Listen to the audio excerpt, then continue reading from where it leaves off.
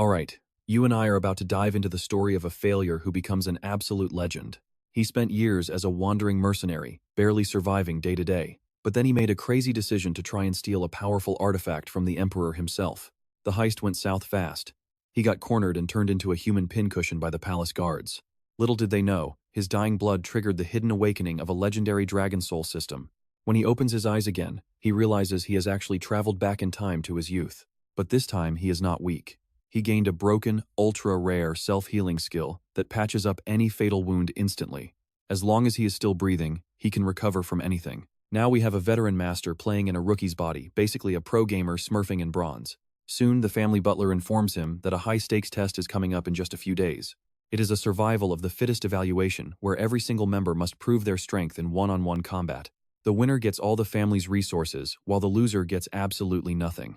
On the day of the trial, every member of the clan gathers at the massive combat arena. As soon as the other brats show up, they start mocking him, but Zik does not give them a second thought. These little punks talk a big game, but once they step into the ring, they are in for a shock. After watching a few boring matches, it is finally his turn. His opponent is a brown-haired kid named Leon. In the past life, Leon tormented Zik constantly, even forcing him to crawl on the floor like a dog. Now watch this part closely. A regressor with cheat codes is about to get the ultimate revenge. Leon starts his usual insults, but before he can finish, Zik plants a heavy fist right into his jaw. The loudmouth realizes too late that the family loser is gone. Leon is absolutely furious now. He lunges forward for a takedown, but Zik catches him with a knee that sends his teeth flying. Pure terror sets in as Leon realizes he is completely outclassed by the man he once looked down on. He refuses to accept reality and throws everything he has, but Zik dodges every single strike with ease. It turns out he awakened a perception skill like observation hockey, making Leon's moves look slower than a snail. Zik grabs Leon by the arm and slams him into the ground so hard the entire arena floor shatters. Even though Leon is clearly done, Zik is not ready to stop the punishment just yet. To settle the score from his past life, he delivers a brutal beatdown that leaves Leon screaming in agony. The crowd watches in horror, feeling a chill down their spines at how cold and ruthless Zik has become. After that beatdown, Leon is out cold. Zik takes the win. And I know what you are thinking, revenge is sweet, but it is just getting started. Some people just need to see the coffin before they finally start crying. An arrogant kid named John steps up to challenge him. Zik just laughs and tells him he is not enough. He tells them he will take on both John and the servant together to save time. Both of them are stunned by this crazy offer. Jane is livid. His face turns dark as he screams, "Are you seriously trying to insult me right now?" Zik flashes a sarcastic smile. "Yeah, obviously. Did it really take you that long to figure it out, idiot?" That is the final straw.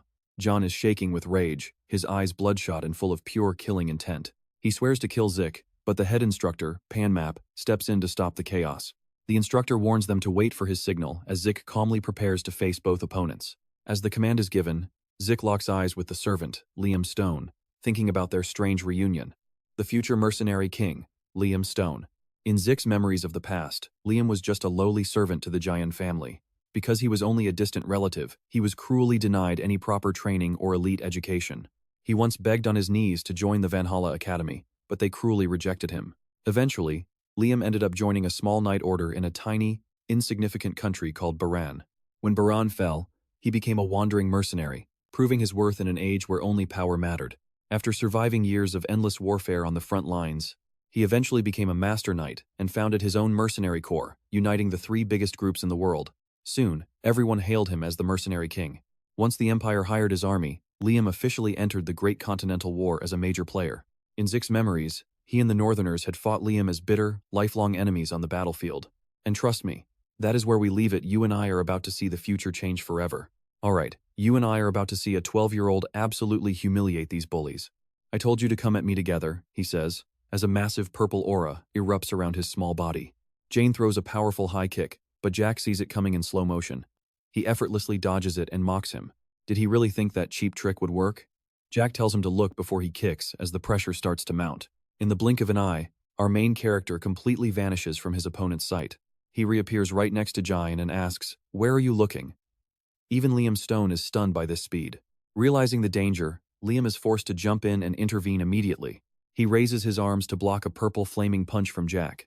An explosion rocks the room as their powers collide. Jack looks straight into Liam's trembling eyes and smirks. He is so scared he can't even see the real attack. It was a feint all along. Jack spins and delivers a brutal leg sweep that sends the enemy crashing down.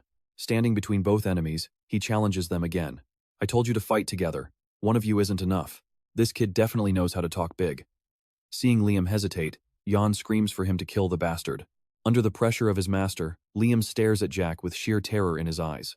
This kid is only 12, but his aura is like a final boss. Truly, age is just a number for this monster. Liam is sweating buckets now. He realizes fighting this kid is a nightmare because his range is insane. Watching Jack control his energy, Liam knows if he stays still, he will just be a human punching bag. He grit his teeth and decided to strike first. Liam lunges forward like an arrow, throwing everything into one punch. Jack just smirks as a violent purple light ignites right on the surface of his fist. Now watch this part carefully. Things are about to get really flashy as his slash skill activates. Purple afterimages weave together, forming a dense web of attacks. This is the E-rank slash technique. It lets the user unleash a barrage of rapid strikes that destroy the enemy while completely blinding them. The students in the stands are watching with their jaws on the floor, totally speechless. This is insane. What is that? Instructor Pan is just as shocked as he explains it to the class. They are seeing something completely new. This is Northern Fist style from a land where swords usually rule. Hand-to-hand combat powerful enough to literally tear through the air is unheard of in these parts. Jack looks at his opponent, but he can feel the sharp pain starting to spread through his joints. He grit his teeth and cursed his weak, 12-year-old body for reaching its limits so fast. Even with god-tier techniques, his young and untrained body is already starting to protest. But what really worries him is Liam. That monstrous physical endurance is going to be a huge problem. Across from him, Liam stands like a mountain. His eyes are glowing red and his muscles are steaming with heat. Jack is stunned. The guy didn't dodge or counter, he just tanked everything. He is more relentless than a mercenary king. Despite the lightning-fast strikes, Liam refuses to fall, staying rooted to the ground like a tank. Jack looks at his own bloody, trembling hands and feels the bitterness. His body is almost done. Honestly, you and I are probably wondering if this guy is even human with that much defense. Concentrating his purple aura into his fist, Jack locks eyes with his rival. He finally sees the limit of that body. He vows to break that defense once and for all. Jack rushes in, but Liam suddenly catches his hand. The giant lifts him high into the air, preparing to slam him into the ground with bone-shattering force. Jack reacts instantly, driving his knee into the back of Liam's head. His sensory skill is now active. Using his heightened senses, Jack pulls off a series of high-level mid-air acrobatics. He wraps himself around Liam, locking his neck in a deadly chokehold. Liam gasps for air as Jack squeezes tight. It doesn't matter how strong a body is, if you can't get any oxygen, you're going down. But just as Jack thought he won, Liam goes berserk and starts raining punches down on him. Jack grit his teeth against the pain. This guy is a literal beast who has lost all control. The sound of the brutal impact echoes through the room. It is a bloodbath that leaves every witness terrified. Trust me, you and I just witnessed a level of brutality that changes everything for these students.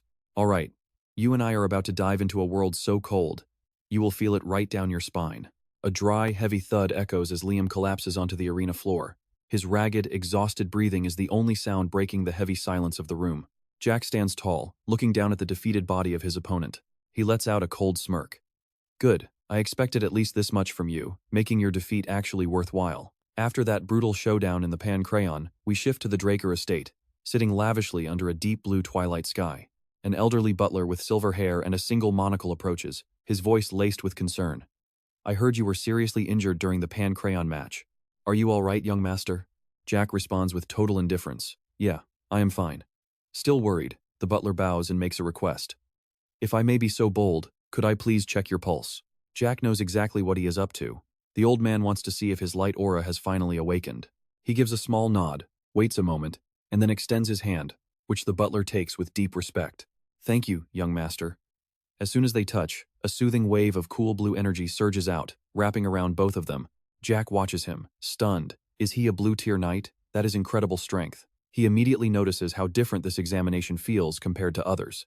Usually, when people check for an awakening, they only look at the core, but this man is being incredibly thorough. That blue aura does not just stop at his core, it begins to spread throughout his entire body. It illuminates every bone, joint, and meridian like a glowing anatomical map. Jack evaluates the situation silently. Just pushing aura into someone else is hard enough, but controlling it with this much precision? This old man has to be a master blue-tier knight, no doubt about it. Now, pay attention here. Because in this world, the color of your aura determines your entire fate. Their power is shown through the gems they carry, ranking from basic white-tier swordsmen up through the elite levels of red, black, gold, blue, and the legendary purple. Each color represents a massive gap in raw strength. Every single level marks a vast distance in power and social status. Most children who have not had their blessing ceremony are stuck at the basic white tier level. But after the ceremony, every student at the cradle will awaken their aura and open their core to become yellow tier swordsmen. Once they master the ability to control aura at will, they earn the title of knight. It starts with purple tier knights, who can finally infuse their blades with energy. Then you have the blue tier knights. These masters can manifest blades made of pure aura, and beyond them are the transcendent ones like the mercenary king Liam, a powerful red tier knight. Even more insane? Jack actually reached that red tier peak in his past life before regressing. He even knew of the black tier, monsters that only a handful of people across the entire continent ever achieved. Back in reality, while Decker is still checking his pulse, Jack wonders to himself, how does someone strong enough to be a high commander end up as my personal caretaker? However, he quickly realizes something very important. It does not actually matter. There is no way this guy can detect my secret energy. Only 2 people in the entire world can even use it. Decker suddenly freezes, his eyes narrowing with deep suspicion. Young master, is there perhaps something you are hiding from me? The air in the room turns to ice. Jack does not even flinch. He looks the old butler straight in the eye and throws the question back. Why? Are you the one hiding something from me? A long, tense silence hangs between them until Jack breaks it with a faint, mocking smile. I am just joking. Despite the laugh, Decker cannot hide his confusion. Why have you changed so suddenly? You and I both see it. Jack is done playing the fool, and he is taking control right now. Everything is about to change from this moment on. Things are finally going back to where they belong. So, all you need to do is follow me. Faced with this sudden, powerful shift in his master's personality, Decker bows his head in deep respect. I understand, young master. I have already prepared the training room as you requested. Jack nods, satisfied. Good. I like how fast you move. Decker backs toward the door with a slight bow. I will see you later. Jack simply waves him off, telling him to go get some rest. If he has been ordered to watch me, then I need to keep him close and use him for information instead. Walking down the quiet hallway, Jack thinks deeply about who is pulling the strings. The real question is, who gave the order to spy on me? I do not think it is anyone from my mother's side. It has to be one of my siblings. He pushes the door open to a massive room and cannot help but be impressed by the sheer luxury of the place. Wow, this is a private training hall? This family really does live up to its reputation for being ridiculously wealthy. Looking around at all the top-tier equipment, Jack mutters to himself. Right, before I start, I should probably check that system thing again. Immediately, a blue screen flashes before his eyes, showing the low-level administrator status for Jack Dracker, a rare-type healer. His title? One blessed by the ancient dragon. And that is the setup, trust me. You and I are about to see Jack break this entire world. Alright, stick with me. You and I are about to see a total loser finally break the system. Look at those skills. He wonders if they level up through use. It seems skills activate naturally based on his own physical movements. That means he already possessed these talents. Our main character just got even more overpowered than before. He compares basic skills to class skills, realizing they both trigger the same way. Then, his eyes stop at the bottom. The Dragonkin skill is hidden, needing 10 points to unlock. Currently, his karma is at 0. He touches the screen. A notification pops up. Karma is earned by slaying monsters. Jack mumbles as memories of dark dungeons filled with beasts flood back, but he snaps back to reality. To get there, he must at least become a purple rank knight first. Countless questions without any clear answers continue to swirl through Jack's mind. Why was he sent back to the past? And what exactly is this mysterious system following him everywhere? Now, pay attention here. These skills and classes are definitely linked to that ancient treasure, but he has too little info. Jack lets out a heavy sigh, clearing his mind of these distracting thoughts. Regardless, as long as he gets stronger, he will use anything even if it means relying on the Dracker family name. This world is ruled by 2 dominant powers, the light aura of knights and the mana of mages. Knights refine aura in their dantian, while mages channel mana through their specialized magic circles. These powers are total opposites. Awakening one means you can never possess the other. Jack recalls his bitter past life. He was so unlucky he could not awaken either one. Cast out by his family, he met his master while wandering. His master taught him everything, but the most vital skills were healing and the E-cavity technique. Through that cavity, Jack learned how to harness the natural energy of the world known as Eer. Bathed in a vibrant purple glow of E-energy, Jack swings his sword with frantic intensity. After only 2 hours, his small body hits its limit. Collapsing on his sword, he gasps for air, wondering if he'll actually faint from total exhaustion in this place. Suddenly, system alerts start screaming in his head one after another. Activating class skill, healing. Activating class skill, vitality recovery. A vibrant purple light wraps around Jack's bloody hands, completely healing every single one of his wounds in an absolute heartbeat of time. Jack thinks to himself, healing is a rare skill he didn't even know existed before his master. If others see this, they'll think he's a freak. That is exactly why he could not use it during his earlier duel with Liam. You saw that, right? He had to heal quickly in his room to avoid any suspicion from the others.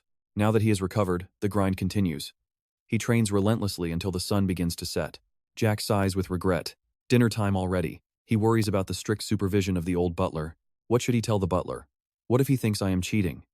A week later, at the Academy's cafeteria, the name Jack Dracker has become the center of every single conversation. Whispers fill the dining hall. Have you heard about Jack? He is like a completely different person now. One guy sneers, calling him a failure. Others even wonder if he is dabbling in forbidden dark magic. Someone snaps back, telling them to shut up. They hope he actually puts those arrogant high-rankers in their place. Inside the luxurious dining hall, tables are piled high with food under soft, glowing candlelight. Calculating eyes watch the young master who basically just crawled back from the edge of the grave. Despite the feast, the atmosphere is suffocating. Reyna Tarun is aggressively tearing into her meat with pure rage. She looks ready to devour the entire world. Sitting across from her, Owen N calmly cuts his steak and speaks. You might not be hungry, but eat anyway. You need the energy for your sword matches. That comment stings. He grits his teeth and growls, asking if Owen is trying to piss him off on purpose. Owen stays cool, taking a bite before firing back. He claims he's being friendly, despite Reyna's massive inferiority complex. Unable to take the insult, the young man slams the table and screams, sending food flying everywhere. Reyna watches the chaos with sparks in her eyes. Her patience has officially hit its limit. In the middle of the meal, Owen brings up the person currently turning the entire academy upside down. Mentioning Jack Dracker makes the mood turn cold instantly. Owen smirks while chewing his bread. He admits the fight with Pan was savage and impressive. But once Jack switches to swords, he will be pathetic. What can he even do if he can't even hold a real blade? Another guy adds with a wicked grin. Exactly, he is so weak he needed a custom sword. Trust me, you and I will love seeing them eat those words. Alright, you and I are about to dive into a story where the losers make excuses while the real monsters prepare for war. Another one snarls, claiming there is no way he lost to a lowlife like that. If you have seen the previous episodes, you know exactly how pathetic he sounds.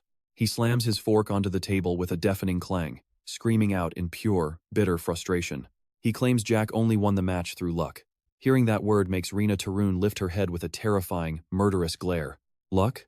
She stands up abruptly, releasing a wave of pressure that forces everyone around her into dead silence.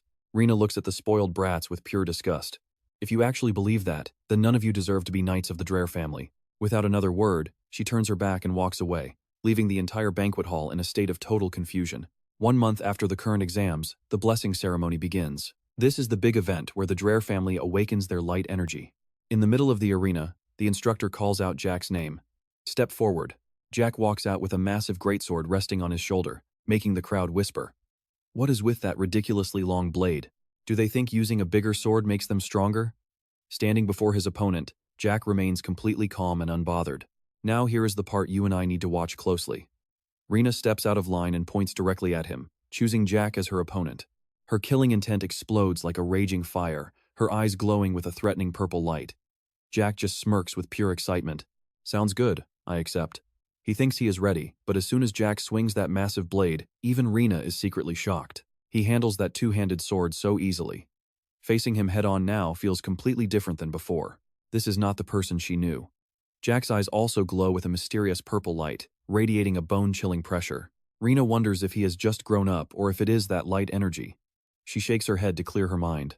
What is she thinking? She cannot let herself be intimidated by him before the real battle even starts. Even though she looks confident on the outside, deep down she knows this opponent is not going to be easy. Facing a lightning knight like her is an incredibly stressful experience for anyone on that battlefield. Reyna Tarun is known as one of the strongest warriors who built her reputation during the Great Continental Wars. She is hailed as the greatest genius of the next Dracker generation because she is one of the rare few who could awaken her light energy early. Jack silently evaluates his opponent. He knows she awakened her power years ago but chose not to use it in the cradle to master her basics. Basics, huh? As soon as the signal starts, Reyna lunges forward like a bolt of lightning. A sharp metallic crash echoes as their blades collide, sending sparks flying. Her speed is absolutely incredible. She unleashes a relentless barrage of sharp strikes that seem to tear through the very air. Jack struggles to defend, pushed back so hard his feet leave long trails in the dirt. He narrows his eyes, staying alert. In his mind, he admits she is much better than he expected. Suddenly, his purple eyes glow with a mysterious light. He notices something strange, but Rina keeps up her non-stop assault. Her sword swings are heavy and full of power. From the stands, the other students are screaming with excitement. Don't play around, just kill him already. Hearing those insults, Jack just lets out a small, contemptuous smirk. How stupid. He glances at the confused nobles watching them, wondering if this really looks like he is playing around. On the floor, the two opponents are still clashing violently. Every single one of Rina's strikes is aimed at a vital point. And here is where it gets crazy. Jack's system activates, turning the entire battlefield into a glowing green grid of coordinates. Jack calmly analyzes the situation. Even though the openings are small, he can still sense every single gap in her defense. However, a strange truth begins to emerge. No matter how fast he tries to exploit a gap, Rina's sword always appears just in time.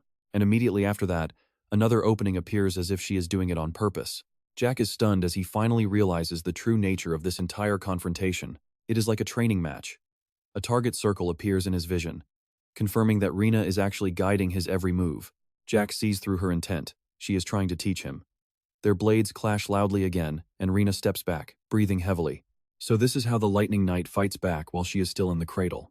Her swordsmanship is so straightforward, exactly what you would expect from someone obsessed with the basics. But that is exactly what is holding her back. His gaze turns cold. Let's see if he can help her break those limits. Suddenly, Jack drops his center of gravity into an extremely low stance. Seeing this strange move, Rina narrows her eyes in caution. He is moving to end this in a single strike. Trust me, you and I are about to see something legendary. Alright, stick with me, you and I are about to watch Jack move like a bolt of purple lightning. Jenna is stunned, he is too fast. A massive sword arc slices through the air in a giant curve. She barely blocks it, but the pressure literally shatters the ground beneath her feet with a massive explosion. Jenna grinds her teeth, realizing that at this distance, reacting to his moves is almost impossible for her. Now pay attention here, this is the moment Jack pulls a dirty trick by throwing stone shards right into her eyes. He swings his heavy sword like a thunderclap. Jenna freezes, thinking it is all over and she is finished. A deafening clang rings out as her sword is sent flying from her grip. It spins through the air and stabs into the dirt. The students in the crowd go absolutely wild. Everyone thinks Jack lost, cheering Jenna for winning without even needing to use her light energy. But you and I know better, just like the instructor who saw exactly what happened in that moment. In slow motion, we see a tiny spark of blue electricity covered her hilt at the last second. The teacher is shocked. It was an amount of light energy so small it was almost impossible to detect. Jenna promised never to use it before the academy, but Jack forced her to break that oath. Jenna stands tall while Jack stumbles. But then he suddenly speaks up and asks her what she is doing. Before she can react, he lunges forward and punches her face with a fist glowing with purple energy. It is a direct hit. Blood trickles from her mouth as she collapses in total agony on the floor. She has no strength left. The students are absolutely furious, screaming that using fists in a sword duel is purely cowardly and they won't stand for it. What kind of knight throws away his sword? The insults start raining down on him from every direction. The crowd erupts with rage, claiming Jenna is the real winner, while labeling Jack a complete disgrace with no honor. Who cares? A win is a win. He isn't as weak as those cowards anyway. He staggers up, looking at the girl clutching her stomach and asks if she wants to keep going. Jenna thinks he only hit her because she hesitated. Then, a terrifying truth flashes through her mind. Hesitation? If he had a dagger instead of a fist, she would be a cold corpse right now. Jenna's pride completely vanishes as she realizes that one small opening would have cost her her life. I lost. The entire arena falls into a heavy, suffocating silence. Jack and Jenna stand among the rubble while the crowd remains in a state of total shock. Dracker, the guy they called human trash just a few days ago, actually won. He just took down one of the most talented geniuses from a prestigious noble family. The cheers finally erupt for the outcast. Jenna has officially accepted her defeat with respect. Meanwhile, at a fortress consumed by the flames and smoke of a brutal war, William asks Aben how he can calmly drink tea while the world is literally burning outside. Aben sets the cup down with a sharp click, staring coldly at the letter on the table. Jack beat Jenna. William stays grim as Aben stands up with a look of calculation. He walks to the bookshelf, asking how long until the blessing ceremony officially begins. They have until the next full moon. Aben throws on his bright red cloak. Seems like a good time for a homecoming. William is stunned that he is going personally. Aben grips his sword. He's curious about his little brother's sudden and strange awakening. Even though his victory shocked the entire world, Jack does not give a damn about it. He just goes back to the facility and starts training like nothing even happened. He wonders how this weak body ever became the legendary Crimson Knight in his past life. System check. Instantly, a glowing blue screen appears, filled with all of his updated stats and skills. Jack Dracker. Rare healer class with the title of the Ancient Dragon's Blessing. Combat skills have reached new heights. His critical hits and flexible footwork have both officially reached the rank D mastery level. Trust me, you and I are just getting started with this legendary hero's epic journey. Stick with me. His skill proficiency just surpassed mastery, triggering a rank up and resetting his level for even more growth. Jack realizes he even leveled up his nimble footwork and snatched a brand new skill right in the middle of combat. Talk about convenient. A sharp knock at the door cuts through his thoughts. Jack glances toward the entrance and asks, "Decker, what do you want?" Decker's voice echoes from outside. "We move out in 2 hours." Jack responds casually, "Got it. I will be out soon. Get everything ready." The journey is finally about to begin. Sitting in the carriage, heading toward the majestic castle, Jack looks out the window. It has been a while since he visited the Dracker mansion. The main house is at the center of the continent, but this blessing ceremony must happen here at the source of the Dragon Slayer legend. The carriage stops before a massive structure reaching into the clouds. This is the Dracker family main mansion, the Dragon's Lair. As they step into the grand hall, a powerful, commanding shout echoes through the entire room. Jack scans the area with a sharp eye and immediately notices something is very wrong. He never realized this before, but all these guests are famous figures he had only ever seen in the continental newspapers. Jack thinks with a sense of resignation that whatever their goal is, they will just ignore him once he fails his awakening. But suddenly, Jack's expression shifts, radiating a dark aura thick with pure, unadulterated hatred. Why is that bastard here? In the distance, a red-haired man casually shakes hands with the guests. "Long time no see," he says. "Now, pay attention here. Something about that sinister smile tells me we are definitely in for some serious trouble. I am here for a different reason," he smirks. "It just so happens my adorable little brother is here as well." The newcomer is none other than the second son of the Dracker family, the legendary Lionblade, Aben. Jack grinds his teeth in fury at the sight of the Butcher Knight, Aben. "Calm down. Keep it together." Jack tells himself to stay cool, knowing he cannot win yet. In his past life, Aben never showed up for this ceremony. The presence of this cold-blooded brother is a massive variable that was never supposed to happen. Jack wonders if his actions change the future. If this is karma, he tightens his fist. This could be his big chance. "All right, we will now begin the blessing ceremony." A clear, loud announcement rings throughout the hall. The priest calls the first name, Aaron. The trembling boy steps up to the ancient stone altar, where the great sword and holy water wait. Aaron takes a deep breath and slowly dips his arm into the water, which starts glowing with a mysterious blue light. The moment he touches the water, a massive surge of power explodes, completely swallowing Aaron's arm. Blue lightning crackles repeatedly, making him grimace as he endures the agonizing pain tearing at his skin. Suddenly, a giant pillar of light erupts from the basin, shooting into the air and forming a massive vortex of energy. Through this ceremony, all Dracker descendants awaken their sealed light aura as soon as they graduate the cradle at age 12. Compared to normal knights who awaken after 20, this is lightning fast. Aaron stares in shock at the glowing orb in his palm. The supervisor looks on with satisfaction and shouts, "Good, next." However, there are a few rare cases. Along with the light aura, they also awaken a Dragon Slayer trait called aura suppression. Now watch the lamps. We both know that abnormal red sparks usually mean something absolutely broken is happening. The guests start panicking and whispering among themselves. "What is wrong with the aura lamps? This cannot be happening. That red light is intense. These kids will reach yellow rank at least, maybe even matching red or black knights after blood awakening." Realizing the situation is spiraling out of control, the commander immediately barks an order. "Bring me the gloves." This is all because of that aura suppression trait. People like this are forced to wear special gloves made by the family. Otherwise, these punks would just go around causing non-stop trouble. Once a descendant proves their true blood, they earn the Dracker name, gaining insane family support and endless benefits. Amidst the heavy atmosphere, the priest calls out loudly, "All right, next." The crowd starts buzzing, and whispers fill the hall. "Oh, looks like the main course is finally here. I wonder what kind of awakening he will have." Another guest adds confidently, "It has to be a true blood awakening." Is that the kid who beat Dynamo? Jack takes steady steps toward the stone altar, thinking he never expected to stand before this damn statue ever again. Painful memories of his past life flood back, his face drenched in sweat and tears as he remembers that horrific day. He earned a title of disgrace last time. Trust me, you and I are going to see if he can rewrite his destiny next time. All right, stick with me. We're about to watch a total underdog flip the script.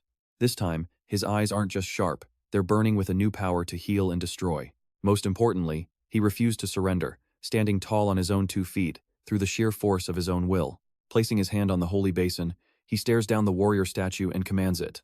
"Time to help me out." "You piece of junk status statue." Instantly, a surge of blue energy erupts, spiraling around his scarred arm and engulfing the entire ancient monument with a powerful force. Brilliant light shoots in every direction, leaving the entire crowd breathless as they wait for the final result of the awakening.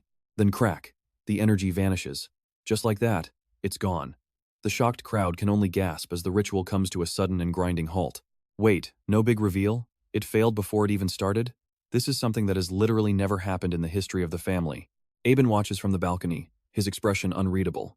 Z quietly pulls his hand back, lowering his head to hide the crushing disappointment of the moment. He knew it. Calmly drying his hands with a towel, he mocks his own hope. Why did I think anything would actually change for me? Talk about celebrating too early. It's like being 1 second from winning, and then suddenly getting a massive connection error. Cruel insults break the silence from the guests. How is this possible? A total failure from someone carrying the main family bloodline. The whispers turn poisonous. It seems even the Lord's blood isn't enough to suppress that cursed lineage of his after all. The crowd gets rowdy and bitter. How did he beat Na then? He must have used dirty tricks.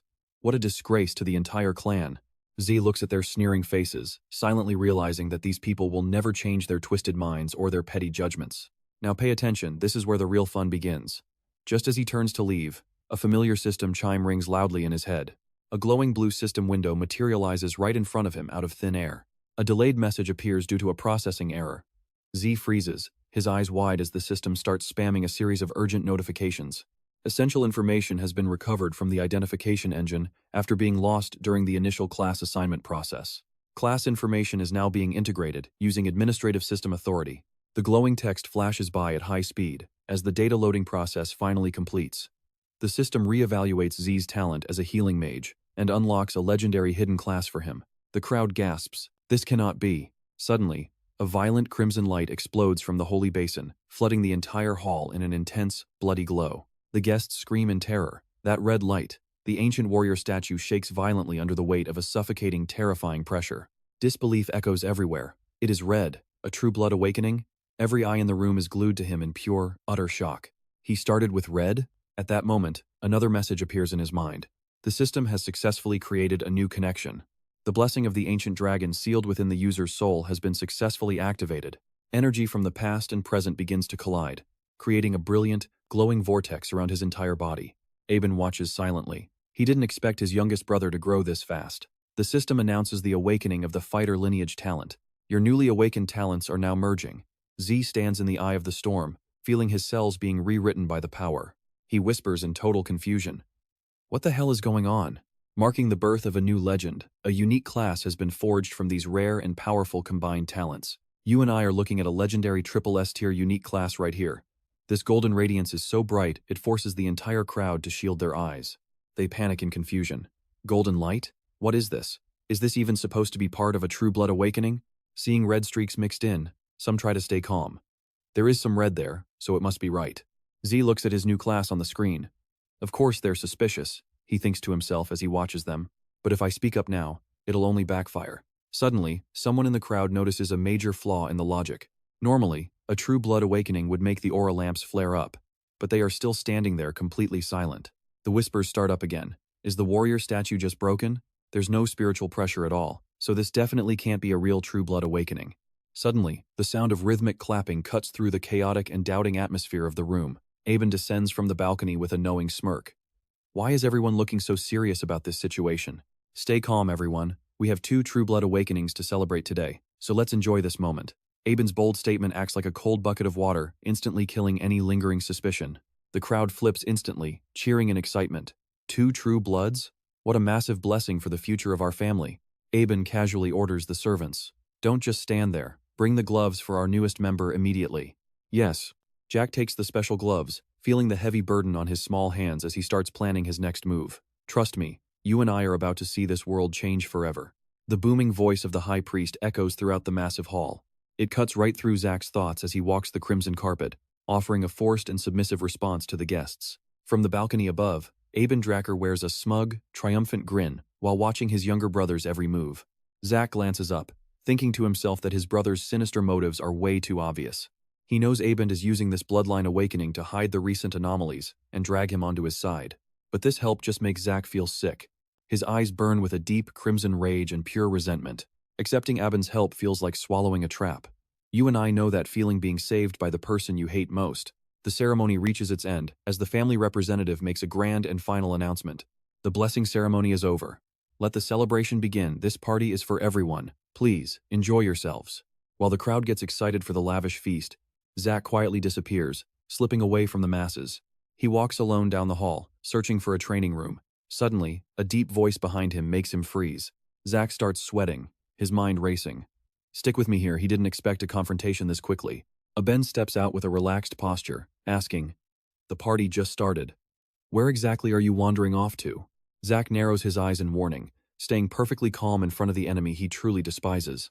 Aben leans in close, his deep blue eyes piercing. "Congratulations on finally awakening your true blood." He slowly extends a hand in a black glove, offering a peaceful handshake. Zack stares at it, his mind in a violent struggle. Zack forces a fake smile, telling himself that refusing now would only reveal his true hostility toward his brother. He moves to accept, but then horrific memories from his past life come rushing back like a dark flood. He sees a ruined battlefield and piles of bodies, all victims of Aben's terrifying and cold-blooded cruelty. Zack's hand stops midair, trembling. Aben narrows his eyes, sensing that something is very wrong. Zack pulls his hand back and brushes his shirt, as if he just touched something filthy. He looks down at his hand while the air turns heavy and silent. Aben's smile becomes strained and forced. "Well, this is awkward. You saw that, right?" The tension in this room is thicker than a final exam. Zack's gaze hardens with pure determination, completely ignoring his brother's attempt at fake pleasantries. Even to save face, he refuses to shake hands with this piece of trash. Aben closes his eyes, sighing in mock regret. "Fine then. I suppose I will have to be satisfied just seeing your face for now." He turns to leave, whispering a cryptic goodbye while patting Zack's shoulder in a way that feels like a blatant provocation. Zack stands frozen, staring at the retreating back of the enemy who ruined his entire past. As Aben disappears down the hallway, Zack feels a sharp, throbbing pain where his brother touched him. He grinds his teeth against the lingering ache. Ugh. His eyes cloud over with dark, calculating thoughts. He knows this sudden attention from a butcher like Abend is a bad omen. Meanwhile, the party guests are buzzing with gossip. Someone gasps in shock. 2 true bloods in 1 generation? If one family produces 2 geniuses like this, they basically hit the jackpot. Even the mansion's sparkling lights can't hide their shock. Another guest nods in total awe. That golden light was absolutely incredible. Zack's awakening is now the hottest topic. This is the first time this has ever happened, right? Most people assumed he was just a failure. Amidst the heated debate, a few guests start looking for him. Where did he go? By now, Zack has already slipped into a silent, empty room. He tosses his family gloves onto the table and exhales in pure relief. Phew. Finally, away from those 100 judging eyes. He loosens his collar, trying to shake off the suffocating weight of the entire blessing ceremony. But then, a strange doubt creeps in. Zack looks around and wonders, wait, why am I okay? Normally, every true blood who awakens is supposed to carry a heavy mana suppression field. It is a special ability proving you are the natural enemy of dragons, the source of all mana. Since modern machines run on mana, true bloods must wear family gloves to prevent causing total chaos around them. If I really am a true blood, things should be breaking the moment I take these gloves off. Zack opens his status window, and what we see there? Absolutely game-changing. Alright, stick with me, because our hero just pulled a unique status window as the blessed immortal Jack. He is absolutely stunned. This is a total upgrade, like he just bought a VIP package for the system. Scrolling through his skills, he stops at a weird one. Instead of aura suppression, it says aura inversion. Jack taps the screen. Aura inversion creates a distortion field to neutralize nearby energy. So, it is a skill. Now he gets why the aura lamps in the hall did not flicker when he took his gloves off. The lamps were safe because this isn't some uncontrollable passive skill he is stuck with anymore. He can actually control this power, unlike other purebloods. This class change is absolutely staggering for him. Before the ceremony, he was just a rare healer. Now, he is a one-of-a-kind, unique immortal. He rubs his forehead, trying to connect the dots. But then, he realizes something. Wait, every other graduate had a normal blue awakening. Only Janna's light was red, the mark of a true pureblood. Jack remembers his own pedestal flashed red before turning gold. Then, an old system notification pops back up. The system mentioned the identifier lost its data. He stares into space as a wild theory takes shape. When it said identifier, was it actually talking about that ancient bronze statue? Now here is where it gets interesting. His admin rights actually directly overrode the ancient statue's magical awakening process. In other words, he did not just hack the system, he accidentally patched a 1,000-year-old sacred ancestor statue. That is why the statue glitched and flashed red. He just scratches his head, realizing the truth. Well, damn. Turns out that statue was not just checking for an awakening, it was scanning for traits and hidden classes. Red meant rare, but gold meant unique. It is an ancient treasure from before the founder of the Drakers.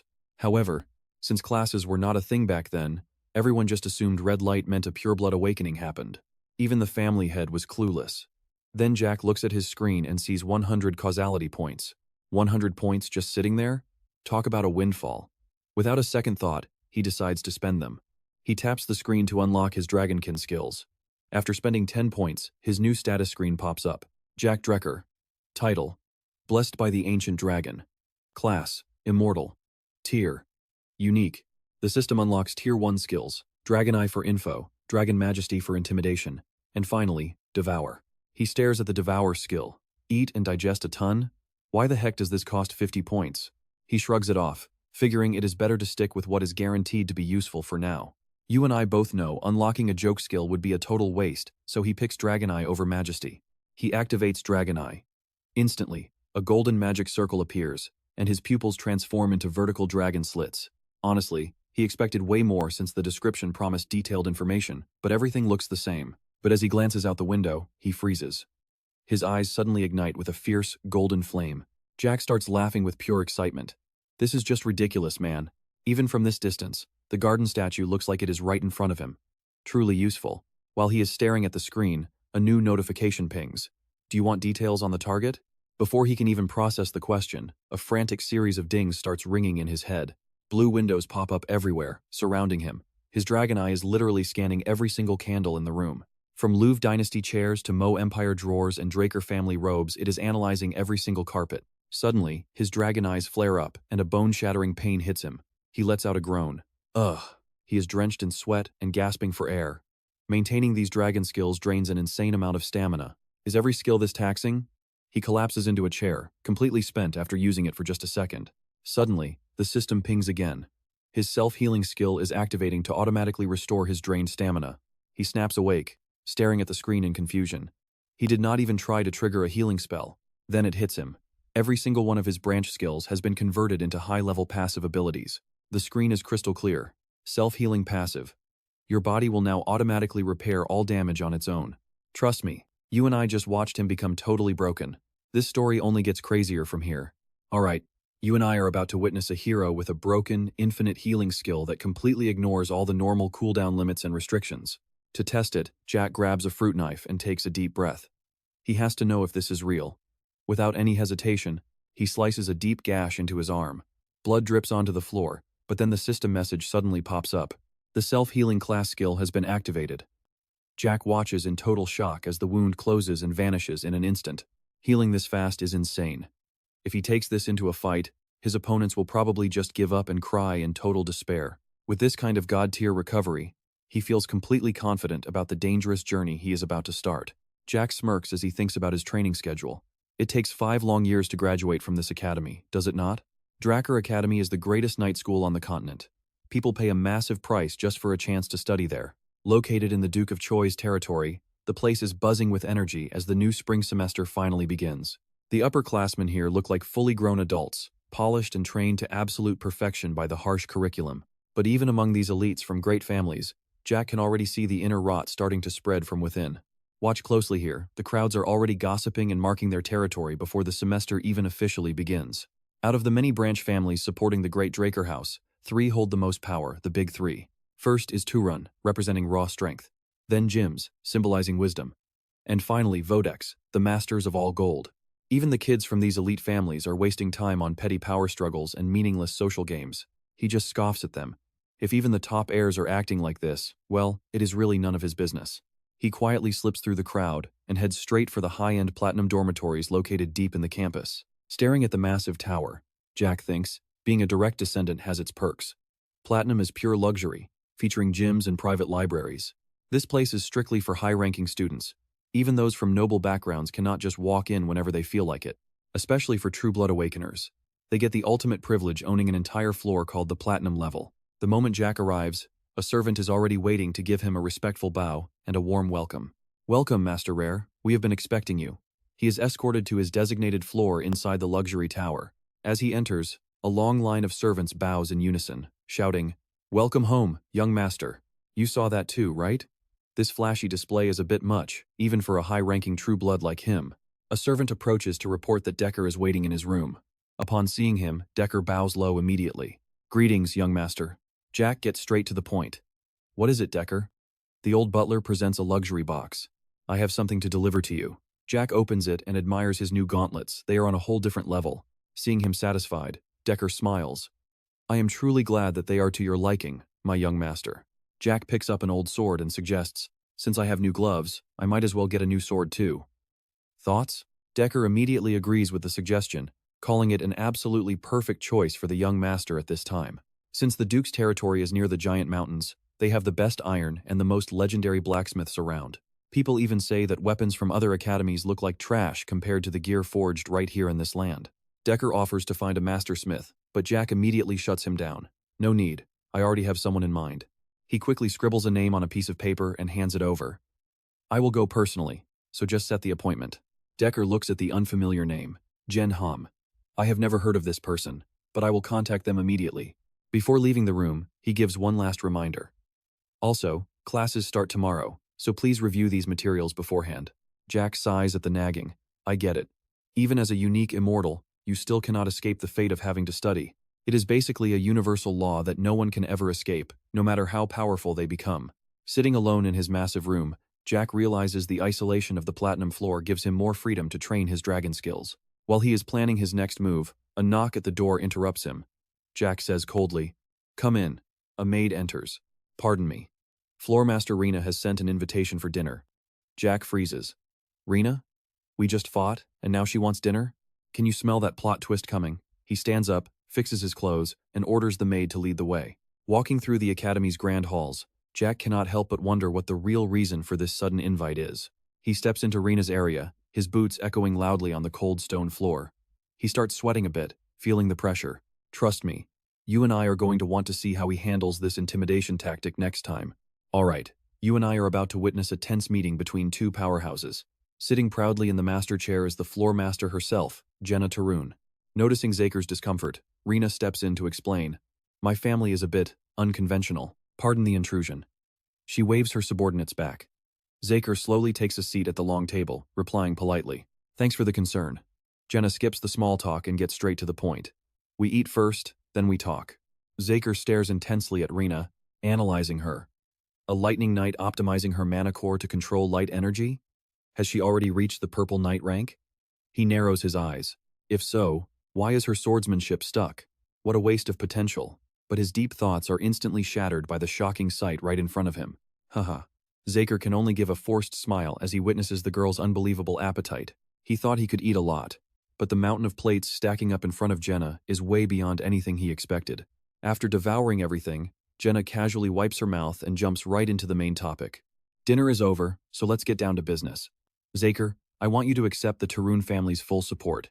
His face turns stone cold. He looks Jenna dead in the eye and gives a chilling reminder. "You seem to have forgotten, but we are both true blood awakened." But Rena just smirks, responding with a condescending tone like she is teaching a child. "Watch closely, you clearly misunderstand what it means to be a true blood. Sure, we get perks, this platinum floor is proof, but we get zero natural advantages when it comes to actual growth." Zaker listens in silence.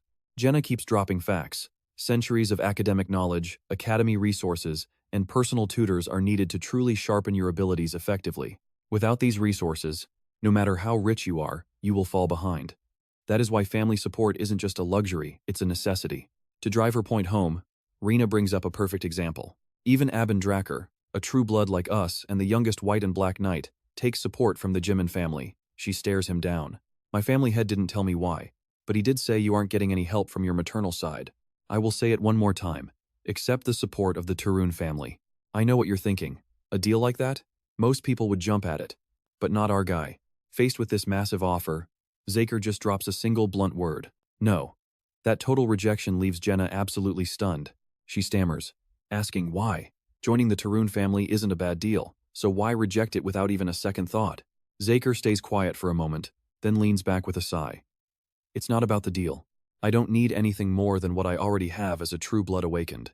Feeling the vibe turn awkward, Zaker stands up to leave. Since I can't pay much for the meal, I will give you some advice instead. He points out her fatal flaw. Your sword has too much brute force behind it. I bet you're way too worried about those people. He walks toward the sun-drenched garden and signals for her to pay attention. Listen closely. Your greatest strength is the natural flexibility of your body. Dracker begins moving with fluid grace to demonstrate his words. Don't just tank hits or try to crush opponents with raw power. Deflect their attacks and strike back with surgical precision. Every movement Dracker makes is effortless yet terrifyingly powerful, leaving her frozen in total shock. He confidently tells her that if she can master this, she will become many times stronger than she is now. He waves goodbye, disappearing down the hall with a quick thanks for the meal. Left alone in the empty room, Jenna's mind races. The Tarun family is the very symbol of absolute power. She thought she was just following their ancient traditions, not because she was worrying about what others thought. But looking at the sword in her hand, she has to face a bitter truth. She stands still in the training hall, surrounded by the shadows of her legendary, massive ancestors. The weight of the Tarun legacy is crushing her. She finally admits it, he's right. She's been obsessed with living up to the family name. That subconscious pressure has leaked into her swordsmanship, and he saw right through it with just one glance. Rena gazes at a fallen leaf, her heart heavy with conflict and doubt. Everyone called her a genius since childhood, but no one ever saw her like he did. Holding the leaf, she wonders, Dracker. Who are you? Meanwhile, Dracker strolls through the academy halls, feeling the insane evolution of his class skills. That's where we leave it. Trust me, you're going to want to see what happens next. The system immediately triggers his infinite vitality passive skill, wiping away every bit of fatigue with an endless surge of life force. Trust me, this academy was hell for Jack in his past life, but after awakening, it is now his personal playground. He realizes that while money and power aren't everything, nothing else in the world feels quite as good as this power. His aura is on a whole different level now. Suddenly, a voice calls out, forcing Jack to stop and turn around. It is Owen Hyman, the third son of one of the three great families. He approaches with a friendly smile, asking about the special class. Jack knows exactly who this is, a cunning snake who uses others to maintain his own perfect image while bullying the weak. Owen pretends to be concerned, asking why Jack ignored his dinner invitation from the night before and if the letter ever arrived. Jack just stares at him, wondering why this guy is suddenly acting like they are the best of friends. Thinking of the trash left on his desk, Jack asks about that gift. Owen keeps his cool and pushes for an actual answer. Seeing Jack's silent glare, Owen smirks. Jack finally snaps back coldly, asking why he should even bother wasting his time answering. Now pay attention, because Jack is done playing nice. A terrifying bloodlust explodes as his stomp literally makes the earth tremble. A lackey standing behind them screams that Jack is being rude, despite the young master showing him such supposed kindness. A massive, arrogant thug blocks his path. Jack just looks up with total boredom and drops a very simple question. Who are you? This casual disrespect makes the thug lose his mind, screaming about how Jack could possibly not know him. He looks at Jack with pure hatred, treating anyone from the cradle like they are worthless trash. Jack just sighs in annoyance. Jack tells him he's clearly just trying to show off for his master, completely ignoring the guy's pathetic, trashy threats. He turns his back and gives a lazy wave. This blatant disrespect is like pouring gasoline on a fire for the thug. A bright blue aura suddenly erupts as the thug lunges forward, attacking Jack from behind with incredible, blinding speed. Jack glances back, noting that these high-level students have finally mastered the ability to manipulate basic mana. The thug roars that his name is Durbin Roswell, known here as Durb the Mighty, and he's going to teach Jack a lesson. Hearing that ridiculous self-proclaimed title, Jack can't help but mock the guy in his own head. A student who isn't even a knight yet has a nickname. As Durbin closes in, Jack spins with purple energy coating his arm. Jack whispers something cold, completely unfazed by the incoming strike. With zero wasted movement, he decides it's time to give this guy some forced dental surgery. A thunderous crack echoes as the punch sends Durbin flying dozens of meters, carving a long trench into the stone floor. As the clouds of dust slowly settle, Jack stands tall, looking down at his defeated opponent, lying there half dead. Jack walks right past Owen, as if he is invisible. As they cross paths, Owen lets out a bitter, sarcastic remark. He asks if Jack really loves the spotlight. Jack just smirks arrogantly and leaves him with one final, mocking word. Dracker Academy is split into two groups. The normal class is taught that effort can overcome a lack of talent. Those students follow a brutal and rigid training schedule from sunrise until the middle of the night. Then there is the special class, where students have the freedom to choose their own advanced subjects. You and I both know this is where the real monsters gather. Jack sits there looking bored, hoping for a challenge. But as he scans the room and sees all the same old faces, he sighs in total disappointment. Most of these kids are just former students from the cradle. This isn't a special class, it's just a reunion. Suddenly, the instructor shouts for order, cutting through the heavy atmosphere of the room. He begins an announcement meant to hype up the new students of this elite special class. He introduces a very special guest, a legendary commander and hero who stopped an empire's invasion 20 years ago. General Howard Dracker steps out, sporting his signature mustache and waving to the crowd with a friendly smile. He greets the students as they erupt into wild cheers for the famous principal of the academy. To the rest of the world, this man is a war hero and a tactical genius to be worshipped. But Jack looks at him with pure disgust. The truth is, he's a traitor who only survived by leaking secrets to the enemy. He isn't a hero. He is just a lucky rat who benefited from the chaos he helped create. Jack's face darkens with rage, remembering that this man was the mastermind behind his original expulsion. Because of him, Jack lost his home and was forced to wander the kingdom like a ghost. And that's where we leave it. Jack was eventually captured by slavers and sold in the South. Wild, right? Alright, you and I are about to watch our hero Jack plan some serious payback against this arrogant principal. Just then, another instructor interrupts Jack's thoughts, telling the students they better have memorized the principal's speech. We are starting basic training right now, so grab your swords and head to the arena immediately. The entire class shouts in unison as they head toward the massive indoor arena reserved for the elite students. Jack slouches along with his massive greatsword slung over his shoulder, a look of pure irony on his face. He can't believe even the elite class has to learn basic dragon slaying just because they can't use light aura yet. Jack stands still for a moment as bitter memories of his past training come rushing back like a flood. 2 years wasted on things someone could learn in 3 months. What a joke. Looking at his sword, Jack sighs in exhaustion. Suddenly, a man with radiant golden hair and a powerful presence enters the arena, loudly welcoming all the new students. He stands tall and imposing. "I'm Andre Dracker," he announces. "And I'll be the one teaching you the absolute basics of dragon slaying." A text box confirms his identity as the legendary Rose Knight, Andre Dracker. The students immediately start buzzing with excitement. Whispers erupt everywhere. Who is he? He looks so young.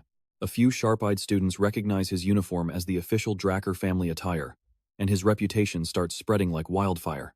He's the famous Rose Knight, a genius of the type seen only once every 100 years. Even though he's not a pure awakener, Andre graduated early from Valhalla Academy as valedictorian and earned the noble Dracker name. Jack realizes this guy is on a totally different level, even for an elite class instructor. He knows Andre is famous for being incredibly tough and having absolutely zero flexibility. As the talking continues, Andre's eyes glow a menacing red. He demands silence, and the arena goes dead quiet instantly. "If you're finally done chatting, I'll start the lesson," Andre says coldly. "Draw your blades." At his command, dozens of swords unsheath at once with a sharp, metallic ring. Now pay attention here. Watch as Andre's sharp gaze locks onto Jack's unusual weapon. Jack doesn't hesitate. He heaves his massive greatsword into the air with incredible force. The swing rips through the air like a gale. "As you can see, I am using this one," Jack replies casually. The display of raw strength catches Andre off guard as he steps onto the dueling platform. He glares at Jack, asking why he hasn't chosen a sword that actually fits his body size. Jack sighs to himself, thinking his flashy entrance didn't work the way he had hoped it would. Instead of backing down, Jack flashes a defiant, challenging smile at the strict instructor. "I can beat you with this sword, sir." Jack decides it's better to just show him his skills. The instructor's face darkens at the student's arrogance, and his mood shifts instantly. A massive wave of killing intent explodes from Andre, but Jack's system skill immediately kicks in to protect his mind. Andre draws his own blade, eyes narrowing. "I see. If you want to learn the hard way, I'll oblige." You and I both see it. Jack's got him exactly where he wants him. He's totally taking the bait. "If your sword touches me once, you're excused from your punishment, and this class," Andre offers. But since this is a dragon-slaying technique, his eyes flare with a red pressure as he promises not to use light aura. Jack is secretly thrilled. A free pass from class? That's exactly what he wanted. He's confident he can win, because he knows every single one of Andre's weaknesses from his previous life. But then, the image of Dracker flashes in his mind, making Jack pause and reconsider his next move. Since Abend is watching, it'll be dangerous to draw too much attention. He decides to just graze the man's coat and then lose. Decision made, Jack swings his massive blade, tearing through space with a giant purple arc of energy. But Andre is faster, spinning his body to dodge the devastating blow by a fraction of an inch. Jack is shocked. This guy's speed is insane, even for a blue knight. Andre just smirks, saying this won't be easy. Clang. Their blades collide repeatedly, sending a shower of bright sparks flying across the arena. Jack launches a relentless barrage of attacks, creating afterimages that surround Andre. The other students watch in pure horror. So what do you and I think? Is Jack really holding back, or is he in trouble? Alright, you and I are watching a fight where 30 minutes passed without a single hit. Jack is completely gassed, drenched in sweat, his hands trembling as he grips his sword. But despite his dominant appearance, Andre is actually fighting a desperate battle in his own head. He realizes that even while suppressing his light energy, he is actually struggling against a mere student. Seriously, True Blood is just unfair. Andre is hitting his limit, his breathing getting more frantic. Jack spots the opening immediately. His teacher's trash stamina is still his biggest downfall. Suppressing his light energy like this is a death trap, especially given the Dreyer family style. You see, they have to keep their light energy active constantly, even while sleeping. Jack realizes that for Andre, holding back his power is essentially the same as holding his breath. Trying to stay at a student's level is literally suffocating the life out of him. To make matters worse, Andre's complex sword style is draining his remaining energy with every precise move. Watching his opponent reach the breaking point, Jack decides that winning like this feels hollow. He has no choice. He needs to force Andre to use his full light energy. Jack knows playing it safe won't work anymore, so he decides to gamble on a desperate move.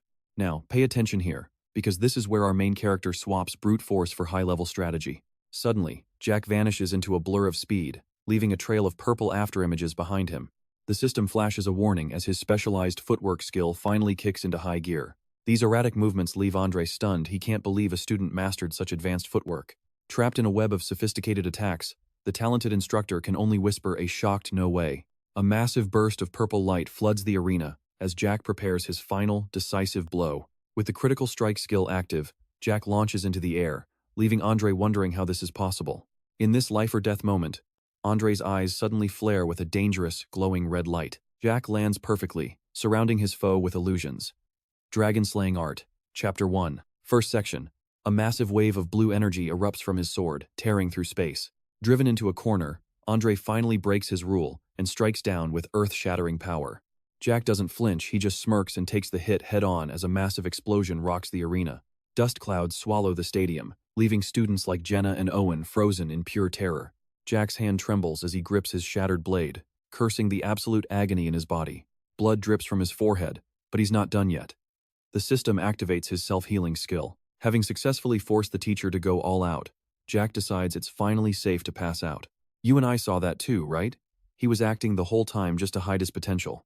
Andre stands in shock, staring at the massive crater where his student used to be.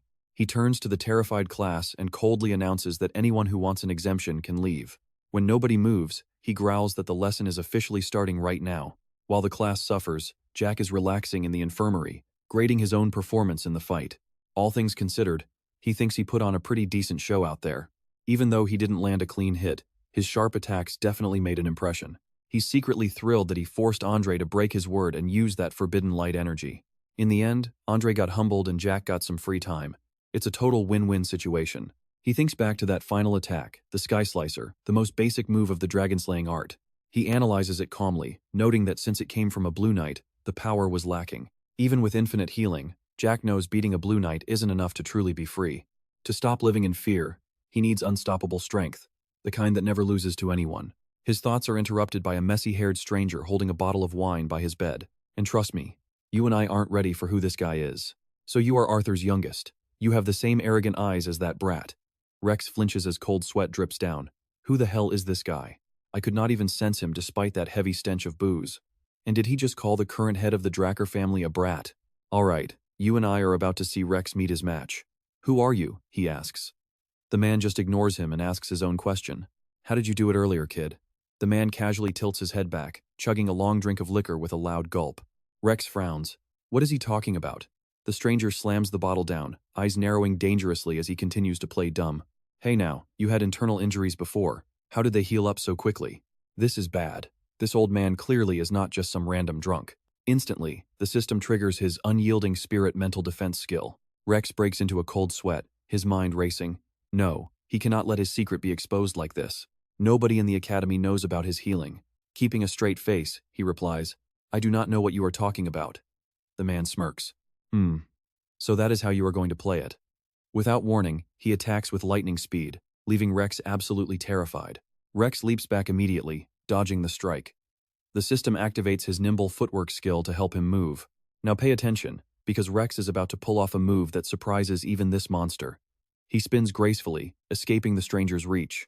The man looks amused. This kid has some tricks. Backed into a corner with his sword out of reach, Rex's instincts begin to scream. The system spams alerts for precision strike and critical hit. Rex pours everything into an attack cloaked in purple energy, but the old man stops it with 2 fingers. Rex stands there frozen, his eyes wide in absolute shock. The stranger stares back, his eyes suddenly glowing with an eerie red light. Your ability to adapt to the situation is quite impressive. It is almost like watching a veteran mercenary. Rex is stunned. All he can wonder is, who the hell is this guy? The man casually spins the sword on his fingertip with expert skill, continuing his mockery. A Dracker dropping their sword and retreating? I think you are better suited to be a mercenary than a knight. He flicks the blade back. The pressure coming off this man makes Rex tremble. He has not felt this overwhelmed since the day he met his master. Rex is certain that the power gap is simply too massive. If this guy wanted him dead, he would not even have time to breathe. He calculates that the man is at least a red-grade knight. The stranger speaks as if he can see right through him. That 2-handed sword is just basic academy gear, right? You have got talent, so why are you using that piece of junk? Heck, you might even be stronger than that. Just then, the door creaks open, breaking the heavy tension in the room. Instructor Andre walks in, looking coldly at the drunk. So this is where you were. Rex is shocked when he hears how Andre addresses him. Gardener Dexter. Rex cannot believe his own ears. A gardener? This monster is just a gardener? Dexter scratches his head and grumbles. You are like a damn leech. How did you even find me here? Andre ignores the remark. You were at the training hall earlier. You really are annoyingly sharp. Turning to Rex, he commands, if you are done being treated, you can head back. Rex politely agrees and gets ready to leave. Just as Rex reaches the door, Dexter suddenly calls out, Kid, if you have time, come to the western greenhouse. I will teach you some useful things. He gives a wide, mischievous grin. No thanks, Rex thinks to himself. Rex smiles slightly and walks away, hearing Dexter yell after him about his attitude from behind. Now, let's pause. Rex is starting to piece together exactly who this gardener really is. He realizes a shocking truth.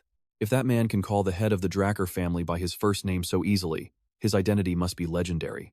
He must be the one who only ever had one disciple, Andre, Duke Dracker, the Cyclone Knight, one of the legendary Black Knights, a man capable of taking down an entire kingdom all by himself. Duke Dracker was the talk of the continent, until he suddenly vanished without a trace one day. Nobody would ever guess a legend like him was hiding in the academy as a drunken gardener. Talk about a master of disguise. Rex realizes that Andre is likely only here because of the Duke. People remember the Duke as being terrifyingly decisive. Some even joked he became a Black Knight just because he liked the color black. Back in the present, Rex notices the Duke is showing a very strong interest in him. Rex's eyes sharpen with ambition. If he is going to learn anything, it will be that man's secret techniques. He will turn that interest into a commitment. The scene shifts to a classroom at the Fan Nong Academy. The magic theory professor walks in, full of excitement. In a case like this, do you students know what happens next? Trust me, you and I have all been in this class before. The students are completely passed out, snoring at their desks without exception. Professor Fan Nong can only force a smile. Nobody's listening? He keeps teaching anyway, sketching complex formulas across the board. Right. When a mana formula causes a backlash, you'll suffer some serious internal injuries. Stick with me, we're about to see this boring class get a major wake-up call when Jack suddenly interrupts. Hey, I don't get that mana flow law you mentioned. Professor Fan Nong freezes, his eyes suddenly lighting up with pure shock. The old man stammers, unable to hide his excitement. Sorry, this is actually the first time I've ever been asked a question. He frantically flips through his notes, diving into a passionate explanation about mana flow. Ah, that's a fascinating topic. The bell rings, ending the lecture. The students trudge out, complaining about the boring lesson. Why are we studying magic theory at a night academy anyway? It's basically just a nap period. But Jack sees it differently. He realizes Fan Nong's lecture was incredibly clear. This guy is definitely more than he looks. Just as Jack is leaving, the professor calls out to him. Wait a second, Jack. He turns back, confused. It's nothing much, the professor says. But it's been a long time. It's been forever since I felt like a real teacher thanks to you. So if you have questions, come to my lab. Fan Nong smiles proudly as he reveals his background. I was actually a scholarship student at Delphi Magic University, you know. Jack is stunned, immediately reevaluating the man standing in front of him. I knew he wasn't a normal mage, but a graduate from the University of Magic? That's the cradle of sorcery. He responds politely. I understand, Professor. I'll be sure to stop by. Now watch this part carefully. As Jack wanders down the hallway, he's already calculating his next move. Having a mage as an ally? Not a bad idea at all. Mages are smart and flexible. Honestly, they make much better colleagues than your typical meathead knights. Let's see how useful he can be. A week later, Jack runs into Dexter again. You done yet, kid? Before Jack can even finish his sentence, Dexter cuts him off. Why haven't you visited the greenhouse yet? His gaze turns incredibly serious. You clearly understood what I meant by teaching you something useful, right? Even when facing a legendary Black Knight, Jack remains completely indifferent and unimpressed. He gives him the cold shoulder immediately. I'm not interested. That answer sends Dexter into a total rage. What? Why? Dexter screams. Jack just shrugs. I know you're talented, but I'm busy with my own training. Hearing this, Dexter calms down and nods in approval. Of course, personal training is vital, can't neglect that. But just when Jack thinks he's safe, Dexter flashes a wicked smile. Did you really think I'd say that? A sharp crack rings out as Dexter moves with lightning speed. He's way too fast to track. Jack only sees a flash of blue light before a devastating blow sends him crashing down. He actually knocked him out. I guess waiting a week was too much for his patience. When Jack wakes up, he's in a hidden garden. Dexter is casually watering flowers. You awake now, brat? Jack stumbles to his feet, his voice trembling with anger. Did you really just kidnap me? Dexter doesn't even blink, taking a swig of booze. Yeah, I totally did. He leans in close, whispering something chilling. I've taken a real interest in you, kid. You feel that too, right? This guy is a total psycho expert, and now he's not even trying to hide it anymore. He's losing patience fast. Suddenly, the system in Jack's head rings out, activating the agility footwork skill. Tapping into that sudden burst of energy, Jack slams his foot down and launches himself backward. He flies through the air, trying to get as much distance as possible from this creepy old monster. He grits his teeth, determined to escape, but it's no use. Before he can react, Dexter is already standing right behind him. Jack ignites his internal power, a purple aura exploding as he tries to break free, but his opponent doesn't even move. He glares back, realizing he's being treated like a toy. This legendary knight is just playing with his food. Jack knows he needs to change the game. He tells himself he needs something to spark a real reaction. He looks at the drunkard casually chugging his wine and asks coldly, "What is it about me that interests you? I'm not into those kinds of sword games, old man." Dexter sets his bottle down, his eyes narrowing sharply. "I want to know how you healed those internal injuries so fast." The question hits Jack's biggest secret, making him freeze. So that's what's bothering him. If you're that curious, then you better make me answer. Jack launches his fastest move yet to create some distance. But trust me, what happens next is something you and I never saw coming. He vanished. Jack scans the silent garden, wondering where the old man went. Bridge 1. You and I are about to find out. Suddenly, a chill runs down his spine. He grabs his weapon and slides across the ground to regain his footing. Jack draws his blade, growling a question about what the man is actually doing. Dexter walks through the dust, his back blurred by smoke, casually suggesting a bet instead of giving an answer. He turns around with a tempting offer. Touch his clothes once, and Jack gets one wish granted. Jack scoffs internally at the idea. Like teacher, like student, Dexter is just as annoying as that guy Andre. But the price of this bet is anything but cheap. Dexter's voice turns threatening, eyes glowing with purple light. If Jack gives up this fight, he has to reveal every single secret he's been hiding from everyone. The garden's atmosphere turns thick with killing intent. Dexter's face twists with madness under that purple glow. This man is actually dead serious right now. What is this kid made of? Dexter watches from afar, amazed by Jack's insane durability and refusal to quit. 3 hours have passed since they started. Smoke covers the garden, but the boy refuses to stay down. Dexter is impressed. He has great stamina, but his body is also healing wounds without any limits at all. Jack stumbles to his feet, gripping a jagged rock just to keep himself from falling over again. His body is broken, but the system pings. Self-healing and endless stamina skills are now fully active. A surge of life force heals him instantly. Jack grits his teeth, knowing he could do this all day but still never win the bet. The old man is too tough. Bridge 2. Now pay attention, because Jack is finally pulling out his real trump card. Dragon's Majesty. Our main character is going full anti-hero. He remembers this skill is too dangerous to normally use. But against a high-level Black Knight, he realizes it won't be a problem to use everything he has. His eyes shift, pupils turning into vertical slits, glowing with royal dragon light. A dark, thick aura explodes around his body. Jack grips his sword tight and tells the old man to bring it on again. Seeing this sudden change, Dexter isn't scared, he's thrilled. He stares at those eyes, recognizing that powerful gaze. That's more like it. Dexter laughs like a maniac as Jack Cloud blurs forward like a purple ghost. The nimble footwork skill activates. He unleashes a barrage of sharp strikes aimed right at his opponent's weak spots. Dexter dodges gracefully, realizing the boy is just repeating his attack patterns over and over again. He might be fast, but compared to that gluttonous phantom and the girl from Tarun, he's still an amateur. Bridge 3. I think you and I both know that look, it's pure malice that even outshines his persistence. Dexter absolutely loves it.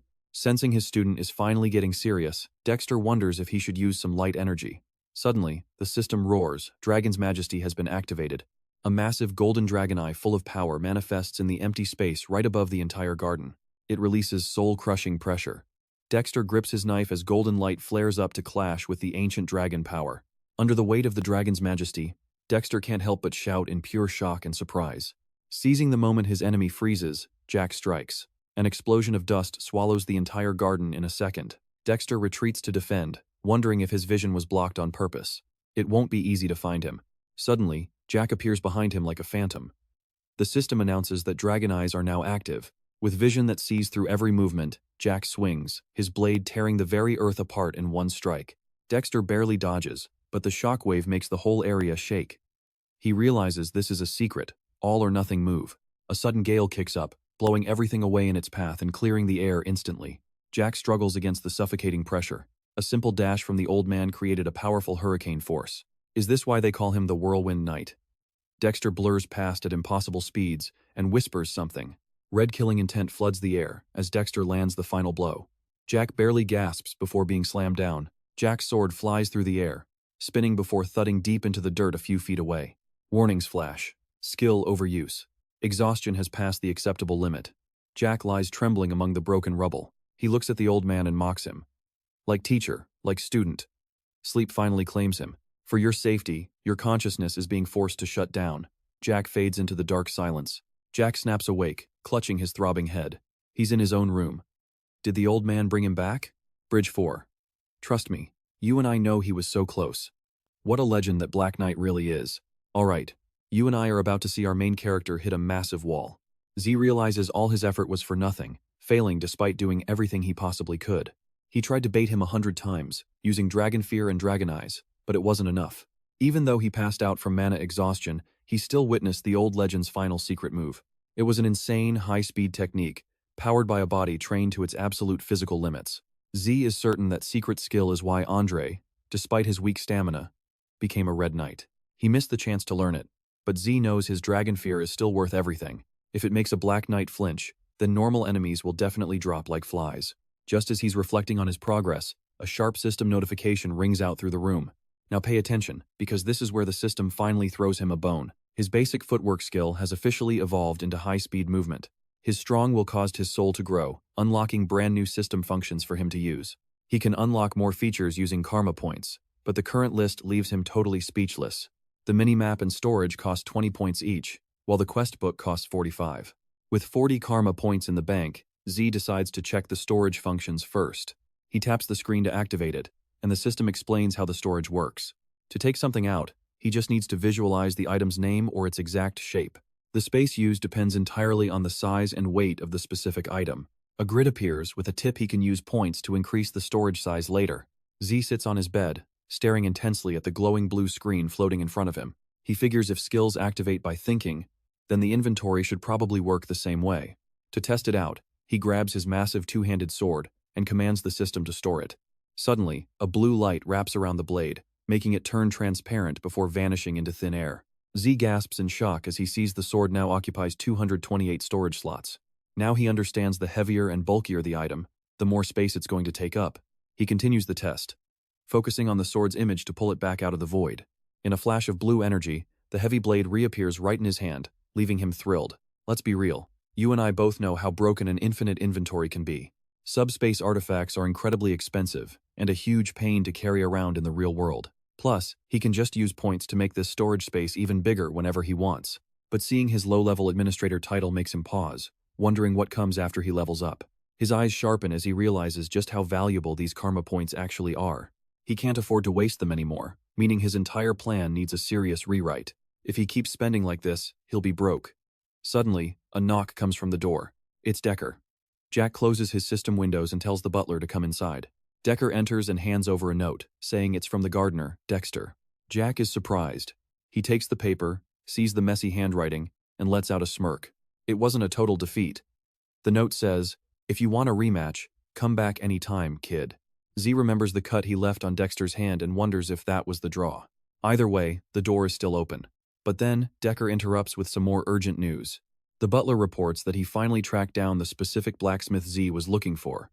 Z is excited and asks when the meeting is, but Decker's face turns very grim. He sighs, adjusting his glasses, and reveals that the blacksmith flatly refused to meet them. And that's where we leave it, just as he gets hit with the ultimate rejection. The smith has quit crafting weapons for good, leaving Z's legendary plans completely in the dark. Alright, stick with me as Jack stands before a weathered old forge, whispering that it has been a long time since he heard such a noble name. Staring at the sign for Breath of Pania, Jack steps inside and calls out to see if anyone is actually home. Only silence greets him in the messy, dark interior, where old swords are just scattered across the floor like junk. In Jack Graham's memories, the Aura sword was Galleon's true masterpiece, forged as payment for saving the man's life back then. Galleon earned the title of Soul Blacksmith, famous for his ability to read a person's soul before even starting to forge their weapon. He truly lived up to that reputation, creating a blade with the exact abilities Jack needed the most in his journey. The ability to swap aura with E. The greatest blacksmith on the continent was the one who forged that legendary sword. But the current reality leaves Jack stunned. Galleon is chugging booze like water right in front of him. What happened to this guy? The drunken smith glares at him with pure annoyance. What is this? A kid? This isn't a playground for children, brat. Get out. Seeing the great soul blacksmith Galleon looking this pathetic, Jack cannot help but wonder what went wrong. Sure, he was always emotional, but this is just pure self-destruction. What on earth happened to him before they originally met? Jack lets out a heavy sigh and silently picks up a bucket overflowing with cold water. Without a single warning, he dumps the freezing water right onto the drunkard's head. Water splashes everywhere, leaving Galleon coughing and sputtering. The bottle slips from his mouth in total shock. The empty bucket clatters across the floor, ringing out in the quiet room. Now pay attention here. Jack looks down and asks if he is awake yet. Galleon is furious, but Jack speaks first, sounding ice cold. I want to know why you refused my request. The moment Galleon sees the emblem on Jack's gauntlets, he begins to stammer in fear. Turns out having a bit of status really changes the vibe, does it not? Without hesitating, the smith drops to his knees, slamming his head against the ground. He trembles, begging for forgiveness for his incredible disrespect. Even while face down, Galleon stays firm, asking for forgiveness but refusing to take on any new orders right now. In his despair, he starts spiraling. How could a worthless drunk like him possibly create something that anyone would actually want? Especially when he cannot even forge the one thing his own heart desires most. Watching this breakdown, Jack realizes that even the legendary Galleon had to struggle through a dark phase like this. Jack remembers his past life, where Galleon was the continent's greatest smith, a man who never once mentioned this shameful past. Seeing him lost in booze and self-loathing, Jack knows he cannot afford to wait 10 years for the man to sober up. Galleon is completely broken, clutching his head and screaming internally about how useless he has become. Can he even make weapons anymore? He keeps insulting himself, a blacksmith who has lost the ability to craft anything at all. After a moment of madness, Galleon regains some composure and bows, apologizing for his rude behavior in front of Jack. Jack just shrugs and asks to see Galleon's failed products. He says it so casually, like he is just ordering a drink, real young master energy. Galleon quickly offers to lead the way, taking him to the back of the workshop. Jack follows silently, determined to drag this man back onto the right path himself. Entering the back garden, Galleon apologizes for the mess, but Jack is staring at the swords covering the ground. They are actually captivating. Galleon warns him to be careful in the sword graveyard. Even if they are failures, these blades are still incredibly sharp. But wait, as Jack inspects the blades, he and I are about to uncover a shocking truth. This one, that one, none of these are actually failures at all. To Jack, these match the masterpieces Galleon forged at his peak. To prove it, Jack immediately activates his hidden power. Dragon Eyes activated. His eyes glow with draconic light, seeing right through every single fiber of the steel. Jack smirks, knowing he has hit the jackpot. He looks straight at Galleon and drops a question that freezes the smith in place. Your furnace has a problem, does it not? Galleon stammers in shock, but Jack does not even give him time to recover. Jack pushes on, asking if Galleon has been optimizing his own unique metallurgy style. He gestures to the swords in the ground. He analyzes that Galleon mixed metals to create lighter, more refined materials, but the durability ended up being absolute trash. Galleon stands there speechless, his mind screaming in pure admiration. It is spot on. Not only did Jack recognize his secret method, but he also pinpointed the exact flaw and its cause. Jack picks up a metal fragment, pointing out that impurities were not removed properly during the heat treatment process.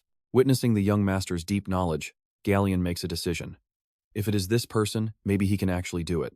He shouts out that it is sudden, but he has a favor to ask. And trust me, you are going to want to see what happens next. Trust me, you and I are about to see a game-changing moment. Galleon rolls out a massive blueprint. Zick freezes at the sight. This is it, the secret Galleon wasn't supposed to reveal for years. The blueprints for a legendary magic furnace. Galleon laughs with pride. Why hide it from the man who saved my life? A furnace where mana controls the heat perfectly. This is his masterpiece. Zik realizes that with this, Galleon's metallurgy would be flawless. Zeke asks the obvious question. If you have the full design, why haven't you built it yet? Galleon slumps, looking helpless. The design for the mana laws is there, but the magic tower wants 10,000 gold to build it. The number is insane. 10,000 gold? A normal family lives on 10 gold a month. This is 1,000 times that. Is he trying to turn me into a beggar? Zik scoffs at the price, but Galleon looks at him with eyes full of desperate hope. I have a favor to ask. You are a Dracker and a true blood awakener. If you build this for me, I will serve you unconditionally until my very last breath. Zeke goes quiet, running the numbers in his head. This is a tough one. It would be easy for a family's guardian knight, but for me, even a true blood would struggle to get 10,000 gold. But his eyes sharpen with resolve. I can't give up on the legendary sword, Graham. Now watch this part closely. Zik looks at the blueprint and notices the mana laws. Suddenly, an idea flashes. He rolls up the blueprint. Fine, I accept. Galleon stands there, stunned, unable to believe his ears. Really, my lord? Zik casually adjusts his gloves. I know a certain mage who might help. I will let you know once I have an answer. And seriously, stop drinking. Galleon starts sobbing with joy. Thank you. Truly, thank you. I am yours for life. When the blacksmith tries to hug his legs, Zik recoils in horror. Gross, watch the snot. I know you are happy, but keep your distance. Even as Zik drives away in the carriage, Galleon's shouting echoes down the street. Thank you, my lord. Zik sticks his head out. Good grief, I get it. Just stop. I will contact you when it is finished. Back at the Dracker Academy research labs, Zik walks along muttering to himself. Why is the magic tower so expensive? The structure actually looks pretty simple to me. He remembers someone important. Fanong's specialty is energy mana design. That is his lab right there. You and I might have expected a smooth meeting, but Zik stops dead at a corner. Something is wrong. He narrows his eyes. Thudding sounds and heavy impacts are coming from the dark alley ahead. Zik watches the brutal scene unfolding. A student is curled on the cold ground, trembling and begging for mercy. I am sorry. It is all my fault. Please. The leader steps on him, cold and heartless. What was that? The victim bangs his head on the dirt, crying. I apologize, Lord Conrad. The student grovels, shaking violently. How could a lowly person like me dare to touch your body? Leon Conrad smirks like a villain, grinding his boot into the boy's head. Well said. He sneers with pure malice. As a reward, I will let you lick the ground you made dirty. The victim can only whisper. Thank you, Lord Conrad. People like you are just bugs in the way of everyone else. In Conrad's mind, he can only see Zik.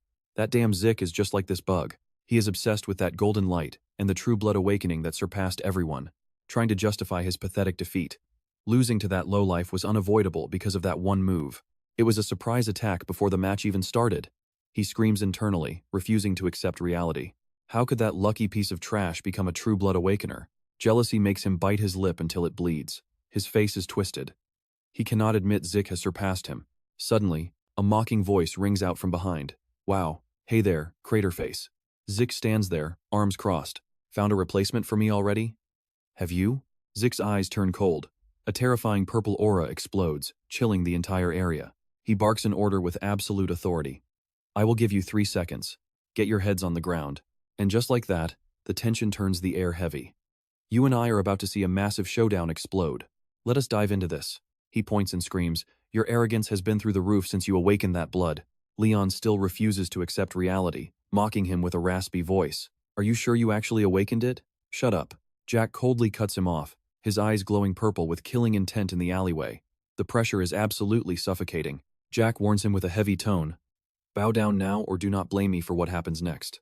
Leon feels his whole body trembling under a pressure worse than a final deadline.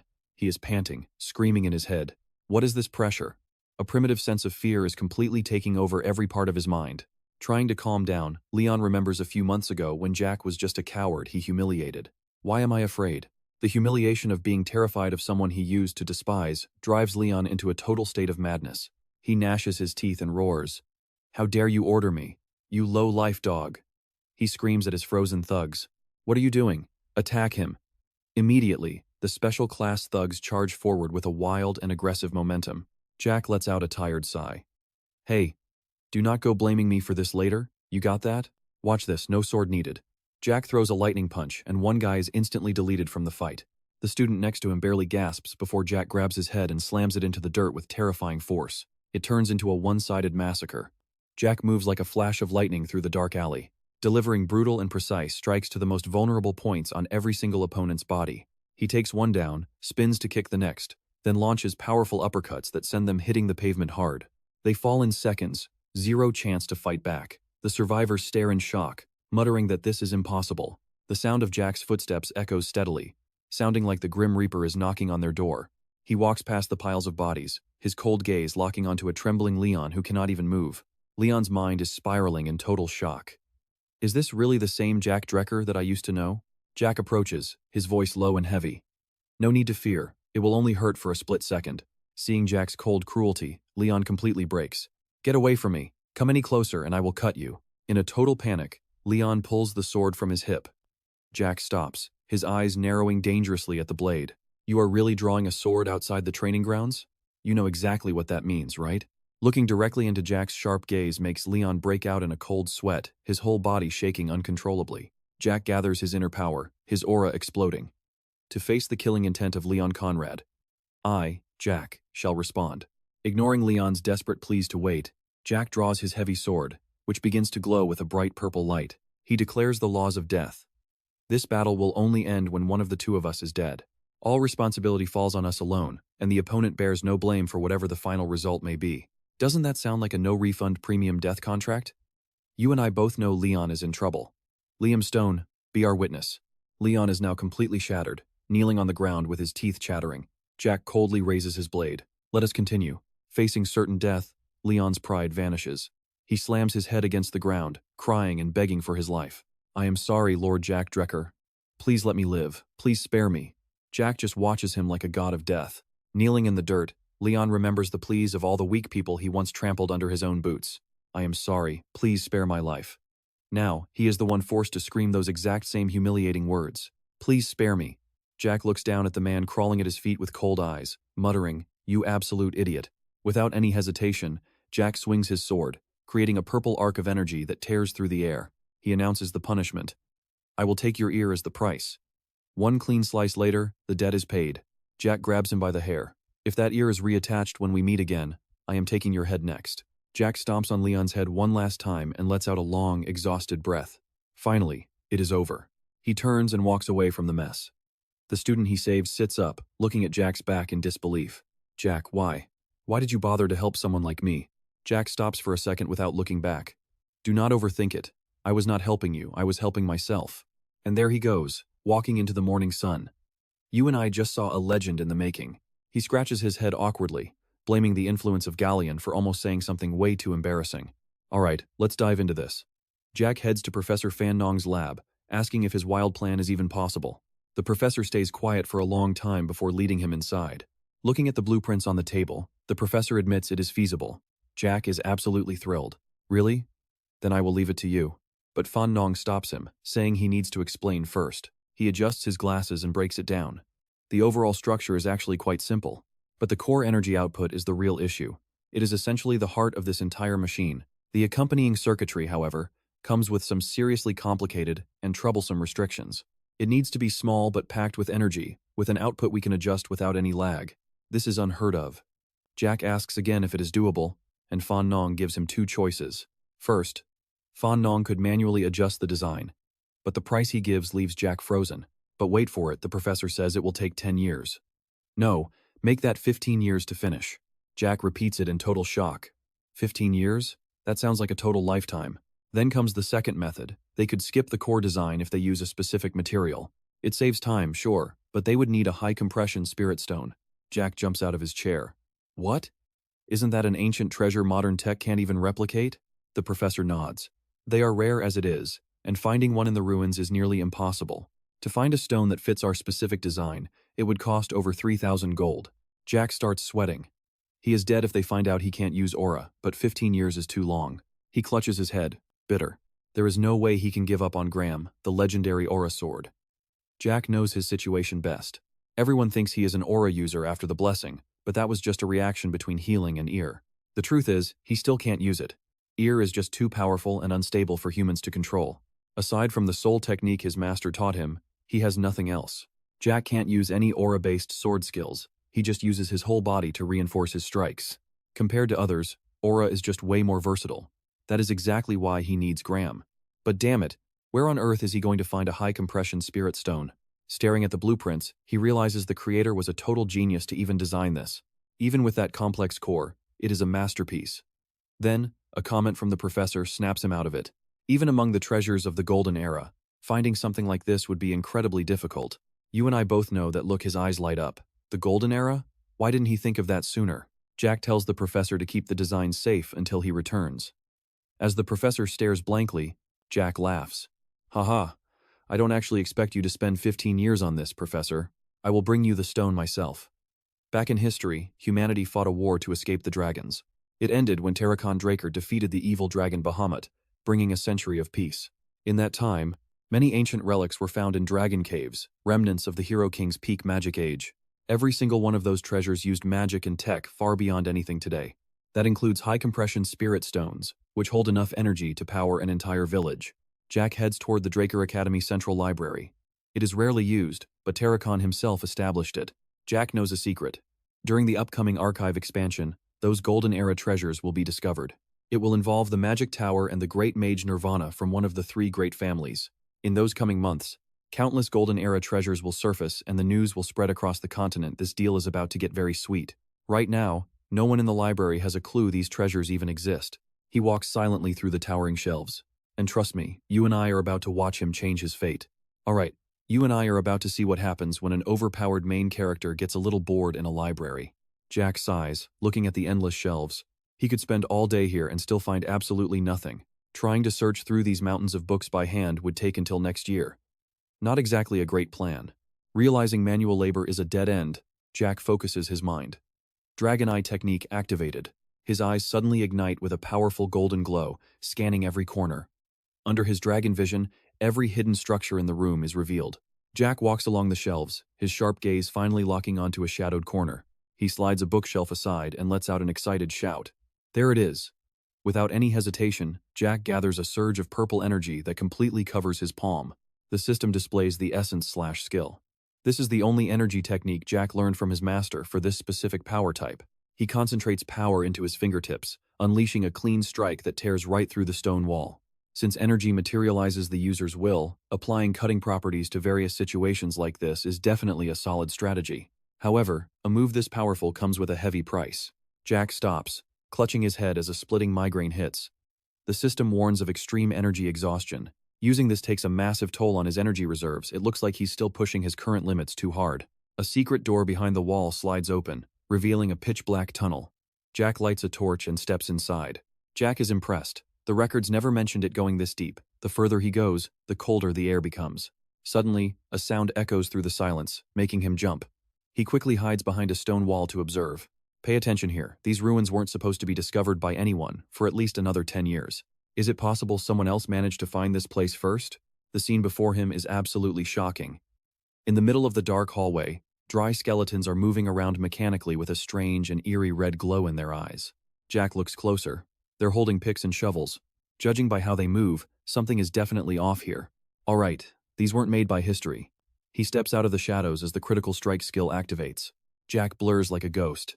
With a 100% critical hit rate, no monster can survive this. An explosion rings out as Jack's strike completely obliterates the target in the blink of an eye. He swings his weapon, and a burst of purple energy crushes the skeletons' heads in an instant. Immediately, the system notifies him that defeating 2 skeletons earned him 2 karma points. Jack is shocked.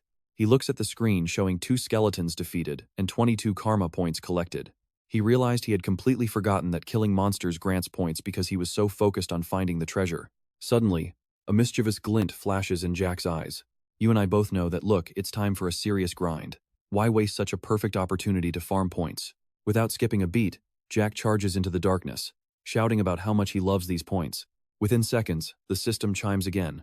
Another skeleton down, another karma point added to the bank. Standing over 20 piles of bones, Jack smiles. This is easy. Any gamer would kill for this kind of gold mine. He opens his status window to check his updated stats. Jack is a unique immortal, with his total karma points now sitting at 40. He realizes he needs to calculate his next move carefully in case he needs to unlock something important. The basic mission book is 45 points, while the mini-map is only 20. Advanced skills like Devour or level 2 dragon skills require 50 points each. He tells himself that for now, his only choice is to go with the mini-map. As soon as Jack touches the screen, the system confirms the mini-map function is now active. A blue 2D map appears in front of him. Jack rubs his chin, evaluating the layout. It's similar to a magic map. Suddenly, he spots something strange and taps a specific point on the display. The system responds instantly, switching the mini-map from 2D to a full 3D holographic model. Jack cheers with excitement. This is exactly what he needed now. He can find all the hidden loot without any trouble. But he notices a strange detail. Why is this one specific room colored differently from the rest? When he taps the red room, the system asks if he wants navigation to the Dragon Slayer storage room. Jack's eyes go wide with pure shock. Search teams usually take days to find a place like this. Yet he just stumbled onto it in seconds. Trust me. You and I are going to want to see what's waiting inside that treasure room next time. Alright, let's dive into a scene where a blue light carves a path through the abyss. Jack checks his 3D map, feeling pretty smug. With a system guide like this, getting lost is literally impossible. He follows the markers and comes face to face with a massive stone gate, covered in intricate, majestic carvings. The system pings immediately, confirming he has reached the designated location. Jack stands there frozen, staring at the massive structure and wondering how to get inside. He reaches out, touching the cold stone.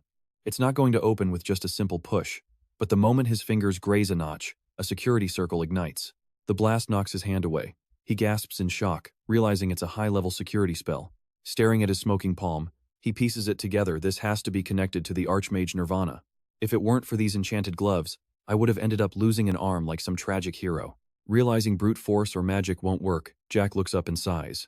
I'm not getting past this spell. Then, an idea hits him. He tries asking the system if it can just bypass the door for him.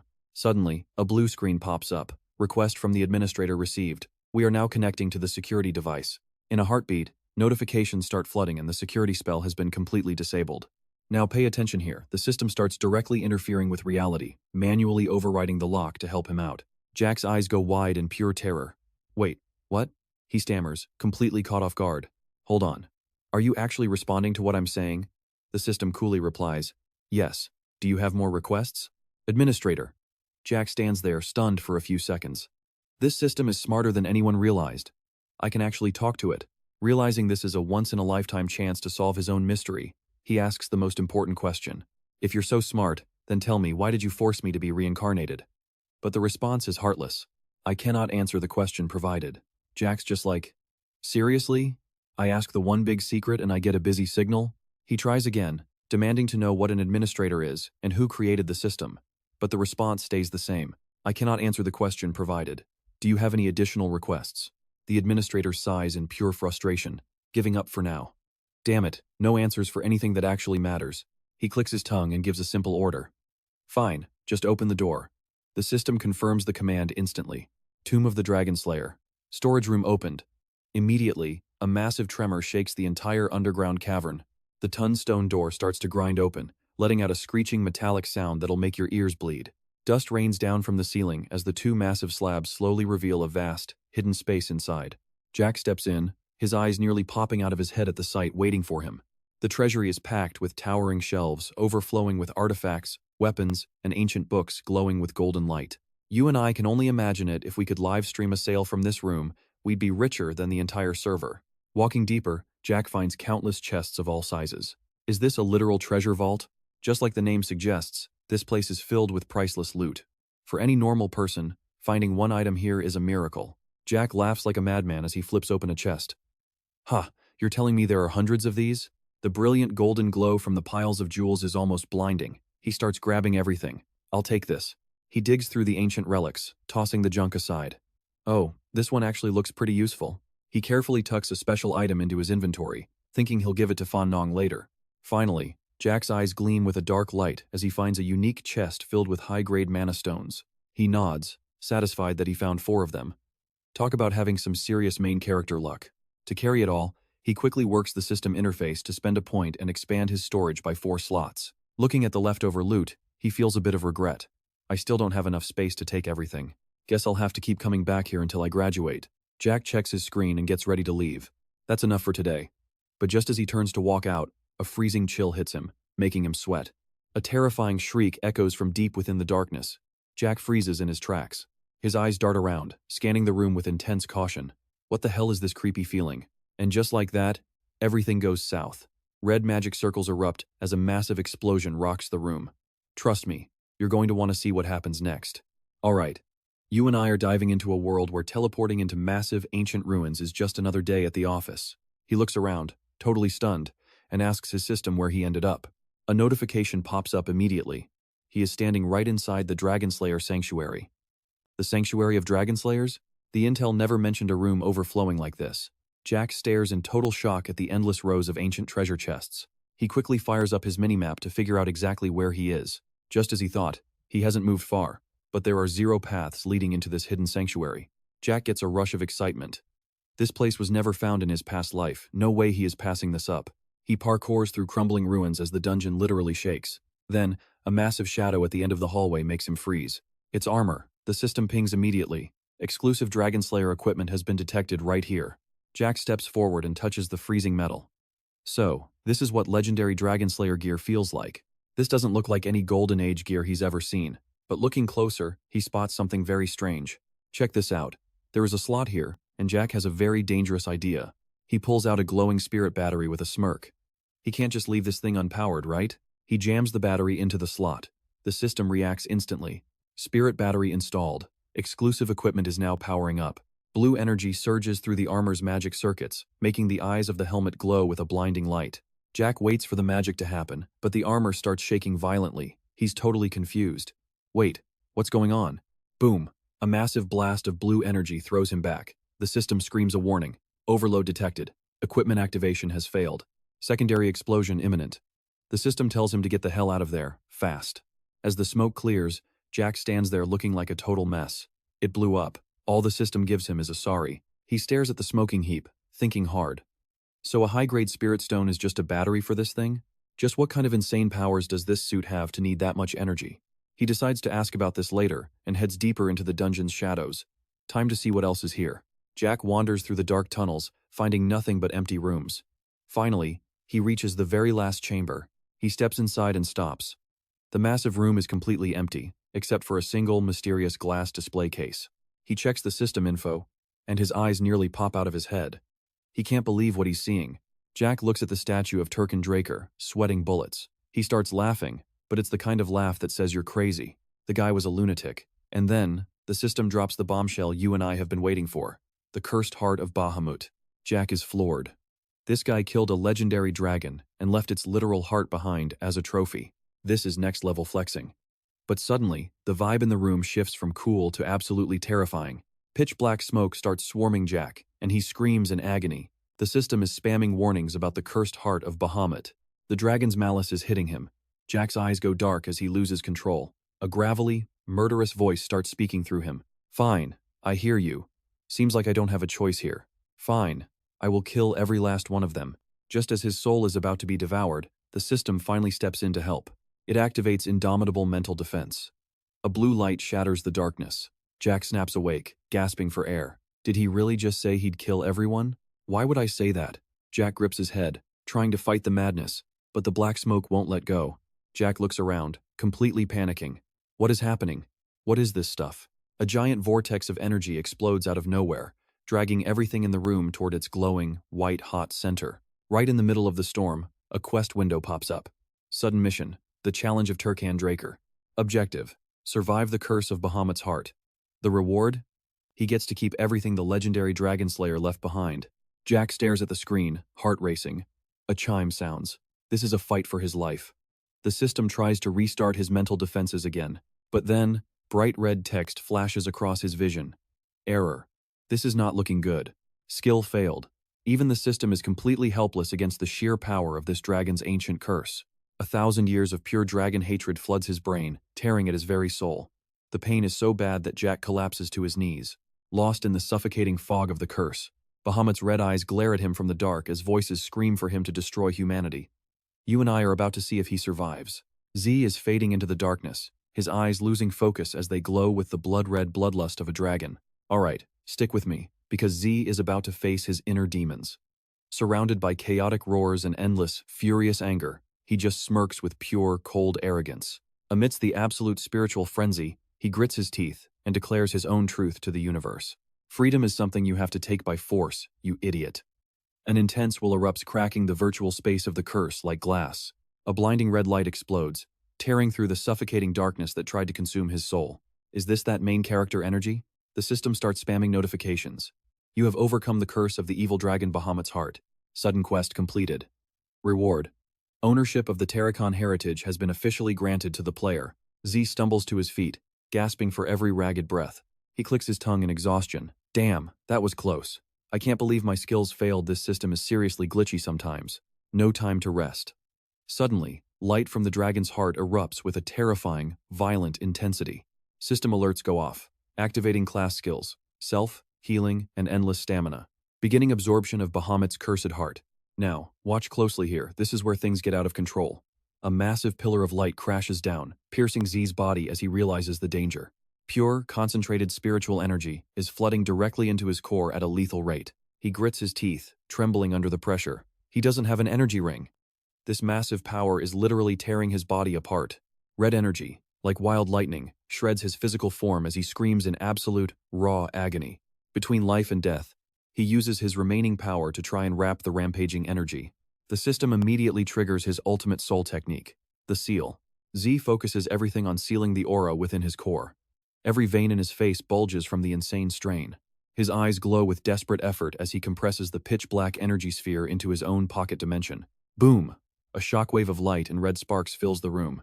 As the smoke clears, Z collapses, gasping for air on the floor. Phew, guess I'm still alive. He looks up and realizes the massive dragon heart is gone, leaving only an empty stone cage. The heart is gone, so all that energy must have belonged to Bahamut himself. Suddenly, he notices a glowing red dragon insignia burned right onto the center of his chest. You saw that too, right? Our good boy just got some serious ink. Wait, what is this? Why do I have a tattoo now? A notification pings with a massive update. You have successfully absorbed the cursed heart of the evil dragon Bahamut. Z stands there in silence, eyes wide with shock. He actually devoured the power of an ancient, evil dragon. The absorbed aura begins restructuring his entire body. The system announces a massive change. His physique has evolved into the heavenly bone body. However, because this power is just too massive, the system seals away 95% of it for safety. Simultaneously, as the heir of Terracon Dracker, the system grants him absolute authority. Z gains access to a secure archive and unlocks the official beginner-tier quest book specifically designed for low-level administrators like himself. Z stares at the floating notifications, completely stunned by the sheer scale of his new power. Heavenly bone body? Secure archives? It's the usual crazy stuff. Sounds pretty sweet to me. I'll check the details later. But then he stops. Wait, look at this. Z touches a glowing icon with a smirk playing on his lips.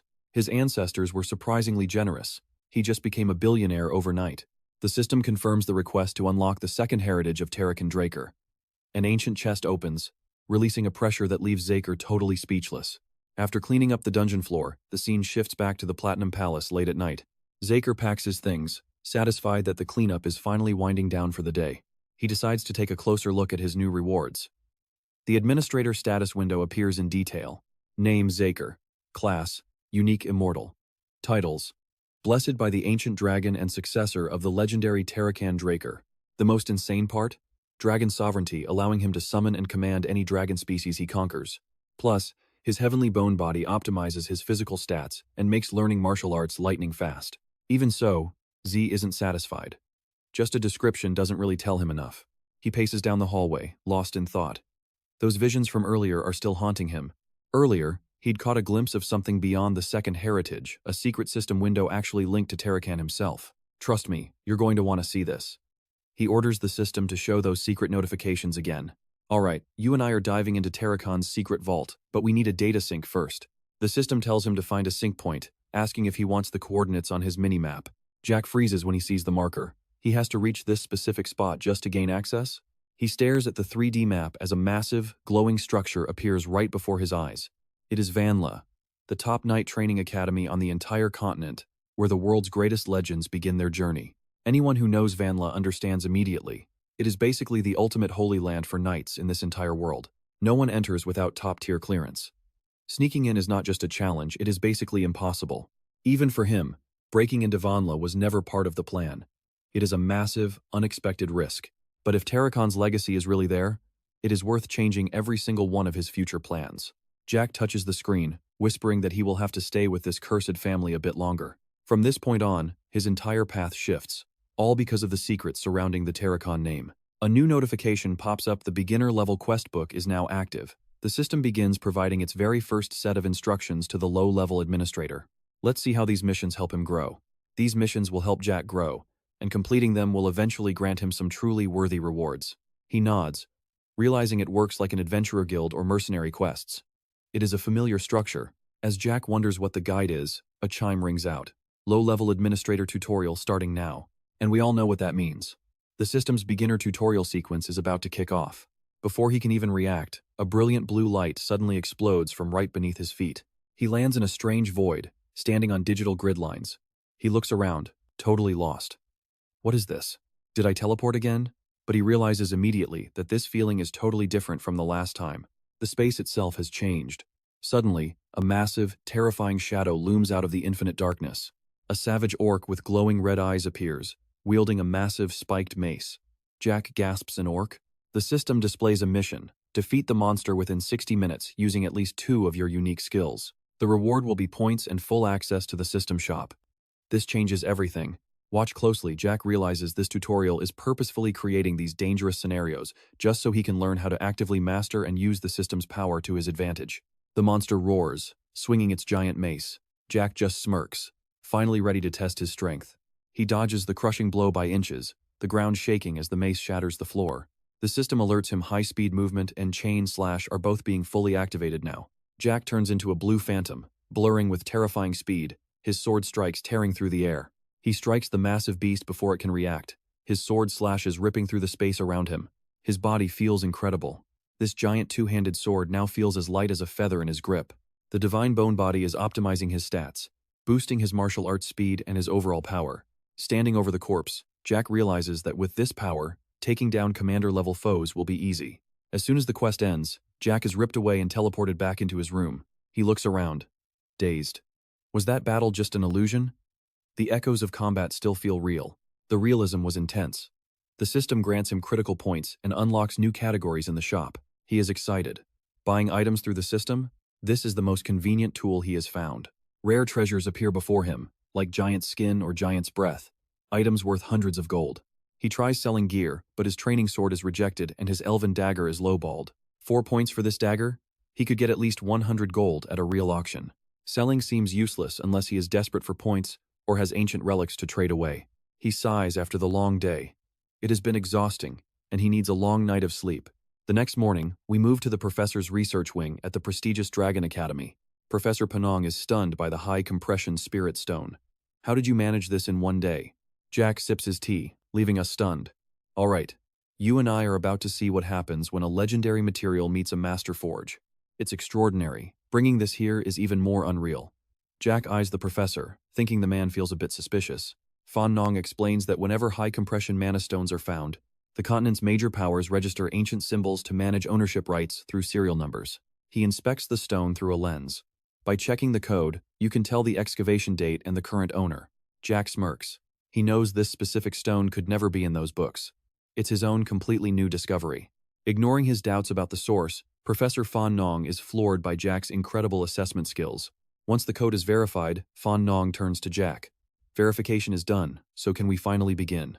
Jack smiles and praises the professor. You're far too talented for a place like this, sir. Haha. Feeling trusted, Fan Nong declares firmly. All right then. I'm going to activate it now. He channels his magic instantly. Glowing blue magic circles appear on his arms and spread throughout the lab. Energy from the high-grade stone flows into the system, making the magic forge explode in a powerful blue light. Watching the machine run so smoothly, Fan Nong can't hide his massive pride and excitement. Task complete. Fan Nong claps and prepares to leave the workshop in a hurry. I've got a class to teach now. Thank you, Professor. Deep down, Fan Nong is still in total shock. I never could have imagined seeing a completely functional magic forge operating in my lifetime. Thank you truly, sir. Jack tells him to go ahead and teach. He leads Galen into the workshop where the forge was just ignited. You haven't forgotten the terms of our deal, have you? Galen straightens up and answers clearly. Of course, please give me your order. Jack pulls out a luxury wooden box. Now, watch Galen's face. You're not going to believe what's in that box as Jack orders him to forge a sword.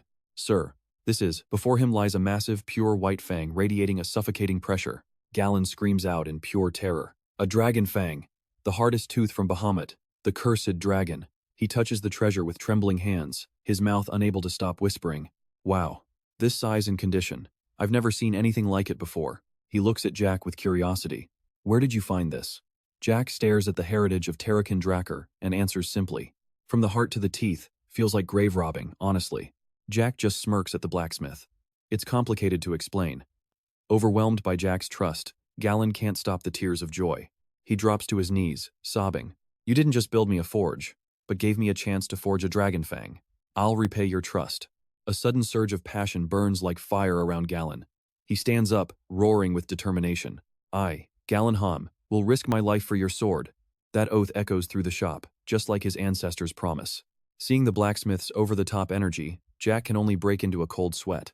That's a lot of pressure. I'd rather you just stay alive, man. Jack watches Galen's emotional state and notes his strong resolve. You and I both know that trust like this is rare. And Jack seals it with a satisfied smile. Fine, I will trust you. Let's see what kind of legendary sword you can produce for me. Jack steps out of the workshop, leaving the stunned Galen standing there speechless.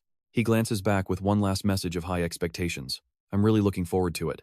Behind him, the famous smith starts working immediately. His eyes burn with resolve amidst the flying sparks. 1 week later, in Jack's luxury bedroom at the Platinum Building, he packs his things with a tired sigh. Making a sword is truly draining. I hope the results are worth all this effort. Jack sits on his bed, reflecting on the message he got to return after the bet with Duke ended. He stares at the scribbled note, calculating the time. It seems like things are about to go down. Suddenly, a chilling aura runs down his spine, giving him the shivers.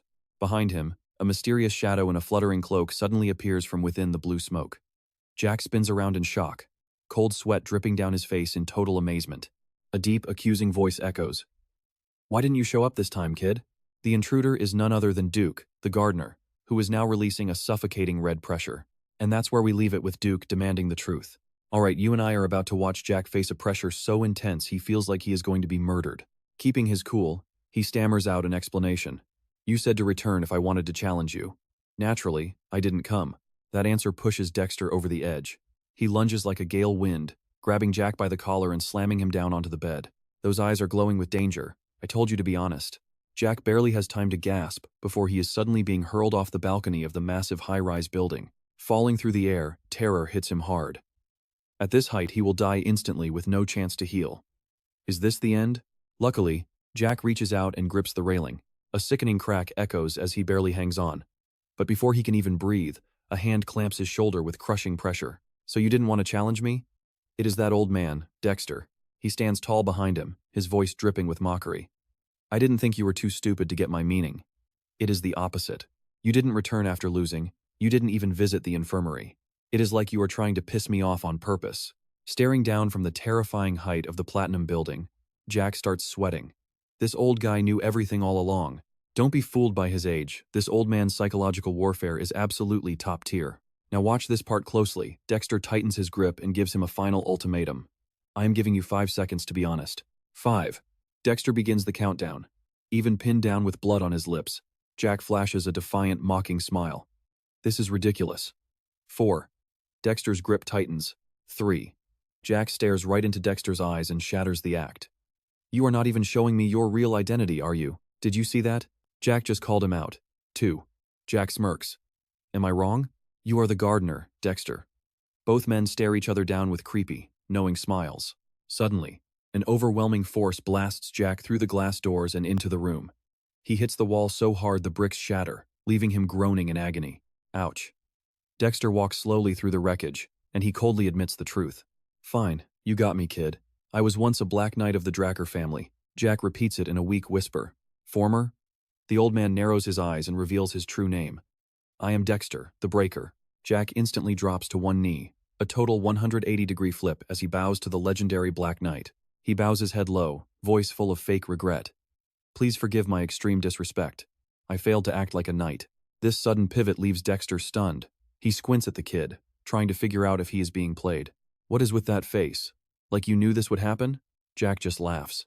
As Dexter walks through the grand hall, Jack follows curiously. Master, why did you say you were a former Black Knight? Dexter stops and gives a simple answer. Before, I was black. Now, I am red. That is all. Jack stands there, completely floored. Is something like that even possible in this world? Normally, A knight's rank only goes up. Hearing about someone's rank dropping like that is something he has never heard of before. Let's pause here, because the mood just shifted. Dexter's voice turns sharp. Kid, don't ever mention that topic again. Jack notices something. Dexter's hand is shaking violently. It is a clear sign of deep trauma or a hidden injury. This guy is hiding his pain. Jack lowers his head in understanding. Jack places a hand over his heart, his gaze turning steady. Since you were honest with me, I will be honest too. So you guessed my identity from the start? You provoked me just to become my official disciple? Jack sits cross-legged on the floor and admits it. Yes, exactly. Dexter strokes his chin and chuckles. You have got guts. He claps his hands together once, loud and final. Fine, I will take you on as my disciple. Our main character knows exactly how to move. You have got to show spirit to get a master's attention. Faced with this, Jack just blinks. What? Without wasting a second, Jack drops down to perform an ancient oath of apprenticeship. I, Jack Dracker, swear my loyalty to the great Master Dexter, the knight among all knights. I vow to follow your teachings with focus, honing my virtues and striving to maintain and raise your honor as my master. Dexter is genuinely shocked by the effort. Wow. You even know the formal disciple's oath? That is hardly ever used these days. Jack smiles confidently. Cultural knowledge is a knight's virtue, right, master? Dexter curses under his breath at how sly this kid is, but Jack just takes it as a compliment. And that is where we leave it for now. Trust me, you and I both want to hear his next question. All right, you and I are about to dive into this story. With the master's permission, Jack finally asks his burning question. What made you choose me as your student? Is it my looks, my talent, or because my family is rich?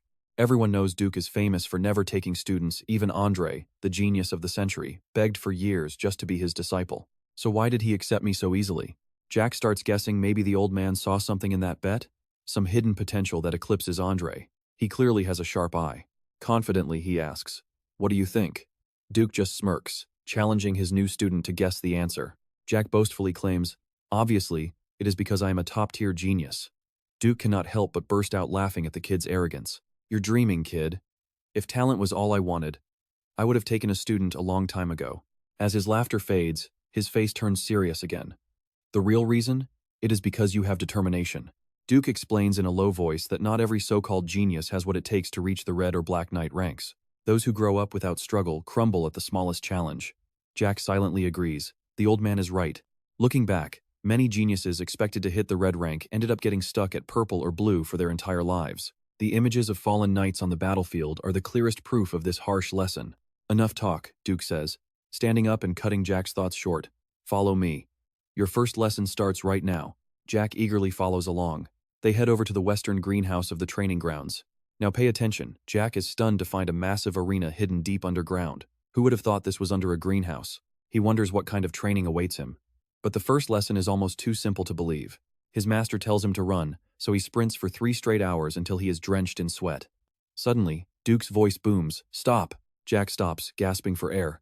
"Can I stop now?" Duke casually replies, "Sure, but I need to ask you one thing."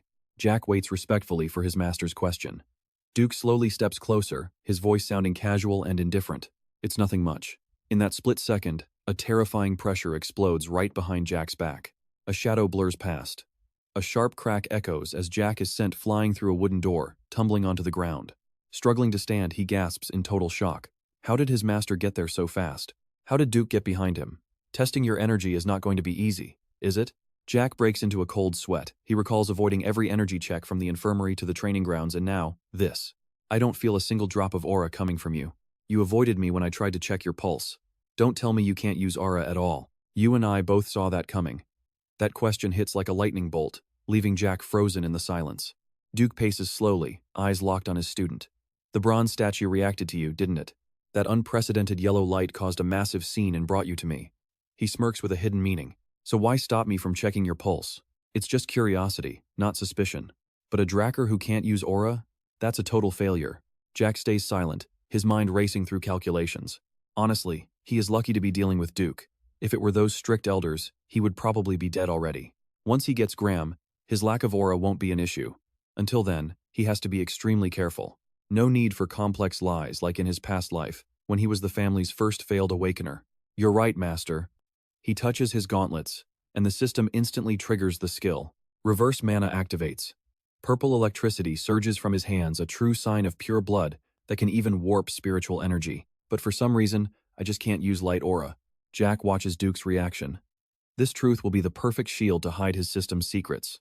Time to put on a show. Jack bows his head, looking completely remorseful. I'm sorry. I was terrified that if anyone found out a Dracker couldn't use aura, I would be exiled. Fake tears start falling. Jack acts vulnerable to win his master's trust. So, what do you think? Duke looks at the kid, thinking how others his age are just out playing games. Yet he still wonders why he can't sense any aura, even though the boy clearly awakened during the ceremony. Jack knows a pulse check reveals nothing. You and I just witnessed a perfect deception. All right, you and I are about to see why the Dracker clan's blessing ceremony is a total game changer. Just as expected, Duke starts searching for a reason behind this insanity, muttering, is he some kind of mutant genius? Jack secretly smirks. This is exactly the path he wanted. Since Duke doesn't understand hidden classes, calling him a mutant is the only logical choice. Playing the innocent kid, Jack asks, what exactly is a mutant? The master blacksmith looks at the weapons on the wall and explains, it's someone born with powers that defy logic, like users who wield both light and soul energy, or those who see the future things that break the natural order. He warns sternly. Because of that, mutants are often mistreated. Don't go around telling people you might be one. Curious, Jack asks why he thinks that, as Duke begins analyzing the situation while walking. Your physical strength and recovery are abnormal. Usually, even minor internal injuries take time to heal properly. But you recover instantly, which requires massive energy consumption. Where do you think that energy comes from? Jack interrupts quickly. Light chi. Duke nods in confirmation.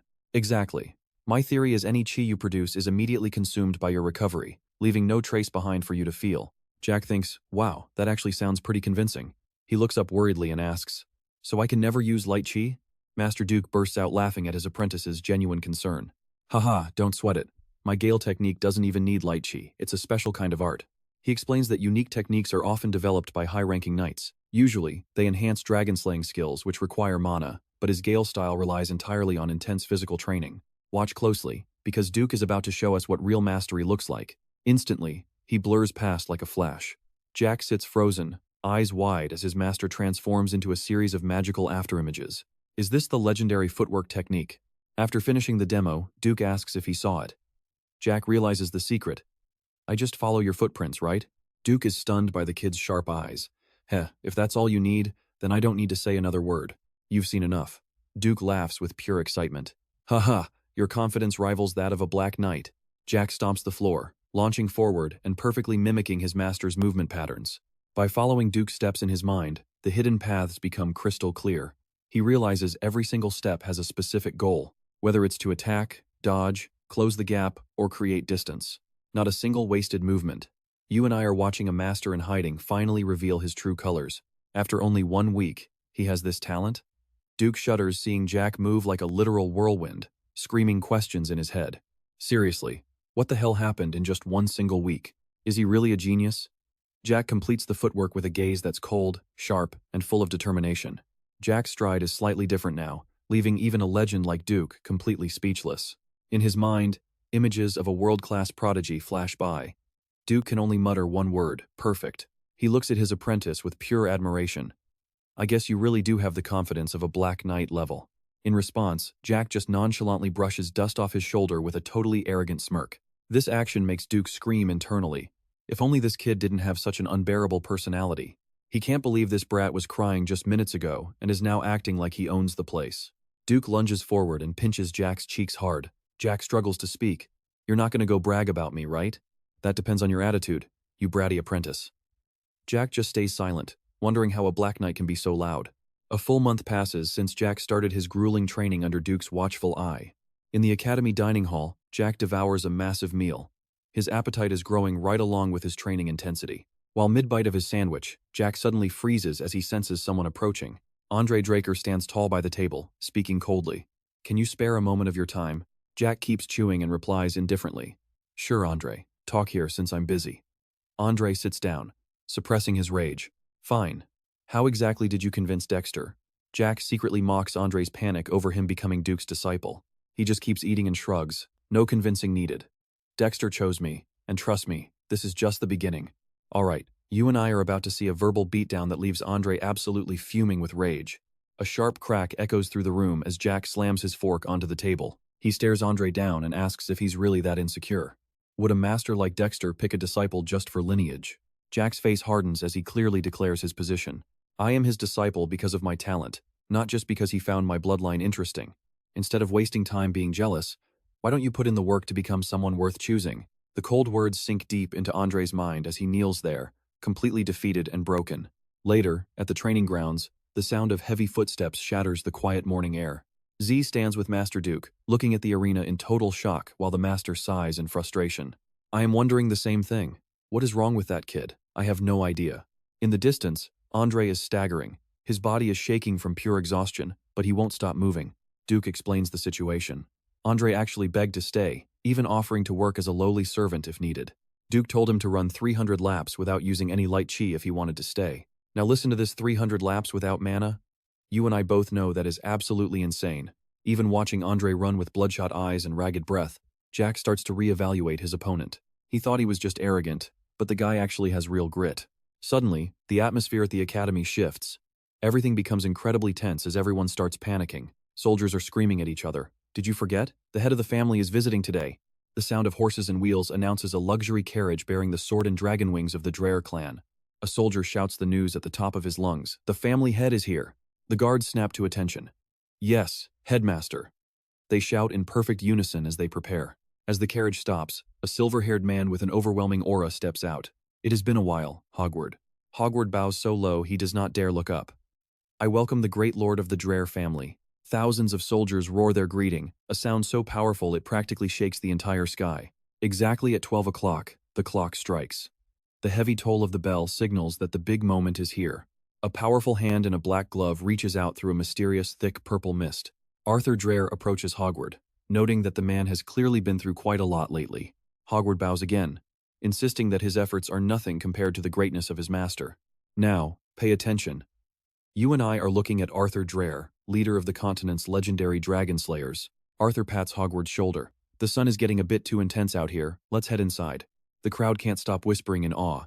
Just the presence of this powerful man is enough to stun them. Look, it is the head of the family. Arthur raises a hand to silence them. Young dragon slayers, you are the future and the hope of this clan. His voice booms across the campus. Train harder. Give everything you have to your training and your skills. Your growth is our family's strength. Arthur's golden eyes flare with an intimidating, suffocating pressure. Faced with that overwhelming power, the students shout back with absolute, undying loyalty. We will never forget. Arthur turns around. Good, let's move. He walks away slowly, as his subordinates follow in deep respect. Later in the main hall, Arthur meets with Jack. The boy bows perfectly, following every rule of noble etiquette. I, Jack Dracker, offer my deepest respect to you. Arthur just bursts out laughing at his son's serious attitude. Ha ha ha. Even the veterans at the Four Seasons Fortress do not greet me like that anymore. He gestures to a seat. Forget the formalities. I heard you like tea, so I brought something truly special. Jack looks at the sweets on the table and carefully picks up his cup. Thank you, father, he says. But inside, he is stunned. They are even reporting his favorite tea to the house? And trust me, the look Arthur gives him next? You and I can tell he is reading Jack's mind. You and I are jumping into a world where the Emperor knows nothing, but House Dracker knows everything. Arthur gets straight to the point, mentioning the shocking news that Duke has finally taken a disciple. Jack stays completely calm. No beating around the bush here. Jack simply replies that Master Duke was just being exceptionally generous toward him. Arthur lets out a small smirk, saying that if Jack claims it is true, then he will take his word for it. Suddenly, his gaze turns sharp as he studies Jack's reflection in the tea, his expectations clearly starting to rise. He tells Jack that as long as he follows Duke's teachings, he will become the strongest person on the entire continent. Arthur emphasizes every word. He wants Jack to be powerful enough to live more freely than anyone else alive. A sharp click echoes as Jack sets his cup down firmly, staring back at the powerful family head without flinching once. That is exactly his goal. Arthur's pressure spikes as he asks if that goal includes surpassing even his own father.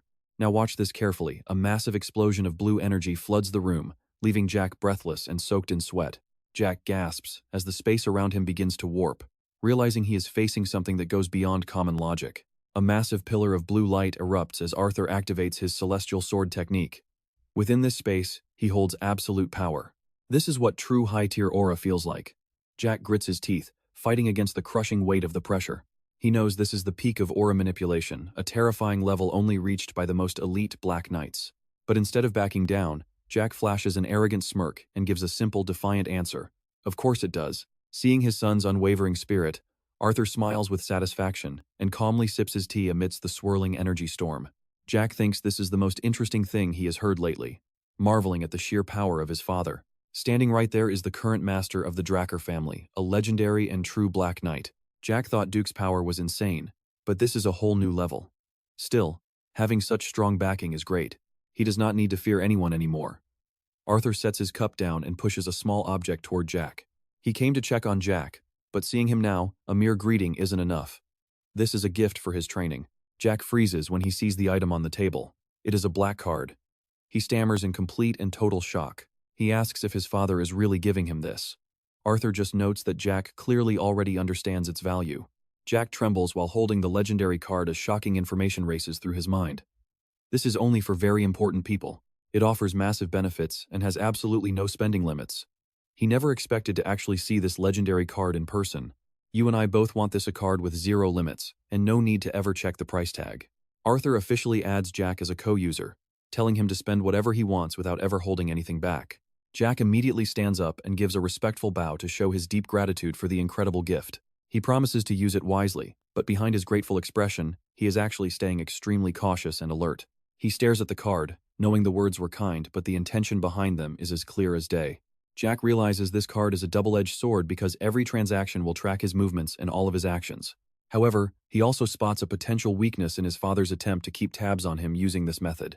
Using such a shallow method instead of brute force proves Arthur isn't fully focused on him yet. Arthur smirks with intent. He won't waste any more of Jack's time, believing his son is destined to rule over the world one day. With a wave of his hand, Arthur dismisses him, and Jack bows one last time before quietly leaving the room. As Jack's footsteps fade, Arthur is left alone in the silence. He sighs, finally letting his heavy mask of power slip. Right then, a figure steps out from the shadows with a mocking remark about how annoying Arthur can be. The newcomer is none other than Duke, the drunkard gardener who is also serving as Jack's secret master. Duke looks at Arthur with pure contempt, asking how he can act like a caring father after ignoring Jack for years. Arthur is not surprised to see him. He simply replies that as the family head, he never really had a choice. He gives his old friend a sharp look, warning him that his words are a direct insult to the house head. Duke just scoffs and slumps into a chair, daring Arthur to arrest him. The heavy tension suddenly vanishes into thin air. Arthur pulls out a bottle of rare wine, admitting that Duke is the only person he can talk to freely. As soon as Duke sees the label on the bottle, his eyes light up with pure, unadulterated excitement and joy. It is red dragon breath wine, trust me. You and I are about to see these two legends get very drunk. All right. You and I are diving into a world where power is everything. Arthur pours a drink, his tone suddenly turning deadly serious. Duke takes a sip of his wine and shrugs. I spend all my time hidden in the academy. How would I know? Arthur smirks. His network of spies is still very much alive, and he knows nothing stays hidden from him for long. Duke clicks his tongue. If you already know, why even ask an old fox like me? Then, he drops a bombshell. The Emperor is obsessed with immortality, searching the continent like a madman. Duke's face tightens as the gravity of the situation sinks in. He asks, "Do you really think it's possible?" Duke shakes his head firmly. Eternal youth might be achievable through high-level magic, but true immortality? That is completely and utterly impossible. However, he suddenly lowers his voice, a dangerous glint flashing in his eyes. Pay attention here, because this one question changes everything. What if it involves an ancient dragon treasure? Arthur's words leave Duke stunned. His eyes widen in pure shock as he gasps out, "What?" The voice I heard before death and the system message after my rebirth. Suddenly, every confusing piece of the puzzle starts to fit. I stole the artifact the Emperor craved, leading his hounds to hunt me to the very end. Back then, I didn't care what it was, but now I've finally found a real lead. This administrator system that sent me back in time is actually a function of that ancient dragon treasure. But who created it and for what purpose? Jack leans back against the wall, letting out a long, weary sigh. He's left with dozens of unanswered questions. Meanwhile, back in the hall, Duke exclaims with excitement, "That's perfect. I am going to take action right now." Arthur nods slightly. "I am counting on you." Duke's footsteps slowly fade away down the long, quiet hallway. Arthur stands silently before the massive doors, his golden eyes glowing with deep thought. After a moment, he pushes the doors wide open and steps inside. Inside the room, Jack stares intensely at the treasure, analyzing its power. If this is really the treasure the Emperor is hunting, then how does rebirth connect to eternal life? It is still a major riddle without an answer. In the quiet training room, he snaps. "Didn't I tell you not to disturb me while I'm practicing?" Dracker bows respectfully and explains. "Please forgive me, young master, but a fellow student has come to see you. Should I just tell them to leave?" The butler's words leave Jack stunned. A classmate? I don't have any friends at the academy. Then, a single name flashes through his mind. Rena? Jack lets out a small sigh and agrees. Fine. Bring them in. He walks out of the training room, his mind filled with doubt. Out of everyone, it's Liam Stone. Since when were you and I ever friends, Liam? Liam is kneeling on the ground with a desperate look on his face. He shouts out, Please, I beg you, take me in. Seeing this, Jack can only sigh in frustration, regretting his choices. I should have just walked away back then. He asks skeptically, Take you in? I know what you're thinking, is he serious? You mean as a subordinate? Liam slams his head down and swears a solemn oath. Yes, master. I swear my eternal loyalty to you. Thinking of the man Liam served before, Jack asks, What about Jean? Liam's hands grip the ground so hard they start to bleed. He growls out firmly, I've abandoned him. His eyes burn with a mix of resolve and despair. He screams, I must get into Valhalla. Jack looks down at the man kneeling at his feet and thinks, It was the same in my past life. Why is he so obsessed with Valhalla? Liam continues to plead desperately, Please, I beg you, take me in. Jack looks down coldly and asks, Are you an idiot? You should have chosen Heman or Tarun. Liam bows his head, his voice trembling. I have no family to back me up. Jack turns to walk away, his words cold. That means I'm useless for helping you enter Valhalla. He stops and turns back to challenge him. Why should I trust you? Honestly, you could just be a spy sent by Jean. Liam trembles, his entire body shaking under the intense pressure. Suddenly, he reaches back and decisively draws a dagger from its sheath. Liam looks up with eyes blazing with pure madness and absolute determination. He roars out, Of course you doubt me. I will prove myself to you by any means possible. Without a second thought, Liam swings the blade and slices off his own ear. He looks straight at Jack and declares, If you order me to be silent, I will cut it. This guy has absolutely no limits. Liam growls with resolve, If you order me to die, I will even cut my own heels first. I give my life to you, master. Faced with such extreme loyalty, Jack just watches silently with his cold purple eyes. He speaks bitingly. Your worthless life has zero value, but I will accept your ear in its place for now. Deep within Liam's mind, childhood memories of his desperate hunger for power resurface. I want to be stronger than anyone else. Please, teach me, master. Returning to the present, Liam bangs his head on the ground in total despair. I beg of you. Jack doesn't say a single word. He decisively swings his arm and hurls his sword forward with great force. The sword spins through the air and slams into the ground right in front of Liam. Jack coldly declares, One strike. If you can survive one blow from me, I will accept you. You and I both know this is just the beginning. He resolves himself. Thank you, master. Stick with me as we witness a rookie face, a literal monster. Jack steps forward to confirm his opponent's condition, and Liam answers with a firm yes. Yes, I am ready. Liam steels himself for the impact, thinking that taking just one hit would not be too difficult. After all, he is a Dracker light energy user. But the moment Jack releases his overwhelming pressure, Liam is instantly paralyzed by fear. Is this guy really the same age as me? Well, guess I am not making it home for the holidays after all. The nightmare begins as a massive, glowing golden dragon eye appears in Liam's mind, suffocating any spark of resistance he had left. He collapses to his knees, chest heaving as even breathing becomes a struggle. Without letting him recover, Jack charges forward like purple lightning. Liam barely manages to raise his sword into a defensive stance, but it is a hopeless effort. A deafening metallic ring echoes through the gym as two massive forces collide, sending sparks flying in every direction. The insane speed and raw power behind Jack's swing sends the sword flying right out of Liam's desperate grip. The weapon spins wildly through the air before slamming into the ground with a dry thud. Dust clouds erupt everywhere. Jack stands tall, his cold purple eyes looking down at the trembling, wounded man at his feet. He smirks with a sarcastic question. Pay attention here, because the power gap is about to become terrifying. Jack looks at the helpless Liam and delivers a cold, final judgment. How pathetic. If you are aiming for Valhalla, you might as well quit now. Jack gives this cold advice while Liam remains kneeling. Liam screams out in pure despair. Master Jack quietly evaluates the situation. It seems the rumor of Liam being abandoned was actually true.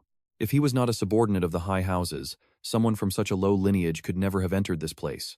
Jack bitterly remembers that even someone with a legitimate background like himself was once expelled. So Liam's situation is not surprising. It is easy to understand why the guy is so incredibly worried about his future right now. Looking at Liam's trembling back, Jack wonders if this place is worth clinging to. In his past life, Liam was expelled and his knights fell. But he still rose to become a Red Knight and was eventually known as the legendary mercenary king. Liam continues to beg through his tears. Please, I am begging you. Just give me one more chance to prove myself.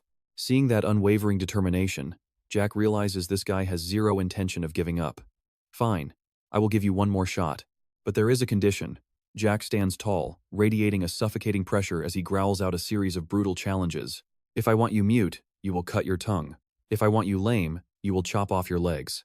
He steps closer, placing a heavy hand on Liam's shoulder and delivering a final judgment with an icy voice.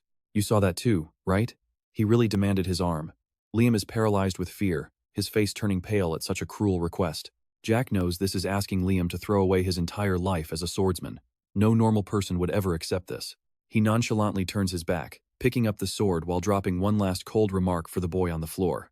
I have countless training exercises to finish. If you cannot do it, then get out. Liam remains silent, face shrouded in shadows. Jack wonders to himself why Liam is so desperate to stay here, but he hopes the boy does not lose heart. Even if you do not reach Valhalla, you can still achieve the power of the Red Realm on your own path.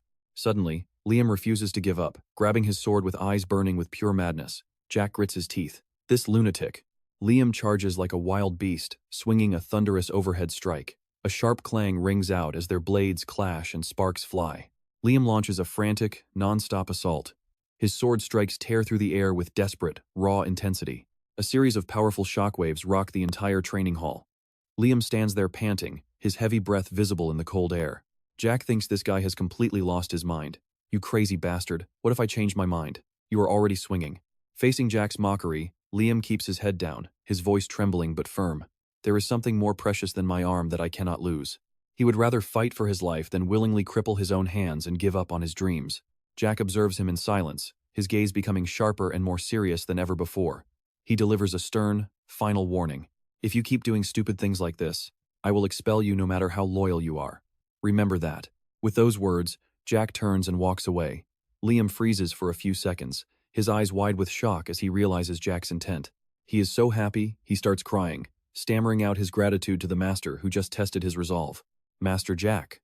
Does that mean? Jack keeps walking, casually urging him to hurry up before people judge his one-eared subordinate. Liam's face lights up instantly as he shouts with excitement.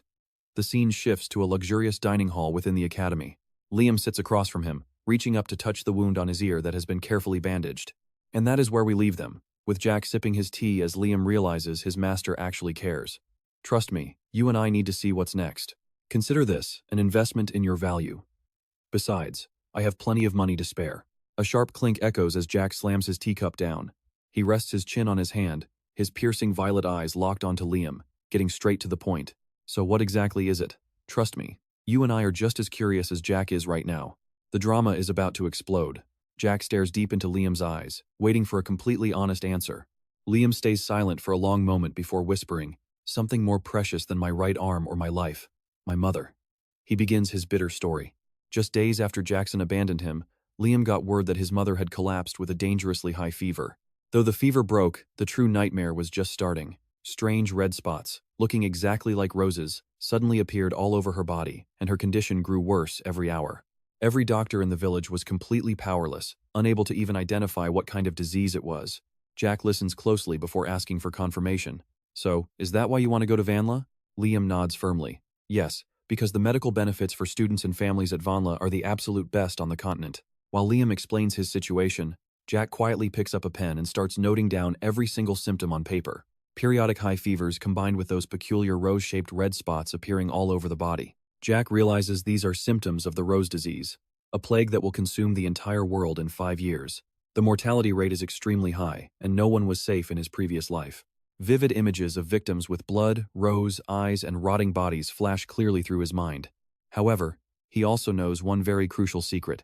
A perfect cure was successfully developed just in time to stop the coming pandemic. Jack casually slides a piece of paper toward Liam. This is how you make the medicine for your mother. It is not complicated, so even a village doctor can brew it easily. Liam stares at the paper in total shock, his hands trembling as he struggles to believe his eyes. He stammers, overwhelmed with emotion. Thank you, sir. But how could you possibly know the cure for a disease that doctors can't even name? Jack stays silent because you and I both know he is the ultimate main character here. In his mind, memories of the genius alchemist brothers, Anne and Jeff, return with perfect clarity. They were the ones who invented the cure to save the dying world, but the greedy alchemist association exploited desperate people's lives just to fill their own pockets. Once the truth came out, the two brothers leaked the recipe to the entire world. It spread so far across the continent that even mercenaries in Jack's past life knew how to make it. Back in the present, Jack gives a mysterious smirk and tells him to just say he knows an alchemist. He slowly sips his tea and continues. Now that you have the cure, you don't need Vanla anymore. Just stay right here under my command. Hearing this, Liam suddenly bolts upright and speaks with absolute intensity. No way. He roars with pure determination. I have already sworn to dedicate my entire life and soul to you, Jack. Liam clenches his fists until they shake, then suddenly drops to his knees to make a solemn, public vow of loyalty to Jack. Jack looks down at the man kneeling before him, feeling impressed. A vow of eternal loyalty? Having the future king of mercenaries as a subordinate is a huge win for him. If you fall behind, I will abandon you instantly. So, make sure you follow me and train well. Liam agrees immediately. You and I can see he's ready for this strict training. This is that classic sink or swim master style. If you can't keep up, you are on your own. Sunset falls over the Grand Dracker Academy, signaling that new, dangerous variables are about to come into play. Inside a luxury office, Principal Hogwarts asks what's happening as Owen steps forward and bows. Yes, Principal, he says, getting straight to it. I have a proposal. Can we increase the difficulty of this semester's exam? Hogwarts narrows his eyes at his calculating student, questioning his true motive. Owen explains his reasoning with complete and total confidence. This year's Class 1 is full of top-tier talent, including noble heirs, and even 2 powerful pureblood awakeners among their ranks. If the exam stays as easy as last year, there's no way to truly distinguish their real abilities. The old principal thinks it over for a long moment. That makes sense.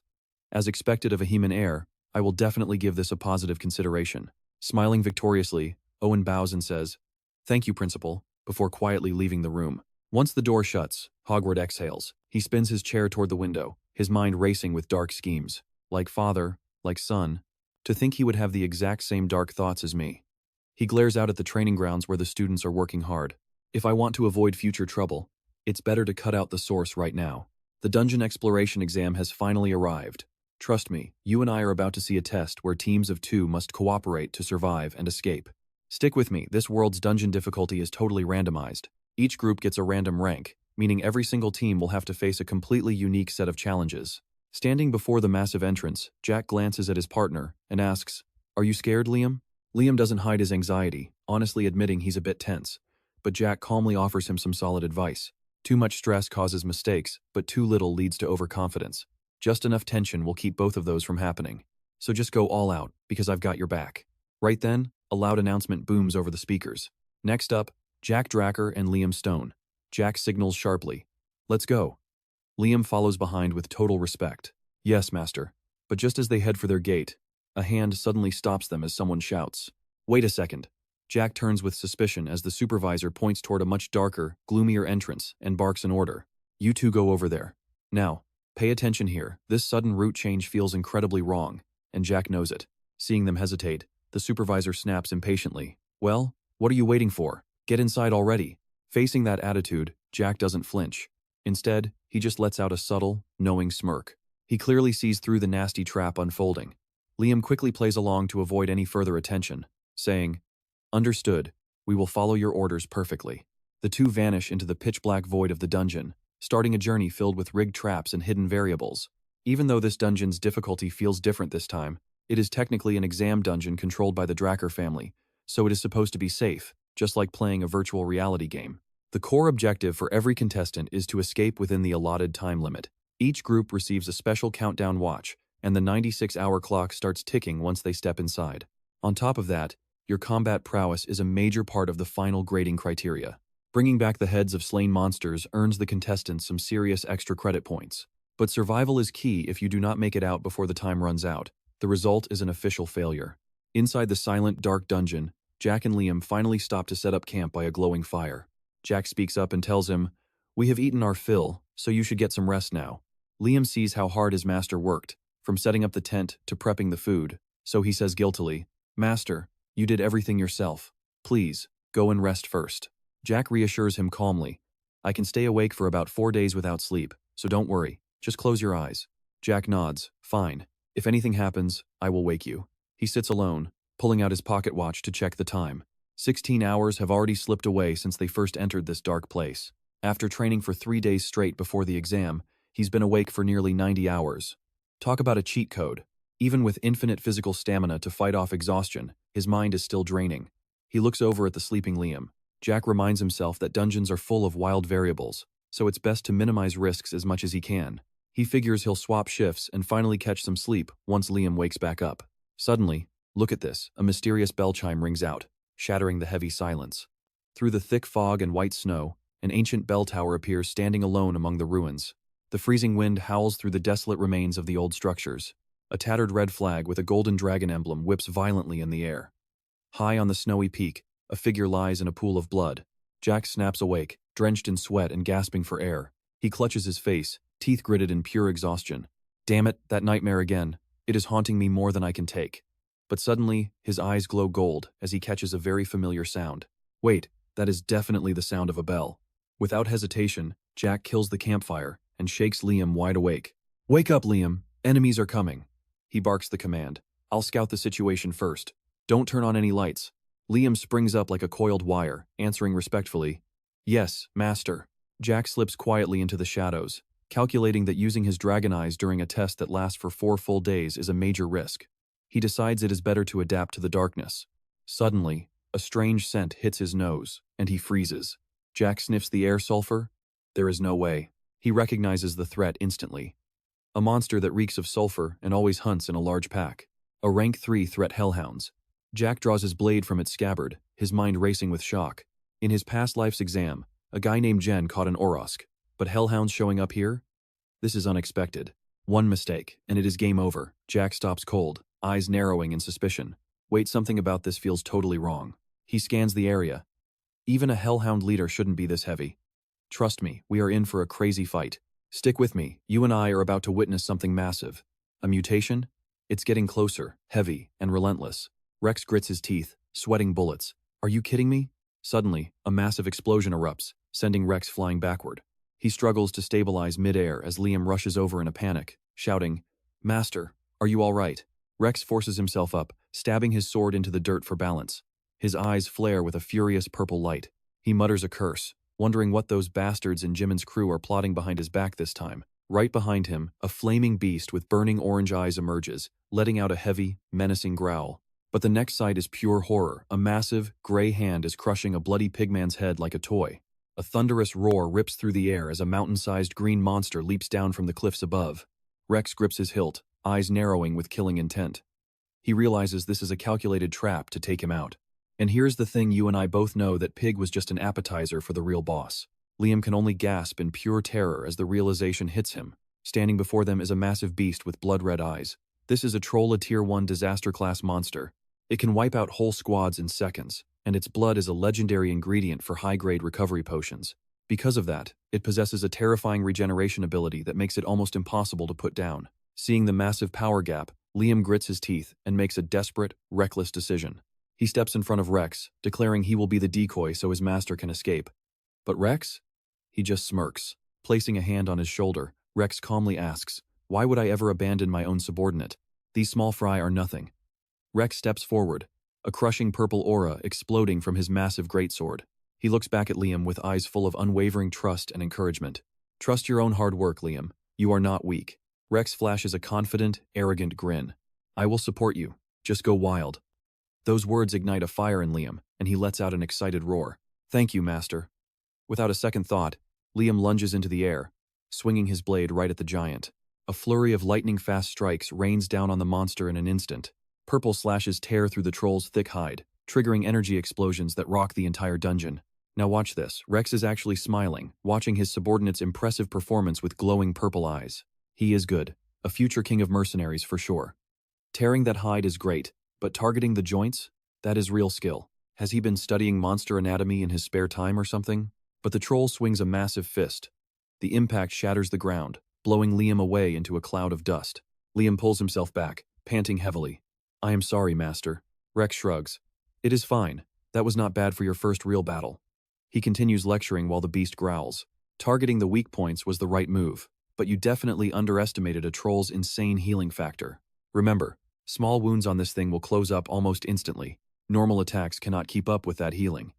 The troll roars, its pressure making the very air tremble. Rex looks at his exhausted subordinate and notes that he is still struggling a bit. He steps up, eyes burning with bloodlust as he grips his glowing blue hilt. Leave the rest to me. The troll is officially crushed by Rex's overwhelming power. A system window pops up, troll defeated. Obtained 30 karma points. Rex checks his reward. These things are a goldmine for rewards. He calmly sheathes his blade and tells Liam to finish up. Liam immediately moves to the corpse, responding respectfully, "Yes, master." But as Rex turns to leave, a strange quest pops up. An emergency mission. 2 birds, 1 stone. The objective: hunt down 100 monsters across 10 different species within a 72-hour time limit. Reward: 2 karma points and 2 random gift boxes. Rex gasps. 2 karma points? Right now, those are worth their weight in gold for his system upgrades. Progress shows 2 of 14 species found, noting that non-aggressive monsters do not count. Rex checks his pocket watch. Only 79 hours left. Trust me, you and I won't want to miss this grind. Alright. You and I are about to see if our hero can hunt 100 monsters of 10 different species. If this is a trap set by the Heman clan, there must be 10 types here. They're just bonus points. He realizes the enemy's scheme to kill him is actually a golden opportunity to complete his system quest. Jack tells himself it's going to be a rush to finish the quest. By then, Liam is already packed up. He reports that everything is ready, master. Liam hauls a massive bag, overflowing with severed monster heads on his shoulder. This is the recovery bag issued along with the countdown timer for the exam. Jack knows it's worse than a spatial bag, but it works. Seeing everything ready, he orders the hunt to begin. Liam responds with a loud yes. The real hunt starts as the countdown clock begins to tick away. At the 64-hour mark, Jack and Liam are tearing through firewolves, purple sword strikes reaping lives. By the 39-hour mark, they face a massive flying beast emitting devastating sonic shockwaves. The battle gets even more intense as the timer drops to 27, then finally 12 hours left. Liam is clearly exhausted, but his eyes are still full of determination while following his master's lead. They dash through the burning ruins of the dungeon, hunting relentlessly to hit their target before time runs out. Jack glances at his partner carrying the giant bag and asks, "How are you holding up, Liam? You should be getting used to real combat now." Liam hesitantly replies that he's still not quite sure. Jack encourages him, saying it's normal for adaptation to take a long time. Now here's the tension with only 50 minutes left. His progress is stuck at 9 species and 99 kills. He clicks his tongue in frustration. He even caught a finger-sized, blood-sucking leech, and it's still not enough. This is unbelievable. It's like the system is intentionally trolling him at the worst possible moment. Seriously, the Heman clan is useless. Why couldn't they prep 1 more species? Suddenly, a massive tremor shakes the dungeon. Jack's face pales as he senses immediate danger. He screams out an order to Liam. "Liam, drop the bag." Before Liam can even process what's happening, the rock wall completely collapses. A colossal monster with razor-sharp teeth bursts from the ground, creating a terrifying impact that levels everything. Liam stands frozen in shock amidst the rubble. Jack has already moved in to protect his subordinate. When a worried Liam asks if he's okay, Jack casually wipes blood off his gloves and calmly responds, "Don't worry, it's just monster blood." Jack stands his ground, gripping his sword, and gives Liam a cold command. This time, just stay back and watch. As the giant beast rises, he adds a heavy warning. "I won't be able to look after you here." Jack immediately identifies the creature a dungeon worm. This is a high-level threat that usually requires 10 experienced Death Knights to take down. You saw that, right? Those Heman bastards really prepared one hell of a trap for us. Before him is a gaping maw with thousands of sharp teeth. A trip to the dentist would cost a fortune. Witnessing the horrific scene, Liam can only scream out in pure desperation.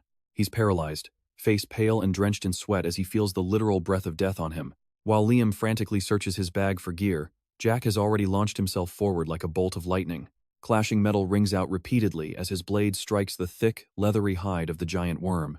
An energy explosion erupts at the impact, blowing debris everywhere. Even Blue Knights would hesitate here. Because it's a burrowing monster, if the fight drags on too long, we'll be buried alive in seconds. The massive beast charges with world-shattering power, aiming to crush everything in its path. But Jack narrowly evades the strike. Despite his bleeding hand, he leaps into the air, channeling all his energy. A thunderous boom echoes as his purple slash carves into the monster's hide, lighting up the dark cavern. Jack grits his teeth, focusing every ounce of strength he has left into this one fight. His eyes glow with a murderous purple light as he roars. This time, "I'm cutting you in half." The dungeon worm thrashes wildly, its massive tail collapsing the cave. Jack moves like a ghost. He stabs his sword deep into its body for leverage and continues to unleash a barrage of attacks. And that's the end. The monster screams once before biting the dust for good. Using his momentum, Jack slides across the monster's rough hide, creating sparks that fly all across its massive body as he descends. Alright, stick with me. We're dropping right into a life or death struggle as Liam rushes over to check on Jack. The master doesn't answer, staring at the worm's purple oozing wound instead. He asks suspiciously, Liam, what did you do exactly? The crowd in the stands is just as curious. Liam pulls out a small brown vial and explains the situation calmly. I coated the blade in anesthetic. Jack is surprised but quickly connects the dots. Belladonna, that is the main ingredient here. His mind starts racing, analyzing the chemistry of the battle in a split second. This stuff is just a mild sedative for humans, but for a giant worm, it acts like a lethal paralyzing toxin. In that crisis, Liam was incredibly sharp to remember what the worm was weak against and use it just in time. His reaction was lightning fast. Jack looks at his subordinate with approval. Liam's judgment really is worthy of his title. Liam, strike when I give the signal. Then Jack pushes his speed to the absolute limit and charges forward to begin the final assault. In a heartbeat, he reaches the head. Now, pay attention, this is the moment Liam plunges his sword into the belly. The monster screams in pure agony. A clean, smooth strike that cuts right through its disgusting hide. Right then, the system notification pops up to announce your success on the hidden quest. Double rewards, plus 2 random gift boxes. Your current karma points are 780. Back at the Academy Hall, the supervisor's voice booms out. All students who made it out, come get your scores. Those who finished can leave. The air gets incredibly tense as the judge grabs his list to start the announcements. Time to start the grading. First, let's look at the performance of Jen Tarun. The judge lists the loot. 30 points for completion, 20 goblins, and 2 high goblins. Her final score is a massive 180. The crowd is buzzing because she almost beat Aben's record of 200. People are whispering in awe. That's the power of a pure blood for you. Her class is just on another level. Jenna just bows modestly. Next up, it's Owen's turn to step forward and receive his results. The judge nods with satisfaction. With a total of 120, Owen is praised for being 70 points above average. Even with the high praise, Owen's eyes turn dark with jealousy as he looks around the room. He sees Rena resting on a log nearby and walks over just to throw some petty, mocking insults her way. Rena Tarun, you won't be able to act so high and mighty forever. Just you wait. Owen is plotting something dark in his head. He smirks, thinking he'll just handle any problems like he always does. He's certain the dungeon worm trap worked perfectly, and that Jack and Liam have already failed or died inside. You and I both know this guy is in for a rude awakening. He's acting like he's already won it all. But just as Owen feels most victorious, a calm voice echoes from the exit. Man, it feels good to see sunlight again. Owen jumps, cold sweat pouring down his face as his expression starts to completely crumble. He knows that voice. He turns around in disbelief as Jack and Liam stroll out from the shadows of the dungeon. A heavy thud shakes the ground as Liam drops the monster's massive corpse. The entire crowd is instantly paralyzed with shock. Surprised, whispers break out everywhere. How is that possible? Is that actually a legendary dungeon worm corpse? No one can look away from that hideous head. The shock in the air is heavy enough to choke on. They actually hunted a dungeon worm. That horn and thick hide are like a slap in the face to their doubters. Jack strolls toward Owen, who's standing there as still as a statue. He lets out a cold, mocking smirk. You look pretty shocked, Owen. Jack gets right in his face, his expression full of challenge as he taunts him. Tell me the truth. Are you actually happy to see me alive and well? Rage and fear explode in Owen's eyes. He can only grind his teeth in total, helpless frustration. What a cocky brat. Owen looks like a guy who spent all night planning a trap, only for his target to walk back healthy while carrying the trophy. Jack keeps the insults coming. Where did that cold face go? You're lagging like you've got 0 bars of Wi-Fi, my friend. Owen can only stand there and watch as they turn their backs on him. Jack throws one more cold taunt over his shoulder. Behind them, Owen is fuming with hatred. Those damned purebloods are going to pay for looking down on me like this. Liam looks at the thick atmosphere of jealousy and sighs. Things are getting pretty intense around here. Just then, a stern voice cuts through the crowd. Is the competition over yet, students? It is Professor Andre. Jack greets him politely. It's been a while, Professor Andre. He takes the board and coldly announces that he is going to start the grading right now. You and I need to see this. You and I are about to watch a total underdog break the grading system. Jack points at the monster head and asks, other than this one, there is nothing left. Do we need to count them separately? This big guy should cover the whole month's quota. Andre narrows his eyes. I am the judge, so do not expect to finish this easily. Andre examines the hideous head and wonders out loud. Was the recovery bag not swallowed? Jack nods and admits it. That is right. But deep down, he is relieved. That was lucky. Otherwise, if I pulled out every head, the guys down there would think I opened a monster seafood shop. The truth is, because of that damn dungeon worm's attack, all the heads he collected over 3 days were completely lost. Jack calculated this carefully. He could not afford to fail, so he quickly took the dungeon worm's head as a replacement. He knew for sure that besides instructor Andre, No one else would be careful enough to check the bits of meat stuck in the teeth. Andre meticulously checks the scraps of meat on the worm's teeth to confirm which prey the monster had actually devoured. He loudly reads out the confirmed list of monsters, which includes gremlins, goblins, and even hobgoblins. Now pay attention, because this next reveal is an absolute earthquake. Andre drops the news, and the surrounding students start screaming in terror. There were trolls in there too? Andre looks at the blood on his cloth and makes a silent observation. Judging by the amount of blood, there were dozens, but recognizing all of them would not be fair to the other students. So, I will count only one of each monster type. He continues his analysis. Even though trolls and dungeon worms were not on the original list, their strength matches orc groups, so they are worth 90 and 180 points. The final result is announced, leaving the whole school stunned. Total score? 368. He passed. Whispers spread through the terrified crowd. When we were students, what kind of scores did we even get? Back in our day, we did not even count high ogres. 368 is a massive shock that many people cannot even believe. 368 points? Is he a monster? Someone in the crowd screams in protest. He cheated. There is only one worm body here. Someone immediately argues back, pointing out that the dungeon worm alone is already worth 180 points. But facing that impossible result, one student can only mutter in bitterness. But what does any of that even matter? I know what you're thinking, their brains just can't process the level of power they're witnessing right now. Think about it. For these ordinary people, whether it is a dungeon worm or a troll, if they actually fought them, would anyone even make it back alive? The images of the monsters confirm Zick's terrifying strength. Standing there under the shocked stares of all his classmates, Jack's calm attitude makes everyone wonder, is he really that powerful? He casually watches the chaotic crowd and thinks it is too noisy. This feeling is completely different from the days when they used to mock me, is it not? It is not bad, but I just stood out again. Jack meant to take the exam quietly, but accidentally broke the academy's entire scoreboard. However, his gaze suddenly turns sharp and cold as he looks toward the person responsible. He knows Jim intentionally rigged the dungeon to eliminate him. Seeing Owen's dark expression, Jack starts to have a major doubt. Was this really just Owen acting alone? No. Even he would not dare to interfere with the Academy's official exams. The problem likely lies with Jim himself. Jack stares at the mysterious back of the man behind everything, his mind filled with questions about the family's true, dark conspiracy. He narrows his eyes, realizing his current situation. It seems I am being watched much more than I originally imagined. Jack realizes he is the absolute center of attention now, so every move must be careful. Hiding his strength too obviously might actually backfire. I guess I will just keep my power level at somewhat weak for now.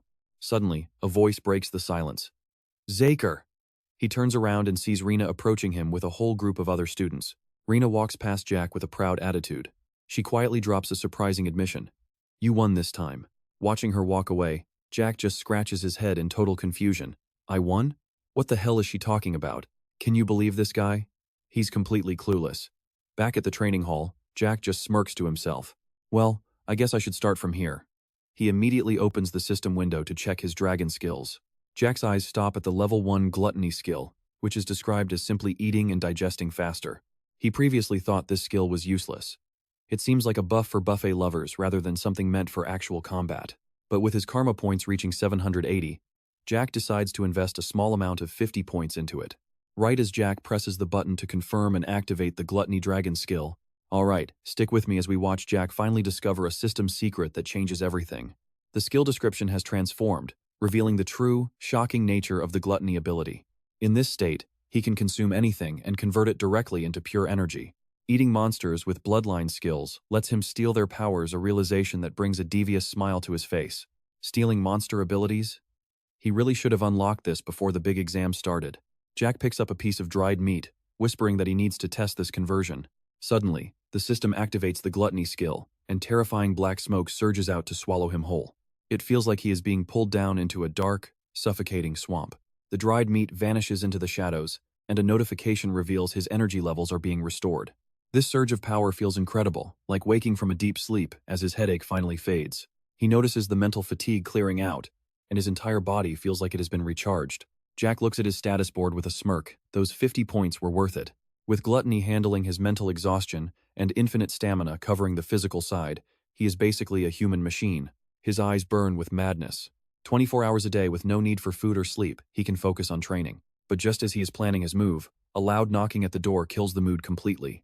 He tells the butler not to disturb him in the training room unless it is an emergency. The butler apologizes and reveals the urgent news: his new sword is finally finished. Jack's face lights up with pure excitement as he tosses his plans aside and heads for the forge. He shouts for Galleon as he approaches, and the blacksmith voice echoes back, telling him to wait. Jack remembers his past life, where Galleon forged him, Graham, a legendary sun sword made from mithril. It was a weapon so magnificent that anyone who saw it knew it was a masterpiece. He tells himself that this new blade will be just like the original Graham. But when the wooden box finally clicks open, Jack is left standing in total shock. Pay attention here, because this dark blade is unlike anything you or I have seen before. He wonders what this thing even is, because it looks like a weapon meant for a final boss. Jack grips the hilt, staring at the dark, uneven metal, confused because it looks almost plain. He notes the thick, unsharpened edge and asks Galleon why he did not give it a proper finish. Galleon explains that the sword was born this way, asking if this rough shape was intended for him. Galleon nods. Deep down, the blacksmith is impressed that Jack saw through his design so quickly. Jack realizes that if Galleon made this, it is definitely not a useless piece of scrap metal. You and I both know the rule: the uglier the weapon, the more broken it is. Galleon points to the blade and admits he has not been able to think of a name. He looks at Jack with hopeful eyes, asking if the young master would name the sword. Jack is stunned by the request. In his memories, Grom was the name Galleon himself chose for his previous masterpiece. Jack wonders why the man cannot find the right words for this specific dark masterpiece. He expected a version of Graham since they used dragon fangs again. But this is something entirely new. Jack touches the dark steel, and a surge of deep blue energy radiates from his hand. As he mumbles about the name, Galleon screams in terror at Jack's sudden, crazy actions. Jack draws the black blade across his own arm, letting thick drops of blood spill onto the metal. Galleon panics, but Jack tells him to wait. He knows his auto-healing is trying to kick in, but he mentally forces the system to shut it down. Trust me, we are just getting started on a journey that will shake this entire world. Alright, you and I are about to watch Jack pull off an absolutely insane ritual after sealing his self-healing. Okay. He lifts his blood-soaked arm over the blade, whispering a silent prayer to himself. Thick drops of blood, heavy with dense spiritual energy, begin to fall, starting the mysterious process. Liam stands there frozen in shock, wondering if he is really seeing this happen. Is this the legendary sword-naming ceremony, a ritual few ever witness in their entire lifetime? It is a dwarven tradition where the master drips blood infused with aura or mana onto the sword. Once the ritual is triggered, it pulls the user deep into the depths of their own subconscious. They wander endlessly within their own mind until they find the sword's true name. It is so incredibly dangerous that this ancient ritual has been mostly forgotten over time. Liam can't help but wonder. How does he even know about an ancient dwarven secret like this? How did he do it? Inside his dark mind, Jack falls through a storm of red names. He grits his teeth, his cold eyes burning with absolute, unwavering determination. He must choose the one name to move forward with.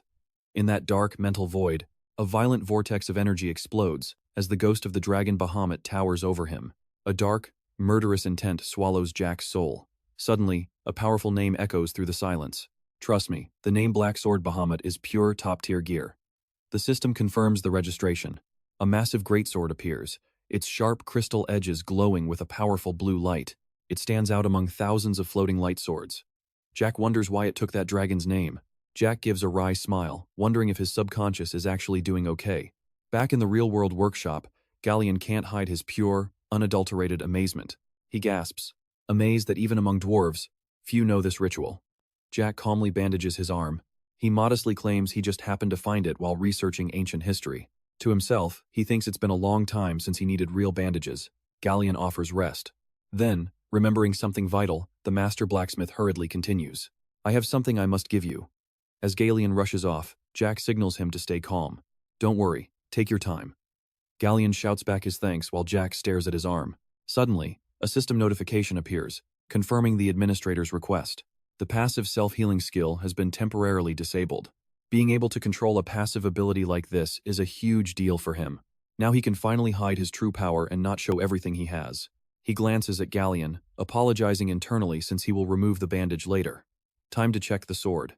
Check this out with me. The stats for the Black Sword Bahamut are absolutely off the charts. Forged by a master using blue flame magic, this blade was crafted from the hardest tooth of the cursed light dragon, Bahamut. Its unique skills are indestructible and aura conversion. But one note stops him: it is currently sealed, and will unlock based on the user's growth. He's shocked. A sword that unseals as the user grows? He has never heard of such a thing. Furthermore, having an indestructible attribute is just completely broken. Even for a dragon tooth, these stats are insane. But the real prize is aura conversion. Jack sees his reflection in the cold steel, his eyes shining with high expectations. He worked so hard for this, knowing Galleon's talent could create that core conversion function. This special ability lets him turn mana or any energy into pure aura. Purple energy flares around Jack as he grips the hilt, feeling power flow through the steel. This is what lets someone who can't naturally use aura reach the rank of a red knight. Jack stands tall, the deep blue energy of the black sword Bahamut wrapping around him. Just then, Galleon walks back in looking exhausted, scratching his head with a tired laugh. Found it at last. Sorry for the wait, and you and I both know something big is coming. Alright, you and I are about to witness the moment our main character truly becomes legendary.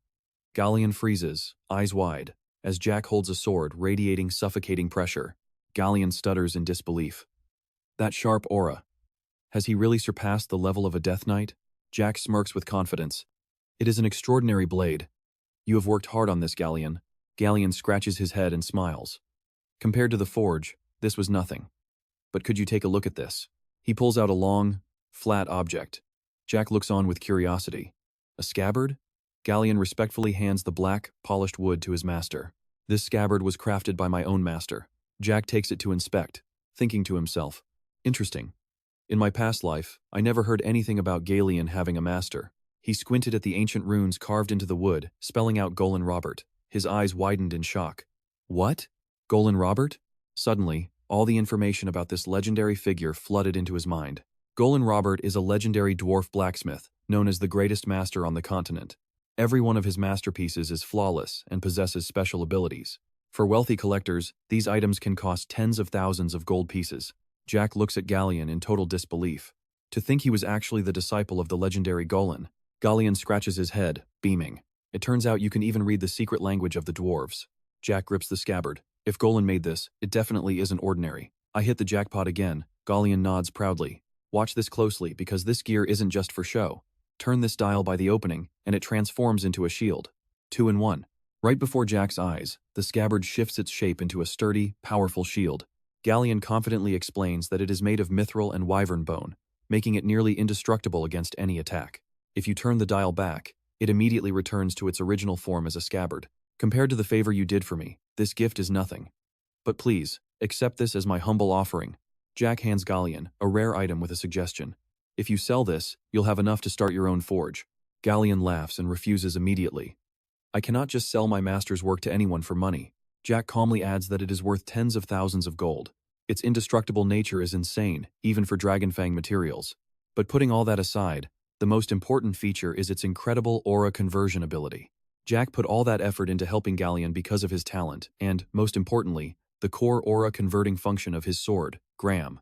Jack takes his black sword and tries fitting it into the brand new scabbard. He murmurs that the scabbard looks a bit small for the blade. But if Golan Robert made it, there must be a reason. The moment the blade touches the wood, a brilliant surge of energy erupts from the item. The scabbard automatically expands and reshapes itself to perfectly fit the massive greatsword. Jack is impressed. This is beyond my imagination. You and I both know this scabbard is a game changer. I have received a truly precious gift. Thank you. Galleon beams. Happy Jack likes it. A self-adjusting scabbard? That is basically future technology. Returning to his room, Jack starts checking his other rewards. He picks up a pair of gauntlets and gasps. Cloud iron. This material is incredibly rare. The system displays the info. Cloud iron gauntlets. Sturdy but light. No special skills attached yet. A special ability unlocks once the full cloud iron set is equipped. Jack thinks back to the random gift box from the hidden quest. I thought it was just a regular treasure chest, but the contents are far more valuable than I expected. Taking a deep breath, he looks at the remaining chest with curiosity in his eyes. Alright, time to check the second box. There is a click as the lid opens, releasing a strange, mysterious glow. Jack looks inside, his eyes widening in shock. What is this? He reaches in to examine the contents. Amidst some old items, he pulls out a piece of tattered, yellowed parchment. Is this a map? Suddenly, his eyes pop as a system notification appears. You have found a map leading to the ruins of the great sword saint, Kaya, Jack mutters. If this is Kaya, could it be the Hero King Kaya? He recalls old legends about the Hero King and the Clock Tower Knights. This is known as the most famous book on the entire continent. It records the journey of Kaya and his knights while founding the Kronos Kingdom, a once glorious civilization. However, because the stories are so wild and lack evidence, most people just consider it a work of fiction. Jack grips the map tightly, his heart racing. Did the Hero King Kaya actually exist? Trust me, you and I are going to want to see what this map uncovers. The system suddenly intervenes to decode the damaged parchment. Alright, you and I are about to watch Jack uncover a massive secret as the decoding finishes. A glowing blue screen appears, and he exclaims, "Looking at this 3D map, it is easy to spot the giant mountain range, the heart of the barbarian territory." He smirks with total confidence, thinking this might be easier than expected. Looks like he is about to hit the jackpot. Jack stares at the floating virtual map, but a sudden system notification makes him freeze in his tracks. The tutorial will end based on the user's current level. Jack asks in confusion, "Wait, the tutorial is ending already?" Jack touches the glowing system screen. A surprise alert pops up. You have found an item linked to a hidden quest. Immediately, a new achievement quest window appears titled The Vision of the Hero King Kaya. The goal is to find Kaya's visions within his remaining ruins. Best part? There is no time limit for this one. Jack realizes the reward is insane. It upgrades his system administrator authority from beginner to intermediate level. He mumbles to himself, realizing the tutorial was just a tool to help him reach a certain power level. The system announces the final tutorial for low-level administrators is starting, meaning the high-level missions are right around the corner.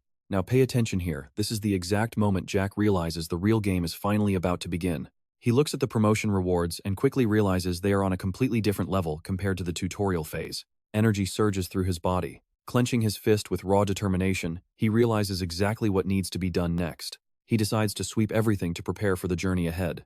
First, he needs to see what those accumulated points can buy. He spends 50 points to unlock the level 2 dragon skills. 2 devastating new moves instantly appear on his skill board. First is the dragon scale armor, which crystallizes scales into a hard shell, granting him incredible magic resistance. Second is the dragon claw, allowing him to summon a massive claw to crush enemies with a single, powerful swing. Both cost 80 points to unlock. Jack looks at his points. He still has a decent amount of points left over, but he wonders when he will get another chance to earn this much again. This system is honestly way too stingy. He decides to buy a few potions and these 2 skills, keeping 400 points as a backup for emergencies. Jack taps the screen to activate both dragon scale armor and dragon claw. He decides to test the claw out first. Instantly, a massive glowing dragon claw manifests above him. Jack swings his flaming gold arm, slamming a powerful strike into the ground. A deafening explosion rips through the air, shaking the entire training room to its core. The solid stone floor shatters completely, leaving deep craters and cracks stretching for dozens of meters. Witnessing the sheer destruction, Jack lets out a triumphant laugh. The entire training area is now nothing but a pile of rubble. Jack cannot hide his excitement after seeing the absolute devastation caused by his new Dragonclaw skill. He immediately prepares for the next test. He commands the system to activate his new dragon scale armor technique. A brilliant golden light wraps around his arm, forming a layer of incredibly tough, crystallized dragon scales. A sharp metallic sound rings out as a blade strikes the scales, only to be completely deflected without a scratch. Jack is stunned. Even without using his aura, his strike should have cut anything, yet it just bounced right off. He looks at his glowing golden hands, marveling at the incredible power he now holds within his own body. Even though he is not wearing anything, it feels like he is protected by a heavy suit of full-body armor. Let's be real, you and I know this combo is a total cheat code. He has claws to shred and armor to tank. Jack realizes how broken this set is. Dragon Claw for offense and Dragon Scale armor for defense. Simple, yet deadly. He walks away calmly, preparing for even tougher challenges. His body is warmed up and ready for what comes next.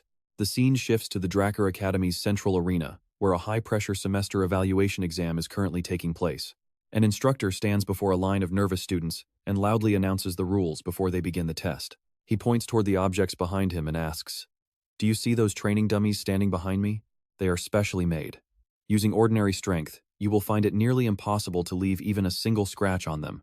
To illustrate the point, he explains that only by infusing your attacks with aura can you destroy them easily.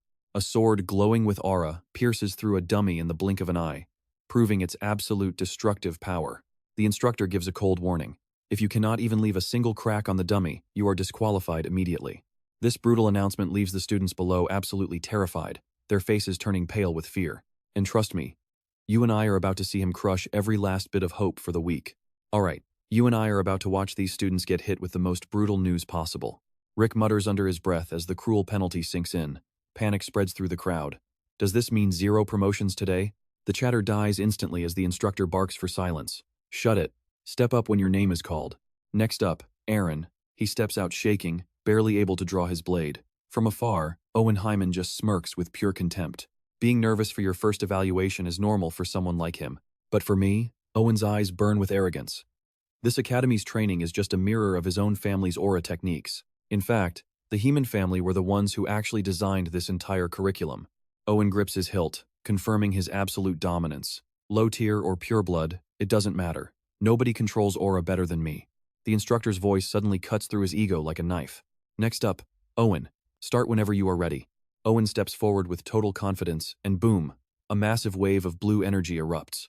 Trust me, you and I are looking at a monster. The surrounding students gasp in absolute shock at the display. Sword resonance. The officials on the stage are losing their minds with praise. He is only 13 years old, yet he can already pull off a high-level technique like this? It is truly extraordinary. Then again, that elite family bloodline is built for this kind of greatness. Owen moves like blue lightning.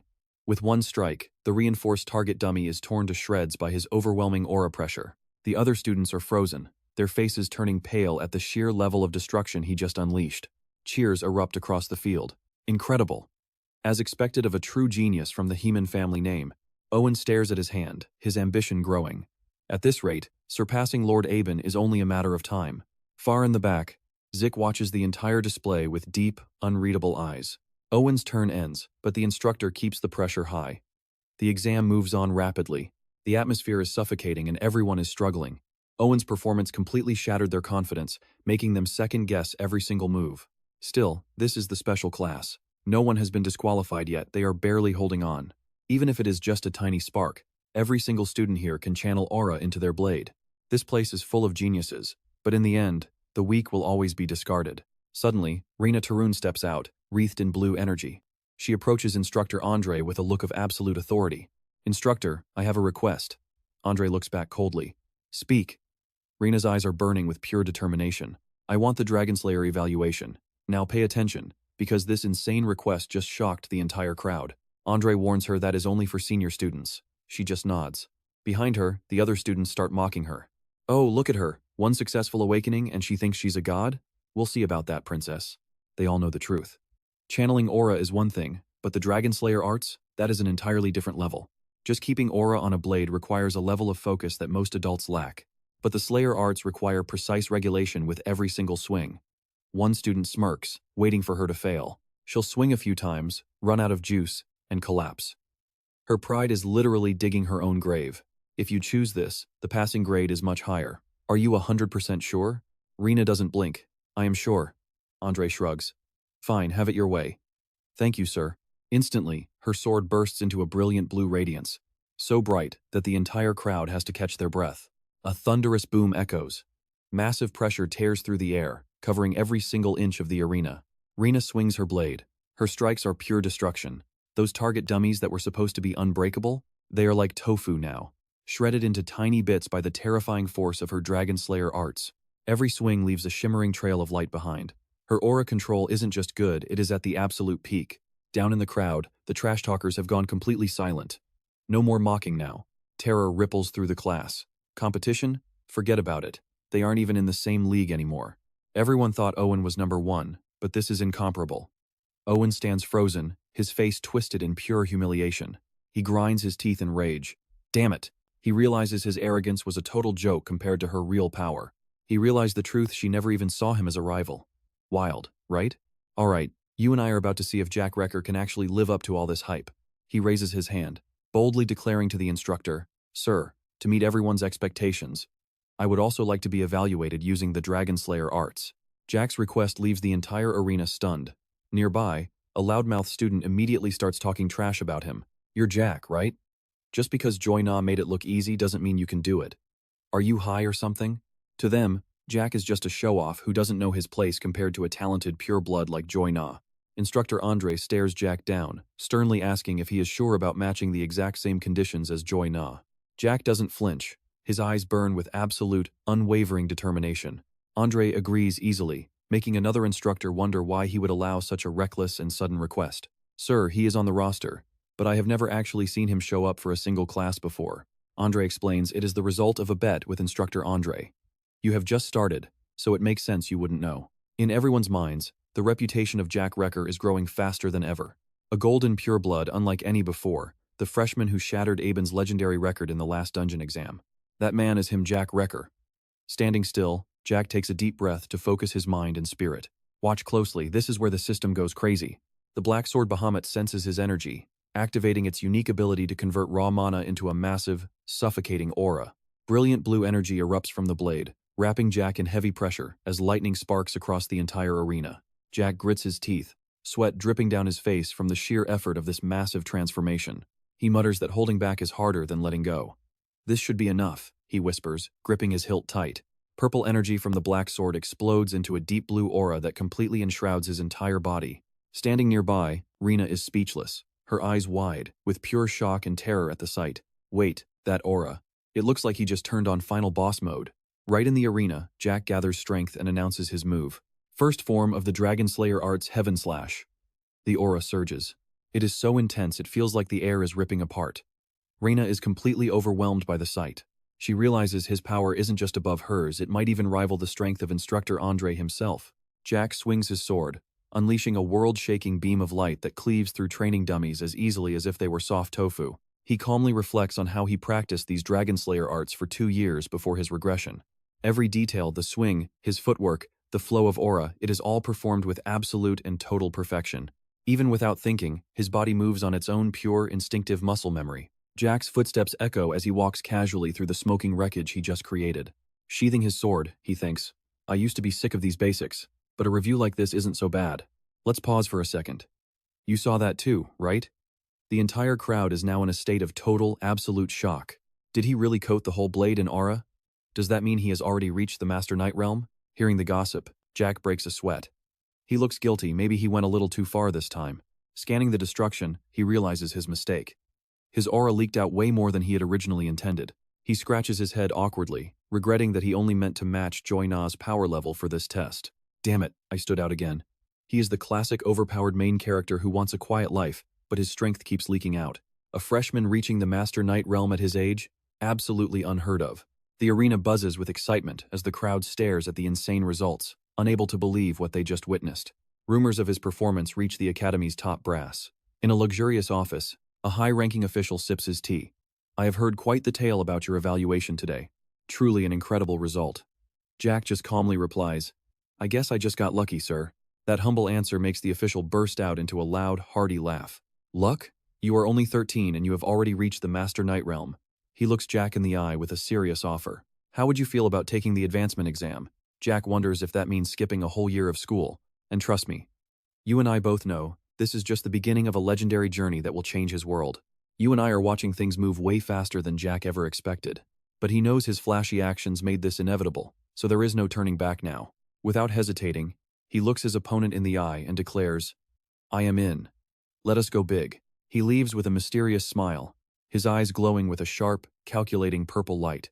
It seems the old man is plotting something. Fine, I am ready to play this game. In a luxurious office, a powerful man with a signature mustache gazes silently out the window. He mutters, Ranker and Dracker, 2 pure-blood awakeners, are both taking the exam now. From behind him, a subordinate respectfully replies, Understood. I will follow your instructions immediately. A cunning smile crosses the official's face. This is getting more interesting by the second. Tension fills the air at the Dracker Academy's high-level aura training room right now. Rena is focused, but Jack is just standing there like a statue, at least pretend to look.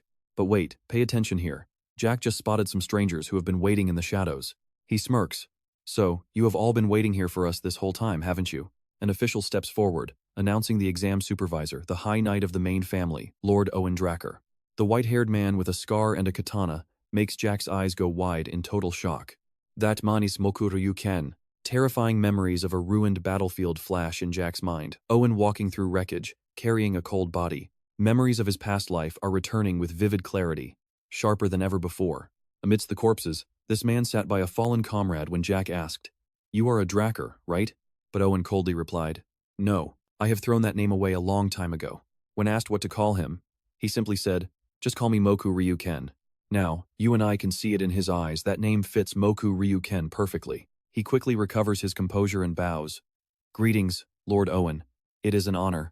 Jack wonders why a first-year exam requires a High Knight's personal supervision like this. That title is reserved for the true pillars of the Dracker clan, those who hold the family up. Their power and fame are overwhelming. Owen's appearance here is definitely not just a coincidence. The examiner announces the rules clearly.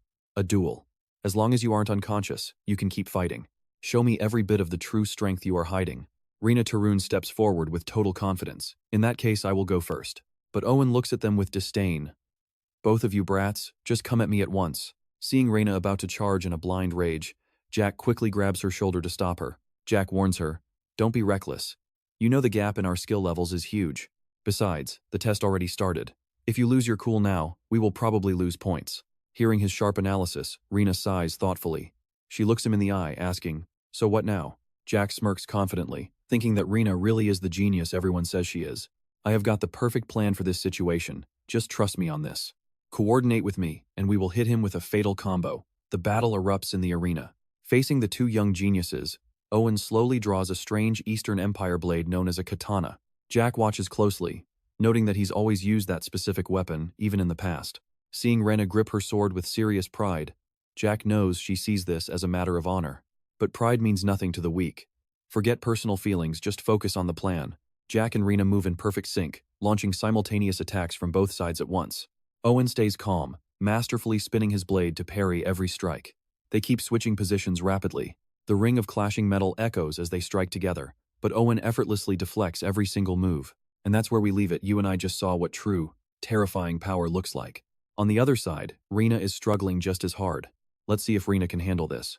Despite her efforts, Jack's advice on blind spots isn't working. Not only did she miss, she couldn't even leave a single scratch. The high-tier knight's power is like a solid fortress, completely unshakable. Suddenly, a massive explosion rings out, and Jack is sent flying as thick smoke swallows the entire arena. Rena stands nearby, completely dazed from the shockwave of that impact. Worried voices scream out, asking if Rena Dracker is okay. Leaning against the rubble, she gasps out that she's fine. She drops to one knee, using her sword to prop up her trembling body while warning the others. It's dangerous, get back. In her heart, she's reeling. Her consciousness was almost knocked out in an instant. Through the ruins, Jack faces Owen again, watching the knight approach with overwhelming pressure. Is there really an opening? Based on his current strength, he knows there is absolutely zero chance. But Jack's eyes flare with defiance as he snarls. You really think you can do this? I won't use such a cowardly tactic. Owen asks if he's planning to stay in an honorable duel. Jack responds with a sarcastic smirk. Now, I know what you're thinking. Can you actually eat honor? Jack certainly doesn't think so. This isn't a knight's duel, it's a test to see if you can actually kill your enemy. Rena wipes sweat from her forehead. Fine. She admits she was the one who asked for his opinion first. Looking at her towering opponent, she asks Jack if this strategy will actually work against a high-tier knight. Jack just gives a confident smirk. He'll simply create a situation where that strategy becomes effective. Don't worry, Rena, he has this all calculated. He reminds her of their previous encounter. Back at the cradle. Why couldn't you dodge that rock? Rena recalls the moment. She didn't expect such dirty tricks. Jack laughs. A high-ranking knight is no different. Just wait for his signal. One tiny opening is all he needs to flip the script. Immediately, he activates a Dragon Slayer technique, the Shadowless Step. Purple afterimages blur across the arena, leaving Owen stunned as Jack closes in for a fierce sword clash. From now on, you'd better be prepared, Jack growls with a defiant tone. Suddenly, lightning flashes and the entire room plunges into total darkness. Owen realizes the lights were cut intentionally. So, he's using the mana jamming traits of a pure-blooded awakener? Rena is pouring all her power into disrupting the surrounding mana field. In the pitch black, the sound of clashing steel echoes. Owen stays calm, parrying every single strike with ease. Owen scoffs at the childish tactic. Did they really think that just blocking his vision would create an opening? Honestly, he thinks they're just playing games in the dark. But just as Owen's confidence peaks, Jack appears right behind him like a ghost. Owen's eyes go wide with shock as a strange, uneasy feeling washes over him. What is this feeling?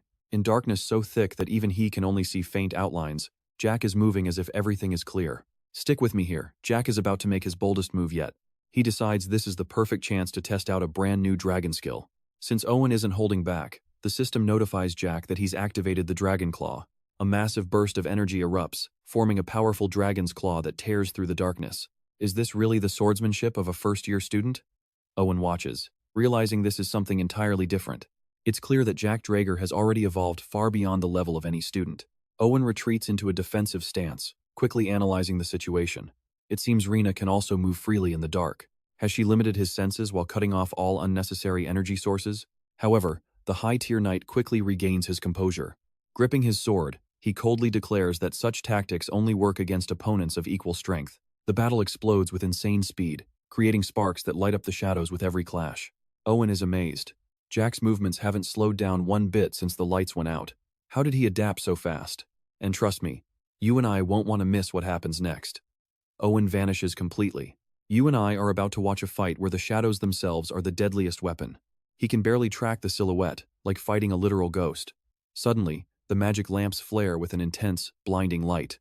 Z moves like a phantom, realizing his strategy is falling perfectly into place. Those magic lamps are the key.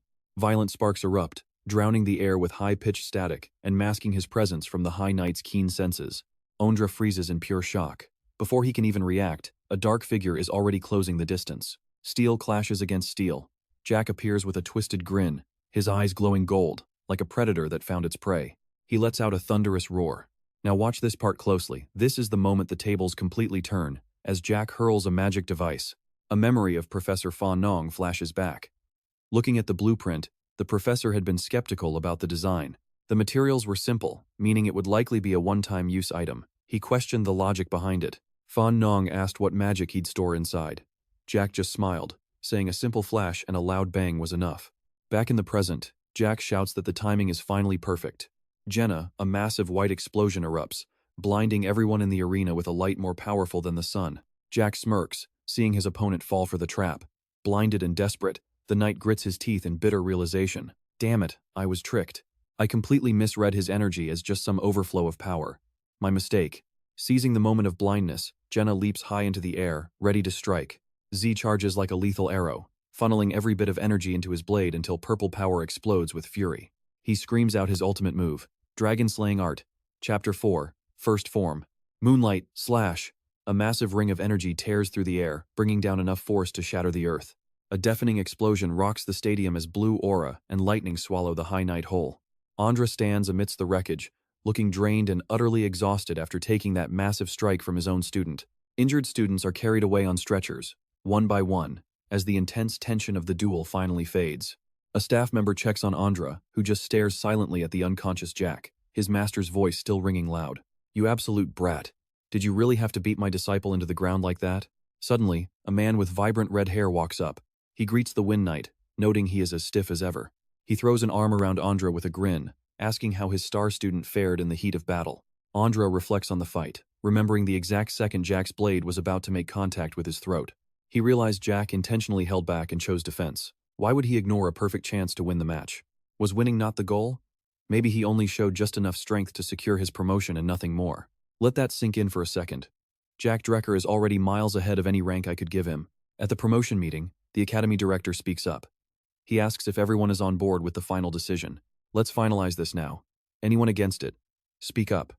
The council responds with a unified yes. No objections here, director. The result is set, and Jack is officially promoted to the 5th star rank. After that, I tried to keep a low profile. Once Andre took my spot, I inherited the secret wind arts. I stayed on good terms with Professor Fan Nong for a while, but we drifted apart after I joined the Royal Research Institute. No more dealing with annoying noble families for me. Interestingly enough, Andra still tracks me down every few months for a sparring match. Eventually, he went off to train in seclusion at a mountain dojo. 2 years flew by, and I finally graduated. At the mansion, the butler bows low. Congratulations on your achievement, young master. The youngest student ever to enter Vaha, the head of the house must be proud. At 15, Jack is different. The director personally wrote a letter of recommendation for you. This is almost unheard of in our history. Jack sighs, thinking it really is a huge honor. But that title? It feels more like a burden. He asks the butler if there are 3 months left until enrollment.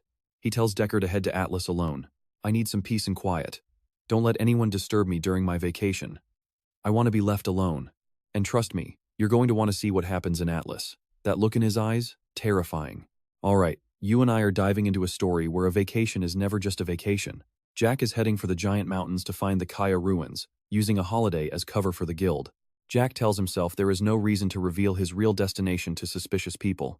Suddenly, a man named Liam enters the room and kneels, begging to greet his master properly. Jack smiles and tells Liam that these formal greetings are way too much. After dismissing Decker, he hands over a black card for Vanha Academy before turning back to Liam. I heard you were transferred into the special class this time, master. Is that right? I could never just stand by and watch. He hands Liam a thick stack of documents and specific instructions. I have compiled everything you need for the academy. from predicted exam questions to training guides and necessary supplies. Talk about the perfect master, right? He is not even finished yet and keeps pointing out more details. Also, once you reach level 54, you are really going to need a sword that actually fits you. Go to the Breath of Penia to order it. I have already paid in full, so do not worry. Jack smiles at his subordinate with high expectations. I trust that you will not let me down, Liam. Witnessing such deep care from his master, Liam starts trembling with tears in his eyes. Liam is moved so deeply that he literally starts shaking. He immediately bows low, swearing that he will never fail his master's grand expectations. Watching this over-the-top loyalty, Jack just sighs, since he just asked him to stop being so dramatic. Liam quickly apologizes. Leaving the mansion, Jack's destination is the Kingdom of Agos.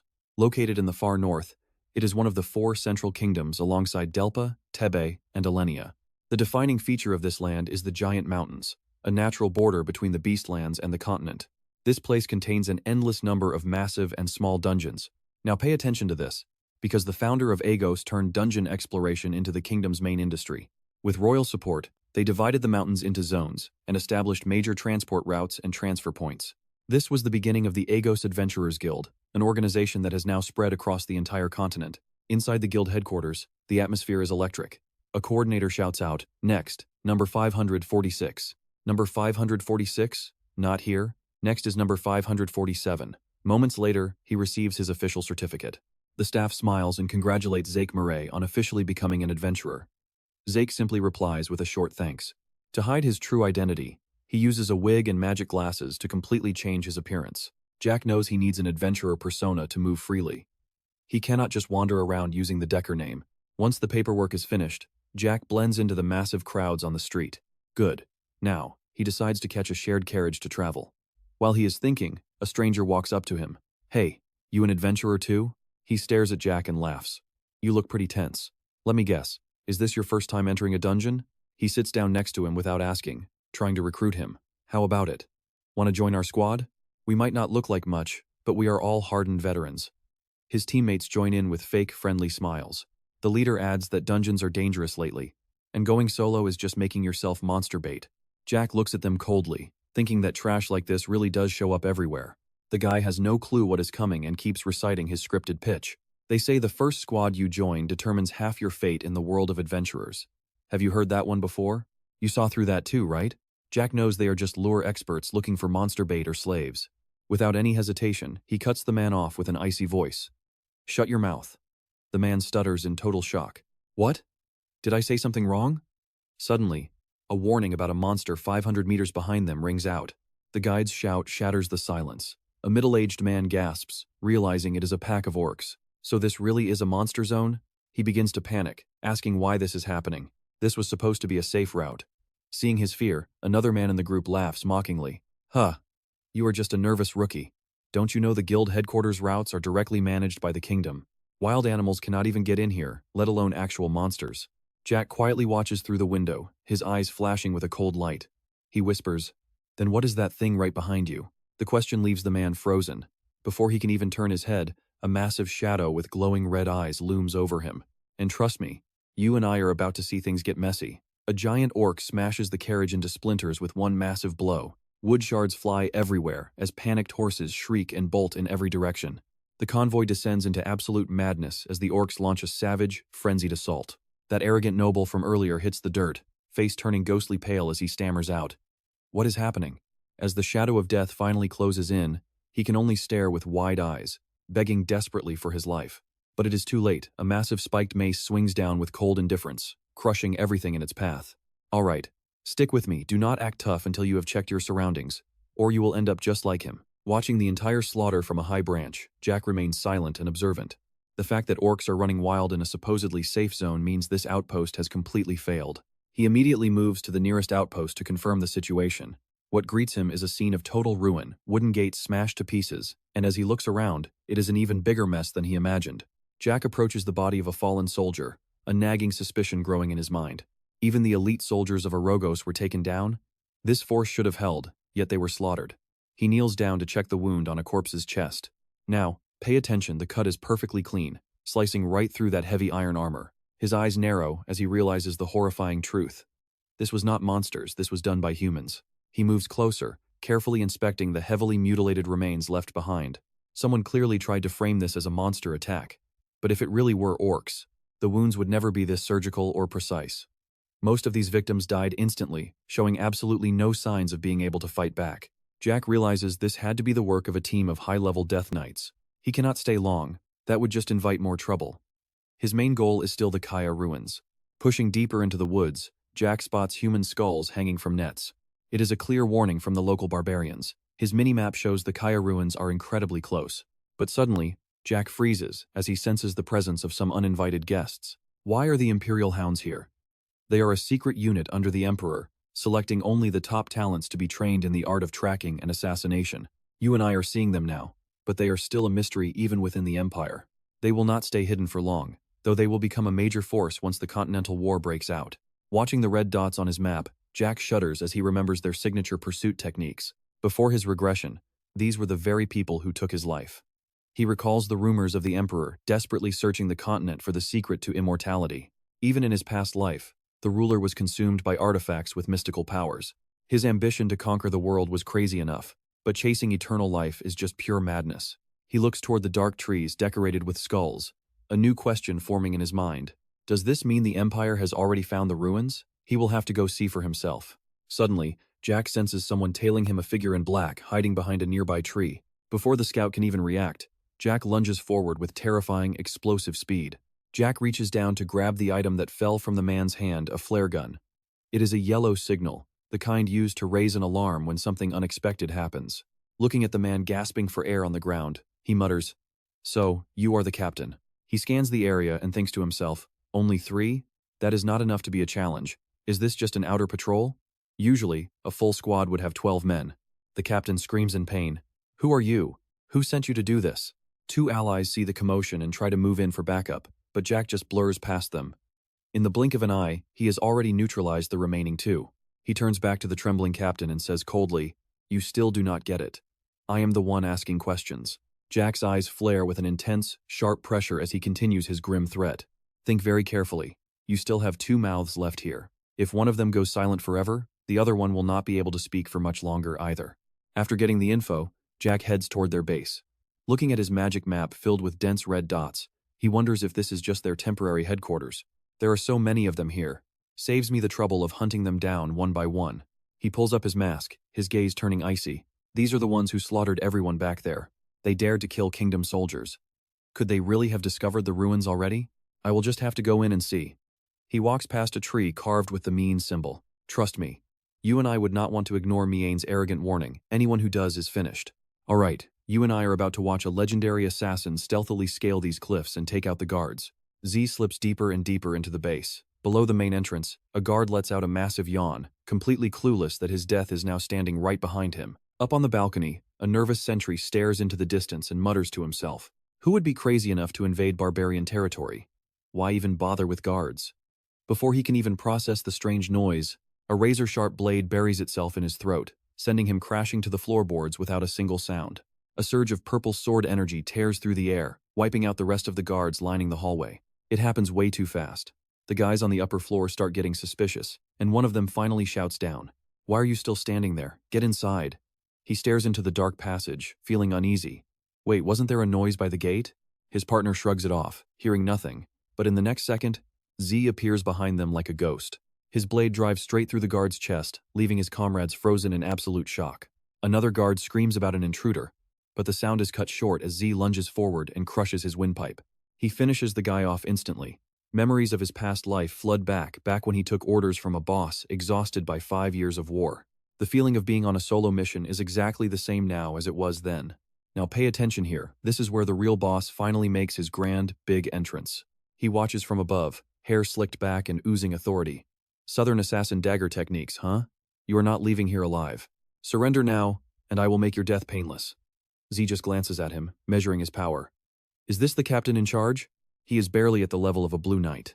Compared to the hunters Z fought in his past life, these guys are absolute weaklings. A mocking smirk creeps onto Z's face. A painless death? Really? Hearing that, the commander grinds his teeth in rage. Is that what you say after killing my men? You should be begging for mercy before I tear you apart to avenge them. The commander gives the cold order. Give him exactly what he wants. Rip him to pieces while he's still breathing. The guards charge all at once, but Z just blurs through them. His sword arcs through the air with terrifying force, scattering his enemies like dry leaves caught in a violent storm. Facing the entire group, Z stays eerily calm. Something feels off. Were these guys always this pathetic, or have I just become way too powerful? He's bragging again. Watch him. Z decides he has seen enough. No point wasting more time. Let's finish this fast so I can go get some sleep. Suddenly, a system alert flashes. Magic reflex skill activated. In a split second, the lights go out. Purple sparks crackle and then vanish into the void. The commander panics. A blackout right now? He tries to stay calm. Is this a Dragon Slayer's magic interference? But then, a terrifying realization hits him. Wait a minute, he's been fighting barehanded this whole time. No aura, nothing. Those were Southern Blade techniques. He is definitely an assassin. So was that just a technical glitch? He screams to keep his men in line. Don't panic, the power will be back soon. But when the lights flicker on, he freezes. Every single one of his guards is now a lifeless corpse sprawled across the ground. The commander trembles, unable to believe what the hell just happened. Z walks up calmly, gripping his hilt. The Emperor is pretty bold, targeting the ruins of the hero, Kai Xia. Hearing that name, the commander stutters in terror. Kai Xia's ruins? What on earth are you talking about? Z just gives him a cold, hard look. Don't worry, even if you don't talk, I will find the truth myself. With a sharp blade pressed against his throat, the commander screams. Wait, we really do not know anything. His pleas are met with a freezing stare and a single decisive strike. Z casually sheathes his sword. As he walks away, Z plans his next move. Everything here will be pinned on the Mean organization. Mean Cell was a notorious Southern Continent crime syndicate that Z actually belonged to in his previous life. After the kingdom collapsed, this land became a lawless zone torn apart between the Mean and Papelacatilo factions. Z knows he could have used dragon skills to hide his identity, but he deliberately uses Southern Blade techniques, even leaving behind the signature warning of the Mean organization. Z stares into the abyss. Trust me, the fallout will be epic. Alright, you and I are about to watch one mastermind outplay an entire empire. If the empire moves, they will just end up doing my dirty work and eliminating McCain. Either way, I am the one coming out on top. Checking the letter found in the hideout, he realizes the Emperor is far more unhinged than he first imagined. The orders focus on finding ancient ruins, but the attached campaign map is what is truly shocking. From the central to the eastern continents, even across the mysterious Black Sea during a ceasefire, he has sent his hounds everywhere looking for ruins. Their current forces are already as massive as they were in his past life. They have not found the Sia ruins yet, so Zack reminds himself he needs to move fast. Suddenly, a sharp hiss tears through the air. A bright red flare shoots into the sky and explodes. Trust me, when you see this color, you know things are about to get intense right now. A second flare erupts, lighting up the distant horizon in a bloody glow. He realizes the gravity of the situation. Is this the signal for the inescapable net? Birds scatter from the trees as Zack sprints through the forest, his sharp eyes scanning for danger. The situation is turning south fast. Have they caught up to him already? Above him, a blinding light bursts into 5 radiant branches. Zack knows exactly what that means. It is the summons for the heavenly net. With a single goal, eliminate the target at all costs. They spread out from the signal, searching every inch before tightening the circle around their prey. This death warrant stays active until the sender calls it off. It is basically a permanent execution order. Last time, even after stealing the Emperor's prize from the Northern University, Zack actually died in this very trap. But this time, he has the system on his side. A blue skill window flickers to life. Zack spins, his blade clashing against a hunter's surprise attack. The sound of clashing steel echoes through the deep woods. He blurs in and out of sight, striking with lethal precision. Among the hunters, a man with a long facial scar steps forward, radiating pure killing intent. He unleashes powerful sword strikes that tear through the air. Zack holds his ground, acknowledging this guy might be a challenge. Heavy impacts make the earth tremble. Zack braces himself to block the sheer force of the commander's blade. After a brief clash, Zack leaps onto a branch, catching his breath for a moment. The scarred commander stops too, wiping blood from his face with a look of pure excitement. You and I can see he is way stronger than the goons in the cave. Zack grips his hilt tight under the flickering sunlight. Trapped in the deep forest, Zack clicks his tongue. This is becoming a real problem. An elite army blocks every possible exit path. Checking the system map, he knows he could fight his way out if he really went all out. But doing that would blow his McCain disguise. He would be throwing away years of hard work. Zack hesitates. Is there really no other way out of this? He reluctantly pulls out a small horn and sighs. He never intended to use this here. Zack blows the horn with everything he has. A deep, haunting sound echoes from the cliffs to the valley. The hunters start to panic, terrified of what that noise could mean. Another one shouts, asking if it is an ally's signal. Even the scarred leader looks shaken. Sensing the opening, Zack immediately pulls out several smoke bombs. A hunter spots them and screams. It is a smoke grenade. The sound was just a clever lure. Explosions ring out as thick gray smoke swallows the entire area in seconds, leaving the hunters completely blind and helpless. The commander roars to catch him. Zack moves like a ghost through the haze, leaping through trees at terrifying speeds. A female hunter tries to keep the squad's formation together. Do not panic. Once the heavenly net is cast, there is absolutely no way for anyone to escape. Hold your ground and watch for any movement in the thick smoke. But even with his eyes wide and senses sharp, the commander completely loses his orientation. He growls, assuming Zack thinks a bit of smoke will make them retreat. Suddenly, a dark silhouette tears through the fog, launching a direct frontal assault on the group. Trust me, you and I are about to see this hunter become the hunted. The commander roars in frustration. You lunatics! Then a deafening scream echoes down from the high cliffs above. Stick with me, you are about to see a whole barbarian tribe charge down like a waterfall, slamming into those imperial hounds. One soldier panics. What is happening? The commander cannot hide his shock.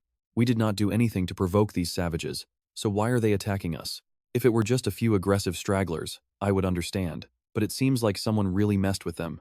An imperial huntress draws her sword to block a giant strike. She screams, "How dare these lowly savages attack us?" However, the strength of these jungle warriors exceeds their expectations. Her blade trembles under the pure, terrifying pressure of the blow. Suddenly, the barbarian warrior lands a massive punch that sends her flying back through the air. Seeing this, the commander realizes things are out of control. This is the first time I have seen them this worked up. With our current forces, this is far too dangerous. He has no choice but to fire his signal flare gun. A bright light explodes in the sky, signaling an emergency retreat and the cancellation of their capture net. Screams of those left behind echo through the woods. The commander bellows, "Fall back. Everyone fall back now." The hounds scramble to escape, leaving behind a devastated battlefield covered in thick clouds of dust. Now watch this. Jack crawls out of his hiding spot, brushes off the dust, and lets out a smug sigh of relief while watching them flee. That worked better than expected. Using your brain really makes a difference. He holds a small horn, a barbarian tactical tool used to relay orders quickly across a chaotic, loud battlefield. In his past life, Jack actually built a deep friendship with the Mohawken tribe, learning how to craft these items and master their complex signal systems. The signal he just blew was the most serious one possible. Outsiders have violated our sacred ancestral lands. That is why the barbarians went into a blind frenzy, attacking with such suicidal, reckless rage. Though often called savages, these people have a unique civilization and culture, especially their absolute devotion to their ancestors. Jack looks at the cracking horn and casually tosses it onto the dirt like it is nothing. With this cheap quality, it was definitely a one-time use item. Now, it is time to find the real ruins. Just then, a massive explosion in the distance sends a flock of birds scattering into the sky in panic. The chaos he left behind is far from over. Entering the ancient ruins, the air turns dark and heavy. Jack looks at the debris and sighs. It is just one problem after another. Right in front of him, a giant creature with dozens of snakehead slithers, its eyes glowing in the dark. The system immediately displays a warning, detected a corrupted dragon species, infested with foul, unholy energy. Pay attention here. Jack wonders, what the hell is a corrupted dragon? Instead of a pointless fight, he calmly checks the minimap and spots his goal, the door up there. Staring at the massive, sealed stone gate, Jack asks the system if it can open the entrance for him. Notification windows pop up instantly, confirming the admin request and attempting to connect to the ruins control system. Next, it confirms a connection to the system governing the resting place of the hero, King Kaya. As the gate begins to open, the roar of ancient stone machinery starts to echo through the chamber. The heavy door slowly shifts, and the resulting tremors wake the monster. One giant eye snaps wide open. The corrupted dragon roars, swinging its massive heads to smash the stone pillars around the room. Jack hides behind a boulder to assess the situation. It looks like sneaking in is not going to work. He activates the dragon-slaying art. Brilliant purple energy wraps around Jack as he blurs like a flash, using phantom steps to create decoys. He uses these phantoms to distract the beast and reach the entrance. The snakeheads snap at thin air while Jack reaches the door. Just a little further now. Giant pillars crash down with a boom, kicking up thick dust. Inside the ruins, Jack struggles against the monster's crushing pressure as the ground beneath him starts to crack. The corrupted dragon hisses, its head striking with terrifying speed and smashing everything in their path. He realizes the truth in this era. These monsters are the closest thing to dragons. Against a creature like this, using the dragon-slaying art is actually completely useless. Even if he cuts off their heads, they just grow back. Trust me, you and I are about to see him truly tested. Stick with me, Jack is about to enter a total nightmare. Basically, the boss is just a distant dragon relative, making Jack's skills completely useless here. His gaze sharpens as he realizes that with his current strength, taking them down is actually impossible. He glances quickly at his target, calculating his next move. The door is 30 meters away. Without hesitating, Jack calls the system and reverses his blade, ordering the gate to shut. Immediately, a notification pops up, confirming the administrator's request to close the gate, leading to the resting place of hero Wang Chai-xia. The screeching of ancient iron chains and stone gears echoes through the air as the massive doors slowly begin to slide together. To clear the path, Jack unleashes his full power, activating the Dragon Slayer method. His Gale Mastery erupts in a surge of blue energy, swirling into a terrifying and violent hurricane. With a wind slash, he tears through the air, delivering a massive strike that knocks back the surrounding snakeheads. Jack tells himself to forget about killing them. For now, he just needs to break through that door. He bolts like an arrow toward the closing gap. The monster roars in a frenzy, furious at being taunted before he escapes. A massive thud shakes the ground as the heavy stone door slams shut the second Jack slips through the opening. The monster is left howling in vain on the other side. Having made it through, Jack finally breathes a sigh of relief. Now watch this, a sudden chill runs down his spine, catching him completely off guard. In an instant, a massive glowing eye appears right next to him.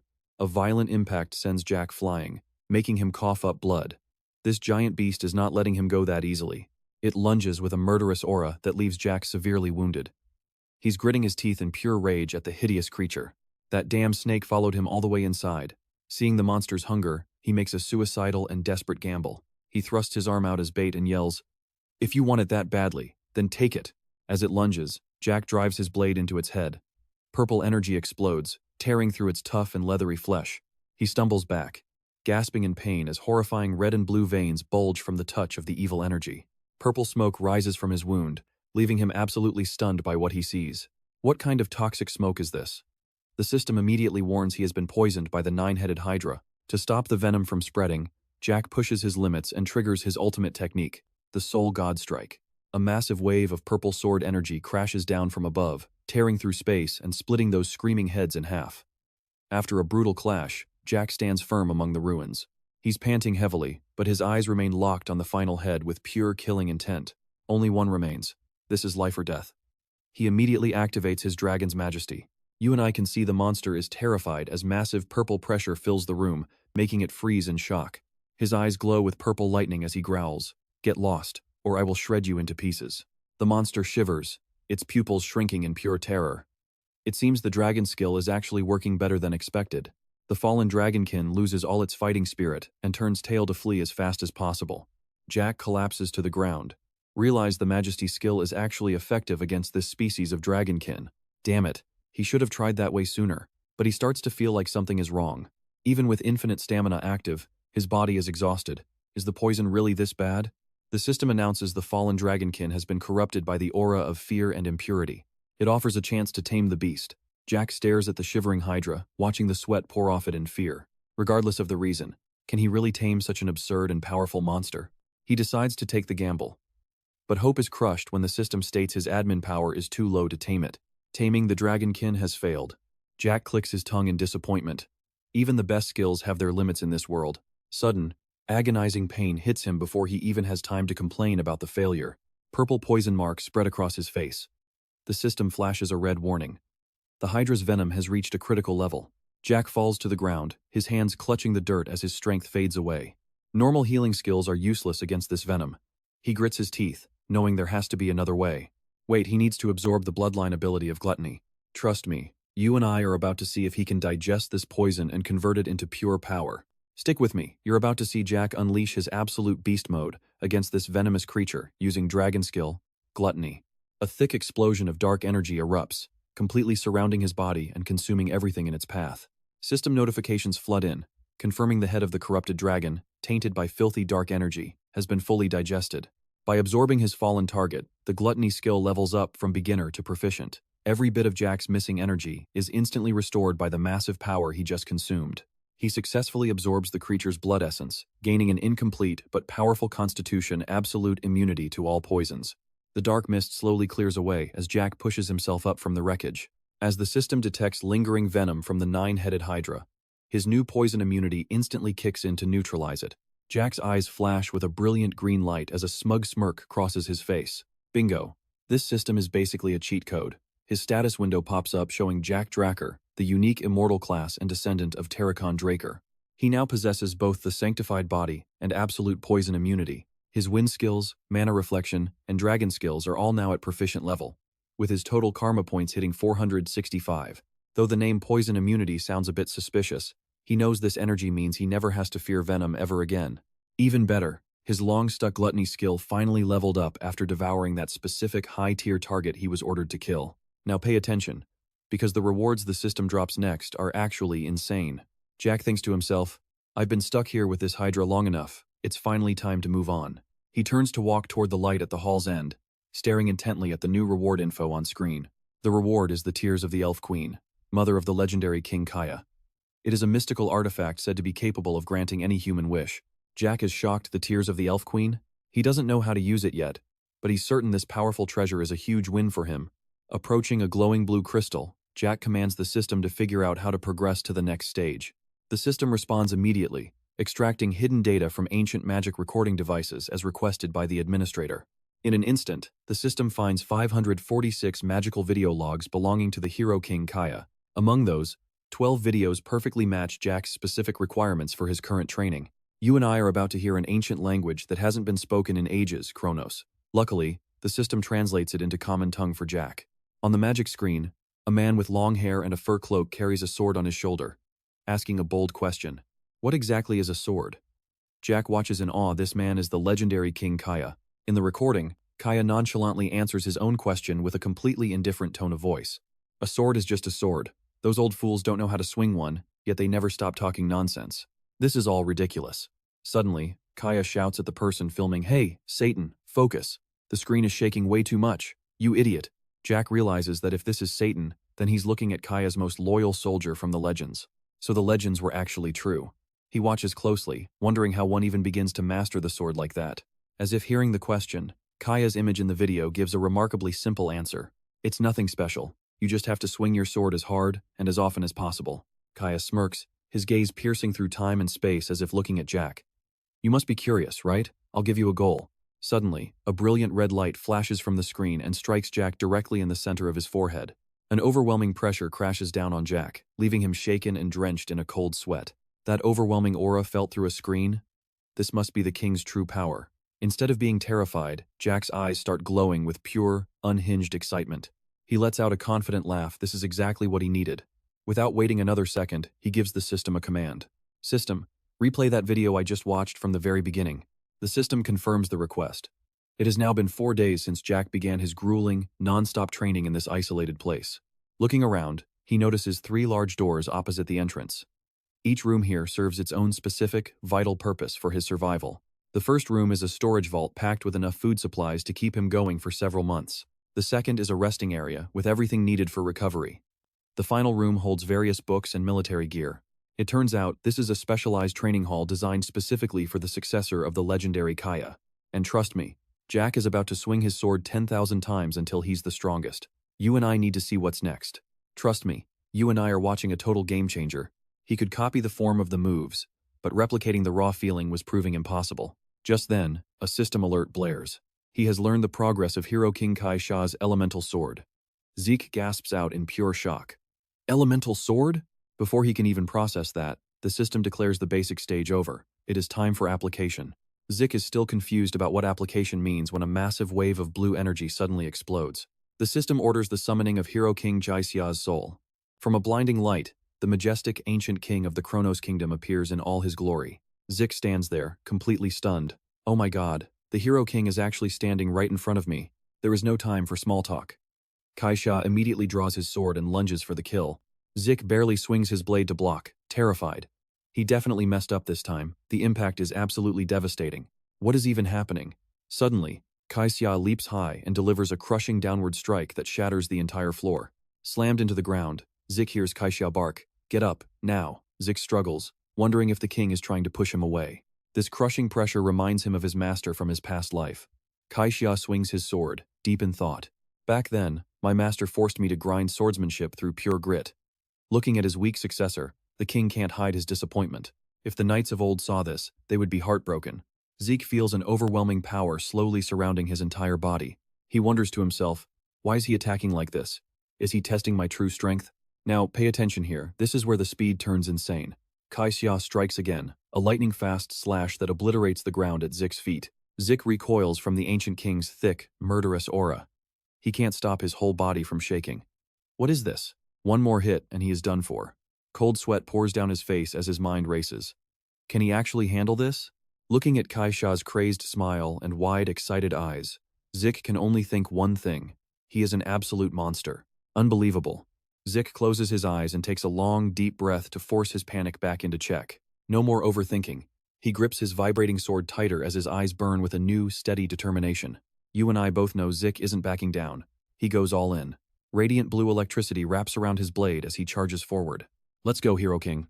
Seeing this strange surge of power, Kaixia sounds surprised. Are you a student of Satan?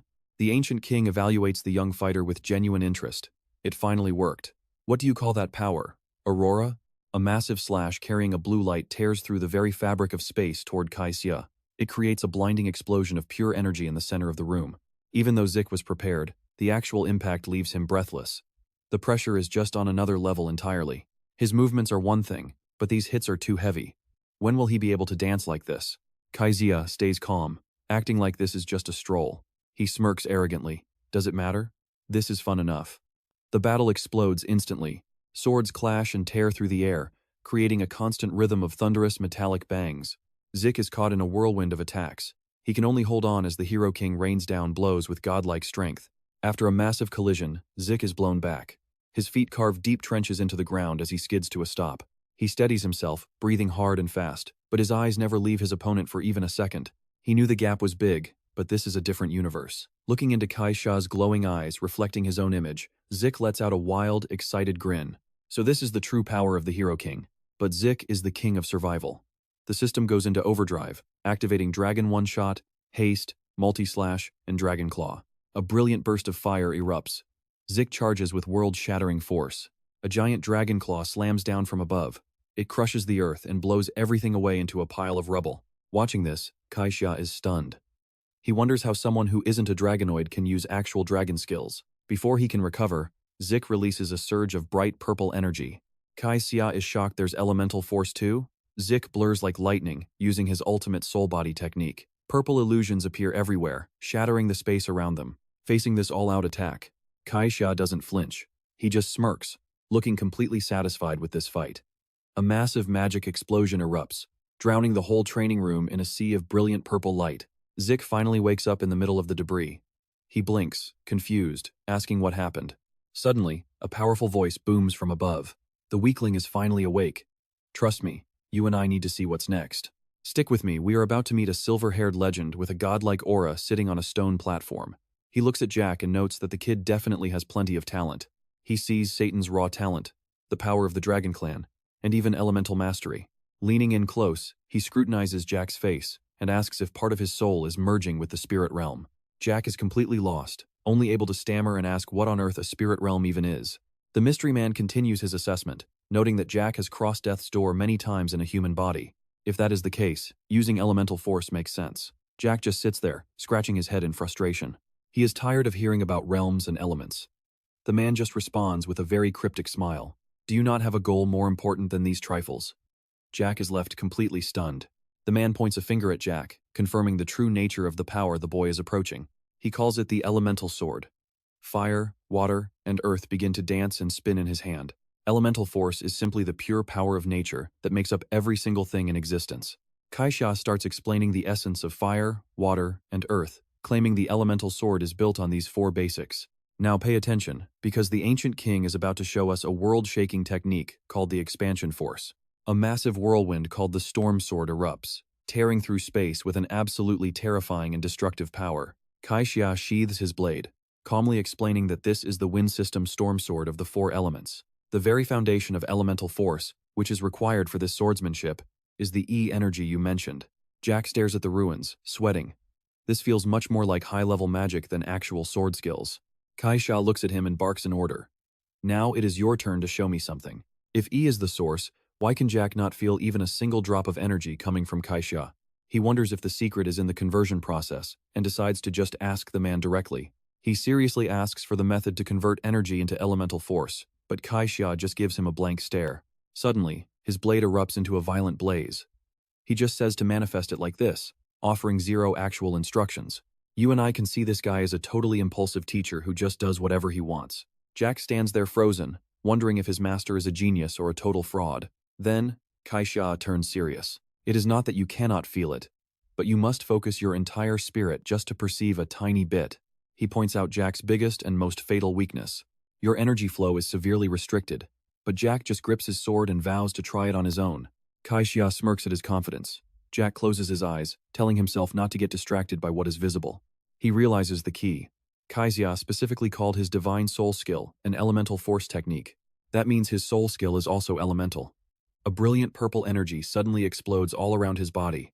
Without wasting a single second, he pours every drop of his power into activating the Wind Soul technique. A sharp crack rings out as he gets a painful smack right on the head. Kaixia stands there and scolds him loudly, demanding to know why he is using that clumsy dragon magic instead of the pure elemental force. What is dragon magic? Kaixia explains that dragon magic is a secret art only for the dragon clan. Slayers might manage it, but humans can absolutely never use it.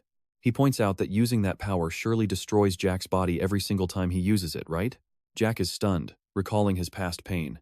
Kaixia notes that human and dragon souls are worlds apart from each other. You can try to imitate it on the surface, but the true effectiveness will never be even close. He looks disgusted, mocking whoever created such a pathetic and laughable imitation of the dragon's sacred art.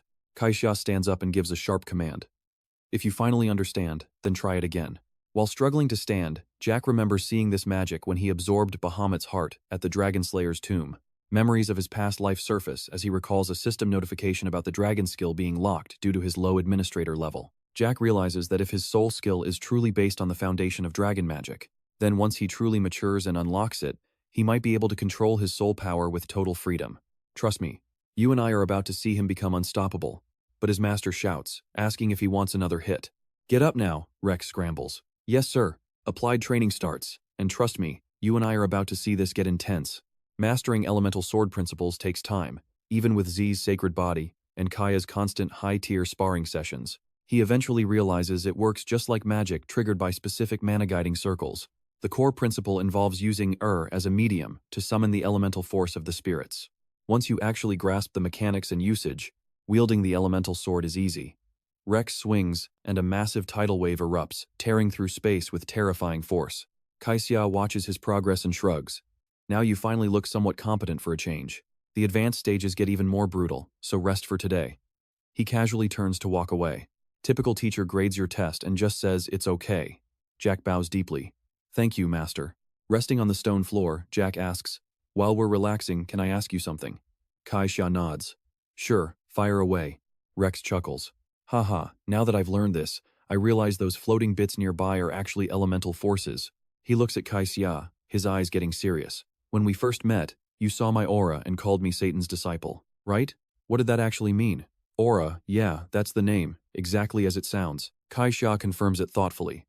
He explains he recognized the specific technique created by that man named Satan, especially since Satan always insisted that humans could never use the elemental sword. Kaixia's face turns fierce. He dared to skip my part and only pass down his own secret techniques? That bastard Satan Dracker. Hearing that name makes Rex freeze. Now pay attention, this is where the family history flips. Wasn't Satan the noble knight and the closest advisor to the legendary hero king? The man considered the founder of aura cultivation actually carried the Dracker family name. Jack wonders in shock, could the true Dracker ancestor be this ancient figure Satan instead of Turkan? Why was this truth never revealed? Pushing aside his shock, Rex refocuses. I see. So, this spirit realm where the spirits live. What kind of place is it exactly? Kaixia just snaps his fingers. Boom. An insane burst of power explodes. So this is how you use wind force in an elemental sword. Rex is stunned as the sheer wind pressure blows him back. Kaixia explains it calmly. Think of the spirit realm as the shadow world, and our world as the living world. Pretty wild, right? He explains that once a body leaves for the spirit realm, there is no coming back, you are trapped behind an uncrossable wall. Z asks, but master, didn't you say human souls linger there? Yet here you are, standing right in front of me as a spirit. Kaya snaps his fingers again, admitting Jack's case is a first, but there are ways to bend the rules. He says nonchalantly, "For example, in my case, a dragon gave me a helping hand." "A dragon?" Z panics. Kaixia raises an eyebrow. "Yeah? What's the problem? You think dragons just destroy things all day? Sometimes they do a bit of charity work, you know? Based on everything he knows, dragons would never dream of helping humans." Kaixia looks at him like an alien. What race treasures humans more than the Dragon Clan? Z just holds his head. Wait, what's happening now? Dragons treasure humans? In his memory, those monsters led by the evil dragon Bahamut nearly wiped out the whole world. Z wonders just how different the ancient bond between humans and dragons was, and what the real story is. Kaixia clicks his tongue. "I don't need to explain the details to you, because you literally are the living proof." He points to Z's chest. "That heart, and even the tooth used to forge your sword, didn't Bahamut give them to you personally?" Kaixia smiles at the memory. Sure, he was grumpy, but he could never say no to a sincere plea. Actually quite adorable, wasn't he? Realizing their friendship, Jack decides it is best to keep the dragon hunt a secret. He gives a forced laugh and quickly plays along. "Oh yes, exactly.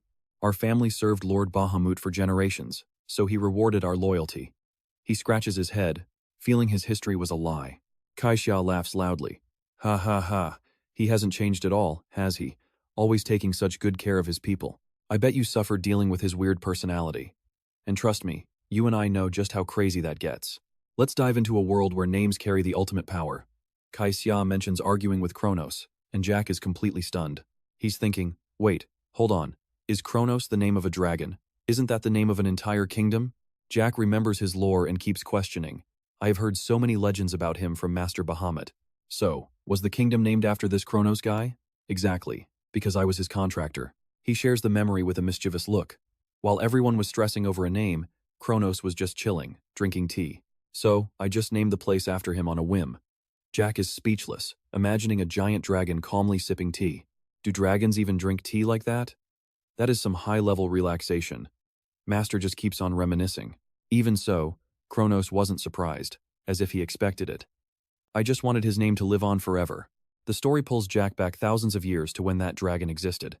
It was a golden age where dragons and humans lived in harmony, but the laws of nature are incredibly harsh. If a dragon with massive power helps humans too much, the world's balance breaks and reality itself could fall into ruin. And so, the dragons suppressed their power, took human forms, and formed contracts with humans to assist them from the shadows. People like Kaixia, chosen by the dragon tribe to sign these pacts, were known as contractors. Jack processes this new knowledge. No wonder ancient relics are so powerful they were made with the help of dragons. But then, another question pops into his head. Why did dragons and humans eventually drift apart? Seeing Jack lost in thought, the master collapses lazily onto the floor. "I have been waiting for ages here." Jack ignores the whining and walks away, deciding he needs to reread history. "Calm down, master." Watching his disrespectful disciple walk away, Kaixia grinds his teeth, planning a very painful lesson. The final stage of advanced training is a direct duel with the master himself. Facing a regal, sword-wielding Kaixia, Jack starts off feeling pretty confident in himself. Now pay attention, because this is where the vibe shifts. The air suddenly turns heavy, feeling more oppressive than ever. Kaixia coldly declares, "I am adding one more rule to this training session." The master lays down conditions that are nothing short of brutal. "From now on you don't sleep or eat. We fight until I decide you're done. And the kicker? You can only use the same elemental sword type that I am currently using in battle." Jack asks, "What if I break the rules?" Kaixia's eyes flare with killing intent as he triggers Flame Force. Fire Rain. Terrifying fire pours down from above, scorching everything and trapping Jack inside the training room. Kaixia lunges forward with insane speed, unleashing a massive strike that forces Jack to defend with every ounce of his strength. "I know what you're thinking, this is intense." Kaixia growls, asking if he has extra lives to spare before breaking rules. Elemental swords are split into 4 types. First up is the Flame Force, based on the element of fire. It burns everything with overwhelming heat. But right after that comes the Earth element, the Metallic Force. A massive wave of energy crashes down from the sky, carving a deep crater and shaking the Earth. This style focuses on control, manipulating hardness and mass at will. Jack grits his teeth, pouring everything he has into blocking this heavy-duty attack. His eyes burn with determination. Then comes the Wind Force, leaving bloody cuts all over his face. The opponent moves with blinding speed, weaving a deadly net of sharp energy blades around him. Jack spins and swings, creating a whirlwind of energy to shatter the trap of light surrounding him. While it lacks the pure destructive power of the flame style, This final element is incredibly fast and efficient. Introducing the water force. Based on the ever-changing nature of water, it allows for total mastery over both offense and defense. It is a flexible, harmonious power, much like the flow of a river. Trust me, Jack is going to need it. Alright, you and I are about to watch Zek face a power so terrifying it'll make your skin crawl. He gets swept away by a massive pillar of water, falling helplessly into the dark abyss. Zek grinds his teeth in pure horror. What on earth is even happening right now? Pay attention here. Zek realizes the gap between them isn't just a hurdle, it's a total ocean. Under the crushing weight of a falling waterfall, Zek grips his sword with both hands to keep from being pulverized. Inside, he's screaming with frustration. Why is there such a massive difference in their strength? As the violent waters finally clear, Zek stands amidst the rubble, gasping for air with a face covered in dirt. But his eyes spark with shock and excitement. He shouts out in anger, "Wait, what now?" His master stands calmly on the water. Kaixia yells back, "You idiot, that's the power of the waterfall, not just the water." Zek still doesn't get it. While struggling to defend himself, he wonders, isn't just using the element enough? Kaixia begins explaining the difference between elements. Other schools just blast their power and swing hard for impact. But I've told you 1,000 times, the water style is all about being soft. He emphasizes the core rule, softness overcomes hardness. Don't you get it? He coldly orders Zek to start over. Damn it, what kind of logic is softness overcomes hardness anyway? If this was a philosophy test, our boy Zek would have failed in the first 5 seconds. In his mind, dark memories from his past life flood back. The pain of submitting because he was too weak. The regret of losing everything important because he couldn't protect it. He spent his whole life chasing absolute power. He questions himself. Softness, overcoming hardness? How could those words ever be enough to convince me? Yet, despite his mind resisting, his body begins to move to a brand new rhythm. A powerful swirl of water circles his blade, creating a sharp, whistling sound. Zek's eyes suddenly turn cold and focused. Their swords clash again with a loud crack, splashing water everywhere. Noticing a slip in focus, Kaixia smirks. Are you daydreaming in the middle of a fight? Immediately, an explosion sends Zek flying backward. He quickly recovers his balance, standing firm on the water. That's right, this hellish training just keeps going. After the 15th day, he gives up on counting and completely loses himself in the sword. I know what you're thinking. A month of this? Yeah, it's about to get even crazier. Zek has seemingly lost all concept of time at this point. He doesn't eat or sleep, throwing himself into endless duels with the ancient king. He realizes his infinite stamina isn't a cheat code. Standing before a literal monster like Kaixia, power alone just isn't enough to bridge the gap. No matter how much stamina he has, he's still being suffocated. Kaixia swings, and massive water pressure tears through space. Zek can only stare in horror at that terrifying power. A blue energy blast swallows everything, throwing him away. He grinds his teeth through the struggle. Damn it.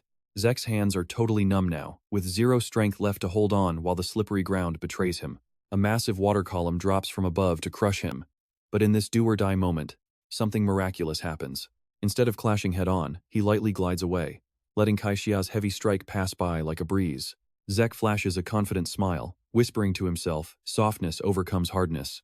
From the grip on his sword to the way he stands on water, it's not about forcing it anymore. By letting go of everything, Zek finally understands Kaixia's lesson. A powerful current swirls around him, glowing with intensity. Zek realizes he's been heading in the wrong direction this whole time. Forcing the blade's path and trying to control every move was just a chain holding his sword back. Focusing his mind, Zek decides to cut those unnecessary chains once and for all. His energy explodes, pouring down like a relentless river that nothing can stop. He closes his eyes, letting the sword lead. That's it. I felt this in my past life too. The moment the boundary between man and blade vanishes, a strange feeling as if he's merging with everything around him. In the heat of the fight, the water surges violently one moment, then becomes incredibly soft and fluid the next. And that's where we leave it. You and I just saw a legend truly wake up. Don't blink. The master just looks at him and smiles, basically telling him, not bad, kid. You and I can see the fire in Jack's eyes as he smiles back with total confidence. He drops to one knee, power still surging through him. Both of them explode with water elemental mana at once, creating a shockwave that makes the entire tower shake to its core. Jack eventually loses the clash, but his talent is finally recognized. The master admits that Jack is his true heir. Jack wakes up in a silent space, his mind racing with one simple question: did I really just black out? Dizziness hits him hard, forcing him to grab his head as he realizes this is the second time he has collapsed like this. The first time it happened was during that intense, life-or-death battle against Duke. Back then, using skills beyond his limits forced the system to shut down his consciousness for safety. But this time is different. It is the first time since his regression. This time, Jack passed out simply because his physical body had been pushed to its absolute limit. He looks around the empty training room and calls for Kai, but the ancient king is gone. Rex figures he must have returned to the spirit world. Panic starts to set in about his training results. What about the mission? Did he actually pass? Recalling his final moments before losing consciousness, he believes he handled the water element power pretty well. Suddenly, a blue light erupts from his arm, and the system floods him with notifications. Mission complete time for those bonus rewards. Seeing those words, he smirks. We both knew all that training would finally pay off. After getting beat up for an entire month, he finally tastes success. It is the classic grind now, shine later mentality. The rewards are massive, including the King of Fairies tiers, 500 karma points, and 3 random skill cards. On top of that, Jack achieves a rank up to Intermediate System Administrator, earning an extra 500 karma points and 3 more random treasure chests. The system continues to upgrade, unlocking the equipment menu and a brand new mini-map feature for him to use. His Administrator soul has also grown, unlocking more power from Bahamut's heart. The seal level has finally dropped down to 90%. Checking his status, Jack sees his unique Immortal class and a list of mastered dragon skills. He mutters that is a lot of stuff. He focuses his attention back on the seal status to see how much progress he has really made. Jack remembers clearly that after absorbing Bahamut's heart, the seal was at 95%. Thanks to his growth, it dropped by 5%. However, the system warns him that 90% of his power is still tightly sealed because it exceeds his current capacity. Jack thinks back to that moment, remembering how hard he tried to force the seal open right away. But as he stares at the glowing notification screen, the message is clear: the system has it completely locked down. His access request is denied, followed by a warning about the risk of mental and physical damage from overwhelming power. Faced with this barrier, Jack can only stand there in silence, reflecting on the situation. Memories of the agony from his body being torn apart by that massive energy come rushing back. He realizes he can only handle 10% of his power. Jack realizes that high-level skills like Dragon Speech or Dragon Dominance cannot be unlocked with simple karma points. Everything seems tied directly to his seal level. He decides to put it aside for now, but he will definitely keep an eye on it. Stick with me, we are finally about to see what kind of loot is waiting inside those random chests. The system displays his rank-up rewards 500 karma points, and 3 random treasure chests are now ready to be opened. 3 chests fly open in a burst of blue light. First out is a pair of meteoric iron boots, incredibly durable but light as a feather. Next up is the leg armor, also crafted from meteoric iron with the exact same lightweight and sturdy properties. Both pieces come with a special set bonus that activates once the full meteoric iron armor set is equipped. The final item is a pair of exquisitely carved crystal earrings that shimmer with a strange magical light. These earrings uniquely boost mana recovery by 15%. Jack just stands there holding the sparkling jewelry with a satisfied grin. If he sold these to a mage, he would be set for life. We are talking about an absolute fortune here. He is clearly thrilled with the haul. Plus, he finally has the boots and leg guards to match his gauntlets. He has officially completed the entire set. His real curiosity lies with those shimmering gold cards. Jack picks them up and tells himself it is time for the random skill cards. Just like the name says, there are skills inside. Once he activates the command, 3 cards spin in a brilliant, starry glow. The system begins announcing the new skills that have been officially added to his personal status board. First up is Static Electricity rank C, allowing him to shock any target he touches with a burst of electricity. Next is the rank C Flashbang, which shoots compressed energy into the air to create a blinding explosion that ruins the enemy's vision. Finally, he pulls Sonic Boom rank C, a skill that disrupts hearing with high-pitched noise. Looking at these results, trust me, you and I can feel his disappointment. Alright, let's jump into the story of a guy who just got totally scammed by his own system rewards. Jack clicks his tongue, trying to cope. Well, if they just handed out high-tier skills for free, all my suffering would have been for nothing. He starts testing his new power by activating the electrostatic skill. Instantly, blue sparks crackle and dance across the dagger in his hand. A surge of raw energy erupts into the air, and a smug smirk finally plays on Jack's lips. Is this really C rank? He evaluates the power as being pretty solid for its level, with a lot of creative potential. If he pairs this with flash and sonic bombs, the effect should blow the artifacts he used during the rank-up exam out of the water. Digging deeper into the system, Jack realizes his higher authority unlocked a new feature called the Quick Equipment slot. This feature allows him to use items placed in the slots, just like a regular skill. Staring at the 3 empty slots on the magic display, Jack thinks, using items as skills, one tap and it activates instantly. At first, he planned to use these for something other than potions, since he already has endless stamina and auto-healing. But then he stops. Even a so-called perfect skill has a weakness. He thinks back to formidable opponents like Kaiser, someone even endless stamina might not be enough to handle. Plus, Jack still doesn't know the true limit of his healing. You never know when luck might run out. Just in case a boss can one-shot him, he plays it safe and spends karma points on a life-saving A-rank healing potion. After the transaction, he's left with 1,465 karma points. He immediately registers the high-tier potion into his quick slot. This is a masterpiece by Jabiri Basan, designed to heal massive wounds and restore energy in an instant. It does have a catch, though it won't work twice on the same target, and it carries some unidentified side effects. Jack's satisfied. It cost a lot, but consider it a premium life insurance policy. Finally, he pulls out the big prize, the Tear of the Fairy King. He cradles the glowing blue crystal bottle containing the tear shed when the hero King Kaiser fell into the evil sorcerer's trap. By using this tear as a catalyst, Jack can summon the Fairy King from the spirit world just one time. He stares at the item in total shock, muttering, "The actual Fairy King? You and I both know that sounds like a VIP wish waiting to happen, right?" According to legend, the Fairy King is an entity that can grant any wish to humanity. If the myths about Kaiser are true, he wonders if he can really get a wish granted. But he knows this is a one-shot deal. This Fairy King's tear was shed when King Kaiser was betrayed, and it allows for a one-time summoning from the spirit world using it as a catalyst. Jack tells himself he can't just use this on a whim. He studies the small bottle in his hand for a moment before deciding to save it for later. Tucking the treasure into his storage, he knows a wish ticket is too valuable to waste. "I've got to save this for the ultimate crisis." Now watch closely, because he's about to make a move that changes everything. Moments later, Jack finds himself in a completely unknown area after passing through a brilliant, glowing magic circle. He looks around, stunned. Is this the adventurer's outpost? He actually teleported. This is the new system feature, the warp gate. Witnessing the miracle, Jack can't help but admit how convenient it is. The system immediately pings him with a notification. "Do you want to use the warp gate? Please select your destination." His current location is identified as the Kingdom of Agost, the 8th adventurer's outpost.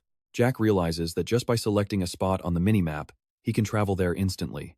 The sanctuary costs 150 points, but his current spot is free. He notes that besides longer distances costing more points, there aren't many restrictions. If he racks up enough points, Jack could even teleport between continents with ease. He thinks to himself, "This gate is a total vanish act.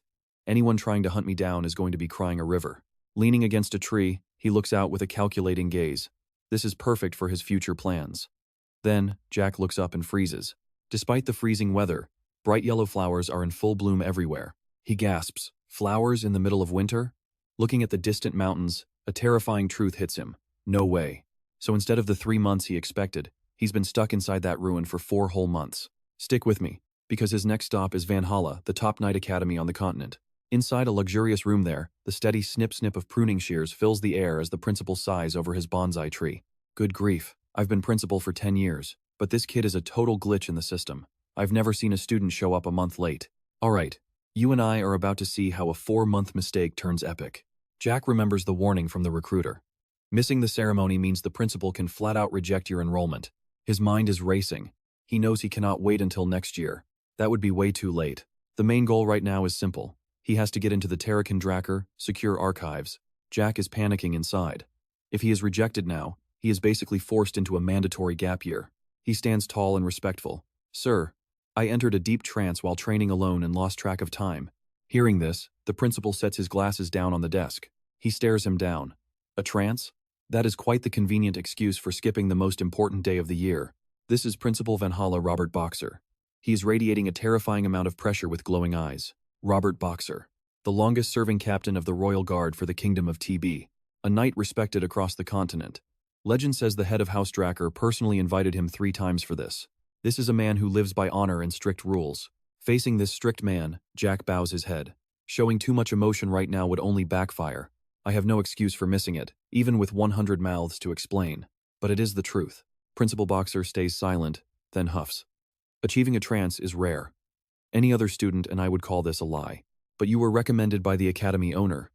Boxer locks eyes with Jack. Fine. I will find a spot. If your training proves to be more valuable than a month at Valhalla, I will let you in. Jack bows instantly. Thank you, sir. Inside, he is relieved. The recommendation letter actually carried some weight. Boxer rings for his assistant. The door flies open immediately. Prepare an empty training room. Tell the professors to gather for a special enrollment evaluation right now. Jack arrives at the private training hall of Valhalla Academy. Looking at the massive arena, he is blown away. This place is huge. Fans would fill these seats all day. Every professor here is a famous knight he has seen in the newspapers at least once. Pay attention here because the stakes just got real. Boxer watches from above, his sharp gaze heavy with pressure. Show us the results of this training. I hope those 4 months were not just a camping trip in some ruins. Facing the principal's intense aura, Jack starts to analyze the situation. He cannot just reveal his elemental sword. But the pressure pushing down on him is becoming unbearable. Alright, if I keep hiding my skills now, I am definitely getting kicked out. Time to get serious. These people train the strongest knights on the continent. Some half-baked technique is not going to impress them. If that is the case, I should probably put in some effort. Suddenly, a deep blue power erupts around him. Sparks of lightning and magic aura coat his blade, releasing a pressure that leaves the audience absolutely stunned. No way. Is that an aura blade?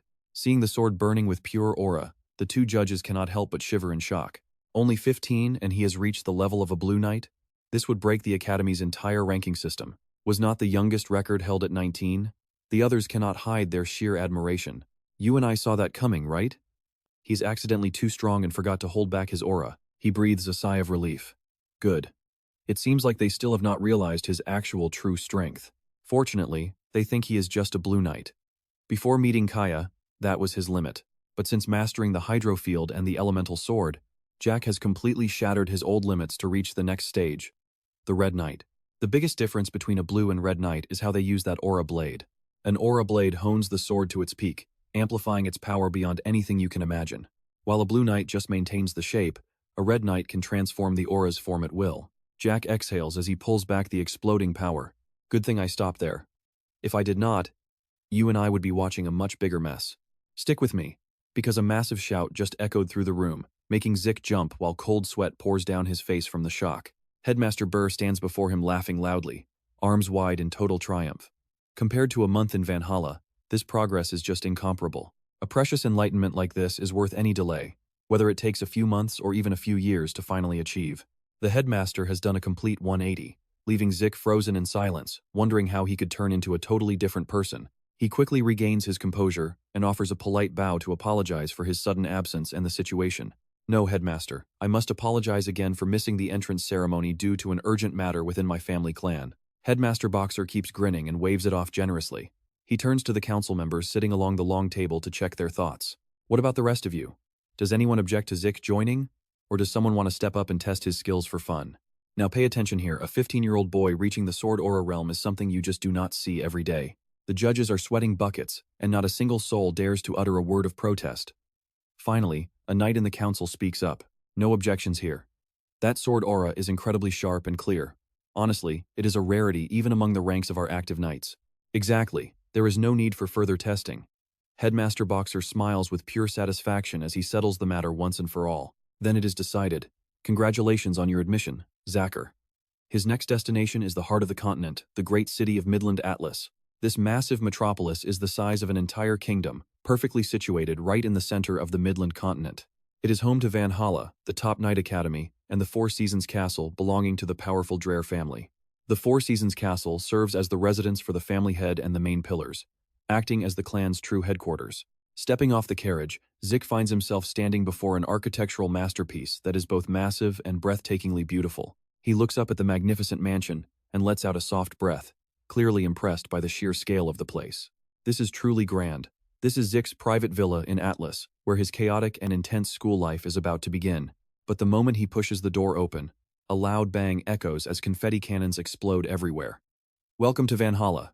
Zik stands frozen under a rain of colored paper, staring blankly at two figures wearing ridiculous clown outfits and party hats. He gasps in disbelief. Master Duke and even Priest Andre? Why are you guys even here right now? Duke rushes over and slaps his shoulder with a loud laugh. Disciple, you are a legend. No one has ever dared to skip the ceremony before.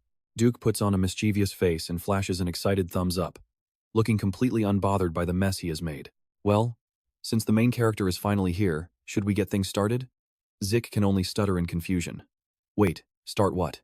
It turns out that as soon as he reached his villa in Atlas, Zik was completely ambushed with a surprise party by Duke and Andre.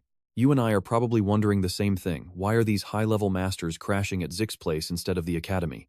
Apparently, Duke was summoned by the family head and just decided to move into Zik's villa for the past month without asking. As for Andre, he wipes his mouth and awkwardly announces that he has decided to join Valhalla as an assistant teacher. I am sorry, but it looks like I will be bothering you for a while too. Zik realizes they have no intention of leaving. I bet you can see where this is going.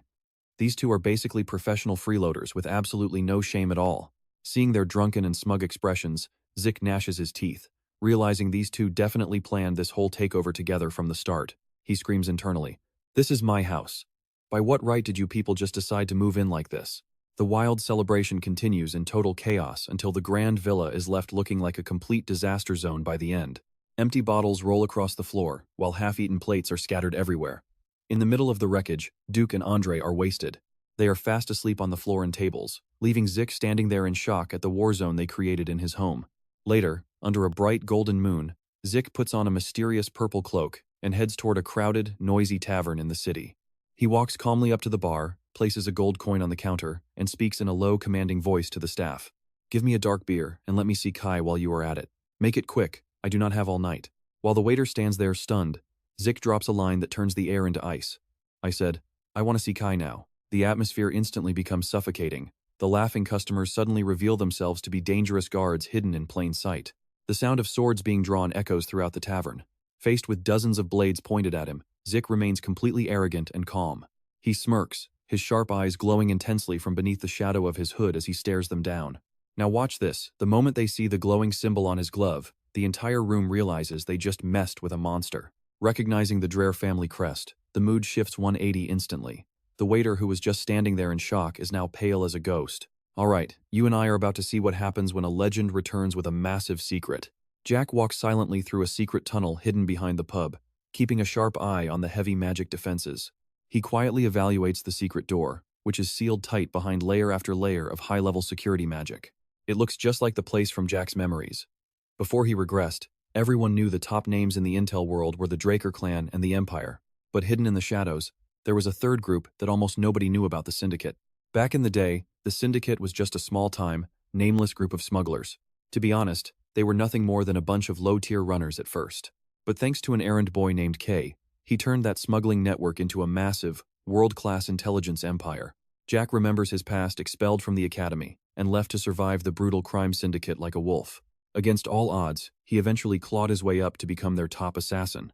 That's when K, a branch manager back then, approached him with a mission to clear out their vital transport routes. Using the paths that Jack had completely wiped clean of enemies, K rapidly expanded the network, turning the syndicate into a powerhouse that could rival even the Blackfeather or the Empire. With pure iron will and insane talent, K took over the syndicate, making it his own personal kingdom. And then came the day I lost everything to the Empire. In the dark, a mysterious figure hands Jack a file about a relic the Emperor is targeting, warning him that this won't be easy. Looking at the file, Jack recalls that K was the one who really fueled his journey for revenge. Sure, it was the price for helping the syndicate grow, but let's be real, without K, he never would have touched that relic or even be standing here today. Stepping into a dark room, Jack strikes a match. "Your taste hasn't changed a bit, has it?" He brings the flame close so Kay can light her cigarette. The flickering light reveals the sharp features of the syndicate's most powerful woman as Jack pulls back his hood. Kay smirks, her eyes filled with a mix of charm and genuine interest as she stares him down. "So, why does the rising genius of the Dracker family want to meet with me today?" The powerful red-haired leader of the syndicate doesn't waste any time, leaning back and telling him to get straight to the point. "Now pay attention, because this is the moment where the real game begins."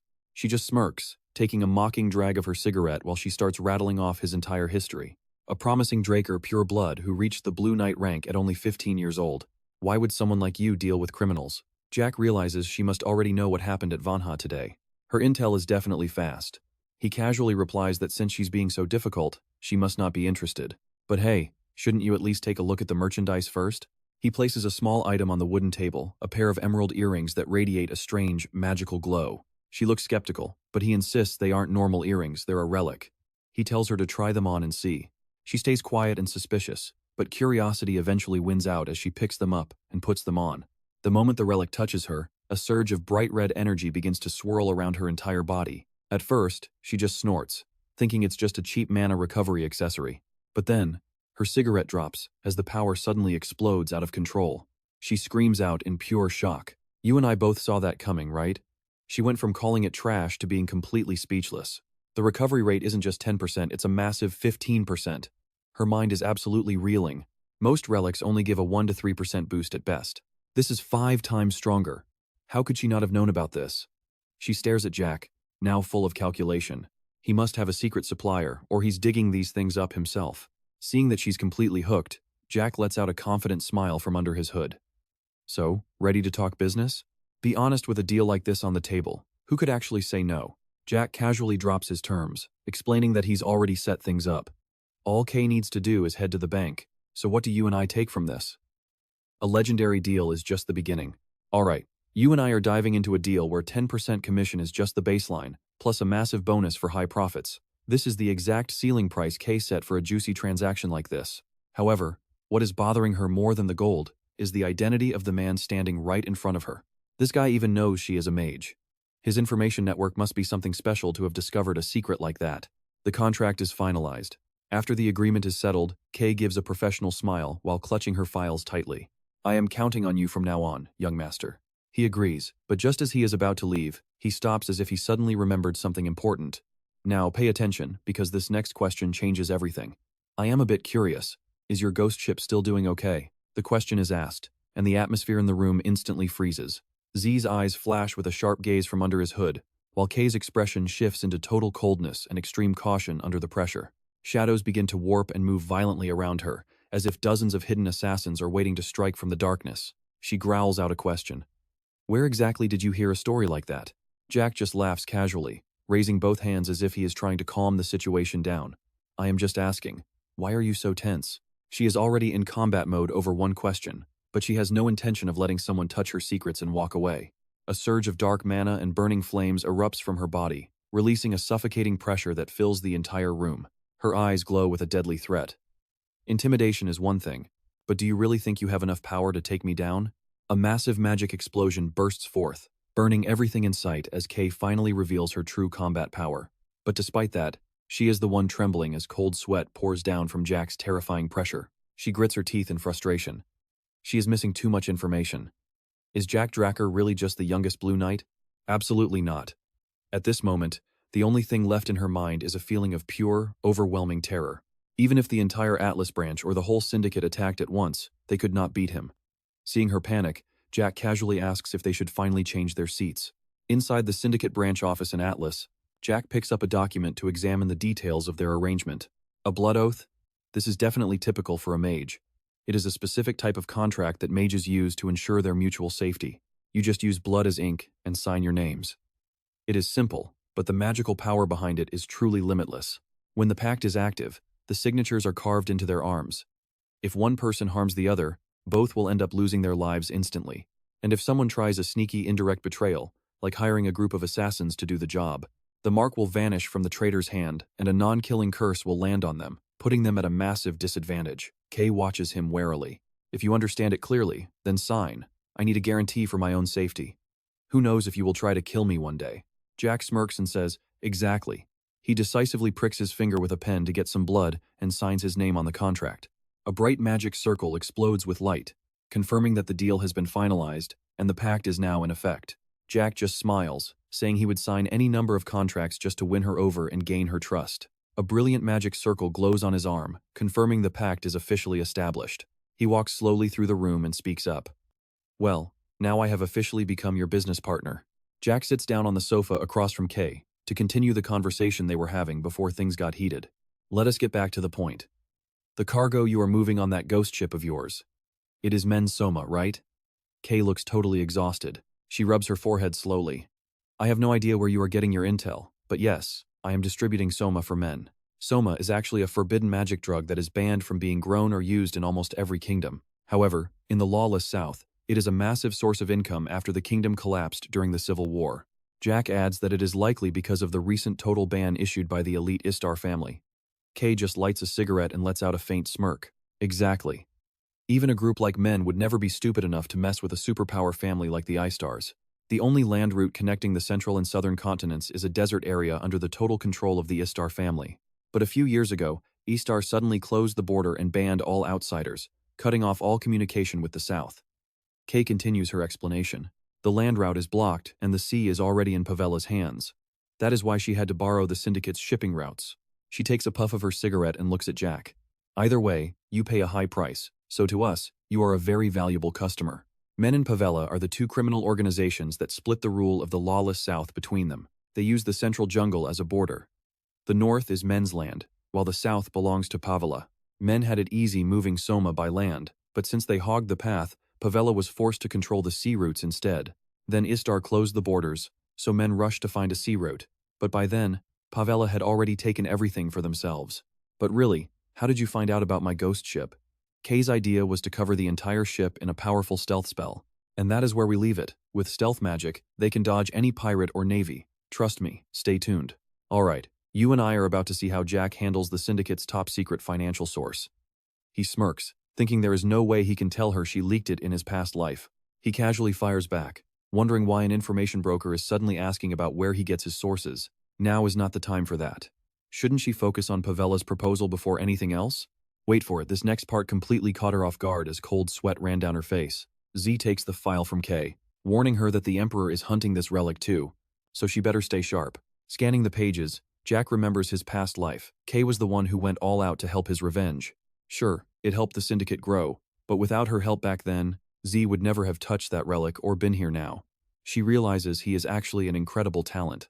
If this deal goes smooth and they stay friendly, she will definitely be a massive asset for the Syndicate's future. Cut to the next morning. Jack is chilling on a wooden bench at the Vanha Night facility, flipping through a book in the fresh air. He thinks the vibe here is way more free than the academy. The principal said to just wait for an instructor. While he is looking around, a loud shout suddenly breaks through Jack's train of thought. A tanned guy with curly hair walks up, sounding super friendly and energetic. Are you the one the principal mentioned?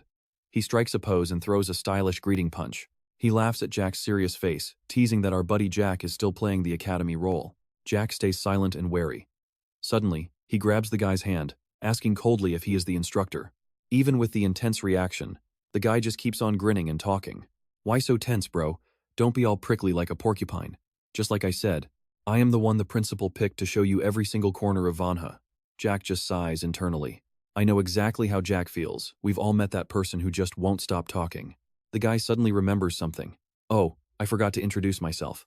He proudly claims to be a missionary of new music, mixing medieval melodies with traditional southern rhythms.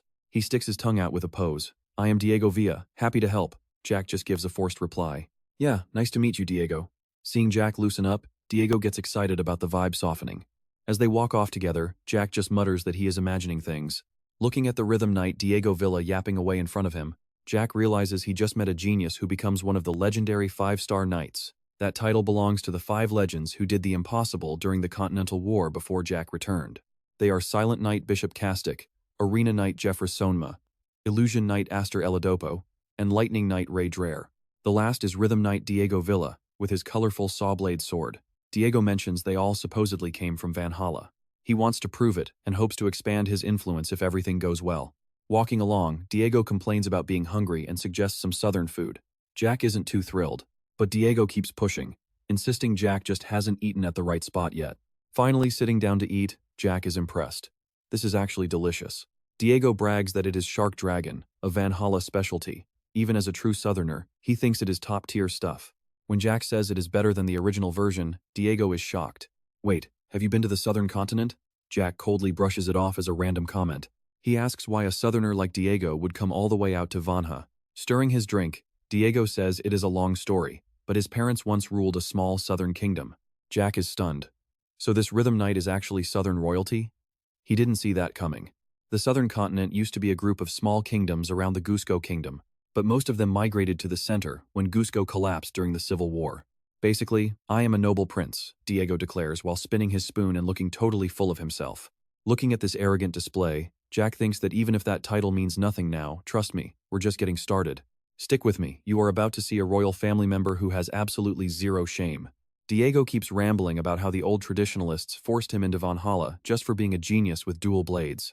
He lets out a deep sigh before suddenly switching to an excited tone, claiming he would rather play music than swords. Zaker looks at the guy making hand signs and can only shake his head. What about everyone who expects greatness from you? Diego has no intention of stopping and eagerly begins an invitation. Why do you not join my music club and mix some southern styles? Zaker just gives a cold refusal, saying he is busy. They walk through the academy hallways, while Diego talks non-stop about how Valhalla is a place of total freedom, where anything is allowed as long as it helps with your studies. He hints that today is special, with something massive waiting for them, while Zaker can only complain to himself. This guy really never gets tired of talking, does he? Suddenly, the whispers from nearby students start to grow louder. Is that the new kid, Zaker?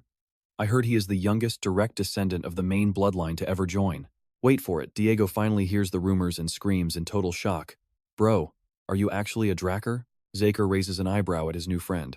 What exactly did you think I was this whole time? Zaker shows his gloved hand with the family crest, but Diego just looks back at him with a blank stare.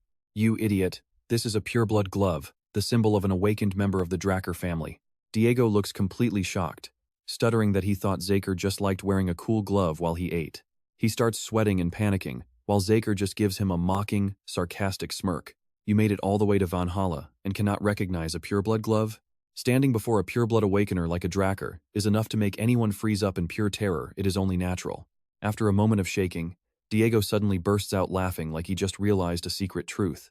He points at Zaker, saying he finally understands why Zaker was acting so cool and arrogant earlier. So that was the reason. Zaker just sighs, feeling completely drained by his new friend. This guy. Diego does not even care about the annoyance and demands that Zaker buy him dinner as a Dracker. He laughs it off as a joke, but Zaker realizes Diego is actually even more hyped than he was before. Now pay attention, everything changes the moment Principal Boxer claps his hands to demand the entire room's attention. Principal Boxer claps his hands to cut through the noise. Listen up, everyone, the hall is packed. Zaker realizes the crowd is so huge because the principal is personally hosting this special lecture today.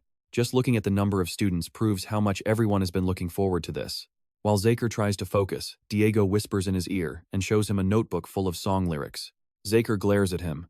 If you dragged me here to listen, at least pretend to pay attention to the stage. Principal Boxer skips the boring intro and announces he is introducing a very special guest. He introduces a guest they struggled to invite, as heavy, metallic footsteps thud from the wings, making the entire atmosphere turn tense. The principal announces that the Black Knight of the Dracker family has finally returned. Cold sweat runs down Zaker's face as he wonders if his master is actually making a comeback in the city. Then, the name is shouted across the hall. Duke Dracker. The legendary knight with vibrant red hair steps out and waves as the entire audience erupts into thunderous applause. Is that really the Hurricane Knight, the Black Knight who vanished without a single trace a long time ago? Other students whisper about the rumors of him being seen near the city being true after all. Standing with an imposing presence, Duke Dracker tells the crowd he is honored they still remember him.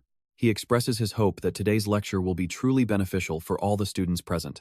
He looks down and promises to share his journey from being a regular student to becoming a legendary Black Knight. Watching his master act so serious and dignified makes Zaker feel completely stunned and confused. Down in the audience, the air quickly becomes heavy and extremely boring. Students are either face down on their desks or staring blankly, exhausted by the endless talking. And that is where we leave it, trust me. You and I are going to want to see if Zaker survives this lecture. Alright, you and I are about to dive into a story where a speech lasts 2 hours, and Duke is still rambling on with a smug face. Noticing things are going south, Principal Burr stands nearby, drenched in sweat, quickly stepping in to save the day. Yes, even though it is a bit of a shame for the students who were listening so intently, time has officially run out. Hearing this, Duke doesn't get offended, he just smiles happily and says, "Well done, Principal." Burr sighs in relief, thinking he warned him before. Then, the principal regains his formal tone to introduce the next speaker. The second speaker is someone everyone already knows, so there is no need for a long introduction. Despite being incredibly busy as a Guardian Knight, she still carved out time to be here with us today. At the mention of a Guardian Knight, everyone is shocked. In House Dracker, the knightly ranks are split into 4 levels: Junior, Intermediate, Senior, and the absolute pinnacle, the Guardian Knight. This rank carries influence equal to the family council, and there are currently fewer than 10 of them in existence. Jack realizes this second speaker is a real heavy hitter. Meanwhile, Principal Burr is starting to look pretty stressed out. He keeps checking his watch, sweat dripping down his face as the minutes slowly tick by. Suddenly, the rhythmic clanging of metal echoes from the entrance. A figure with long, braided silver hair in pure white armor slowly enters. Watch closely, Jack is observing. He notes the silver hair and that striking white armor. It is definitely eye-catching, but he still can't tell who she is. Around him, the students are buzzing with excitement. They're saying how lucky they are to be attending Manhwa Academy. Suddenly, a realization hits Jack and leaves him stunned. He never thought he would see the Silver Knight in person. His eyes go wide as she steps onto the podium, his mind racing when he recognizes her. It's the eldest daughter of House Dracker, the Silver Knight, Callie Dracker, Ice and Port, the maritime trade heart of the entire continent. Today, Aizen is a powerhouse, controlling trade routes with the Dota Republic and the continents to the south and east. But just over 10 years ago, the situation there was completely different. Back then, Aizen was occupied by southern pirates, turning it into a lawless wasteland where crime ran rampant. As soon as she became an official knight, Dracker began a brutal campaign to wipe out every last pirate. By the 5th year of her relentless sweep, not a single pirate dared to show their face in Aizen ever again. You and I can see how, under her protection, Aizen was reborn as the largest port city in the entire region. The survivors fled to the Dead Sea. Thanks to her victory, Callie was named the youngest Guardian Knight in history. It is a legendary achievement that even Jack never managed to reach. Even back when he had everything before regressing. Jack stares at the woman's back as she stands on the podium. He knew the speaker was a big shot, but he didn't expect his own sister. She's a direct rival for the family inheritance. Jack tells himself it makes sense that he didn't recognize her face immediately, because before he regressed, Dracker was already on a high pedestal. She sighs, her face showing exhaustion and pressure. She taps her armored fingers rhythmically against the table, creating sharp, dry sounds that cut through the noisy room. Suddenly, Callie lets out a roar that shakes the entire hall. Silence. Her powerful voice rips through the air, making hundreds of students, even that guy Diego, tremble in fear. The atmosphere in the hall turns heavy instantly. Nervous whispers start spreading among the terrified students. They were all excited just a second ago, but messing with this big sister was a huge mistake. Standing on the podium, Dracker looks cold as ice, her sharp gaze sweeping over the crowd and making everyone shiver. She growls that even though the instructor has entered the room, their atmosphere and attitude haven't improved at all. Manhwa wasn't this chaotic when I graduated. If the seniors saw this mess today, they would surely shake their heads. While everyone else turns pale with fear, Jack just watches silently with a bored expression on his face. Callie continues her passionate lecture, asking them if they think today's peace just happened naturally. She reminds them it was bought with the blood and tears of ancestors, and the lives lost protecting this nation. Only through bone-deep training and strict discipline can you truly call yourself a real knight. Finally, the lecture ends. The students swarm into the hallway like they're escaping hell, complaining the whole way. You and I just witnessed a lecture from hell, but Jack just strolls away, completely unfazed by his own terrifying sister. Alright, stick with me because we're about to see how this genius handles some terrible advice from his family. While thinking about Diego, this new friend rushes over to wave goodbye. Sorry about that, bro. 5 hours of pure composing has completely reignited the artistic fire deep within my soul. I've shown you enough of Manhwa for now. Jack watches Diego leave, wondering if he's really gone. Honestly, it might be for the best. Things are about to get busy in Valhalla anyway. Taking advantage of some rare free time, he decides to check out the Terracon's secure archives. Time to start the search. But just as Jack takes a step, a cold voice stops him. Jack Dracker freezes in his tracks, his brow furrowing as he hears the unexpected question. Got a moment? He turns to find Callie Dracker waiting for him with a determined look. Soon after, at the Valhalla training grounds, Callie draws her blade from its sheath. A deep blue sword aura erupts around her as she drops into a lethal combat stance. Z stares at the glowing blade. Is that the mithril sword gifted by the Holy Kingdom? Records say the Holy Kingdom, near Aizen, was once ravaged by ruthless pirate raids. But after Callie wiped the pirates out, they showed their gratitude by gifting her this armor and a pure mithril sword. That's how she earned the title, Silver Knight, thanks to the majestic sight of that armor. Callie looks Z dead in the eye and warns him not to hide his true strength. Faced with the direct challenge, Jack closes his eyes and cracks his knuckles with a grin. He didn't expect her to be this blunt. A straight-up challenge right here and now? Z knows his sister heard rumors about his Blue Realm power and is desperate to see it for herself. Z stands firm, gripping the handle of his massive greatsword, ready to step into the fray. Now, watch closely with me. He's calculating every move as a surge of blue mana begins to erupt around his blade. Jack smirks. My apologies. He can't satisfy her curiosity yet, because he knows there are plenty of others watching. There's absolutely zero benefit in showing his trump card to her right now. The Dracker family rule is simple: the strong survive and the weak get eaten alive. Reaching the Blue Realm at 15 is legendary. If he reveals his Red Realm power, he's done. The Patriarch would definitely try to trap him under his total control forever. He decides that his true hand will only be played after he surpasses the Patriarch himself. He just needs the family name as a springboard. Don't expect him to be a loyal puppet. I'm not playing the good brother today. He dashes forward, cracking the training floor. A deafening metallic scream echoes across the field as their blades collide with violent force. Sparks fly as the intense pressure of their duel creates a massive shockwave across the area. Swords tear through the air at blinding speeds. Callie swings, grazing Jack's face in an instant. And here's the part you and I need to watch carefully. A system message just appeared. Administrator request confirmed. Continuous passive healing is now disabled. Jack grits his teeth, glaring back. Facing a Guardian Knight is no joke. Even Kali is shocked to see his wound healing. How is he recovering that fast? Jack grips his sword, refusing to repeat his past mistakes. The screeching sound of metal fills the air as they clash again with incredible speed. Blue sparks explode with every strike, turning this sibling rivalry into a breathtaking showdown. Blown back by a monstrous force, Jack clicks his tongue as blood drips from his neck. He realizes the truth about his opponent. She's definitely reached the Red Realm status. Holding back his true power while fighting an experienced Guardian Knight like her is an insane challenge. Kali doesn't let up. She leaps into the air and brings down a massive blue strike. A massive cloud of dust explodes as their swords meet, causing the very ground to tremble underfoot. Jack grits his teeth, pouring every ounce of strength into holding back her overwhelming weight. He feels the crushing weight on his blade. A normal sword would have snapped instantly.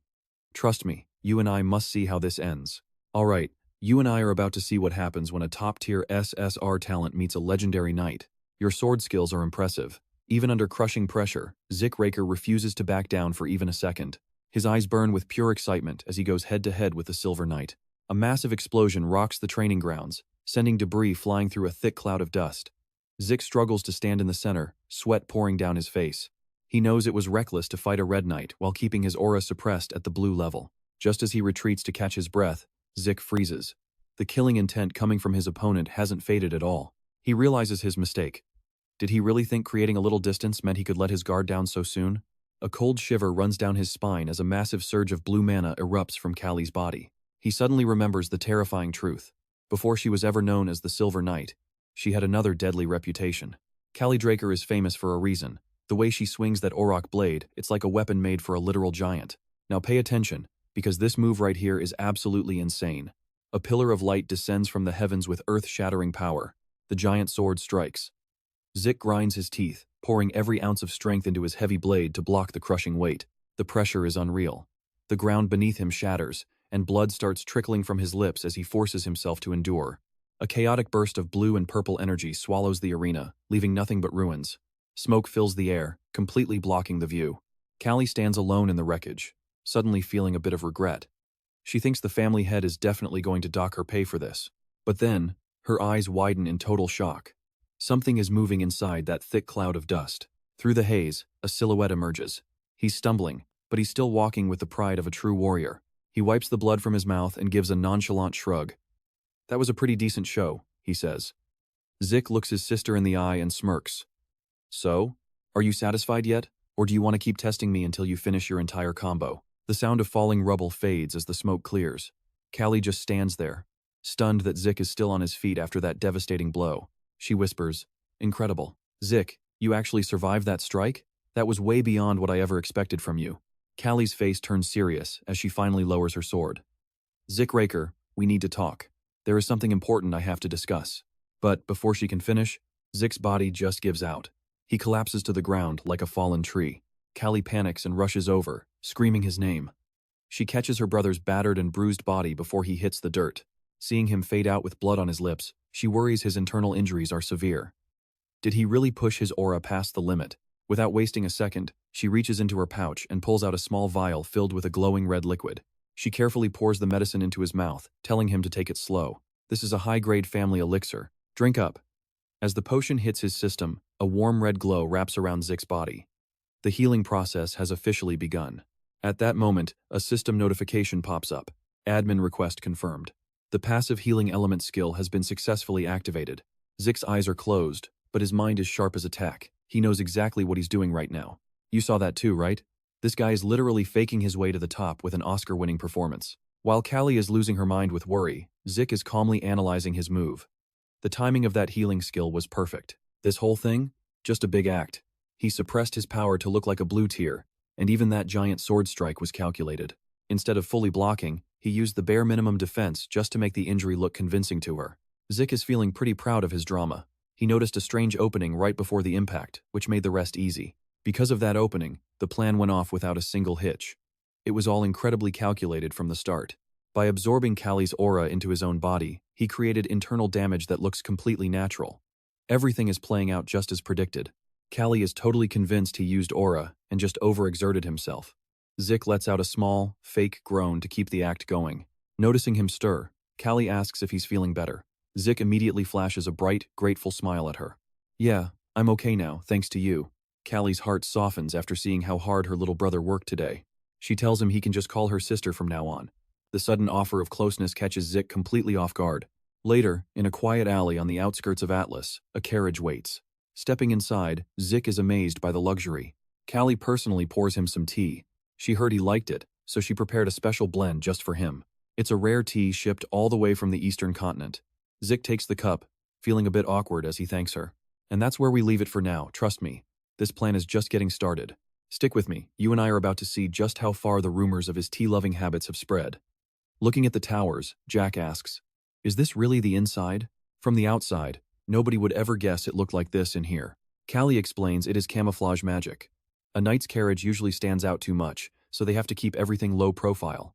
Jack doesn't hold back. First, she drags him to the training hall, and now she is taking him out of the city in this magic ride.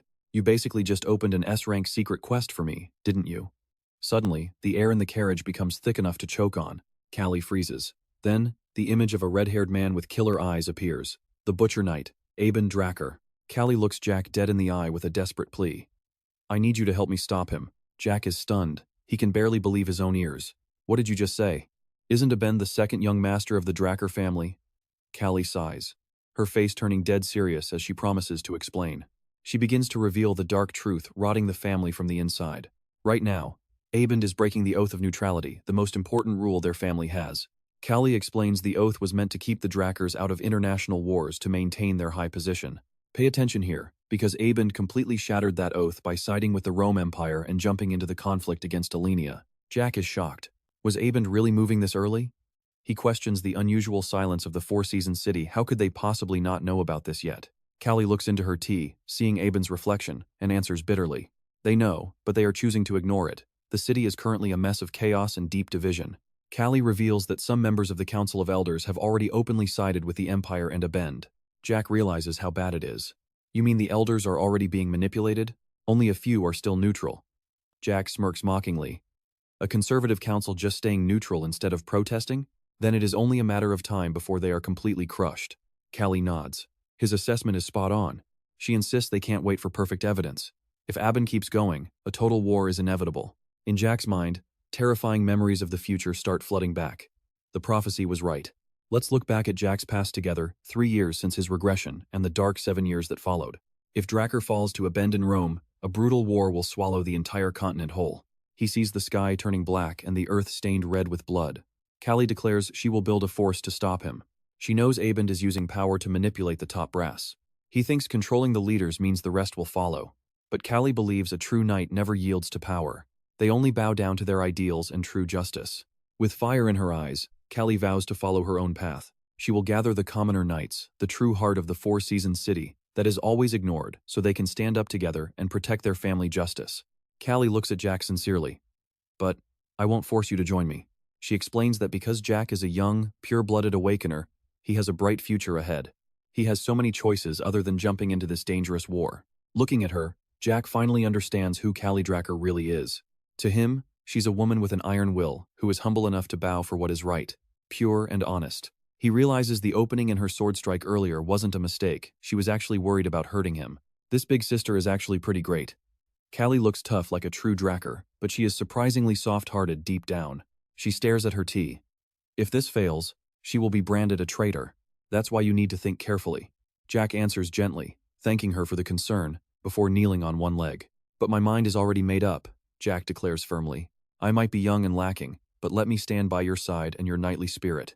Basically, he is telling her that he is going totally all in on this dangerous gamble. You and I just witnessed a moment of pure loyalty. Seeing his resolve, Callie smiles with light, happy relief. After that fateful meeting, Jack heads back to the Valhalla Research Center. Walking away, he checks his magic info board while calculating the dangerous situation within his family. Alright, you and I are diving into a story where Jack realizes his family's corruption started much earlier than he ever imagined in his past life. He originally planned to ditch the family early, escaping Abend's control to build his own secret army for the coming conflict. But now that he's found a kindred spirit in Callie, he realizes there is no reason to walk away just yet. On the contrary, this might actually be the perfect opportunity for him. By staying, he can keep a close eye on Abend's every move without ever being noticed. Plus, with Callie acting as his shield, All the suspicion directed at him will finally start to fade away. To make it work, Jack must become an official knight to swing public opinion toward Callie. He remembers his past life, where Callie failed to reform the family because she lacked the status needed to stand against Aben's power. But things are different now. With a pure-blooded awakened like him by her side, they can publicly back her and finally flip the script on Aben's influence for good. Now, you and I have to wonder, is this a masterstroke or a total disaster? That's exactly why Jack is forced to take this night test. Standing in the shadows, Jack keeps his eyes locked on the magic map glowing on his blue screen. Ahead lies the central library of the Vanla Research District, a massive and imposing structure. Jack's main goal for trekking all this way is to find Tarakon's top-secret archive, the greatest mystery ever buried within these walls. Moving deeper, the scale is breathtaking, towering shelves and golden walkways floating in midair. Suddenly, the system chimes. You have reached the secure archive. Looking around at the silent, empty void, Jack starts to get skeptical. Is this really it? He wanders through the cramped shelves, feeling a wave of disappointment wash over him. What a letdown. This place looks like nothing more than a rundown storage closet. He touches the dusty books and sighs. Just useless old texts. Despite the system's marker, this reality is a total buzzkill. Jack thought he'd find something epic, like the Heart of Bahamut, or a legendary dragon's fang. Look at this. You and I were expecting legendary loot, but it's just like a high school library. But the moment his foot hits a cracked floor tile, a jolt of magical electricity surges through the ground. The system reacts instantly. Data update point detected. Suddenly, a pillar of brilliant blue light erupts from a bookshelf, tearing through space and forcing Jack to jump back. The sheer power of it fills the entire room, leaving him breathless. What is this? At that moment, a notification flashes it's syncing with the secure archive of another administrator, Tarakon Dracker. Jack freezes, his eyes wide with pure shock as the impossible truth sinks in. Another administrator? Does that mean Tarakon was using the same system as him back then? If this shelf only responds to the system, it makes sense why nobody ever found it. Jack mutters in the glow. Immediately, a flood of new system alerts starts popping up. Data from Tarakon Draker's vault has been linked and synchronized with Administrator Draker's system. From now on, he can access Tarakon's entire secret database whenever he wants through the system. The system suggests everything from a dragon slaying guide version 5.21 to collections of motivational quotes. He ignores the filler. Scanning the titles, nothing really jumps out at him at first glance. He gives a sharp command. System. Find the document that offers the highest growth potential right now. After processing the request, the system pings. Found the most suitable file for the administrator. A book on a high shelf begins to glow. There it is. He grabs it, seeing a sword and dragons. Jack reads the title softly. Secret Art of Dragon Slaying. He's stunned. He's never even heard of this technique before. Curious, Jack flips to the next page to see who wrote it. His eyes bulge as cold sweat pours down his face. It's the Hero King's most loyal vassal, Satan Dracker. Yes, before I pass down the dragon-slaying sword art, I, Satan Dracker, wish to explain the reason why I first created this ultimate technique. In the quiet room, the Hero King's trusted shadow works tirelessly under a flickering oil lamp, reflecting on ancient bonds. Trust me, you and I are about to see history change forever. All right, stick with me. You and I are about to dive into a world where the dragon's supposed kindness hides a dark, terrifying secret that humanity never saw coming. Dragons didn't help humans out of honor or kindness. It was pure, cold pity for a lesser species. Compared to every other race, humans were seen as weak, pathetic, and lacking in almost every way. Dragon contracts began to surge across the entire continent, birthing a brand new independent civilization. But this lightning-fast development left the great master Satan feeling incredibly uneasy. I fear dragons, he wrote with a heavy heart in his private memoirs. He understood that if a superior race helped humans solely out of pity, they could turn on a dime and destroy every last one of us just as easily. If those fears ever became a reality, humanity would be wiped out in a single night without any chance to resist. Because of that terrifying thought, Satan began searching for a way to actually fight back. First, he considered magic, but magic was just another gift the dragons had originally granted to humanity. Human hearts can't naturally produce mana, so dragons carved magic circles into them to let people use their power. But pay attention here, Satan found one weapon that even the most powerful dragons actually feared. The Hero King's elemental sword. The only problem? Only those with elf royalty blood could ever wield it. So, he poured all of his resources into finding a brand new source of power that belonged only to humans. Satan tried everything to push past human limits, from northern sword styles to the mysterious arts of the East. Ironically, his greatest helper during this long research was Kronos, the very dragon who served the Hero King. After years of searching, Satan and Kronos finally discovered a mysterious new force they called Aura. It wasn't an element or mana, but a raw power that only a human soul could unlock and master. Once the Hero King passed away, Satan dedicated the rest of his life to fully understanding this aura. It didn't take very long before all of his grueling research finally started to bear fruit. He systematized everything about aura into a manual called the Dragon-Slaying Secret Art and sent it to every kingdom. But in a world where people could get strong instantly using dragon gifts, no one cared about his discovery. The dragon-slaying art required years of brutal effort, so the world just left it to rot and gather dust. Satan wrote his final lines in total solitude. Luckily, as I write this, the dragons haven't betrayed us yet. You and I both know the peace wouldn't last, and Satan knew that one day, his forgotten sword art would become humanity's only hope. He prayed that whoever eventually found his secret manual would understand his wish and train until they mastered it. Back in the present, Jack holds the ancient book as his system triggers a brand new achievement quest for Satan's successor. Mission Master the Dragon-Slaying Sword Art, created by the legendary sword saint Satan Decker. 3 months to win the location of the Chronos Kingdom treasure? Jack grins. Now that's a deal he can't pass up. A treasure from the Chronos Kingdom has to be filled with legendary items far beyond anything he's seen so far. But that 3-month time limit is serious. Does that mean this art is even harder to learn than elemental magic? It looks like he'll have to go into total isolation to master the dragon-slaying sword art. Mastering a dragon-killing art in 3 months? Talk about a deadline that's breathing right down your neck. Failing isn't an option. Looking back, Jack has to admit that the old master was actually right all along. Ultimately, Satan was right.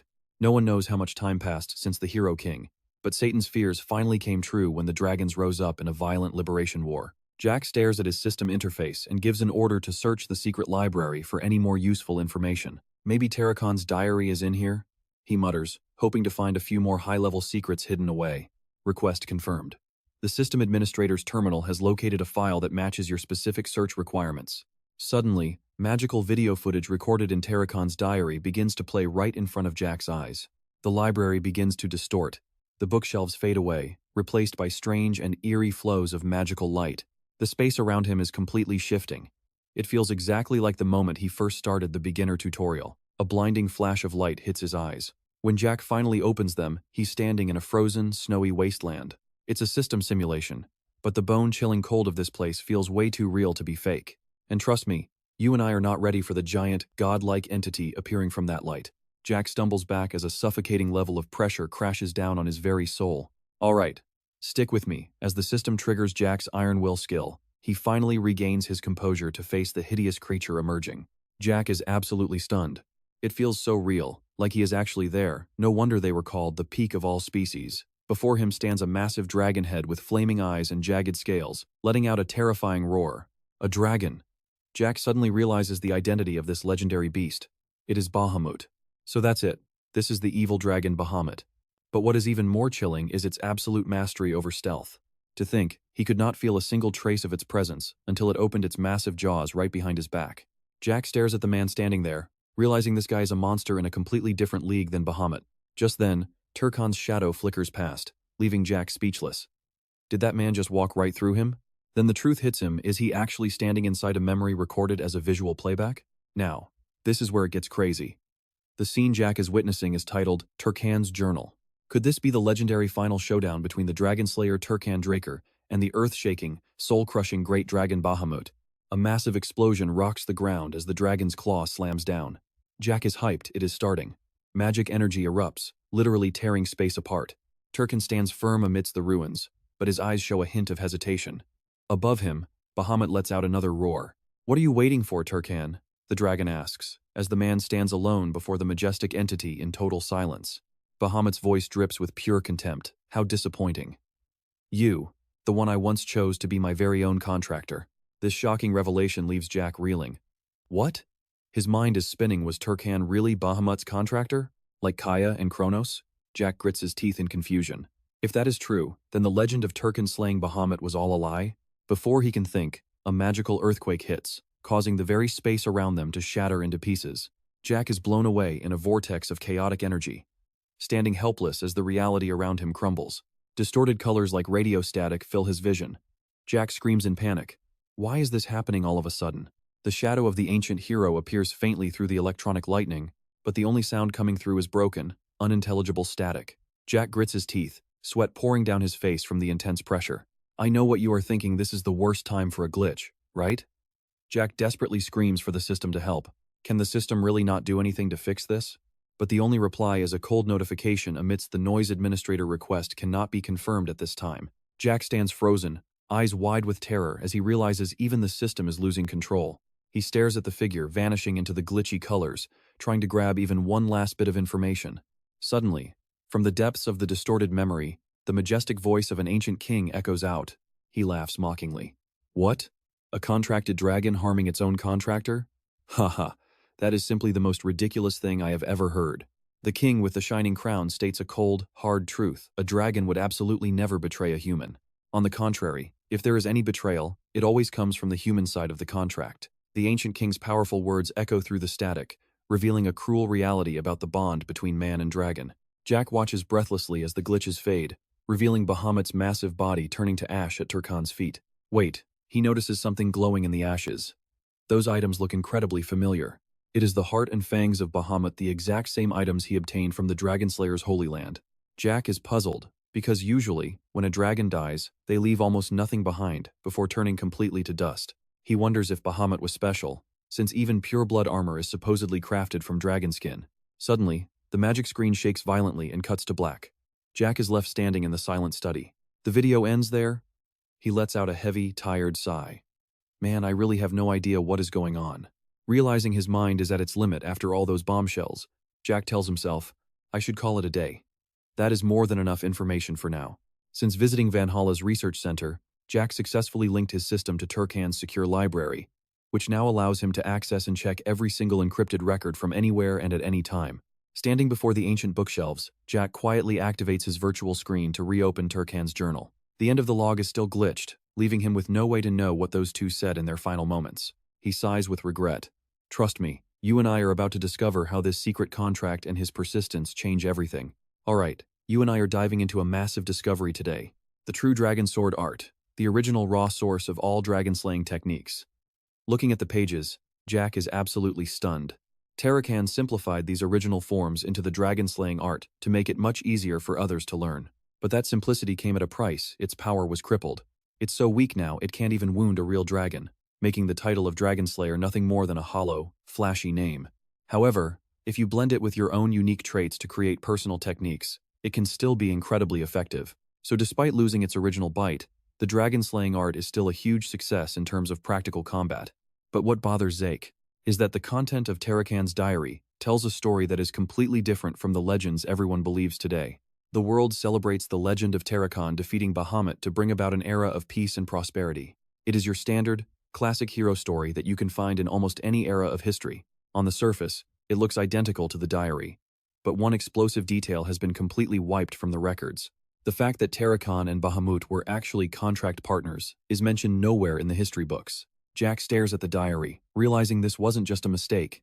No, this was a deliberate and calculated cover-up that goes deeper than he thought. Just then, a message arrives from his old colleague Kay. It has been a long time since they last spoke. She says she doesn't understand why he's suddenly so interested in ancient history. But as requested, she scoured every corner of the continent for any mention of the legend. Kay even hunted down raw manuscripts that were never translated into the common language of the people. And just as expected, not a single book mentions humans making contracts with dragons, or that legendary figures like Kaiser and Tarakan were actually dragon contractors. Absolute silence across every single record she found. Now pay attention here, this is where it gets really weird. Every source uses the exact same tone, as if the entire narrative was carefully orchestrated and pre-packaged from the start. The moment Kay tried to dig deeper, the noble Dracker family personally sent a warning letter to shut down the entire investigation before she found more. Zeke is shocked as the intelligence group officially pulls out. For that reason, they are ending the investigation. Clashing with the powerful Dracker family was definitely not part of their original plan. Watching the message burn, the truth is now unavoidable. It's clear the Dracker family is strictly censoring all information regarding Tarakan. But this leads to a completely illogical contradiction. The Dracker family built their entire fame by honoring and promoting the name of the original Dragon Slayer, Tarakan. That legacy turned them into one of the three great families today. Yet, that same family is now secretly controlling and erasing every shred of info about Tarakan and Bahamut. You and I can both smell the drama brewing. Jack walks through the quiet hallway. Whatever the reason, this whole situation is clearly deeper than he first imagined. He might have missed something, so he decides to check the security room one more time. But as he's about to call the system, he freezes. He frowns. Today is a day off. Decker and the entire staff shouldn't even be in the building right now. Duke and Andre said they'd be late because of their mission. So who is this intruder? Jack's face hardens as he gives the order. System, open up the mini-map for me right now. Access confirmed. A blue window pops up, revealing the location of the intruders. 2 red dots? Someone is really being brave today, aren't they? This is getting interesting. He assesses the situation. 1 inside, 1 outside. 2 targets confirmed so far. Cold sweat beads on his face. Could he have been tracked by those hunters from the mountains? But he quickly dismisses it. No, he didn't even use his sword or dragon-slaying arts back there. Even those hounds couldn't have followed his trail all the way from that location. Jack heads up the stairs, calculating his moves. The intruders don't matter much, what really matters is who ordered them to target him. He glares toward the shadows where a masked assassin is currently lurking and watching him, narrowing down the likely possibilities. Based on the evidence, the most likely culprit is a faint, metallic click echoes through the silence. The assassin's eyes widen in shock. Jack is already standing right there by the window. Did Ain send you here? The assassin is speechless. Jack calmly wonders if they discovered his secret alliance with Kali and sent an executioner to finish him. If that's the case, then all of this fits together perfectly. He approaches, unsheathing a glowing blade. You and I know he'll make him talk. You will spill everything soon enough anyway. Then, a blinding light suddenly explodes from his hand. All right, you and I are about to watch Jack tear into these assassins with some truly terrifying speed, as their blades clash in a storm of sparks. Jack is right on top of his enemy, his purple eyes glowing with a sinister and haunting light. He knows plenty of ways to squeeze out information as the battle erupts throughout the mansion, with the sharp ring of steel echoing through the halls. Jack moves like a total ghost, leaving trails of blue and purple light that seem to tear through reality. The assassin is completely overwhelmed, barely able to brace himself against the series of powerful strikes raining down on him. After trading blows, Jack smirks. He has already figured out exactly who this guy really is. He realizes these amateurs cannot fool a pro like him. He stares down the enemy's weapon, identifying it as a short-range blade unique to the Goka Kingdom in the north. Goka assassins are the elite of the Northern Guards, famous for using those deadly curved daggers they call Kupri in combat. With their insane skills, they are usually hired for top-dollar special missions. Jack figures that if this is a Goka killer, Ain probably was not the one who hired him. Those guys do not take on basic assassination jobs just to start some random blood feuds. Plus, Jack notices this guy is playing way too much defense, which does not fit the style of a professional killer at all. To test his theory, he intentionally leaves himself wide open in the middle of the fight. Now here is where it gets wild. Even with a fatal opening right there, the assassin refuses to strike, clearly holding back his true killing intent. Their goal is not to kill him, it is to take him alive. Suddenly, a piercing sound rings out as the glass window shatters into pieces. Jack looks back in shock toward the window, where a bright purple magic orb is screaming toward him at high speed. His eyes narrow in suspicion as he realizes the person outside has finally decided to make their move.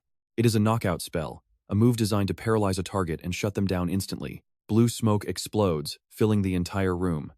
Jack coughs, but his sharp mind immediately identifies the specific toxin in the air. Just as he thought, that distinct earthy scent of mandragora root, the primary ingredient for powerful sleeping potions. Instead of escaping, Jack decides on a reckless gamble. He loosens his grip, letting his sword clatter onto the floor with a dry ring. He silently challenges them, thinking, all right then, let us see who wins this game. Immediately, the notification rings in his mind. Mandragora components detected. Activating the legendary 1000 poison immunity skill right now. Thanks to this broken skill, Jack is totally fine, but he still fakes being knocked out cold. He collapses onto the floor to see what these idiots are planning next. The 2 masked assassins quickly close in on their prey. Thinking he is trapped, one of them tosses Jack over his shoulder and flees the mansion. Let us pause here. While he is being carried away, Jack peeks out to track their route, wondering who wants him and why. Realizing this whole situation has taken a massive turn, Jack tells himself to stay ready for anything. At a secret location, the mastermind behind this entire kidnapping finally shows his face. At a remote farm outside Atlas, Jack is chained to a heavy chair inside a dark wooden room. He just sighs. Well, this is something. Even though he is technically a prisoner, Jack does not look bothered at all. He looks straight at the mysterious shadows and calmly says, I did not expect the client to be you.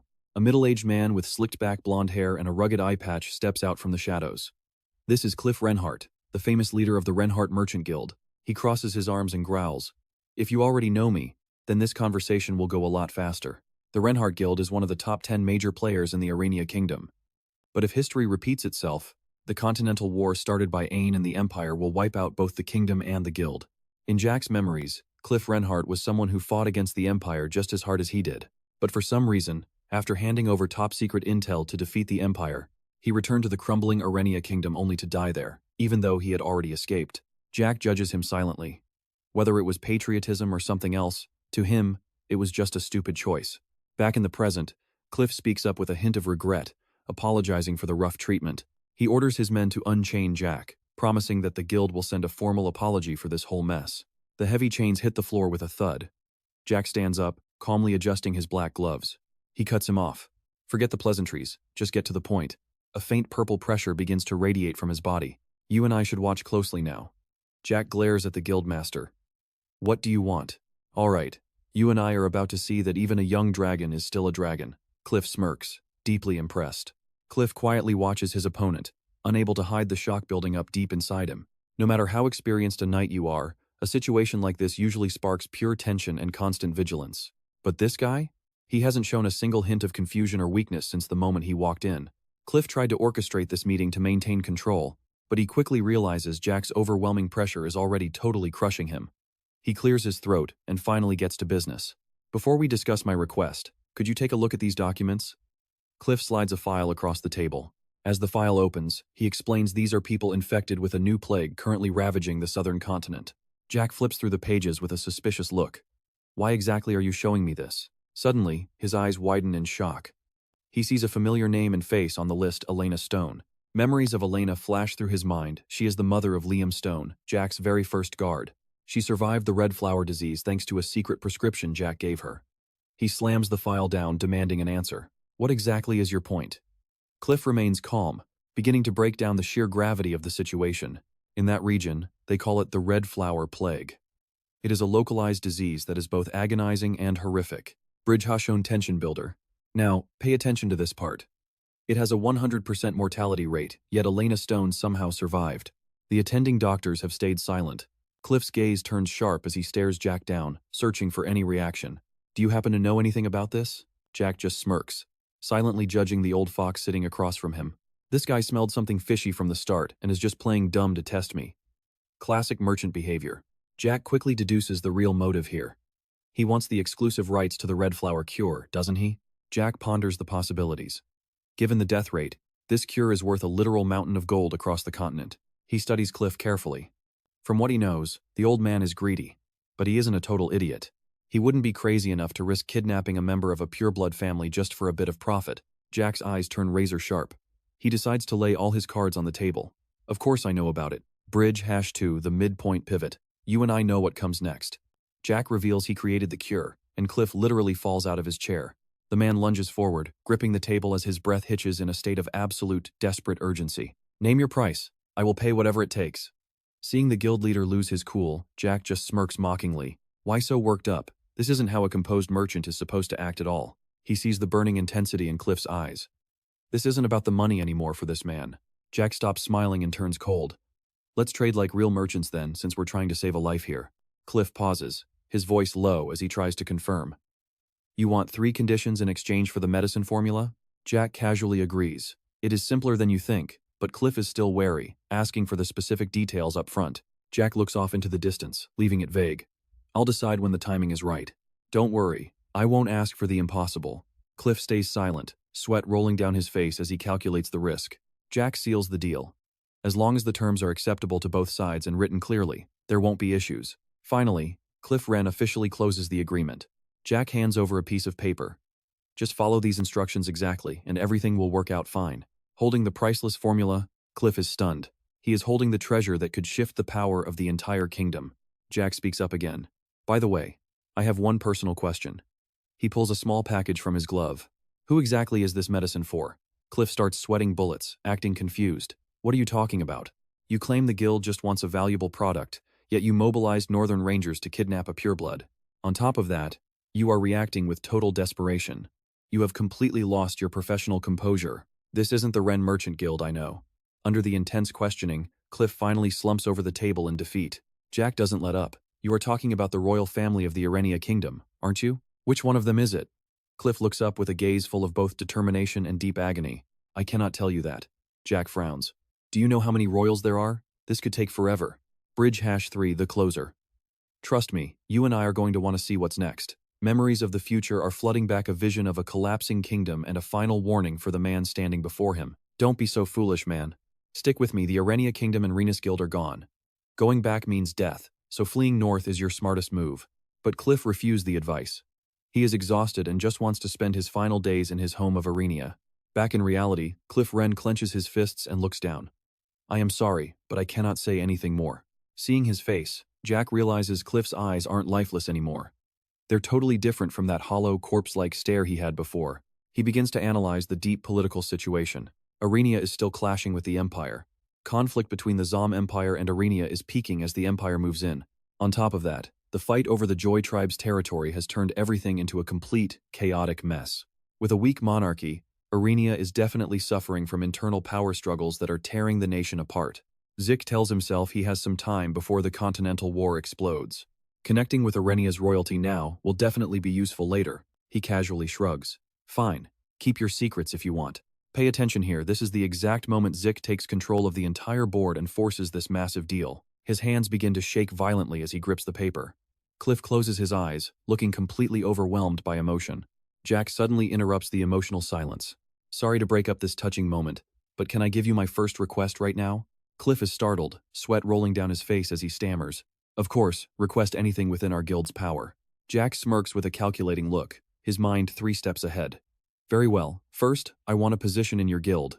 To be precise, I need a temporary fake identity to use for a while. If that is it, why involve us? Zik begins to explain his plan. I'm heading south to a place crawling with criminals. A half-baked disguise won't survive a single day there. He stares at Cliff with calculating eyes. The Renhe Guild is a name even Cell trusts, right? Cliff sighs. He has to admit the guild's prestige, even if he is not happy about it. Yeah, he's not thrilled. Fine, I get what you're saying. He offers a suggestion to solve the identity problem. Just use my cousin's name as cover. That crowd won't dare suspect a thing. Seeing him take the bait, Zik smiles. Perfect. Also, I need a regular ride to the south and a house too. Make sure the house is big enough for cargo storage. That is my very first demand. Before leaving, Zik adds one more comment that makes Cliff's blood absolutely boil. Since you kidnapped me, I assume you've got a ride ready to take me back? I know what you're thinking. Zik has the most insane confidence we've ever seen, treating a kidnapping like a simple taxi ride. He chokes back his anger and exhales. Fine. We will contact you when everything is ready. The ranger team will handle your journey back home. Jack walks away, thinking it's surprising the famous Wren Guild folded so easily. That person must be everything to them. The wooden door creaks loudly as Jack exits. A ranger walks up and signals for him. Follow me, he says. Jack follows the armored soldiers through the wooden buildings of the farm. A powerful warhorse snorts as it waits for him. Jack looks impressed. Wow, this ride is looking sharp. I'll put this horse to good use. Jack steps into the stirrup and swings up. The 2 rangers watch him go, leaving him with one final word. Our job is done.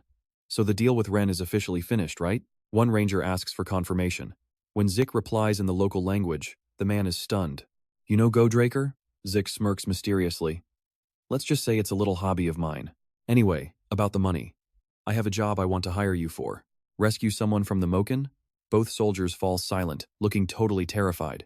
What's wrong? Is my offer not tempting enough? The ranger quickly tries to explain. No, the money is fine. Honestly, that price is even better than the Wren deal. Trust me, you and I aren't ready for who this person actually is. Stick with me, you and I are about to see what happens when you underestimate the wrong person. Is that fake rumor really worth worrying about? I already have the identity Renher prepared for me.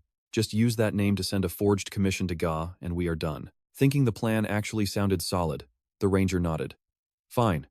As long as we do not get caught, it works for me. But as soon as the deal was sealed, Z's tone turned chillingly cold. Wait a second. Before you go, let's settle the bill. The ranger stood there confused, but suddenly, an overwhelming wave of murderous intent crashed down on him. A sharp whistle cut through the air. In a flash, a shimmering blade traced a lethal arc right before their eyes. The attack was so fast that the 2 rangers could only stare in pure, frozen shock. Cold sweat poured down their faces as they realized the blade had just grazed their skin. For the rangers of Goka, that kukri is not just a weapon, it is a sacred badge granted only to those recognized as true warriors. It is a companion to their very soul, as precious to a soldier as life itself. Yet right in front of these elite rangers, he had effortlessly snatched that treasure without the owner even realizing it was gone. He smirked, his eyes flashing with a dangerous light. If I can steal your treasure without you even realizing it, It means I can take your life just as easily at any moment. Z casually rode away on his horse, leaving the two assassins frozen in total disbelief. Consider this, my little thank you gift. You guys kidnapped the wrong person this time. The ranger gritted his teeth, dripping with sweat. Just what kind of monster is this guy? After that unexpected meeting with Renher, Jack officially started the most crucial part of his recruitment plan. His targets were the heroes known as the Five-Star Knights, legendary for their feats during the Great Continental War before his return. Jack figured if he could get close to them now and pull them to his side, he would have an unstoppable force for the future.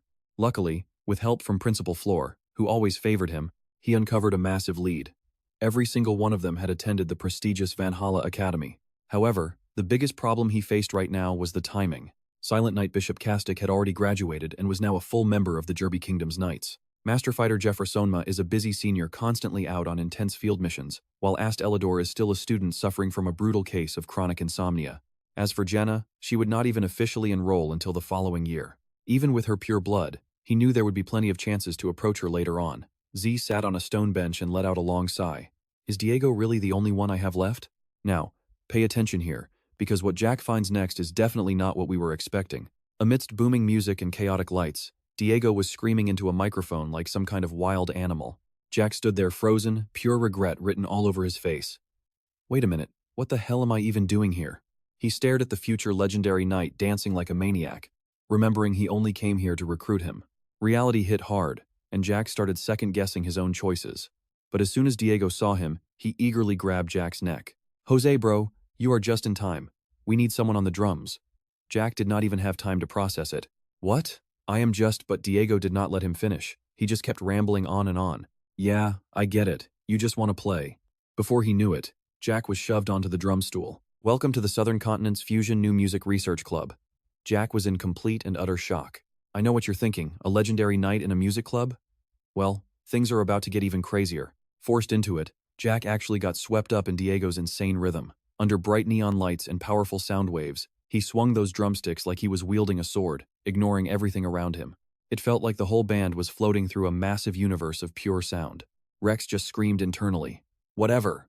If I am going to lose myself, I might as well do it in the music today." After that soul-crushing research session, Jack stumbled out of the academy looking like a total zombie. That was too much. He cursed himself for actually getting into Diego's crazy flow. Back at the manor, the butler was already waiting in the hall. Have you returned, young master? Jack immediately dropped the act and regained his serious knightly composure. I'm starting my training now. Tell the servants not to disturb me. Inside his private training room, Jack sat cross-legged, focusing on the dragon-slaying sword manual. He whispered the instructions to himself, first circulating his aura to clear his veins and open up his energy paths. Trust me, you and I can relate to his frustration here. These ancient terms for the energy cycles make absolutely no sense to him, and he has honestly never even heard of them before. Let's dive in as he digs deeper. His sharp eyes glow with pure shock. He finally understands why Terrakan had to rework this technique into the Dragonslayer method. Every move in the dragon-slaying sword art relies on compressing a massive amount of aura, then unleashing it. This is something ordinary techniques can never achieve. This isn't swordsmanship for humans, it's built specifically for slaying dragons. Z grips the pitch-black greatsword with intense focus, feeling an overwhelming power equal to elemental blades vibrating in his grip. Within this method, every single movement is massively amplified. Z focuses with intense precision, feeling a surge of raw power racing through his veins. Jack puts everything into it, compressing his aura to the limit before swinging down with absolute, perfect precision in every motion. The system confirms his God-given physique is working at maximum capacity, allowing him to master these techniques at incredible speed, while the efficiency of energy flow throughout his entire body is also significantly increased. Z feels as if a map is appearing right before his eyes, guiding him through every step to perfect his skills flawlessly. He grips the hilt, feeling energy resonate with his will. Now watch closely. He is about to let it all go. Glowing red electricity begins to envelop his black-gloved hands as he whispers to himself, "The more I repeat this, the faster I master it." Then a pillar of blue light explodes, piercing the night sky. His sharp eyes glow with a mystical light, focusing every bit of his essence into one single, devastating strike. A thin but razor-sharp blade trail tears through the darkness, leaving a streak of light cutting across space. Z freezes, his eyes wide with shock at the terrifying power he just unleashed. What even was that? You and I saw him cross the red wall, but he is already reaching the black wall? This growth is insane. Jack stands stunned before a towering wall of black stone amidst a spiritual space filled with crackling lightning. He recalls the warning that training too fast would only cause the wall to block his path to higher realms. Yet Bahamut's heart within the energy core is resonating violently with the dragon-slaying sword art, flooding him with unstoppable power. I have to swing my sword again before this feeling fades, and so Z dives back into a frantic training session. Radiant blue sword strokes tear through space. Suddenly, a glowing red magic circle featuring a dragon skull manifests right on his chest. Ancient characters swirl all around him in a mystical, haunting dance. Jack is stunned by a strange energy invading his body, forcing him to halt. His eyes glow with gold light under this dark influence. The system sounds a shocking alert. Bahamut's heart is reacting to the dragon-slaying sword art of Satan Dracker. Memories buried deep within Bahamut's heart are coming back to life.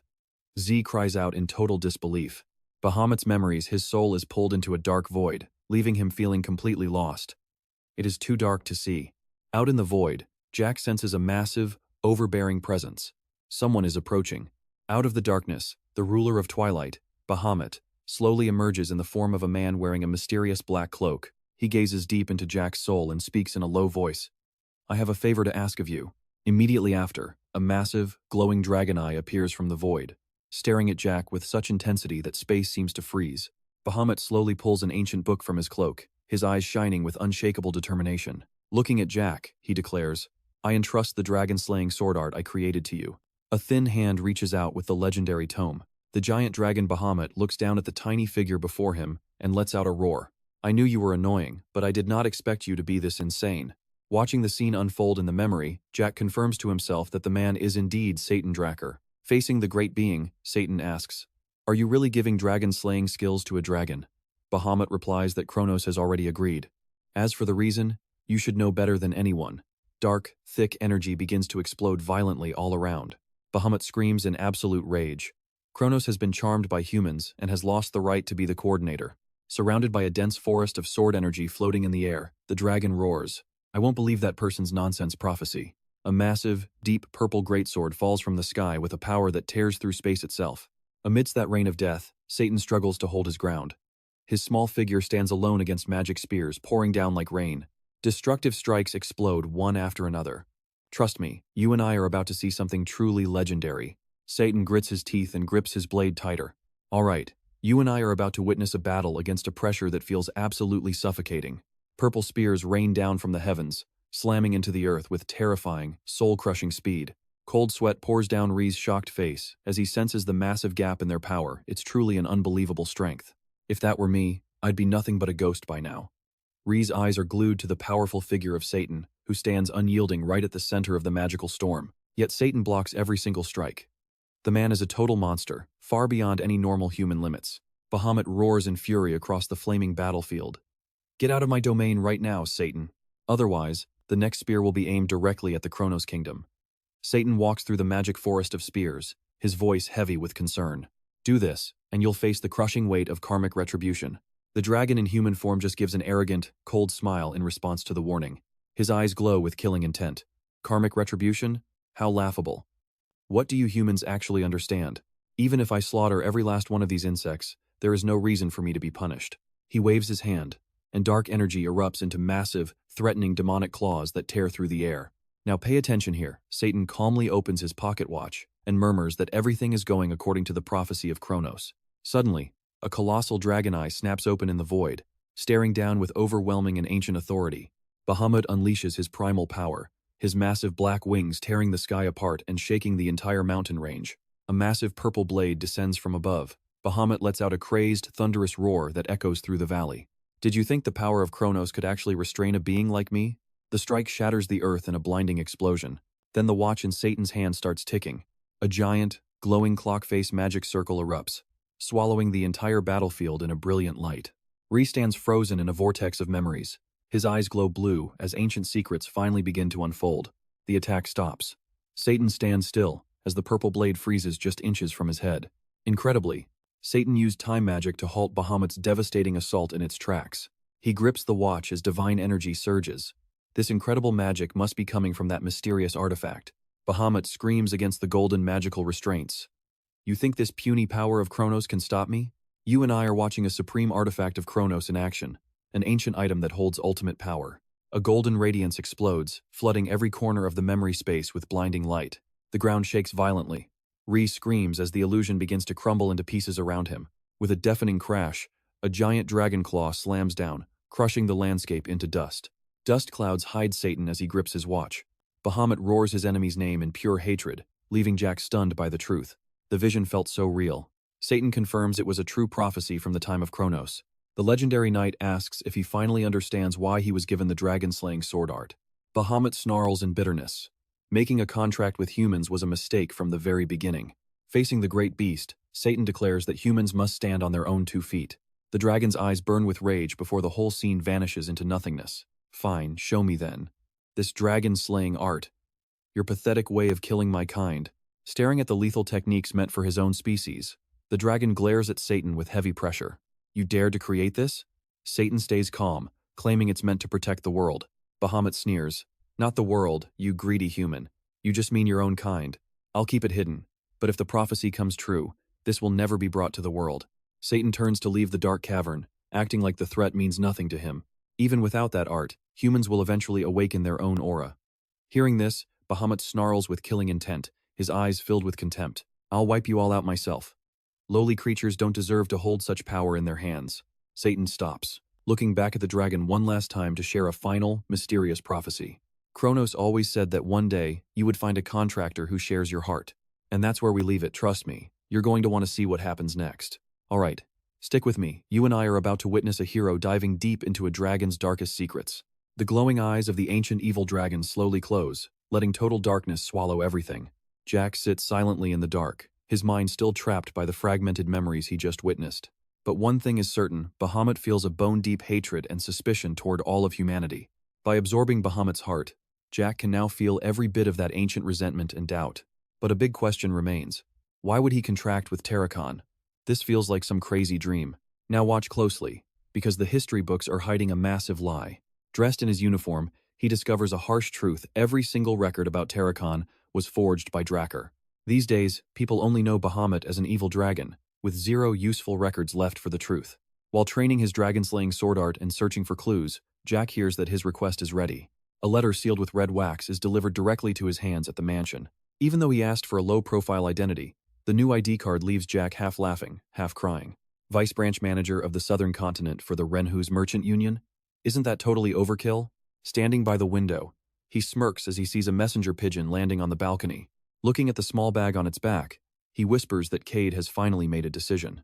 You and I both know nothing good happens in a secret garden meeting at midnight. A dry click sounds as the magic circle on the VIP door unlocks, and Kay welcomes him inside. Welcome, partner.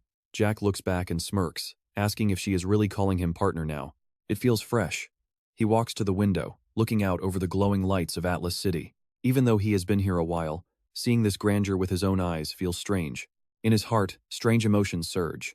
To a regressor like him, the familiar sight is the ruins and sea of fire from a brutal war. Seeing him standing still, Kay pours some wine and speaks up to break the silence. I didn't know Atlas had a place like this. What? Are you mesmerized by the view? She introduces the hotel as a syndicate side business, but Jack flatly refuses the wine she offers. Hold on, I will pass on the wine. Next time, some tea would be much better. Kay laughs sarcastically, asking if he is refusing because he is still a minor. How cute. Facing her teasing, Jack just coldly explains that drinking just doesn't feel like anything special. He simply doesn't drink because there is nothing special about the taste or the feeling. He remembers trying to drink at his freshman celebration party just to fit the mood. But his poison-resistance body treats alcohol as poison and neutralizes it instantly, so he never gets drunk. Since he can't get drunk anyway, he figures he might as well just drink his favorite tea. Kay clicks her tongue, moving on to say she has something important to show him. Seeing Jack's indifferent face, she grumbles that he really doesn't listen to anything at all. Kay throws files and photos on the table, revealing that Pavella was actually a pirate. She presents solid evidence from her own investigation, saying there is a mountain of proof. It is weird that nobody has noticed this shocking truth until now. The time the Silver Knights wiped out the pirates perfectly matches when Pavella started his sudden rise. Jack's eyes sharpen at the name Joaquin Fernandez, nicknamed El Mencho, the number 2 man trading secretly. Because this is so serious, Kay decides to keep it hidden from everyone for now. This is too big. I haven't told my superiors because it would cause total chaos in the syndicate. Sometimes, staying in the dark is actually for the best for everyone involved. She tries to ask about the artifact, but Jack cuts her off with a calculated, glowing blue smirk. Jack looks straight at his partner and declares that she has done a great job, Kay. Now, I will explain the plan to make you the new leader of the syndicate. And trust me, you and I are going to want to see how he takes over the whole city. Stick with me, you're about to see a master strategist in action. Jack checks his glowing magic map, knowing the preparations are finally complete. He burned a mountain of karma points just to use the teleport function on his mini-map. But he did it anyway to stay completely off the radar. He couldn't risk even a single shred of suspicion. Jack knows that even among the 3 great magic families, people who can actually use teleportation magic are incredibly rare. Usually, traveling between cities requires a massive gate from the magic tower. This makes his secret plan nearly impossible to trace. Simply put, his sabotage will be perfectly disguised as nothing more than a tragic, random accident. He walks through the puddles, a sinister smile creeping onto his face as he moves toward his target. Thinking about that old man's reaction makes him want to laugh out loud. Looking at his goal, he whispers, "Tonight will burn. Watch closely, here's the chaos." Boom! A massive fire erupts, swallowing the entire night sky in terrifying, red flames. Screams of pure terror echo everywhere as the crowd panics. The building is being devoured by an unstoppable, roaring heat. People are shouting in total despair, calling for any fire mages to come and save them before it's too late. The fire is rising fast, threatening the whole neighborhood. People are frantic, wondering where the mages are and if the owner knows. While the entire street is drowning in absolute madness and smoke, the scene shifts to somewhere much quieter. In a silent room, Kai is deep in thought over a full ashtray. She takes a long drag, evaluating the man behind this. He really is a true Dracker, a bold, dangerous kid who clearly isn't someone you should ever mess with. But remembering what he actually did makes her shudder. This isn't just being bold, the guy is completely, 100% insane. She remembers their secret meeting vividly. Kai had slammed her hand on the table, shouting in total disbelief at his suggestion. He wanted to burn down the entire warehouse owned by me in Central Asia. Facing her rage, Jack didn't even flinch. He just leaned back in his chair, completely calm, and asked her to hand over the exact locations of those warehouses. Kai tried to stop this madness, warning him that only high-ranking syndicate officers and herself knew that top-secret information. Doing this would get them caught immediately, but Jack just smirked. He told her that being caught was actually the point. He plans to frame Mencho for everything. With only a few suspects, it's actually much easier for him to manipulate the outcome. Now here's the real kicker. Jack drops his ultimate trump card. The syndicate still doesn't know Pavella used to be a pirate, right? Kai freezes. She hasn't reported that yet. Jack smiles, sets down his wine glass, and praises her for being so quick-witted. He explains that they won't even have to do much of the heavy lifting themselves to pull this off. They just need to drag the hesitant syndicate officers into the game, then report the whole mess to Joe Joan to finish it. Cold sweat pours down Kai's face. Her lips are trembling as she struggles to find the words to respond to him. She asks if he even realizes how crazy he sounds. Jack just stares back and says, "Of course I do." Kai screams that it's a suicide mission, but Jack slams the table. The loud crash snaps her out of her paralyzing fear. He tells her that once those officers are wiped out, no one will be left to care about who betrayed whom. He asks if she really wants to be a lowly pawn for the rest of her life. Is that her only ambition? Jack holds up the wine like he's betting his entire life on a single hand. She already agreed to become the leader. From now on, there's no more playing the sidekick. This is her moment to rise or fall with the rest of them. His cold, sharp gaze locks onto hers with a final ultimatum: choose. Kai is stunned, her heart racing with a new intensity. He's right. She didn't join this organization just to follow orders forever and die as a nameless servant. She realizes Jack Dracker isn't just a rich heir. He has insane intelligence power to uncover Pavella's secret identity like that. And it doesn't even stop there. With those skills, he's found hidden ancient ruins and hoarded high-quality artifacts without the world ever knowing. After seeing these impossible, godlike abilities with her own eyes, Kai knows there is no turning back now. She tells herself they're in the same boat. She grabs the bottle, angry at herself for being scared after hearing the plan. Kai downs the entire bottle, slams it down, and asks with total determination, "Is that all we're doing?" If they fail, they're dead anyway. This is officially the biggest, most dangerous gamble of her entire life. All in. If I lose, I'm left with absolutely nothing. Seeing her intensity, Jack just gives a satisfied, wicked smirk. He likes that energy. He promises her that he'll make sure she never regrets making this massive bet with him. "Trust me, you and I just watched a legend being born." Under the moonlight, Kai smokes one last cigarette with absolute, cold resolve. "Dracker, I am going to bet everything on you." On the table lies a newspaper detailing massive fires that hit the continent last night. Multiple fires broke out simultaneously, making everyone suspect it was intentional. Stick with me, because this mystery goes deep. But due to the vast distance and a total lack of evidence, the case was ultimately closed as a series of human accidents. Inside a magnificent mansion, The air is thick with a deadly, oppressive aura that feels like it could snap at any second. A man sits alone in the shadows, brooding as he grips a wineglass while staring intensely at the news of the fires. He growls with pure resentment, swearing that whoever did this won't die peacefully. This is the leader of the K-Men, Joe Joan. Another semester is ending. It has been 6 months since the world first learned about my promotion to the Blue Knight realm. Jack Dracker sits deep in thought, wearing his formal military uniform as his black-gloved fingers tap rhythmically against the wooden table. He gazes at the luxurious box sitting before him, which holds an incredibly important invitation that could change his entire future. Jack thinks, I knew this day would come, but this promotion invite has my heart racing. Pay attention, this is his big moment. This banquet celebrates the young members of the Dracker clan who have surpassed the Yellow Swordsman tier and officially become true knights. Normally, even for members of the elite Dracker bloodline, it takes until age 20 to reach the Blue or Purple Knight realms. Because of this, the grand ceremony is widely known across the land as the Dracker debut. Thinking about meeting the head of the clan for the first time in 3 years, Jack cannot help but feel anxious. Sweat drips down his forehead as he prays for a peaceful night.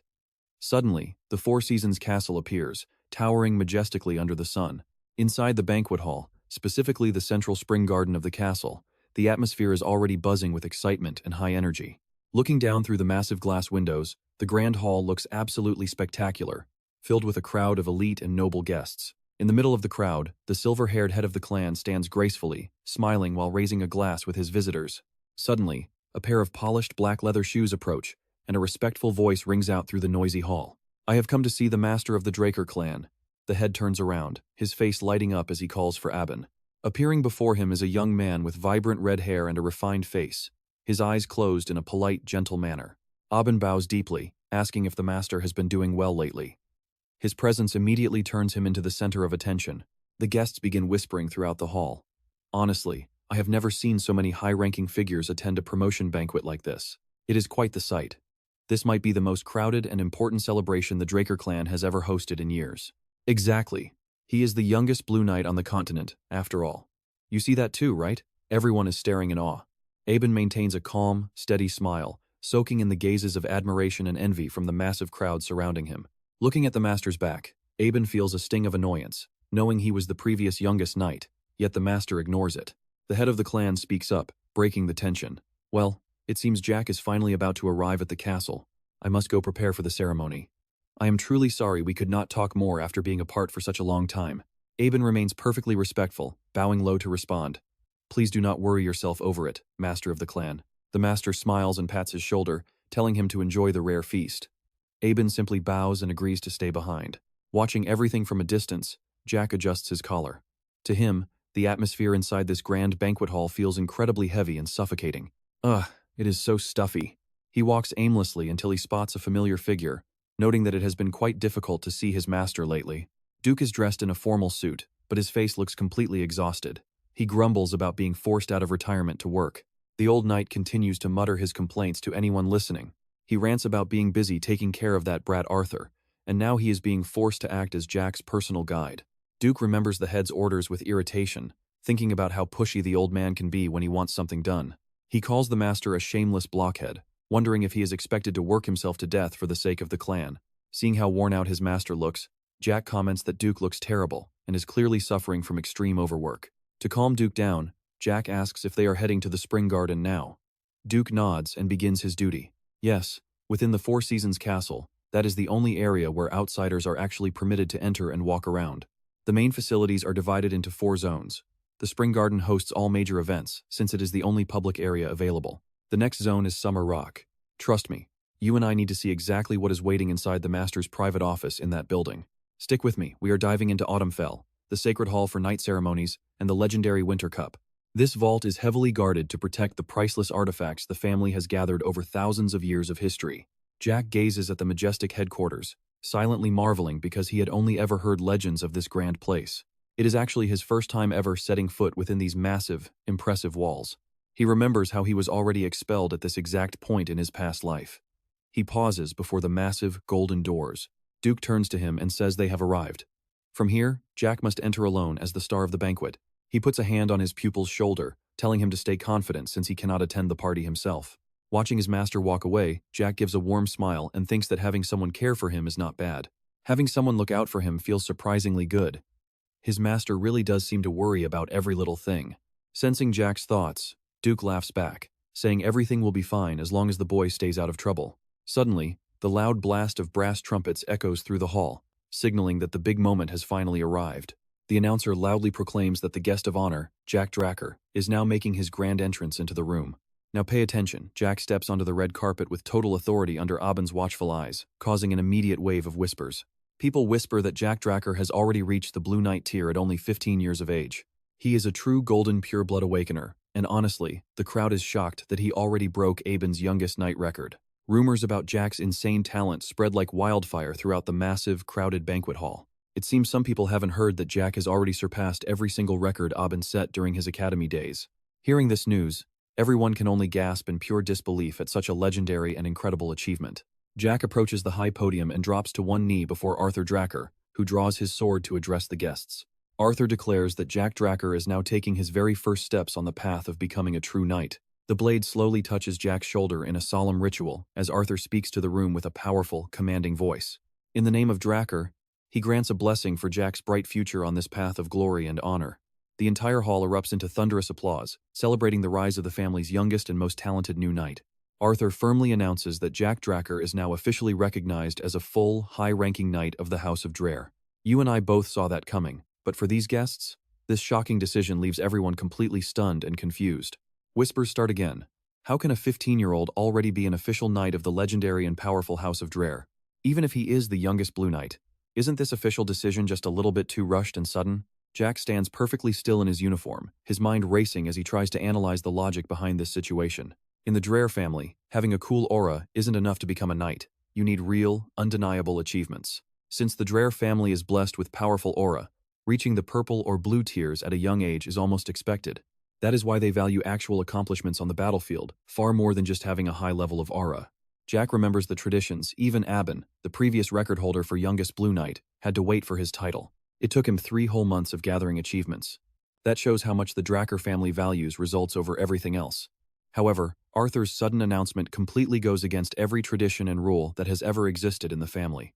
Jack looks at the reflection in the blade, wondering why the head of the family is making such a suspicious move. High on the podium, Arthur continues his excited speech to the crowd of gathered nobles and powerful guests. He says it is a great honor to finally introduce his talented son to everyone attending the party today. He loudly confirms that Jack is the youngest Blue Knight and the only one to achieve an unprecedented golden awakening.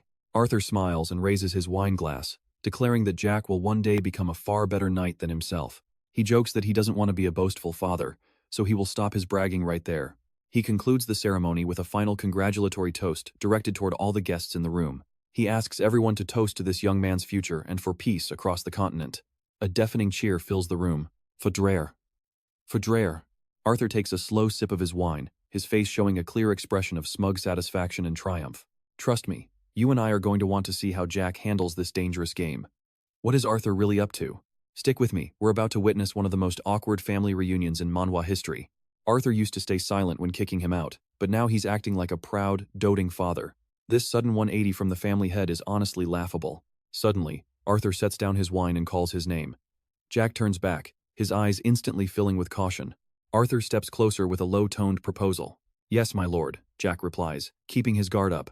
Arthur continues, let's move elsewhere. I want to have a private chat just between father and son. His eyes glint with a calculated look, making Jack realize this isn't just some normal family heart-to-heart. On another part of the balcony, Aben stands frozen, radiating a murderous intent that feels almost physical. A man wearing glasses beside him speaks up softly, trying to snap him out of it. Aben, shouldn't you control your face? He looks at the fury in Aben's eyes and adds, that's not how a brother should look while celebrating his sibling. Aben lets out a cold, sharp smirk. Trying to regain his cool, he asks where the prince is. His companion says he'll show up once the boring ceremonies end. He's decisive. Then we have to hurry. The other man nods in agreement. I think so too. They both slip away from the hall to get ready for their next secret plans. Meanwhile, Jack wanders through the large doors, playing with a small item he just received. He stares at the item and thinks, a token that can be traded for one of the family's greatest ancient treasures. Trust me, you and I are both thinking the same thing. Why give him this? This feels like a total trap. But the bigger headache for Jack is the exhaustion of noble life. He looks at the fake smiles and feels disgusted. Jack scratches his head as he walks, genuinely impressed by how much these people can endure. How do they keep those same fake faces on for several days straight? It's incredible. High society definitely isn't for everyone. Honestly, being poor and eating instant noodles sounds a lot more fun. While lost in thought, a sweet female voice calls from behind. Lord Jack. He stops, raising an eyebrow in suspicion. He turns around to find a beautiful young woman performing a perfect, formal greeting. A mesmerizing smile plays on her lips. Under the afternoon sun, the girl with flowing blue hair and a gorgeous dress introduces herself with total confidence. I am the first princess of the Alenia Kingdom, Melissa Alenia. You saw that too, right? This isn't just any girl, she's the top candidate for the throne. In his memory, Melissa was legendary. She's currently standing in for her weak and incompetent father. She is constantly pushing breakthrough policies for the commoners, which has earned her massive and overwhelming support from the people. Because of that, she's always at odds with the greedy Alenian nobility. Everyone knew that if she took the throne, the nobles would have to bow. But before he regressed, this promising princess suddenly stopped all public activities and vanished mysteriously when the conflict with the empire grew serious. There were even rumors spreading across the entire continent that she had been assassinated. But after the kingdom was destroyed in the war, the truth was buried forever. In this life, though, seeing her show up at an official event like this makes him think maybe things will be different. Then he pauses. Wait, royalty from the Alenia Kingdom? Could it be? Seeing Melissa's knowing smile, Jack quickly bows. It is an honor to meet you, Princess Melissa. I've heard of your reputation for a long time. It's a privilege to have you at my party. Melissa tilts her head, looking surprised. Oh, you've heard of me? Jack smiles back skillfully. Of course. I've been interested in your policies for a while. Melissa stays quiet, sizing him up with her deep blue eyes. Jack looks straight at her, casually validating all the hard work she's actually done. Many might think her policies are just for show, a rich girl giving away things she doesn't need. But in reality, from the budget to every tiny detail, it all had to be perfectly calculated, right? His insight leaves Melissa stunned. She smiles. The rumors were true. You really are different from other knights. Noticing her strange reaction, Jack asks, Did I say something disrespectful, Princess? Melissa laughs softly. No, I just didn't expect anyone to understand my struggles. I'm actually a bit moved. And that's where we leave it, trust me. You're going to want to see what happens next. Alright, stick with me because we're diving into a royal party where the secret politics are way deadlier than any monster he's fought. I'd love to chat more, but I can't keep the star of the show all to myself tonight. Jack watches her walk away, noticing the judging glares from the other guests as he starts to realize the situation. It makes sense even if no one says it out loud. Those stares are clearly making her feel extremely uncomfortable. Suddenly, Melissa looks back and flashes a bright smile. Don't be too sad though. I'm sure we'll have a better time to meet again. Once the princess is out of sight, Jack lets out a sigh and begins to wander aimlessly through the banquet hall. Finally, the greetings are over. I can actually breathe for a second, he mutters to himself, looking absolutely exhausted. These parties really don't suit him at all. Socializing for 10 minutes feels like it drains more mana than fighting a raid boss for half an hour. Suddenly, the heavy clank of iron armor echoes across the red carpet, shattering the elegant atmosphere of the gala. Jack immediately tenses up, sensing a massive wave of pressure heading straight toward him from across the room. Guests start whispering in confusion. Who on earth would show up to a formal royal banquet wearing full suits of heavy armor? Now, pay attention, because Jack just spotted exactly who he's been looking for this entire time. There he is. A figure in a red cloak with a golden lion crest stops right in front of him. He grips his sword hilt, radiating pure arrogance. This is Kairos, the fourth prince of the Zom Empire. With golden hair and a wicked smirk, he asks, Jack, the youngest Blue Knight ever appointed.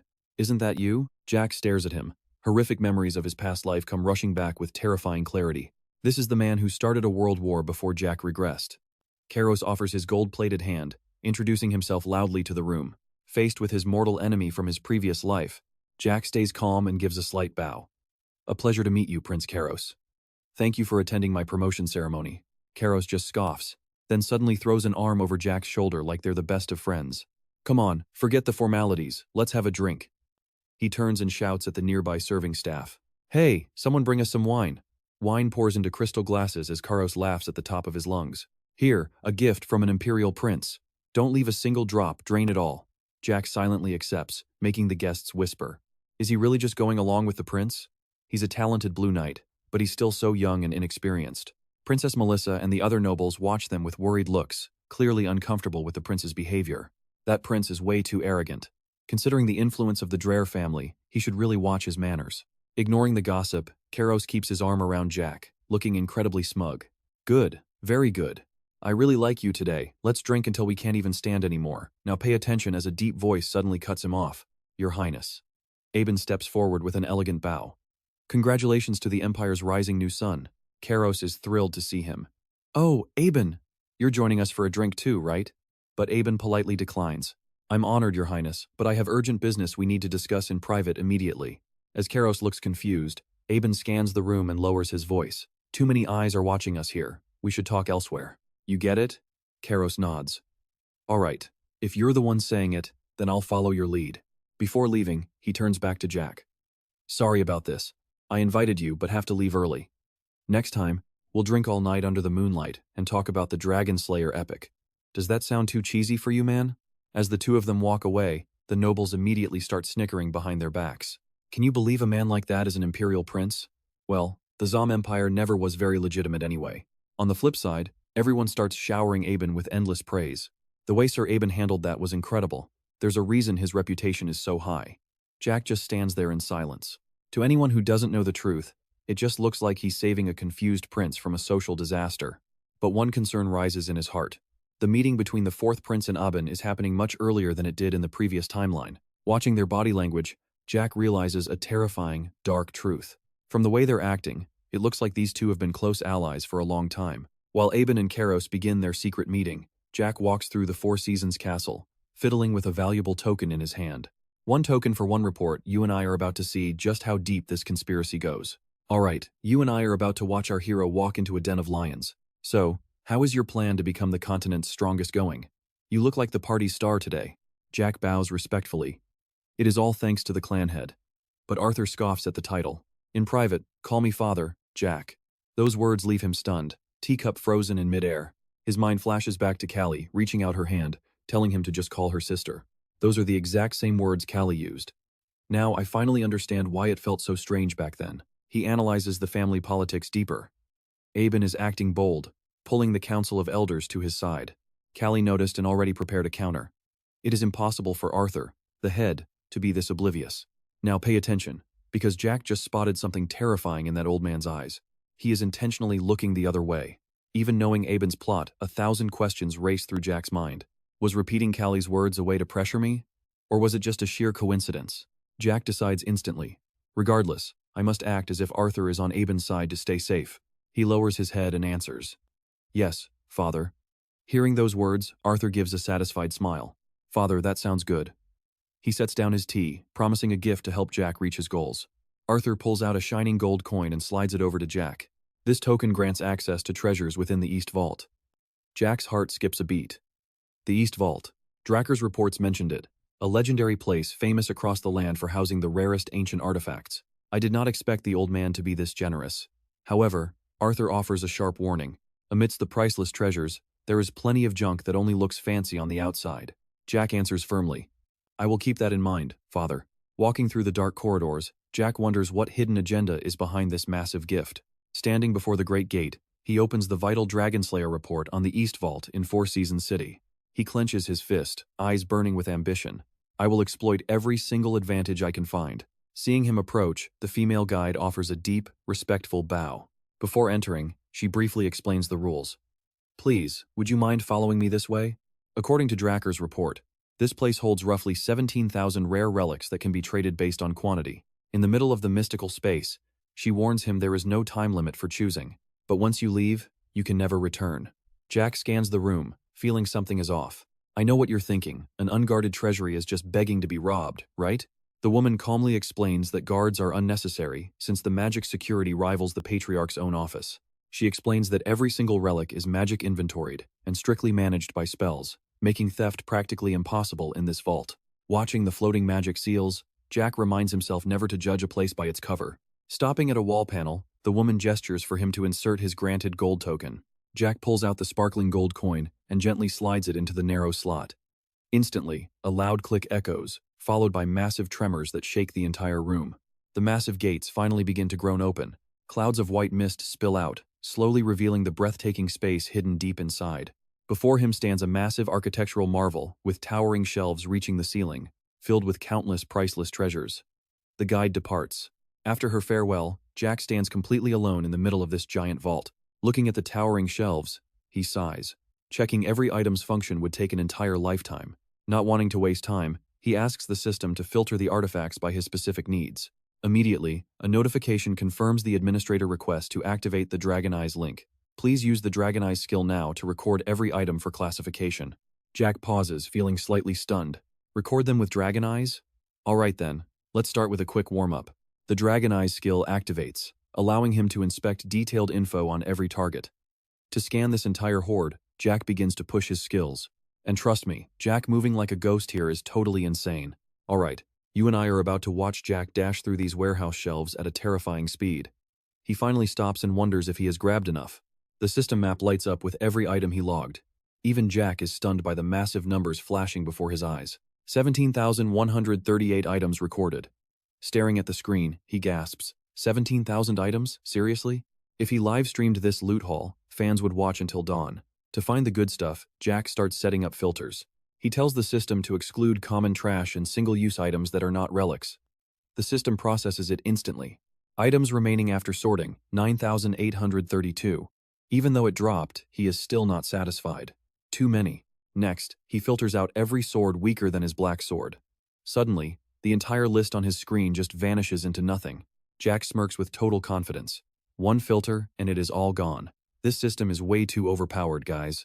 But as he scrolls through what is left, his eyes suddenly lock onto something very strange. Check this out, a mysterious notification filled with question marks pops up right in the middle. Jack frowns, reaching out to touch it, wondering what this thing could be. Nothing but question marks. Is the system trolling me? He mutters that whatever it is, it must be somewhere close. Jack mumbles while navigating the towering warehouse shelves.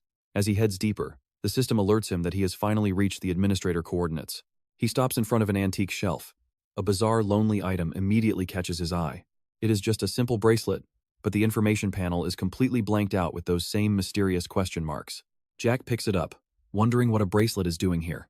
He feels suspicious. It looks so ordinary, so why is there zero information available for it? The second he finishes his sentence, the bracelet erupts in brilliant blue light and vibrates violently, leaving him stunned. His eyes go wide as a bright red notification appears. This item is reacting to his title as the heir of Dracker. Realizing the connection, Jack lets out a smug grin. It is reacting to his title? That means this is a Terracon relic. The bracelet starts venting massive amounts of energy. Magic lightning coils around his arm, and Jack shouts out in pure terror. Finally, the treasure's true name is revealed. The Guardian Holy Stone. This bracelet is embedded with a protection stone that can summon a spirit beast, matching the user's very soul. Better yet, it holds the blessing of the Elven King. Before Jack can react, the system starts a forced binding process. The Guardian Holy Stone is now linked to the administrator. You can now use it to summon your soul-matched guardian. I know what you are thinking.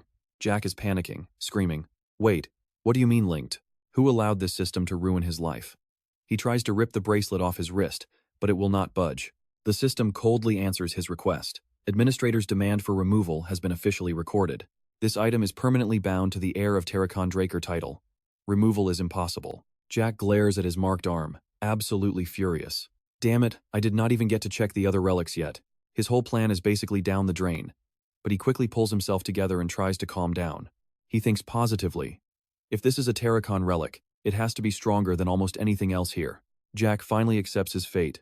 He sighs and commands the system to activate the bracelet's inherent ability. The system confirms, activating the Guardian Holy Stone to search for a spirit beast that perfectly matches the administrator's soul right now. Waves of energy start pouring out from the bracelet. A massive, glowing magic circle suddenly appears right beneath Jack's feet. Because of the Elven King's blessing, the search range expands to an even higher level divine beast tier. A massive pillar of blue light slams down, flooding the area with overwhelming pressure. Through the chaotic webs of magic lightning, the silhouette of a majestic creature slowly begins to form. It is a divine horse with a flowing mane and a proud, sharp horn on its head. The system confirms the summon of the dragon horse. Jack can hardly speak, stunned by the terrifying power it radiates. He stares at the legendary beast standing right before him. Jack smirks with pure excitement. The heart, the fang of Bahamut, and now a relic that summons a divine beast? Just how much insane stuff did Dracker actually own? The dragon horse slowly walks over and gently taps its nose against his head as a friendly greeting. Feeling a powerful spiritual connection, Jack finally understands. So that is what it means to match your soul. He wraps his arms around the beast's neck. Despite just meeting, it feels like reuniting with a best friend from years ago. And trust me, you and I can see he is happy. Alright, I like you too. Alright, you and I are about to see a legendary bond form. The dragon horse lets out a satisfied neigh, and a system window catches Jack's eye. If you name your spirit beast, you can summon it any time using a holy guardian stone. Naming it, huh? Jack stares at the majestic spirit beast standing before him. He gently strokes its snout, and suddenly, a perfect idea strikes him. How about Bucephalus? Hearing this name, the divine horse looks thrilled, letting out a big, refreshed snort. Jack smiles. Looks like it loves the name. Immediately, the system displays the creature's detailed information panel. Bucephalus, a dragon horse overflowing with auspicious energy. It can unleash lightning power directly from its mane. Note: the ultimate spirit beast and king of dragon horses. Seeing this powerful description, Jack still feels a bit skeptical. King of the dragon horses sounds cool, but this is his first time seeing one. How can he actually know its true strength? Sensing his master's doubt, Bucephalus suddenly grabs Jack's shoulder with its teeth and gently lifts him into the air. Jack shouts in shock, "Hey Bucephalus, what are you doing?" The divine horse sets him firmly on its back. Jack asks in surprise, "Wait, do you want me to ride?" Now here's the cool part. Bucephalus nods, and Jack realizes this ultimate beast can actually read his mind.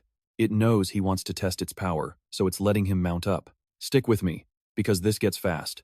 Jack grips the mane tight and gives the order. "Alright, Bucephalus, show me your max speed." The horse lets out a sky-shattering neigh. Bright blue electricity erupts as it charges forward like a literal bolt of lightning. The sonic booms are deafening, leaving blinding trails of static in its wake. Jack is stunned. Even at this insane speed, there's not a single sound of hooves, truly unreal. Under the massive pressure of the wind, he squints, feeling the immense power surging beneath him. Bucephalus tears through magic circles at impossible speeds. Jack can't help but laugh. "You're the goat, Bucephalus." The sound of rolling wheels echoes on the stone path as the carriage finally departs the storage area. Sitting inside, Jack recalls the instructor's shocked face. She was practically stuttering in total disbelief. "Are you really sure about this?" Her attitude was totally dismissive, but Jack just smiles and stares out the window. He knows that inside that massive storage vault, in that massive vault, alongside legendary treasures, there is plenty of flashy-looking trash. You have to be incredibly careful when picking something out. In other words, this bracelet is one of those junk items that Arthur mentioned before. It makes sense. Before it reacted to his title, even the system couldn't display a single bit of info. No wonder everyone else failed to see the true value hidden within this bracelet. Jack thought Terracon relics were only found in system-guided ruins. He never expected to find one this easily. Whatever the reason, this is pure luck. This bracelet is definitely a massive haul for him. Jack closes his eyes, feeling much better. After the exhaustion of the banquet battle, he promises himself a long, proper rest tonight. But you and I both know how this goes. The moment a main character plans to sleep early, a plot twist is waiting. However, as soon as he steps into his luxury room, a deep voice rings out. "Congratulations on officially becoming a Dracker Knight." Jack sighs, turning to face his uninvited guest. Hearing the formal tone, he frowns. Suddenly talking so polite? This feels weird and awkward. The man wearing the eye patch, Cliff Wren, gives a calm smile. "Since you're an official knight now, changing my tone is only natural."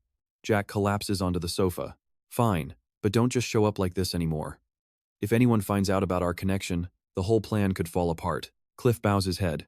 "I truly apologize for that. But there's someone who insisted on meeting you at any cost. So I had no other choice." Following Cliff's words, the cloaked figure nearby starts to move. She pulls back the hood, revealing vibrant, deep blue hair. A refined female voice speaks. "We meet again. Allow me to introduce myself properly. I am Melissa, the master of the Renhert Merchant Guild." In the dim light, her powerful beauty is undeniable. Her true identity is revealed. Melissa Alenia, first princess of the Alenia Kingdom. Jack stays calm despite the introduction. In his mind, he already knew the truth. So the true master of Renhert is the princess. Melissa smiles, sensing his sharp intuition. And that's the reveal. "You and I both know everything leaves a trail. Alright, you and I are jumping into a political game where the stakes couldn't be higher for Princess Melissa. Just as her promotion party begins, patients are being cured instantly by the red flower medicine brought by Clip." Jack just smirks with confidence. Anyone with half a brain could connect the dots here. Seeing that Jack understands the full situation, Melissa simply nods her head. She decides to skip the formal introductions and get straight to the point. No more beating around the bush, she has a clear goal. The reason she sought Jack out so urgently was for his help. But what kind of help could a princess possibly need from him? Instead of answering, Melissa slides a thick file across the table. She asks him to look over the documents before they continue. As Jack begins flipping through the pages, she starts explaining the grim reality of the situation. These documents detail the recent outbreaks of the red flower disease along the Alenia border, analyzed by the supernatural Nirvana family. She continues her explanation while Jack focuses on every single word written on those pages. The data shows the disease is concentrated on the border, and the Nirvana family analysis confirms something much more sinister. Jack reads intently, but the further he gets, the more his eyes widen in pure shock. A cold shiver runs down his spine as he processes the information. He looks up at Melissa with a look of absolute gravity. Now, pay attention here, because this is the moment everything changes. This disease? It was actually created by human magic. This is the result from the top supernatural Nirvana family, so there is absolutely no room for error or doubt. That firm confirmation, combined with the blood-red seal on the folder, leaves Jack completely stunned. He grits his teeth, staring at the words as if trying to burn them into his memory. A man-made plague, it is unthinkable. This truth goes way beyond anything anyone in the kingdom could have ever imagined. He wonders if his regression changed the timeline, because the infection rate is moving way faster than in his previous life. Noticing his rising tension, Melissa speaks up to pull him out of his spiraling thoughts. There is more. She points to a detailed map where red pins mark the devastated outbreak zones. As you can see, the red flower plague first exploded in the villages right between the Rom Empire and Alenia Kingdom. Her voice turns cold as she highlights the path. Curiously, the disease never spread toward Rom, it only moved into Alenia. Seeing the arrows pointing straight at his own kingdom, Jack freezes in his tracks. He stutters out a question, but Melissa just nods, confirming the darkest theory he had in mind. Exactly. The Rom Empire likely engineered the red flower disease specifically to wipe out the people of Alenia. Jack leans back, his face darkening. This is not just a plague anymore, it is an act of total war. You and I can see his mind racing as memories from his past life start fitting together like a puzzle. Alenia fell easily to Rom in his previous life because of this plague. Finally, he knows why the princess needs him so badly. Jack slams the folder onto the table and looks Melissa dead in the eye, ready to talk business. You want the rights to mass produce and distribute the cure, do you not? Melissa flashes a satisfied smile. Yes, exactly. Our current deal only covers the basic formula, which is not enough for what is coming. To save the entire nation, they need a brand new contract. Standing behind her, Clip voices his total support for the plan. She assures him she has no intention of breaking their original agreement. She is confident and professional. As a merchant, showing your hand first usually means losing, but Melissa knows Jack is a different kind of partner. Jack smirks, silently evaluating the sharp and dangerous woman sitting across from him. She is clearly the true mastermind behind the Wren Guild. No wonder they became the most powerful merchant group around. She promises the medicine will be given to the citizens as emergency relief supplies. He will not have to worry about the formula leaking, and he will be paid a very handsome sum. But then, she makes an offer that even Jack did not see coming.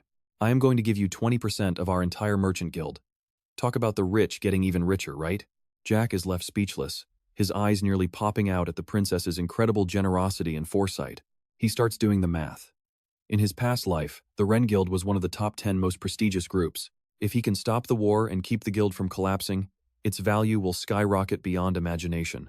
20% of this guild is easily worth millions of gold pieces right now.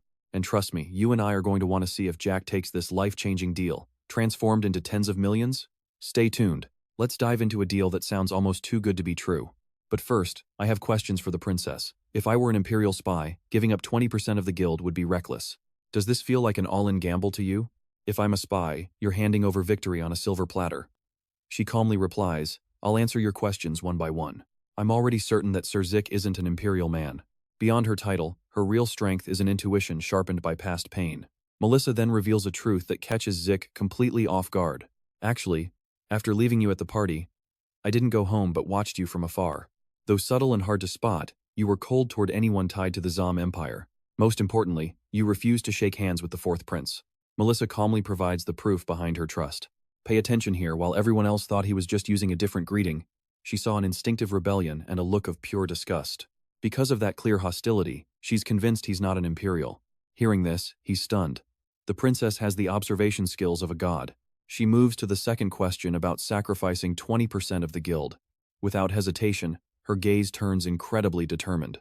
She declares, if it saves the people, then this is a profitable deal. Those words strike like lightning, making Zik's heart skip a frantic beat. He stares at her, stunned. Suddenly, agonizing memories from his past life rush back like a nightmare. In the darkness of his memories, a desperate voice calls out, Alicia, please, stop now. We have to retreat. Stopping the empire doesn't matter if the king dies here. Back then, he argued that retreating was the only way to survive long term. but Alicia just smiles peacefully through the swirling snow. She softly whispers those same fated words. If my life buys time for the people to escape, it's a profitable deal. Back in reality, Zik bows his head. He grits his teeth in bitter frustration. Damn it. He tried so hard to prevent this. Yet she sounds just like Alicia did back then. I know what you are thinking.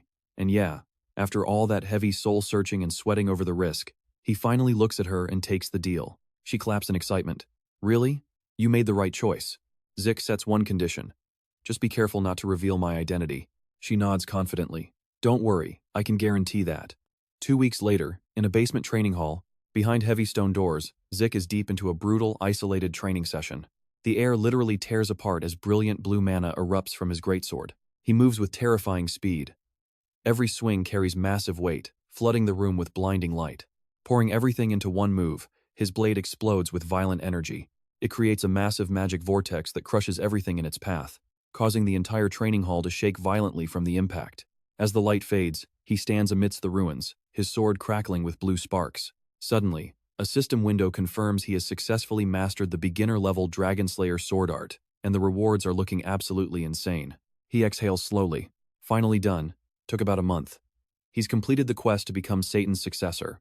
The second he finishes, system alerts flood in. It's not just a mission completion. His speed earned him a bonus, the coordinates to the lost Chronos Kingdom treasure. He gets a new title, 500 karma points, and 2 random gift boxes. He's now an immortal, with legendary titles like Descendant of Tirakan and Sword Saint Successor. Looking at his karma points, which now total 1095, he smiles to himself. 2 random boxes? Now we're talking. He sheathes his glowing blade and mutters, "Alright, let's check the loot first." He pulls out a shimmering golden disc, the map to the Chronos Kingdom's hoard. He hits inspect, and the system confirms his request as an administrator. And that's where we leave it, trust me. You're going to want to stay tuned to see exactly what happens next. Alright, you and I are about to dive into a quest that changes everything for Z. He has to find the seal pieces to activate the coordinates, combine them, and the treasure is finally revealed. The fragment locations are now linked on his mini-map. Red dots mark every single piece across the land. Jack studies them closely, analyzing the layout. 2 pieces are in the center, one south and one north. The distance between these fragments is quite a journey. It will take time to gather them all. But as he calculates, his eyes lock on a map anomaly. He smirks, so that is why it was hidden. Right then, a new linked quest triggers. The treasure of the legendary kingdom is officially active. The mission requires him to find the scattered Chronos Kingdom seals and restore them to their original state. With no time limit, the reward for finishing this task is a noble title, Heir of the Chronos Kingdom. Seriously? Is a title the only reward for all this work? Jack groans in disappointment while looking at the notification. It is a massive task for a legendary treasure. It still requires finding the scattered Chronos seals and bringing them back to their original state. Z scratches his head. Does restoring a seal just to find treasure really count as a reward? But then, he remembers his past experiences and starts to get a little suspicious. Now, pay attention to this part because this title might have a hidden, special function. Holding the golden coordinate disc, Jack thinks for a moment and decides, I will put this aside for now. He stores the item. Magic light wraps the disc before it vanishes instantly. Then, he leaves the training room. Reassuring himself, he says, no time limit, so I will handle the urgent stuff and investigate this later. As he walks, he recalls some vital info. Luckily, he just got a message from the tree. A dangerous smile creeps across his face. His eyes flash cold as we head to Gopaport in the south. Amidst white sails and crashing waves, a man takes a deep breath and grimaces. Sea salt mixed with the stench of blood, the south is still nasty. The moment he boards, a group of subordinates bow in respect. They shout, "It is an honor to serve you." They are greeting the southern vice leader of the Wren Guild. The man just nods. Good work, everyone. Whether it was before his regression or now, not everything changes. At least the sea smells the same. Murray. A voice suddenly cuts his thoughts. Let us pause. This identity swap is the moment everything shifts for our main character. Approaching 2 men waiting for him, he recognizes their identities immediately. The Northern Rangers see Murray in his new look. One jokes, "That merchant outfit actually suits you well. Thanks." A man with messy hair and a long facial scar begins the final check. Have you mastered the plan in the mission letter? Murray nods. Exploit the chaos to rescue the girl Morkan held. Hearing this, the ranger gives a sharp warning. Good, you get it. But remember, this mission is no game. One slip up and you are dead. You must protect and deliver the target safely. Do not let your guard down. Got it. But one question. Murray hesitates. The ranger asks, what is it? Murray raises his doubt. The letter says nothing about what chaos will happen. The ranger's eyes suddenly shift, turning cold and murderous as the air freezes around them. Because that is the day Morgan vanishes forever. Just as the tension peaks, a voice calls from behind. There you are, Vice Leader. Seeing the partners deep in discussion, the trade guide speaks up. Oh, are you busy? I will come back later. Jack watches him leave and mumbles. A guide from the trade guild? Z's companion waves the guide back. No, it is fine. We are done. Lead the way. I will take you in the carriage I prepared. Follow me. On the road, Jack keeps thinking about those murderous words. He wonders, is a war against Morgan starting? Elsewhere, a cold voice confirms the plan. Agreed. Have you checked the location the guild prepared? The question echoes at the busy pier. And that is where we leave it, trust me. You and I are about to see a total war. Stick with me, we're heading straight into a high-stakes meeting inside a secret room. Anyway, just to make sure the plan is clear, I'll summarize the details one more time. Today is John Done's birthday, so it's a celebration and a massive summit for all the leaders to discuss their upcoming deals. So, Kay, the key player, and her assistant Jack Murray are attending too, right? Zick looks out the window, casually confirming that they are. But the quiet atmosphere is instantly shattered when the red-haired mage completely loses her cool. How many times have we talked about this? It's the 5th time. I basically have the entire script memorized by now. Zick lets out a heavy, exhausted sigh. Yeah, we've gone over it so much that I know every single word by heart. His words just add fuel to the fire. Look, partner, I'm not a stone-cold killer like you. It's normal to be this worried. She keeps shouting in vain. Did you lure me in just to ignore me while I complain about this mess? Watching her panic, Zick finally understands what's happening. He thought something was off, and it turns out this was the reason. She's shaking with fear at this point. She stammers, asking what happens if they find out she burned the Soma warehouse. I heard Morgan's way of dealing with traitors is to paralyze them and stuff them into a shark dragon ship. Wait, the smokescreen was perfect, right? No one will find out. Kay mutters to herself while trembling with terror. Seeing her this stressed makes him want to tease her just a little bit more to blow off some steam. He casually tells her, Kay, you're a mage, so they'll treat you differently. She freezes and stammers back. What do you mean differently? Zick flashes a sinister smile before sharing a legend that you and I will find absolutely terrifying. In the South, they say a mage's body can stop curses, so no one would waste you as simple fish bait. They'd probably just rot your limbs off and sell them one by one to pay off your debt to them. Kay's face goes pale. She's completely terrified, as a horrifying realization hits her like a ton of bricks. Wait, those rings the Morgan members wear. They aren't just models, are they? Are those actually real fingers? Imagining her own fingers being chopped off, she screams internally. Oh no, what are they going to do with my hands? If that happens, partner, please just bury my body somewhere warm and sunny. But wait, how do you even know all this? Zick goes quiet, his eyes staring off as he remembers a past soaked in blood and tears. There's no way I wouldn't know. I know the southern continent better than anyone. I'm the one who led Morgan to its rise and fall as their top assassin. His history with the Morgan organization actually started long before he went back in time. Back then, Zick was kicked out of the academy, caught by slavers, and sold to a Soma farm owned by Morgan. It wasn't just a drug farm. Slaves like him were often used as disposable meat shields in their brutal territory wars. Amidst the explosions and bullets, he was the only one who survived time after time. Back then, he was just relieved to be alive. Looking back, his survival instinct must have been unconsciously using his healing powers to pull him back from the brink of death. After surviving 5 or 6 near-impossible suicide missions as a human shield, John Doe noticed his talent and trained Zick to be a professional assassin. And as it turns out, the old man was right. The life of a hitman suited him perfectly. Using poison and catching them off guard made even high-level Violet Knights easy to kill. However, facing off against a Blue Knight?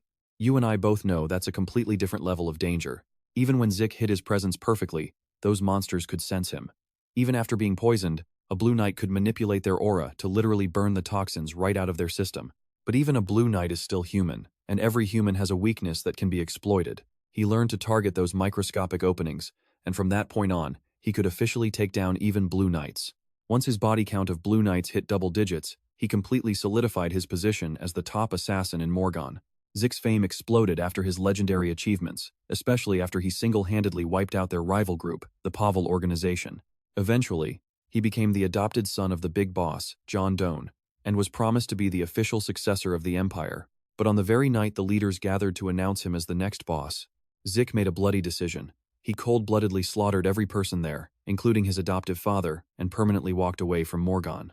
The memory fades as Zick sighs to himself. Oh well, all of that is just ancient history now. Back inside the carriage, Kay is staring at him with pure suspicion in her eyes.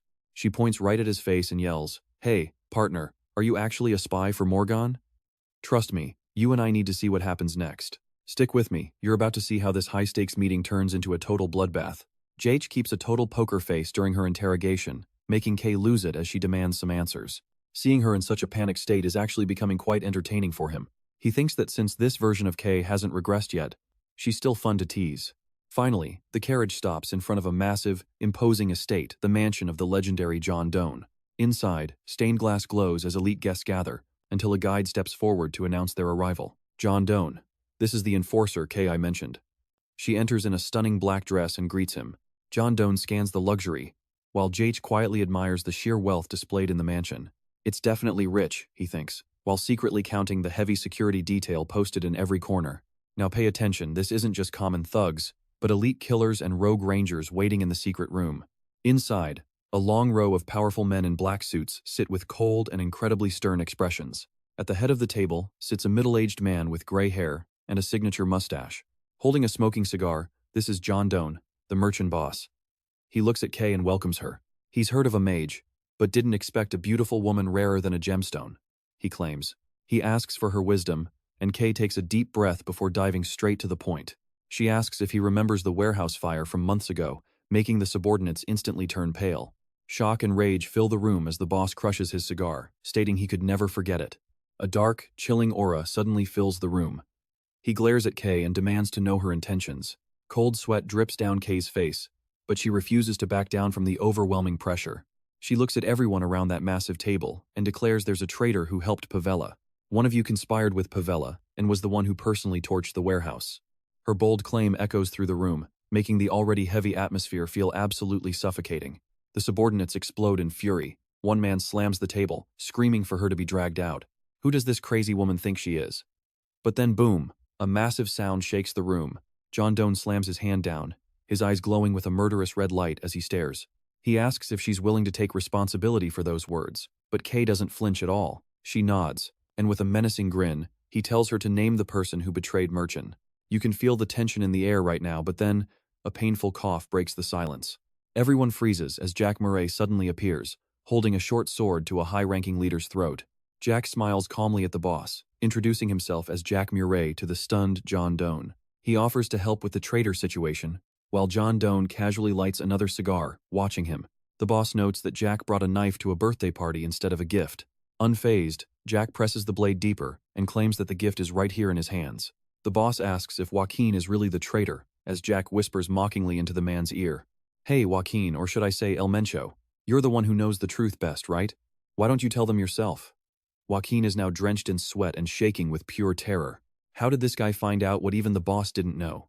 John Doe roars for guards. Immediately, the armed guards rush in and surround Jack with their weapons drawn and ready. The boss yells at them to be useful, but one guard stammers they can't do anything. He grips his sword but won't advance because Jack's control over his target is absolutely perfect. He's a pro with 0 openings. If they attack, he'll just use Joaquin as a human shield. Trapped, the guard tries to frame Jack, claiming he might be a spy sent by Pavella. Jack just smirks mockingly at Joaquin, who is still trembling under the edge of his blade. Quite the trusted right-hand man, aren't you? He growls that while Joaquin is the real spy, he's just talking nonsense because he's exposed, and trust me, you and I are going to enjoy his downfall. Johan Doe narrowed his eyes, studying Jack with deep suspicion. Quite confident, aren't you? Think I would do all this without evidence? Jack Murray did not even bother responding. He just signaled Kai, and the mage immediately began channeling her magical energy. A glowing magic circle appeared in the room. Now, you and I both know what is coming next time for the premium evidence. Johan Doe watched in shock as the summoned documents materialized right there on the floor. The old man picked up the report, reading every single line. After a long silence, he muttered, "This is interesting. Jack Murray." He glared at Joaquin, his voice dripping with absolute, cold-blooded killing intent. Not only was Joaquin colluding with the syndicate, but it turns out those Pavella bastards are actually pirates. The room exploded in fury. Sure enough, just mentioning the word pirates was enough to instantly shift the entire atmosphere. Nobody in the South liked them, but the people here? They hated pirates more than anything else on Earth. Being near the pirate base meant they suffered more than anyone. Plus, Johan Doe lost his family to them, fueling an eternal grudge. Even for someone as powerful as Johan Doe, there was no way he would ever overlook a connection to pirates. Jack Murray looked at the pale-faced Joaquin and asked mockingly, "Well, what are you going to do now?" Staring at the photographic evidence of his secret deal, Joaquin grit his teeth in hatred. "Curse you, damn it all!" He glared at Jack with wide eyes, screaming in desperation. "Where on earth did you get that photo?" The report clearly stated his history of smuggling with Pavella, and linked him directly to that warehouse fire from a few months ago.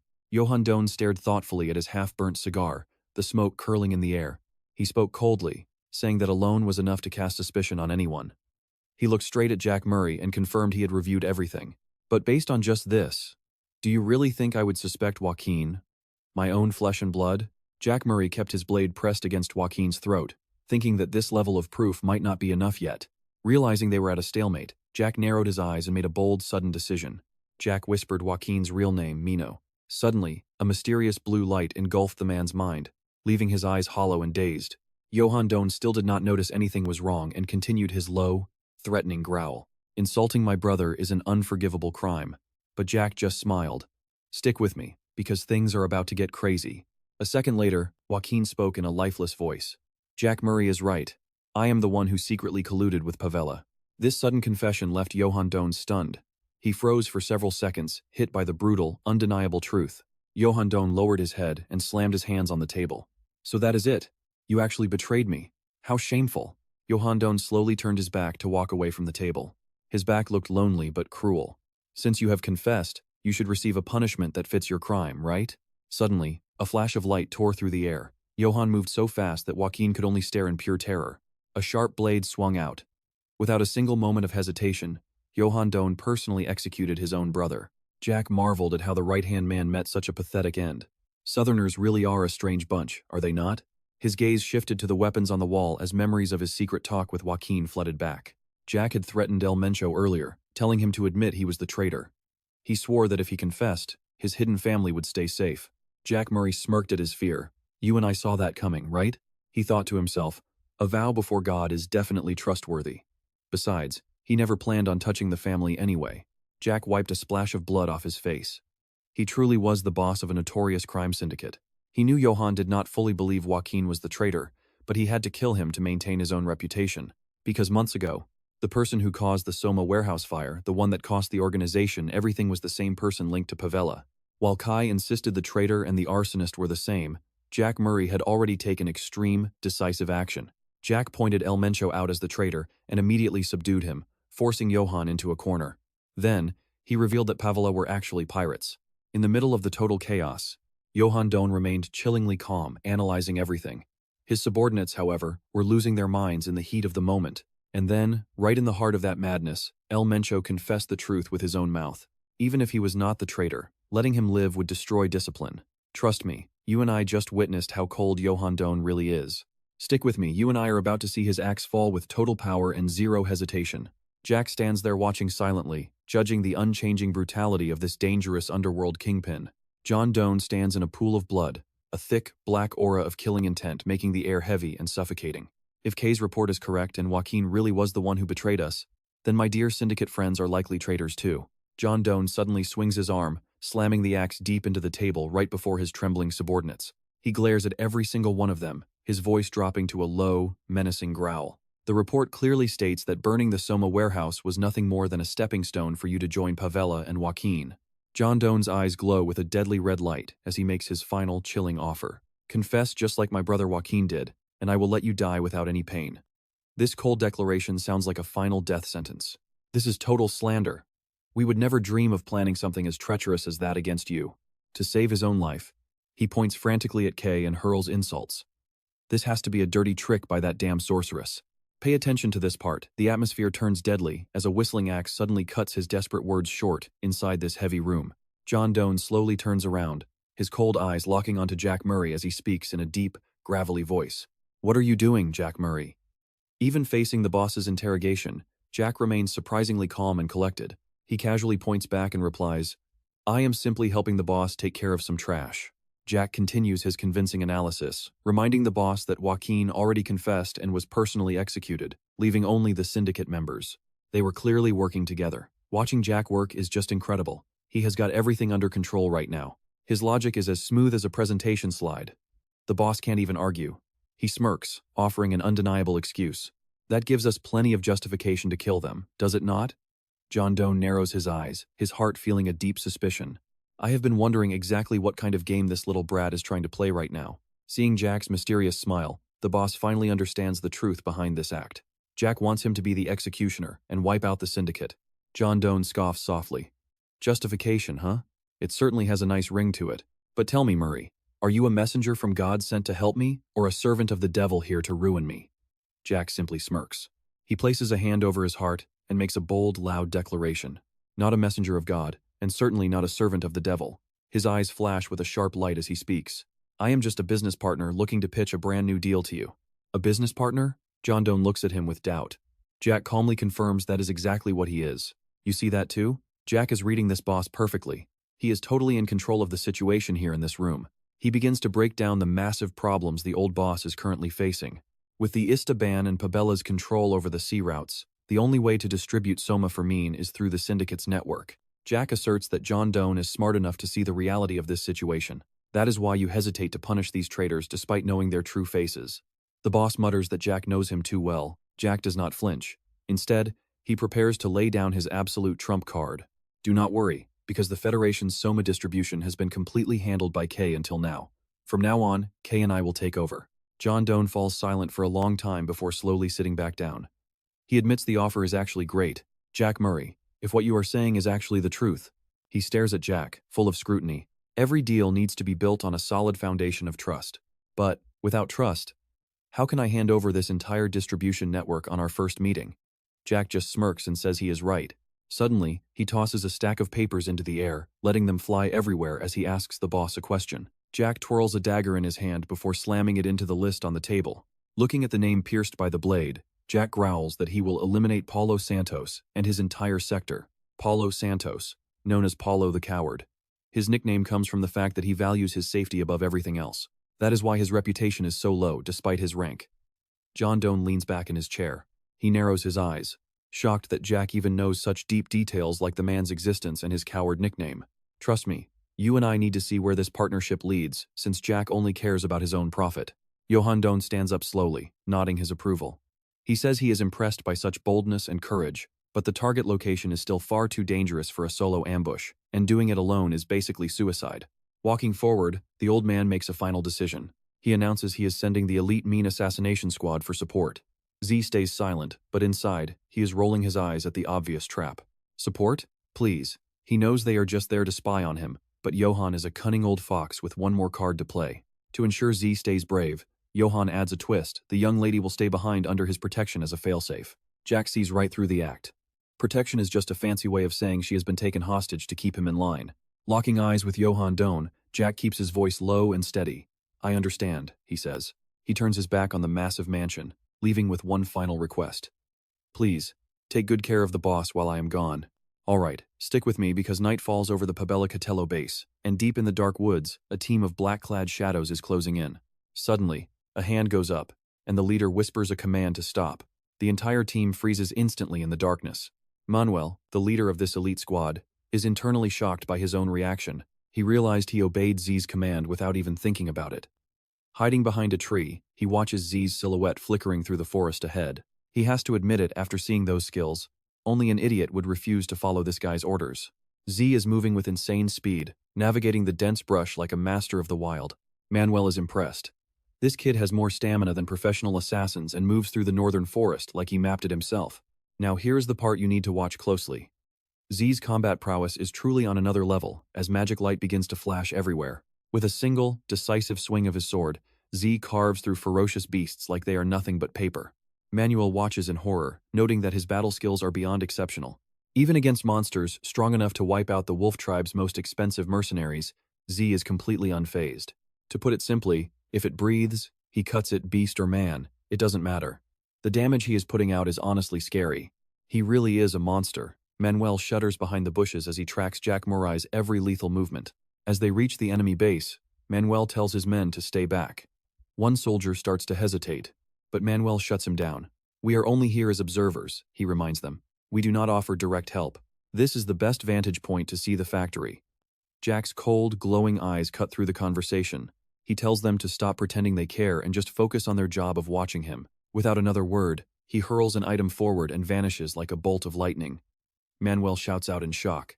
As Z disappears behind the cliffs, The nervous subordinates ask what they should do now. Manuel thinks for a moment and decides to follow Z's lead.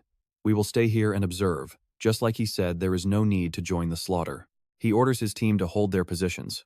Make sure the camouflage is perfect so we aren't spotted. Suddenly, a massive pillar of fire erupts from the factory, catching Manuel off guard. He has already started. A violent sea of flames begins to swallow everything, and explosions turn the base into a literal hell on Earth. Guard dogs and soldiers scream in the chaos, terrified that an enemy mage is attacking them. The enemy commander shrieks in desperation that they can't handle this alone. You saw that right? Amidst the smoke, Z emerges like a god of war, his sword wreathed in blinding, brilliant fire. He calmly watches the panic. It is a natural reaction for anyone seeing an elemental blade for the first time. An intruder has been spotted. Alarms blare across the facility as the enemy finally pins down Jack's location. He stays perfectly composed, quickly sizing up his opponents. He expected this from an organization that rivals mean in the north. Their reaction time is actually pretty impressive. Instantly, assassins drop from the shadows, surrounding Z with drawn steel. Z doesn't blink, he just swings that burning blade. He triggers the elemental sword's power. Massive fireballs rain from the sky like a meteor shower, causing earth-shattering explosions. This is the field of fire technique combined with light ignition, turning the entire base into a graveyard of ash and soot. Amidst the agonizing screams of burning soldiers, Jack lands softly on the ground. He looks at the ruins and scoffs. This wasn't even enough to count as a warm-up. Way too weak. Jack glances at the bodies scattered at his feet, feeling a sense of disgust. And that's where we leave it, with Jack realizing that coward Paulo is totally out of his mind. Trust me, you don't want to miss what happens next. Alright, you and I are jumping right into the moment. A massive magic tank emerges from the smoke, aiming its cannon at Jack. Seeing this high-tech weapon, his eyes narrow in total surprise. Is he really tapping into a magic pool for this? Just how much money is being rotted away in this place? He silently mocks their wastefulness. Wouldn't hiring a few high-level mages have been way cheaper than this? Before Jack can process the cost, the tank charges up and spits out a massive shell, tearing through space at terrifying speed. Facing that heavy firepower, Jack stands his ground.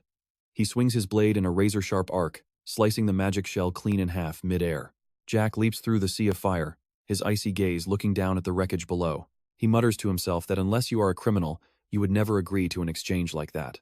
Instantly, Jack activates his elemental blade to unleash the Windfield technique. A massive tornado called the Dance of the Blade surges forward, crushing the magic tank and the surrounding buildings into dust with ear-splitting explosions. Looking at the total devastation, Jack remembers how his past self might have run away from that magic pool, but things are different now. He steps decisively into the underground tunnel, where flames are still licking at every corner. Now pay attention here with the trash handled. Jack is about to face something much more dangerous than a tank. Suddenly, a poisoned arrow whistles through the air, aimed directly at the back of Jack's neck. Without even turning around, he catches the arrow perfectly between two fingers. The system immediately alerts him that Black Mamba poison was detected, followed by a notification of his total poison immunity. The arrow dissolves into purple smoke. Then, by the administrator's command, the continuous activation of his recovery skills is temporarily suspended. Jack squints into the darkness. Finally, you have decided to show your face. From behind the door, a deep, angry voice rings out.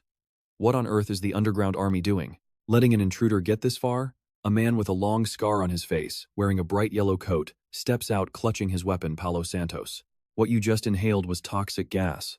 Paulo Santos walks forward with a smug, arrogant grin. He confidently declares that even aura users are helpless against this level of extreme poison. I will give you a chance. Trade information about your allies for the antidote. Why not accept before it is too late? But in his head, Jack just laughs. Wanting to trade something that does not even exist? Do you really think I am that easy to fool? For people from the south, knowing that Break Mamba poison has no cure is basic knowledge. Normal people die in minutes. Even Blue Knights struggle to filter it out and are often left with permanent damage. I know what you are thinking, that poison is lethal. But you and I both know Jack is not an ordinary fighter.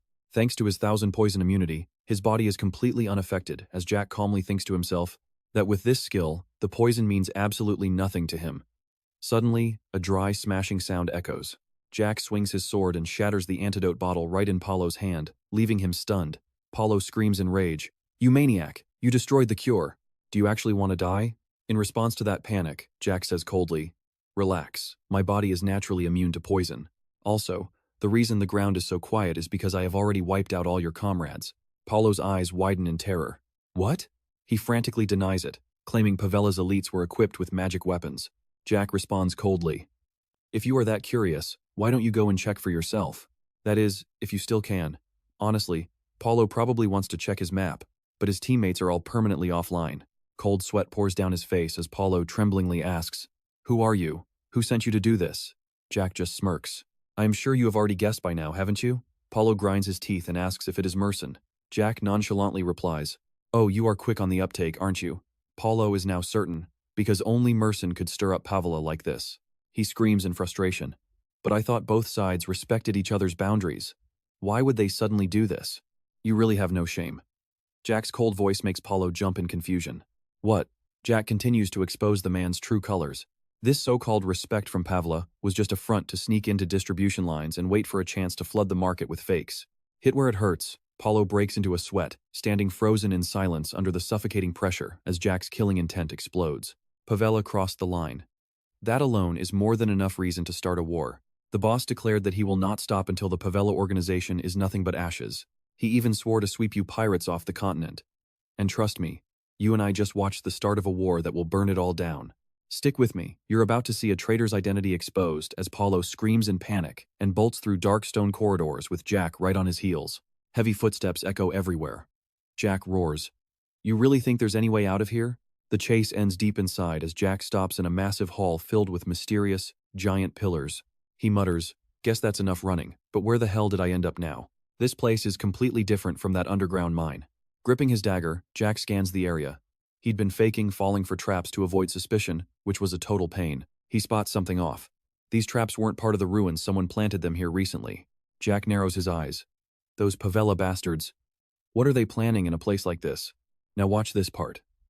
Out of the darkness, a shadow with glowing eyes lunges, swinging a massive blade with earth-shattering power. Jack's reflexes are insane. He tilts his head, barely dodging as the blade whistles past his face. Instantly, Jack readies his glowing blue dagger to strike back. "Who the hell are you supposed to be?" The assassin screams as Jack's overwhelming pressure hits. He swings wildly, but Jack's footwork makes him impossible to touch. Wind howls as Jack grips his weapon, blue energy swirling violently around the blade. Then in a flash, a massive magic circle erupts, raining down sharp arc slashes from every single direction. Jack scoffed, "These lowlifes are everywhere." But as soon as the assassin falls, a much scarier group surrounds him. Deep within the dark shadows of these ruins, dozens of hooded figures emerge from the dark, radiating a bone-chilling aura that freezes the air. Jack grinds his teeth. He knows these are the Empire's hounds. You saw that coming? Leading these Empire hounds is a blond man with a face full of pure arrogance and pride. He clicks his tongue, looking at the Pavela corpses with total disgust. "This is why I hate Southerners. They should have handled their own business instead of dragging these rats into our territory." He coldly orders his men to trap Jack. His voice sounds like a death sentence as he declares no one leaves alive, before starting to explain why he is even in these ruins. It turns out the detailed combat maps stolen from the Empire hounds back in the Giant Mountains already had these southern ruins marked for a specific operation. Jack realizes the truth. This ruin holds the artifact the Emperor has been searching for. The leader's gaze suddenly locks onto Jack's weapon. He narrows his eyes, warning his men. "That dagger looks plain, but it's controlling the wind itself. Treat it like a high-level artifact and stay on your guard." The soldier obeys, then notices Jack pulling out a magic scroll. The leader panics, screaming for everyone to get into a defensive stance immediately, but Jack just shrugs. "Hey, no need to be so terrified. Just relax, guys." Light pours from the scroll, flooding the room.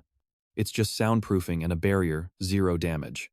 Basically, for the next 30 minutes, nothing that happens here is getting out. He draws a glowing blue hilt, smirking. No need to worry about being caught. Besides, it's not every day you get to test new techniques, so let's enjoy this. Seeing Jack's confidence, the leader breaks into a cold sweat while analyzing the situation. A space pocket? No, this feels different. It's not a link to another space, it's being summoned directly from the void. The contradiction is baffling. Same as that strange weapon earlier. Is he a mage or a master swordsman? Honestly, the boss's brain is just starting to melt here. Like, what kind of mage fights like a god-tier warrior? He's a total game-breaker. The leader watches in horror as blue mana begins to solidify. A massive energy greatsword appears, its pressure making the leader scream in terror. Sword aura? As the blade hums with power, only one terrifying thought remains. Trust me. You and I are both asking, is he the Blue Knight? Alright. You and I are diving into a story where our hero refuses to let anyone escape. Rich swings his energy blade with a space-tearing force, calling down a massive pillar of blue light from the heavens. The blast crushes the entire enemy squad below. Rich leaps into the air, pouring every ounce of his mana into a final, devastating heavenly slash to finish the job once and for all. The enemy collapses in agony, unable to withstand the sheer brutality of that relentless assault. That glowing blue magic barrier starts to crack and splinter. It shatters into 1,000 fragments of light before slowly fading away into the empty air. Silence returns to the massive hall and its towering pillars. The only sound left is the quiet crackle of flames as the remaining bodies are slowly reduced to ash. Rich stands silently among the ruins, watching the fire consume everything while his mind starts running the numbers. If the bodies are burned, it makes tracking him nearly impossible. Firelight flickers off his razor-sharp dagger as a cunning smirk creeps across his face. Plus, this scene will make everyone think the men hired both knights and mages for this specific ambush. He scans the ruins, a million questions racing through his head. Why on earth were Pavala and the Rom Empire both showing up here at the same time? It must be a joint operation to find the ancient southern ruins. He closes his eyes, digging through the memories of his previous life. Before his regression, there was absolutely no sign of any of this when he first found this place. It makes sense though. This is 3 years earlier than his original timeline. Maybe they already secured the artifact and retreated by then. Rich steps firmly onto the rubble, a sharp, dry crack echoing beneath his boots. He tells himself it does not matter as long as the result is good. Even if it was by accident, he just completely trashed the Emperor's secret plans. Rich turns to head out, thinking he should probably leave before some new boss monster decides to spawn in. Now pay attention, because the silence is about to be shattered. A metallic clang rings out, and Rich narrows his eyes, sensing a terrifying new presence approaching from the shadows. A bright red armored boot steps out from the thick veil of smoke. Heavy footsteps echo through the stone corridor, making Rich click his tongue in annoyance. Great, more trouble. Out of the darkness, a knight in powerful dark red armor emerges, long red hair flowing behind. A deep, muffled voice calls out from the helmet. I felt a massive, savage aura here, but then it vanished like magic. I had to come and see for myself. Rich turns around to face a warrior in full plate armor, with glowing green eyes staring out from behind a menacing mask. The stranger glares at Rich, and coldly declares that it looks like he has found an uninvited guest. That armor looks like Herzen, the magical gear gifted to the Red Knights of the Rom Empire. It is a legendary treasure, enchanted with everything from weight reduction to self-repair. However, Rich quickly notices something is not quite right here. This version of Herzen seems different from the Empire's standard issue. Who are you? Are you really one of their Red Knights? Only a deadly silence follows. Suddenly, the Red Knight lunges, swinging a massive blade downward with terrifying speed. An earth-shaking explosion erupts as their energies collide head-on. The shockwave sends Rich flying through several stone pillars, leaving a long, deep trench carved into the ground. He flips mid-air and stabs his sword into the floor to stop his momentum. Before he can breathe, the Red Knight is on him like a ghost, striking from above. Rich swings back, unleashing a vibrant blue shockwave to block the heavy blow. Dust clouds fill the air, obscuring everything as their blades clash again, sending sparks flying. Rich grinds his teeth, feeling the weight of 1,000 pounds pressing down. I know what you are thinking. This guy is a total monster, right? Rich can barely hold his own against this insane level of power. Is this Herzen armor actually being boosted by additional magic? Rich's legs strain as he slides across the stone floor under the overwhelming pressure. The Red Knight lets out a sudden, guttural roar. He unleashes a slash that turns into a massive pillar of blue and white light, completely swallowing Rich in a terrifying magic explosion. The knight stands tall amidst the smoke. He looks around cautiously, trying to find any trace of his opponent in the eerie silence that follows the blast. Without warning, the ground shakes violently. A massive explosion goes off, catching the knight completely off guard. A system window pops up instantly, activating his elemental sword metal force field skill. Sharp stone pillars erupt from the earth like giant spears, completely surrounding the knight in a deadly cage. Glowing red energy wraps around the stone structure, creating a lethal trap. A massive blast levels the entire area into flat ground. But even after all that, the enemy is still standing. Through his glowing green mask, the knight glares at the incoming light. A rock shatters right in front of his face, leaving him breathless with shock. System activates the flashbang bullet. Seriously, you should probably close your eyes right now, or you will be blinded too. A brilliant, blinding light explodes, instantly robbing the opponent of his sight. Taking his chance, Rich drops from above like a ghost. His glowing blue aura blade cuts through the air, aiming straight for the knight's head. And trust me, you and I are going to have to wait to see if it connects. Stick with me, you and I are watching a clash that sends sparks flying everywhere. Rich's eyes widen in absolute horror as his full power strike is blocked with ease. He can't believe it. He mumbles in shock. Did he just stop an aura sword? The knight stands tall in the distance, asking who he is. Since you possess such skill, tell me your name. He reveals himself with total authority. I am Kenj Constantinus.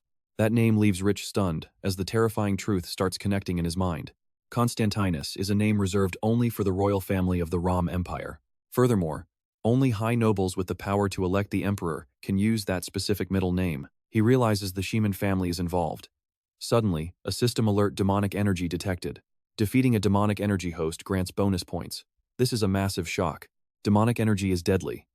Kenj doesn't hold back, compressing a massive wave of power around him. Pay attention here, meeting an equal knight means this battle is getting serious. Kenj promises an honorable death as massive pillars of magic energy explode outward. The blast sweeps everything. Rich realizes that normal techniques just won't cut it. Even using his elemental sword, he admits his skill level is still far behind. Under crushing pressure, threatening to shatter the ground, Rich finally makes his move. There is only one way. Kenj's defense is so strong it even repels Rich's aura. Facing an unbeatable foe, he knows he can't win unless he breaks that armor first. To flip the script, he makes a bold decision to drag Kenj down to his level. Immediately, a system notification pops up. Mana reflex activated. Electricity dances across the armor, leaving Kenj absolutely shocked. The armor suddenly shuts down. Confused and angry, Kenj demands an explanation. Rich just scoffs, playing it cool. "I have no idea what you mean." Kenj bursts out laughing. "Fine, discovering secrets is part of the fun in battle." He charges with a red aura blazing, ready to test his enemy's limits. They clash at insane speeds, sending sparks and electricity flying through the air. You and I are witnessing absolute Godspeed combat right here. Rich pours everything into a blue strike against Kenj's dark red demonic energy. The battle peaks as two massive energy beasts materialize in the dark night. A majestic blue dragon roars, clashing directly with a wicked red beast. An earth-shattering explosion wrecks the hall, pulverizing the massive stone pillars. Debris falls through the thick smoke as magical lightning crackles within the ruins. Rich drops to his knees, gasping. "Damn it," he mutters through gritted teeth. He is desperate. This situation is now extremely dangerous. Kenj sheathes his sword, eyes glowing. The Dracker bloodline truly is impressive. Kenj explains very calmly. Only Dracker sealing magic could stop the armor's functions. Plus, that final move looked like dragon-slaying style. Rich is paralyzed with fear. How could this Imperial Knight know his secrets? His sword style is the actual origin of the dragon-slaying arts. But that dragon-scale thrust move is a secret technique never shared outside of my family. He realizes the truth. The Himon family must have given his secrets to the Empire. Kenj walks closer, his heavy armor clinking in the silent, ruined hall. Your body is already consumed by demonic energy. It must be incredibly painful. Leaving you in this state would be a total insult to an honorable opponent. He prays for your soul. You and I need to see what happens next. Alright, you and I are jumping into a battle where Ken turns his back, his red hair blowing in the wind. Ken mutters to himself that even though they were enemies, it has been a long time since he faced such an equal. But the second Ken moves, a wave of dread hits him. Out of nowhere, a blade cuts through the air, grazing his neck. It turns out that even at the very edge of death, Jack managed to strike back in time. After a desperate flurry of attacks, Jack stumbles back, gasping for air. His legs are shaking, barely able to keep him upright. Jack thinks to himself that he is lucky he preset his recovery items and quick slots for a moment like this. The thing that just saved his life is Salvation, a masterpiece from Jabil Ibn Hassan. This elite medicine heals fatal wounds instantly. However, the system issues a sharp warning because the medicine's potency is simply too strong for him. It will be useless if used again, and it comes with several unknown and potentially dangerous side effects for the user. Jack drives his sword into the ground to support himself as he collapses. Drenched in sweat, he whispers that he almost died. Jack can clearly feel the internal destruction. It seems the damage caused by that intense aura has not faded away at all. Right then, a series of bright red system notifications pop up with a threatening and ominous glow. Warning: you have pushed your skills way beyond the limit. Due to this overuse, your exhaustion levels have passed the red zone. Jack's vision starts to blur. Darkness begins to swallow everything around him as he slowly drifts into total and complete exhaustion. Passing out in this lion's den would be suicide. He grits his teeth, fighting the overwhelming dizziness as his body hits its limit. The system continues its cold warnings to preserve his life, stating the administrator's conscious connection is about to be cut off. Jack refuses to let himself fall into a coma right now.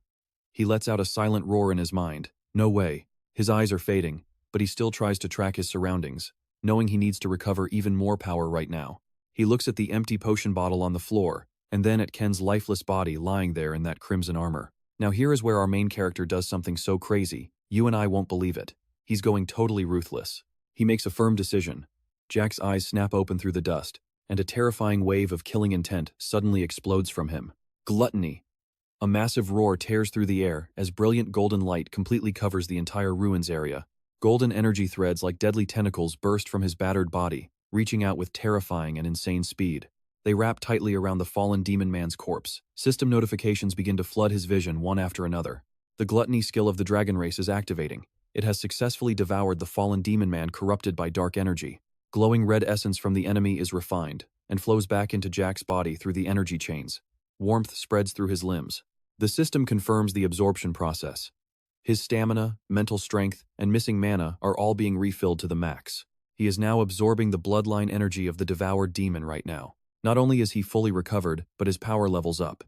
His C-rank static skill has officially evolved into A-rank lightning strike. Standing in the golden light, Jack feels a new life force surging through his veins. He suddenly snaps back to full alertness. His eyes go wide as he takes a deep, shocked breath.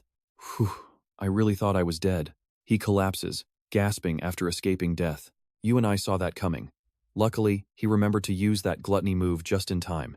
Suddenly, Jack's gaze stops on an item emitting a mysterious red glow. Could this thing really be Ken's battle armor? The moment he touches it, a system window pops up. You have successfully acquired the high-tier armor. Would you like to register as the owner of this armor? He hits the yes button, and the system confirms it. A surge of red energy wraps around him, transforming Jack into a majestic warrior clad in powerful, dark red battle armor. The system reports that the armor's shape can change based on the owner's will. Currently, 3 out of 28 magic circles are active. Jack moves slightly and is absolutely stunned by the feel. This thing is unbelievably light for such top-tier armor. However, he quickly regains his focus and his composure. He knows that if he leaves looking like this, the Imperial Army will recognize his new gear immediately. If I wear this now, the Imperial Army will recognize me instantly. I should store it and use it after changing its form. After storing the armor, he looks for an exit but stops cold. What is that smell? The stench of blood and death. Following the thick scent, he enters a massive hall and freezes. They are performing horrific experiments on living human beings here. Seeing those poor souls trapped in glass cages filled with tubes, a wave of pure fury explodes in his heart. Trust me, you and I are going to want to see the hell he unleashes on these bastards next. Alright, stick with me. You are about to see our main character go on an absolute rampage. How dare you use human lives for your twisted experiments? Suddenly, purple smoke triggers a red system alert, lethal magic toxins detected. This specific poison is designed to bypass even the strongest physical resistance levels. Even his high-level poison immunity fails. Without hesitation, Zik pulls out a premium antidote and drinks it down to ensure he stays in this fight. His gaze turns sharp as a razor, locking onto the butcher standing before him. Then you better be ready to pay with your very lives. Amidst the flaming wreckage, Rich quickly scavenges scattered papers. He mutters secretly, I need every bit of data here. This Imperial lab might hold the cure for the red flower disease. Our guy fights like a final boss but loots like a pro gamer clearing a massive dungeon now. That is some serious efficiency. Suddenly, a chilling voice echoes through the thick haze of smoke. Is it you? Rich spins around to find a hooded old man with eyes burning with murderous intent. Now pay attention here. This is the monster who built this entire twisted laboratory. The old man gathers glowing red mana in his palm, ready to vaporize the intruder. Before he can move, Rich strikes like lightning with a sword bathed in blue radiance. The old man gasps. Sword Chi Aura. He quickly summons a glowing red magic circle with a scorpion sigil to block the impact of the massive explosions. Rich swings, tearing through space. Every heavy strike forces the old man to teleport away. Zik instantly recognizes those strange magical patterns. Those markings belong to the Desert Scorpion tribe, masters of the most forbidden arts. A sixth circle official? This guy is trouble. I cannot believe the Empire is actually working with these freaks. A sixth circle mage means the real combat starts now. Zik decides it is time for his trump card. The system flares to life. Mana dissipation skill has been officially activated. Purple lightning coats his blade and shatters the old man's magic circle into a million tiny pieces. The old man screams in terror, damn it, how can you really be a pure-blooded Drake? Desperate, he roars and pours every last drop of mana into one final, insane attack, aimed directly at his target. Okay, I know what you are thinking. A giant hybrid monster? Yeah, things just got way worse. The old man cackles from a distance. Behold, the greatest masterpiece I have ever created. He screams that even a legendary Drake stands no chance against its overwhelming power. The beast roars and lunges forward with razor-sharp claws and unmatched speed. Zik swings his sword to intercept the massive strike. The sound of clashing metal is deafening. The Chimera's raw strength is overwhelming, forcing him to dig his heels in just to survive. Its massive, clawed hands smash into the ground, causing the entire floor to shake and crack. To break the pressure, Zik uses his G-technic and shadowless footwork. He moves like a ghost, dodging every scorpion tail, swipe, and claw. His insane speed allows him to slip past every lethal strike by a hair's breadth. But this chimera is different. Zik realizes a terrifying truth: this thing has absolutely no blind spots. Every move he makes is being predicted. If he does not end this now, reinforcements will swarm him. Right in the middle of the stalemate, a system window suddenly pops up before his eyes. The ancient power to dominate the dragon race is ready. Jack freezes as the system asks a question. Do you wish to tame the dragonkin target? It turns out this hybrid monster has dragon blood. Grabbing the chance, Zik triggers his dragon dominion. An immense pressure explodes, making the giant chimera freeze instantly in its tracks. Its glowing eyes flare as it roars in agony before someone carrying pure dragon blood. Now submit! A powerful command echoes across the room, and his golden dragon eyes flare with blinding intensity. The system officially activates the Dragon Might skill. Under the crushing weight of Z's aura, the once feral monster stops dead in its tracks, paralyzed by pure terror. The massive beast trembles, groveling on the stone floor while whimpering in fear. The system confirms he has sparked terror in this lower dragonkin. The Dragon Dominion effect is now amplified. Both Dragon Might and Dominion are working together in perfect lethal sync. Rich watches the monster lose its will, realizing the fusion process accidentally kept some of its original dragon essence intact. And trust me, you and I need to see what he does next. Alright, stick with me here. The system notification pops up, and Jack activates Dragon Dominion to capture the dragon without a single second of hesitation. Suddenly, bright orange energy chains erupt from thin air, binding the monster's entire body in a crushing grip. Taming success. A low-rank dragon, now officially his. Jack walks over and gently strokes the chimera's mask with a satisfied smirk. It is as obedient as a puppy now. Seeing this impossible feat, the Scorpion clan mage starts sweating buckets, paralyzed by pure terror. He screams out in total despair. What the hell? Why isn't the chimera following my orders anymore? Jack shoots him a cold, murderous glare and tells him to shut up. In a flash, the mage is slumped over in a pool of his own blood. His soul drifts away from his body, his face twisted with pure resentment. Talk about cold. Jack starts looting the body for clues like it's nothing. He pulls out a folder with a picture of an old man inside and starts muttering to himself. Gulaben of the Lungmani? Looks like this guy was the second in command of the entire Scorpion clan.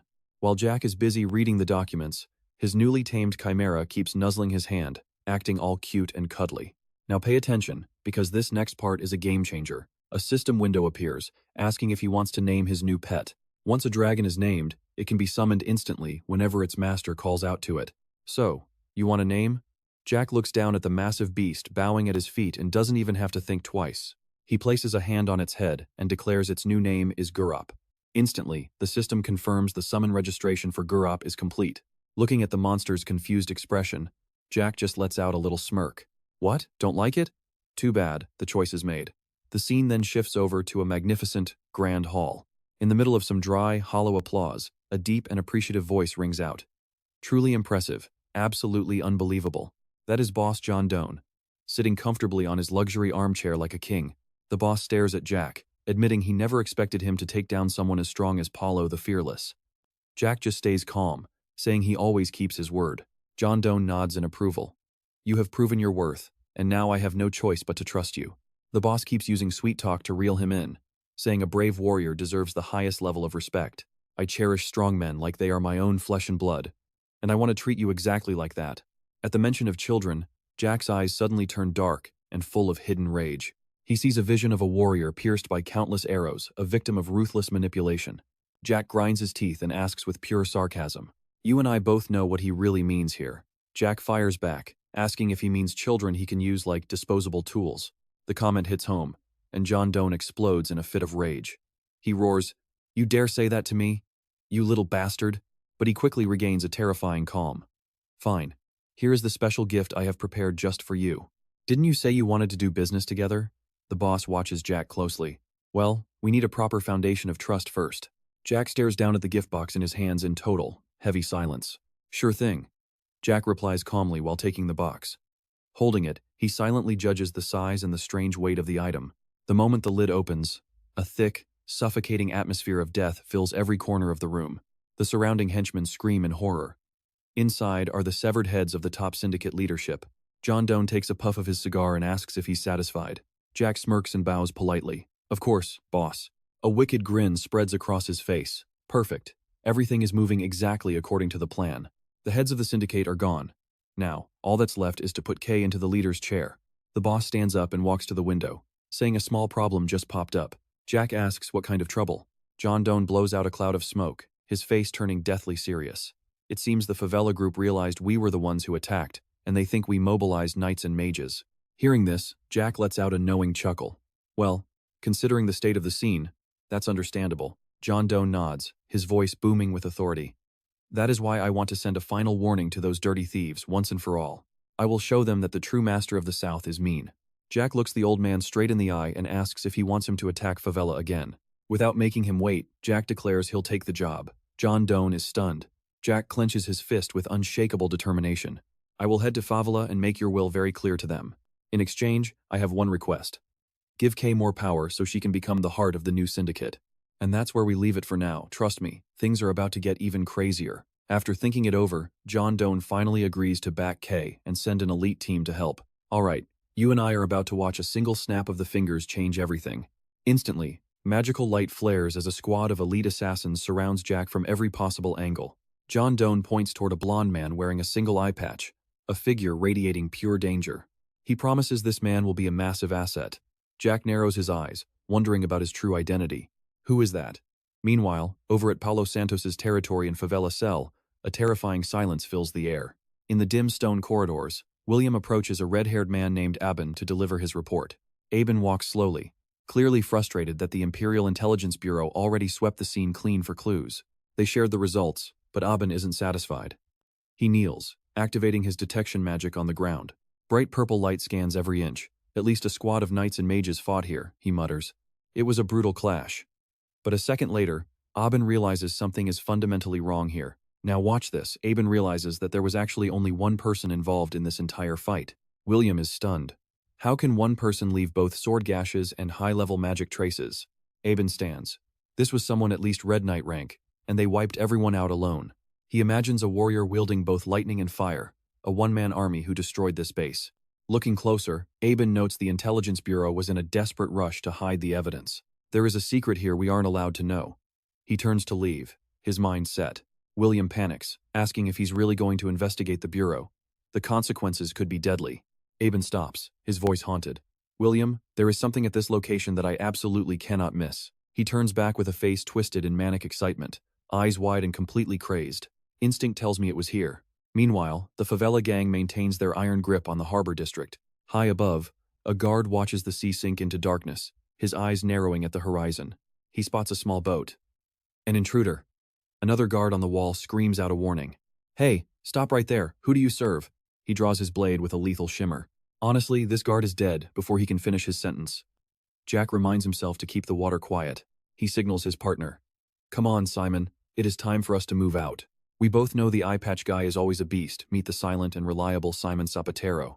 Looking at Simon, Jack is flooded with memories from his previous life long ago. In his past life, Simon taught him Southern assassination arts. To Jack, he's a mentor and a brother. In this den of filth and scum, he is the only man Jack can truly trust. Having Simon here gives Jack a sense of absolute, unwavering peace of mind. Even after turning back time, their combat chemistry is perfect. Jack watches Simon move and hatches a plan. If Jack could officially bring Simon under his wing, he'd be unstoppable. Guards are everywhere, making the center nearly impossible to reach. Jack asks Simon if there is another way. Simon just shrugs. Of course there is.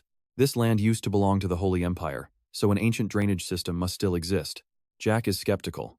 Navigating that pitch-black maze of sewers sounds like a complete and total suicide mission. Simon just keeps walking. Keep quiet and watch. Every problem has a solution if you look. A system notification pops up, activating navigation to Matho's room. Jack charges forward into the deep gloom. With this mini-map, no maze can stop him. Guided by virtual screens, he weaves through the underground tunnels.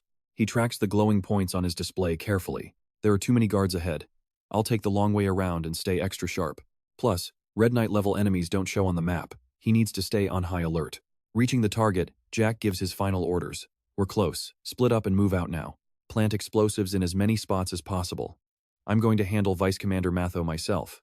And that's where we leave it, trust me. You're going to want to see this showdown.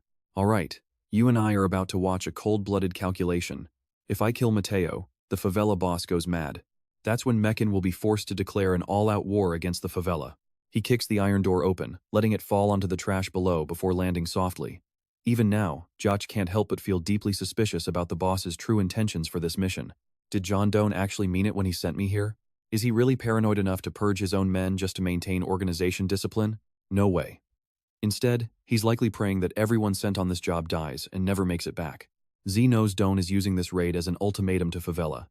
It's a massive flex, showing the world that these small sacrifices mean absolutely nothing to a man of his power. Footsteps echo through the dark tunnel. Joch moves toward the light with sharp, cold eyes and a very mysterious smile. Too bad for you. Things won't go as planned. Because I'm definitely going to take Mateo's life myself. Now pay attention, a sharp crack rings out as Joch strikes like lightning, leaving the guards in pure shock.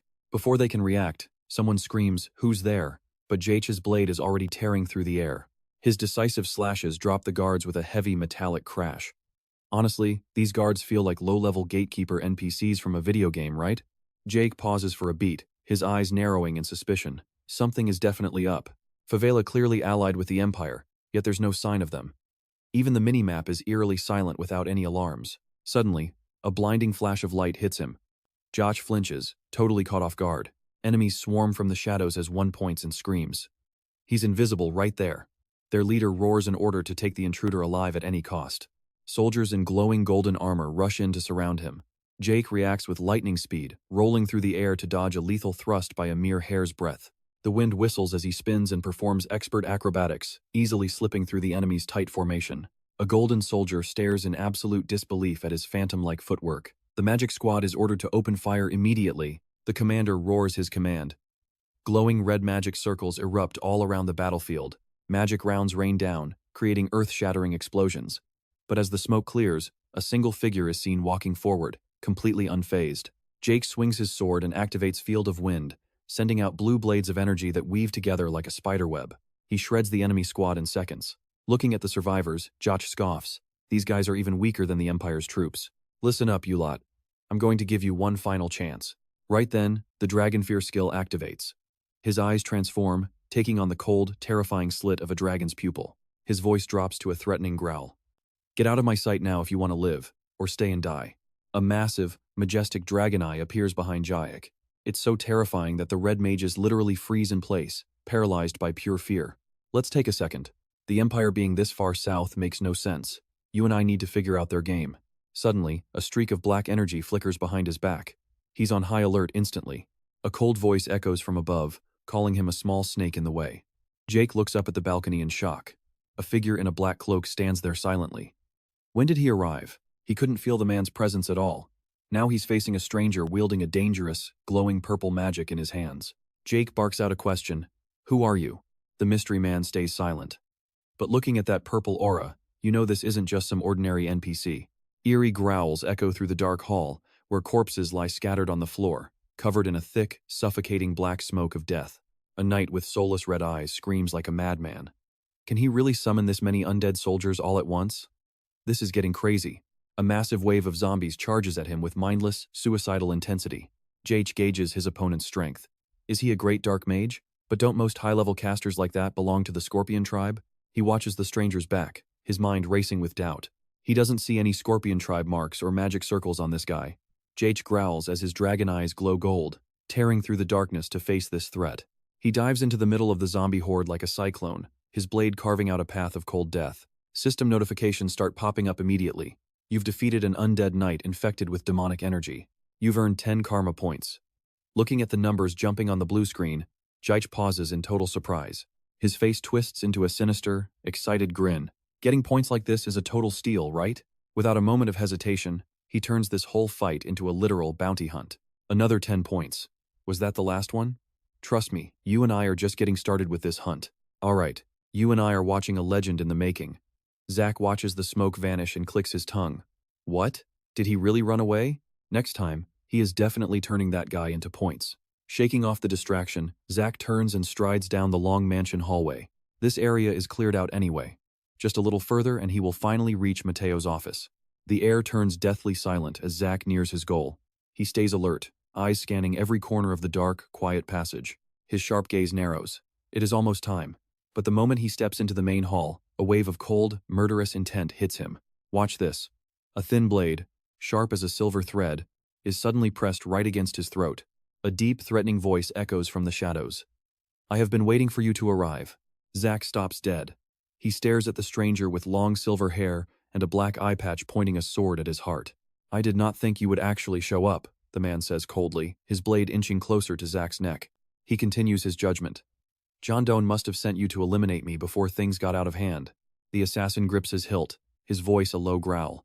The boss wants to crush the Pabella gang. There is no room for you here. Facing a razor-sharp edge just millimeters from his throat, Zack stays hauntingly calm. Without me, Pabella would have taken your supply line. The Alliance will just keep using that girl, do you understand? He drops a cryptic hint. Which means, that person does not necessarily have to be a human being. The eye-patched man pauses, skeptical. Is that so? Right then, Zack does something absolutely insane to prove he is serious. You and I both know this is a gamble. He orders the system to disable his immortality. Request accepted. The continuous activation of the recovery element skill has been temporarily suspended. Zack faces the Reaper's blade without any protection from his healing skill. It is like turning off your cheats before the boss fight. He roars a challenge. So what are you waiting for? Come on and kill me. Zack stares him down and reveals a secret identity that was buried long ago. The Shadow Ghost. The assassin's eyes bulge in pure shock. How? How do you know my old alias? Zack does not stop there. He steps forward, his voice low but filled with absolute authority. I know your whole past and the reason you served John Doe to protect the last bloodline of the Cusco dynasty. Simon completely breaks down. What? What are you talking about? How could you possibly know that? His eyes glow a frantic red. His aura explodes as he realizes his darkest secret is held by a mere teenager. He bellows again. How do you know that? Simon has lost all composure, howling in sheer terror. How much do you know? He lunges with his blade, but Zack parries the strike with effortless grace. Zack looks him in the eye and makes a bold claim. I am of the main Dracker bloodline. He emphasizes every single syllable. Zack Dracker. The moment that name drops, the entire room freezes solid. Simon stands paralyzed, his lips trembling as he repeats the name in disbelief. Zack Dracker. Memories of the legendary Dragon Slayer clan flood Simon's mind. Impossible, he whispers, recalls the rumors about a once-in-a-generation genius. The one rumored to be the youngest person ever knighted as a Blue Knight. Simon is drenched in sweat, knowing that name's weight. If the Dracker family gets involved, the entire southern continent will tremble. Zack quickly dismisses his opponent's fears. He declares firmly, forget the clan. I am not acting on their behalf. This is my decision alone. He steps closer, speaking with absolute certainty. So, you have nothing to worry about. Simon is still doubtful. Then why reveal your identity so easily? He looks at the glowing blade and sneers. You should have kept that secret. Zack glides forward like a ghost. Simon. Zack makes a heavy offer. Give your loyalty to me instead of John Doe. He looks Simon in the eye and reveals a grand plan. I will help you protect Cusco and rebuild the dynasty. He keeps pushing. I know this is hard to believe right now, but you know the truth. Staying by John Doe's side is not going to help your future. Think about it. If you kill me now, what will you do about the Pabella members on their way here? Zack's question cuts deep. Did John Doe actually send reinforcements for you and your squad? Simon stammers, his face contorted in terror as the dark truth is exposed. He mutters hopelessly. No, you're always left to survive on your own. And trust me, that's a reality check that hits like a ton of bricks. All right, you and I are about to watch a story where a fallen knight makes a life-changing deal with the devil just to save his home. That old fox Joe Doe is driven by a goal that is absolutely cold and heartless. He wants Simon dead so he can sell the abandoned princess to the CCO rebels for a massive profit. Painful memories flood back. 10 years ago, right as the kingdom of Cusco fell, Simon escaped to the borderlands with the tiny newborn princess in his arms. To survive and grow stronger, he chose the life of a criminal, waiting for the day he could wipe out the rebels and restore the throne. He even forced himself to become Joe Doe's personal hitman, all for that one single goal. But Simon had no idea Joe Doe already knew his secret. In his past life, Joe Doe marked him as a threat and eliminated him without mercy. As for the poor princess, she was betrayed and sold off to the rebel faction like a piece of property. With his final breath, Simon begged for her safety. But when Jack finally reached her, everything had been reduced to ash and fire. Back in reality, Jack growls. And that right there is exactly why I want you to stay away from men. Simon snaps back, insisting there is absolutely no time to explain how he knows all these details so clearly. Lost in thought, he admits that men, the place he once called home, is starting to crumble from within. Since the boss's birthday and Pabella got involved, everything is a mess. Simon asks, what are you really after? Zur stands tall, coolly responding. Didn't you say there was no room here for someone from the central continent? Whatever. His gaze suddenly turns ice cold, his pupils glowing with a strange, eerie blue light.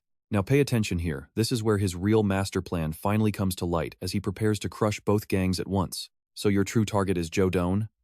Jack lets out a dark, sinister grin and gives a firm nod. I am dead serious, Simon. I want you on my side. After a long silence, Simon finally lets out a faint smirk. Then promise me two things.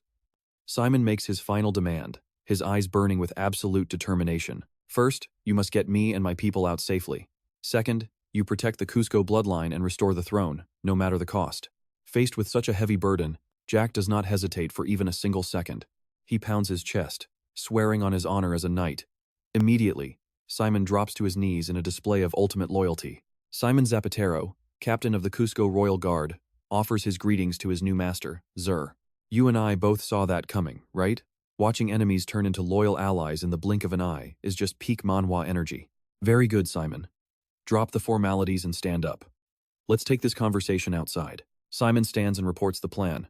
Once he gives the signal, they will trigger the explosive scrolls and regroup for evacuation. I will signal your people to escape through the underground water pipes. And yes, the target Mateo has been captured and is being held inside. Jack gives a sharp nod. Good. I will see you on the other side. Jack's footsteps echo through the dark, cold hallway, leading him straight toward the dungeon. Suddenly, a blood-curdling scream rips through the air. Mateo roars with pure rage the moment Jack appears. You son of a bitch. Do you really think men will be safe after this? Jack slowly leans in close, his face cold and wearing a sinister grin. Of course not. Once war breaks out, nobody is safe anymore. He pulls out a piece of paper and shoves it into Mateo's gagging mouth. I'm counting on you, Mateo. Better treasure this. Looking at Mateo's bulging, terrified eyes, Jack mutters that the rest of his plan is for anyone foolish enough to oppose men. Jack turns his back and walks away, mentally calculating his next move now that he has secured all of Pabella's secret ledgers. Simon suddenly rushes over to report. Master, the signal has been sent to my men. Everything is in motion. Jack suddenly freezes, his eyes narrowing as he senses a massive wave of killing intent crashing toward them. Jack moves like lightning, swinging his sword to create a solid wall of defense against a rain of incoming arrows.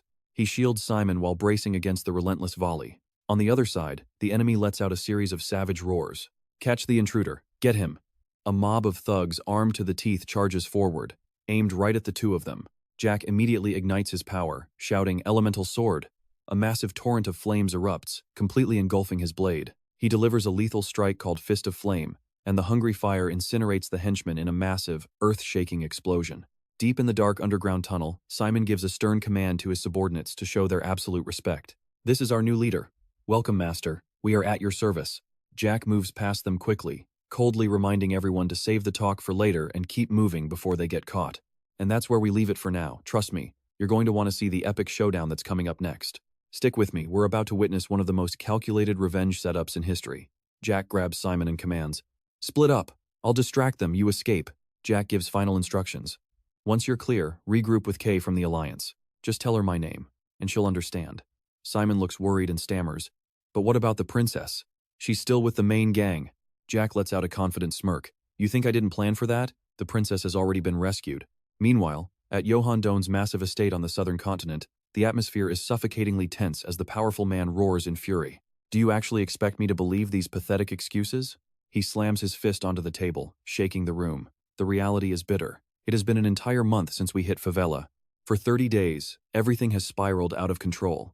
He screams like a madman at his trembling subordinates. Those bastards have ambushed us countless times. The losses are absolutely staggering. He realizes with a bitter heart that half of his officers are dead. He thinks back to Jack and Simon. Those two variables are far too dangerous. That's why I tried to kill them, by assigning that impossible mission against Quach Luan. But the plan backfired completely. Against all odds, those punks actually succeeded in making the entire favela district go insane. Suddenly, a trusted subordinate steps forward to offer a suggestion. The old man glares at him. What is it? The man calmly proposes a bold move. Sir, what if you left McKen for a while? Pay attention here, even loyal advice is a trap. It's time for the boss to run. Johann freezes. He growls back. Are you telling me to flee like a coward? The subordinate quickly explains. Not at all, sir. Those crazy pirates are blinded by revenge right now. They'll be stupid enough to charge straight into McKen, and we can exploit that. The old man pauses, realizing the play. Lure them here and wipe them out all at once? The subordinate nods. Exactly. And you can command from the Tahui Villa. Basically, the guys die on the front lines, while the boss chills in luxury. Johann smirks. I like it. He sits tall in his armchair, looking down at his men to make a formal announcement. Danger only makes us stronger. This time will be no different, right? Yes, master. Their unified shout echoes through the hall, signaling the start of a cold-blooded scheme. But the second Johann sits down to rest, a hooded shadow appears behind him, pressing a sharp blade against his throat. Jack smirks mockingly. The subordinate stammers in terror. I did what you said. I lured the boss to the Tahui villa, so please spare me. Jack just stares coldly. You did a good job. Now watch closely as we shift to the villa. Luxury carriages are arriving one after another. It looks more like a high-level gang summit than a vacation. The white-haired boss steps down, calmly puffing on his pipe. He growls with pure arrogance. They actually dared to force me all the way out here? I'll make sure every last one of those pirates is erased.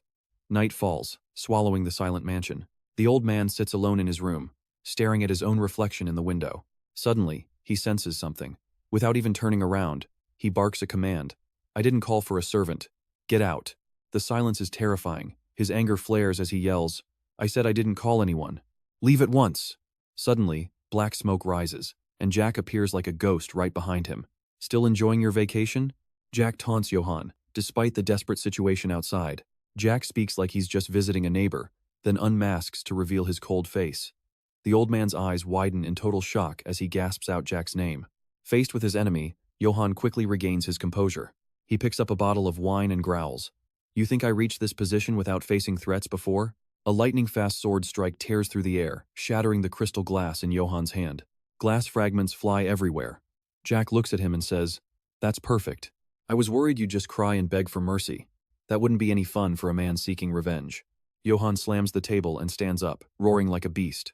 Insolent brat. Guards, make him crawl. But Jack's response is chillingly calm. Forget it, Johann. No one is coming for you. Johann freezes and stammers. What? Jack steps closer and drops a bombshell. It's because I've already killed them all. Trust me, you and I just saw the ultimate checkmate. In the shadows of the room, Jack begins to unleash his burning hatred. Stick with me. You and I are about to witness a revenge so cold. It has been brewing for 2 whole lifetimes. I always regretted that. He grips his sword hilt tightly. Even now, those nightmares still haunt my sleep. I dream of the days I had to crawl like a dog at your feet, and the people I was forced to kill on your orders. Joe Doan is completely stunned. He stumbles back, trembling and screaming. What? What the hell are you even saying? Stop talking nonsense. I never made you do that. Jack cuts him off coldly. Know what they say to me in my dreams? Instantly, he lunges forward, driving his blade into the old man as he lets out a single gasp of pure agony. Now, pay attention here. The ghosts of the past are literally coming back for blood. Screams for help echo through the air. This looks like a scene straight out of a horror movie. Jack's eyes glow with an eerie, demonic light. He lets out a furious roar. They were begging me for their lives. Begging a man who built a throne of blood just to stay rich. Like you. Jack slams Doan against the wall. Even while dying, the old man tries to make excuses. No, I was chosen by God.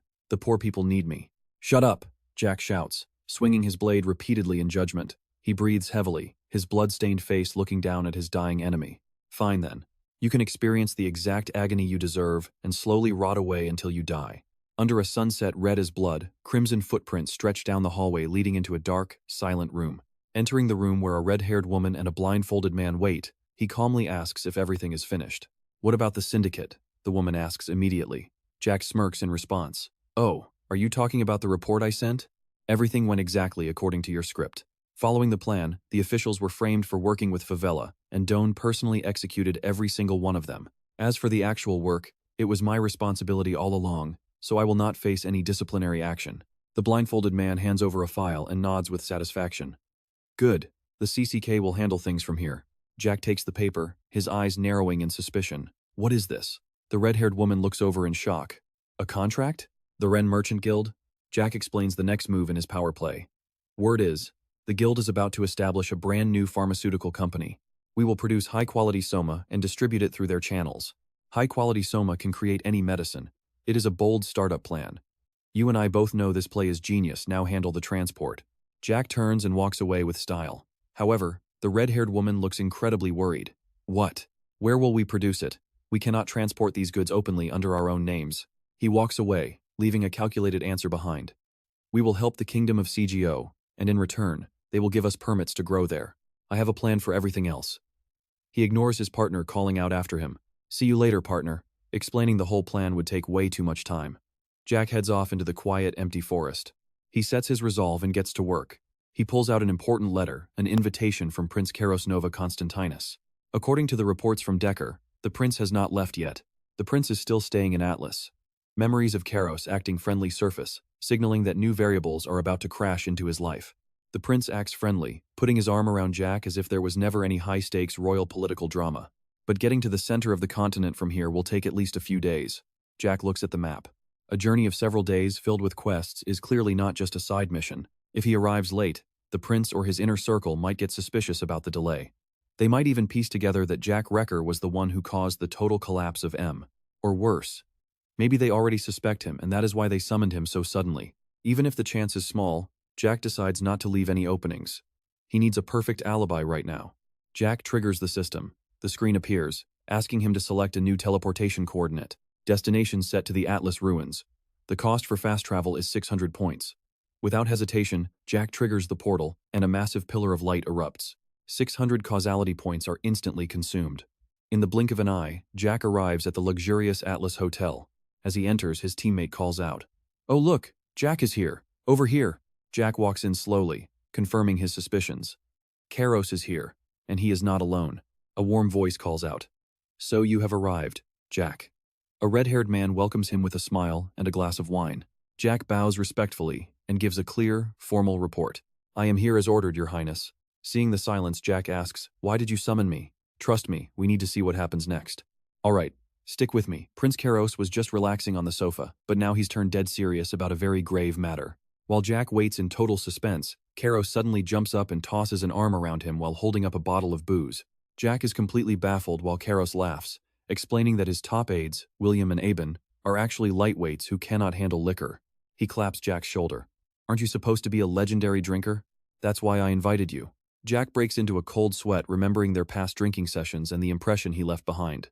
Oh no, when exactly did I give him such a crazy impression of me? Ignoring his tolerance for a moment, Jack scans the power players present Prince Karos, Aben, and William Simon. This drinking party feels more like a global summit, and he can already guess the content of their conversation. On top of that, it seems Aben has a secret he wants to share. Seeing Jack hesitate, Karos pushes him. "Come on, don't be shy, take a drink, you are not allowed to say no." "Fine then." Their glasses clink loudly as they toast to a wild night and a wish for a good time. The party rages until nightfall, leaving Karos and William totally wasted while Jack stands there perfectly sober amidst the mess. Suddenly, the system in his head pings alcohol detected. His immunity skill kicks in, neutralizing the toxins. Jack looks at his passed-out allies and sighs. "This is awkward. Being the only sober person here makes me feel kind of guilty." Out on the balcony, Aben speaks up. "Sorry, Jack, I heard you were training, but I had to interrupt. It's okay. Honestly, I was feeling frustrated because my cultivation hasn't made any progress lately." Aben gives a gentle smile, calling it a process, then motions for Jack to sit and drink together. Watching Aben slowly pour the wine, Jack is surprised by the sudden intimate atmosphere between them. Under the warm hotel lights, it feels less like a formal meeting and more like a secret late-night date. Jack feels an invisible pressure rising. He realizes Aben is about to share something life-changing. Aben calls his name, and Jack quickly responds with respect. The mood turns heavy as Aben asks a massive question. "What do you think of House Drake?" Jack watches his cousin's serious face while Aben stares into the dark night, vowing to end them. "Don't blink, because this shocking declaration just froze everything." Aben turns back, his voice low and haunting. "You smell exactly like I do, brother." He begins explaining the primal instincts flowing through their blood, the scent of blood, war, and victory. Everything a true dragon slayer must possess. "You smell like a predator who has it all." I know you'll understand what I'm saying. Jack sips his drink calmly but internally curses this annoying obsession with bloodlines. "Now watch this." He slams his glass down and asks if the alliance is just a tool to overthrow the family. Aben doesn't deny it and starts sharing his grand vision. "People call Atlas the greatest city on the continent, but I disagree." He stands up with burning passion. "We cannot be satisfied with one small city. We need to be stronger." Pointing to the magic map, he uses the Zom Empire as his example. Just look at how they expand. Connecting the north to the south, they are even unifying the entire eastern continent. Once our trade and resources flow with Zom, the world changes. It sounds like an economic development speech, but the ambition behind it is terrifying. He clenches his fist, roaring about an ideal land where everyone is one. Seeing this madness, Jack realizes these are the words of an emperor. Jack connects the dots regarding that man, Constantinus. His middle name is Simon, the name of the very family backing Aben and supporting him from the shadows. Only one conclusion remains. The Simons and the Empire are linked. And trust me, we just witnessed a dangerous bond as Aben looks at him and calls him his blood brother. Alright, you and I are jumping into a high-stakes recruitment where talent earns a massive reward. He tells him that since it's you, I can grant you the ultimate human treasure once I conquer the world. It basically sounds like a recruitment pitch for a world domination beta project. Leaning back in his chair, he radiates pure ambition and stretches out his hand in an open invitation. Join me, Jack. Together, we can carry out a grand scheme that will change everything. Jack stands there frozen, wondering if he's being asked to become the number 2 in this man's faction. He bows slightly, hand over heart, and politely but firmly declines thanking him for the generous offer. However, I've already chosen my own path, so I'm afraid that won't happen. Jack turns and walks away. Ain watches him go, his gaze turning sharp and threatening. You won't regret this decision, will you? Jack doesn't even flinch, casually replying before stepping out as the door slams shut behind him. No regrets. Walking down the hallway, his face hardens as a dark purple aura begins to erupt around him. He grinds his teeth. Does that man really think I'll become a cold-blooded pawn like him? He's dead wrong. Back in the empty room, William enters and looks around confused. Why are you alone? Where did Jack go? Aben sits in silence, gripping his wine glass tight. He speaks in a voice that's cold as ice. Now, pay attention, because the vibe just shifted from sibling rivalry to something much more dangerous. Flames suddenly erupt, reflecting in Aben's eyes as they glow with a terrifying, twisted madness. He's officially in villain mode now. He growls at William, should we just kill the sprout before it grows? William stands frozen, sweat pouring down his face in pure terror from Aben's overwhelming killing intent. After all, I clearly gave him one last chance to join us. Cut to the principal's office, where 17-year-old Jack stands tall in his academy uniform as a proud second-year student. He has absolutely no intention of waiting 5 whole years just to finally graduate. On the desk sits a file titled Early Graduation Application, written with extreme care and precision. Since I've officially become a knight, I want to start contributing to my family's legacy as soon as possible. But as a student, I'm limited in what I can do. That's why I'm asking for your support. He flashes a confident smile at the principal, feeling smug about how well his plan is moving forward. With a pitch that smooth, an interview was inevitable. Hey, are you here for the principal's office too?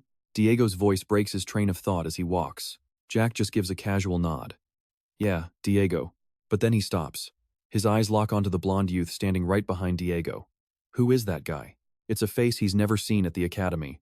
The guy looks exhausted, clutching his head in obvious pain. Who is he? He looks like a mess, like someone who stayed up all night grinding a video game. Inside, Principal Hogwarts welcomes them. You've arrived at the perfect time. Jack, Diego, and Aster. He looks at the blonde boy. It's been about a week since we last met, hasn't it, Aster? Trust me, you and I need to watch this part carefully, because that name changes everything. Could it be the legendary Phantom Knight, Aster Eladop? In Jack's past life, that man was a famous 5-star hero, a god of war with a spear. In any game, this guy would be a hidden boss or legendary NPC. Jack is stunned. He never expected to run into a heavy hitter like this so early on. Aster mumbles an apology. Sorry, Principal. My insomnia has been making it hard to get to early classes. Principal Hogwarts sighs. It seems his sleep issues are becoming a really serious problem. Diego leans in to tease him, asking if he needs a lullaby. Aster snaps, clutching his head tighter. Sorry, but my head is throbbing. Could you just shut up for a second? Jack watches quietly, his mind already spinning with new plans. In the past, Aster was a beast for the Empire. If I can recruit him to my side like I did with Diego, it'll be a total game changer. Principal Hogwarts taps the desk, bringing everyone's focus back to the matter at hand. The reason I've called all 3 of you here is that you all applied for early graduation at once. He pulls out a folder. The other professors agree that your skills meet all the graduation requirements. So what do you and I take from this? A mission from the Magic Kingdom of Dioqua. It's game on. Alright, you and I are diving into a world of outlaws. Principal Howard asks, have you heard of the Black Yaksha? Jack answers quickly. From what I know, they are criminals and public enemies that every organization wants to eliminate. He thinks to himself, public enemy means the entire continent is hunting you down. An image of a dark knight on a black horse appears, a grim reminder of their absolute brutality. The principal explains that the Black Yaksha is hiding in Delp. Their mission is to join the knights there and kill him. Howard warns them about the danger.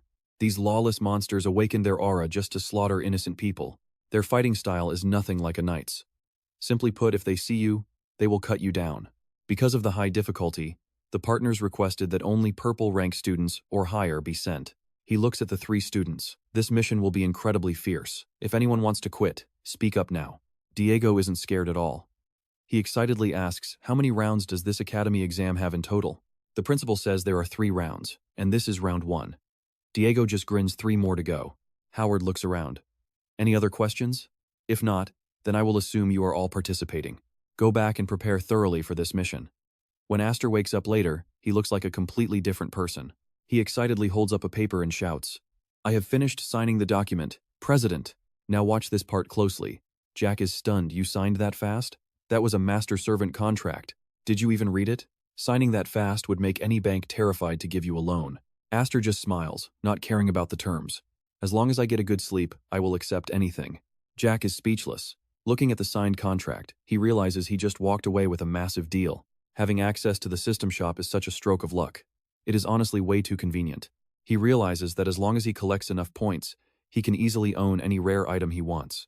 Thanks to this, Aster will definitely stay on his side even after graduation. Jack looks at the sky, feeling triumphant. The future looks amazing. It feels exactly like starting a brand new game with the best gear. However, he cannot help but feel concerned when he looks at the rest of the team list. Honestly, are there even any normal people in this night squad? Maybe he is the only sane one left. Leaving things like this would be a waste. Jack decides to use his remaining time while he is here. Might as well measure his teammates' actual strength. He calls out the name. Aster! Jack pulls his massive greatsword from its sheath and slams it into the ground. Before we leave for the mission, let me see your talent with my own eyes. A sharp spear thuds into the grass. Aster spins the spear, creating a series of deadly, high-speed circles. The wind howls with power. Jack watches and notes how Aster's vibe completely changes once he holds that spear. Watch this part closely. Jack orders attack me with everything. Do not you dare hold back your aura. Without any hesitation, Aster lunges forward like an arrow. If that is the case, I will not hold back. High-pitched screams of metal echo as spear and sword clash. Jack analyzes the movements while blocking. That spear gives him a massive range. Jack is impressed. The kid's control over the space is incredible. His ability to block my sword strikes is also quite impressive. Is he choosing to defend rather than attack? Noticing the caution, Jack decides to speed things up with shadow step. After images blur across the grass, Aster panics, struggling to keep track of the enemy's terrifying speed and movements. Jack strikes from above, forcing Aster to block. Then, Jack vanishes like a ghost and appears right behind him.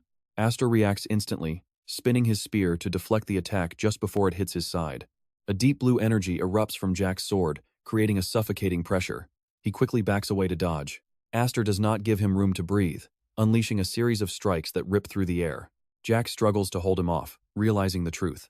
These are the lethal techniques of a dangerous criminal. He stares at Aster, who is using the vicious moves of the underworld. This just got very interesting. Jack mutters while dodging a direct thrust. The two continue trading blows at a blinding speed. Jack steps back as purple energy explodes from his sword. And trust me, you and I will never forget this final strike. Alright.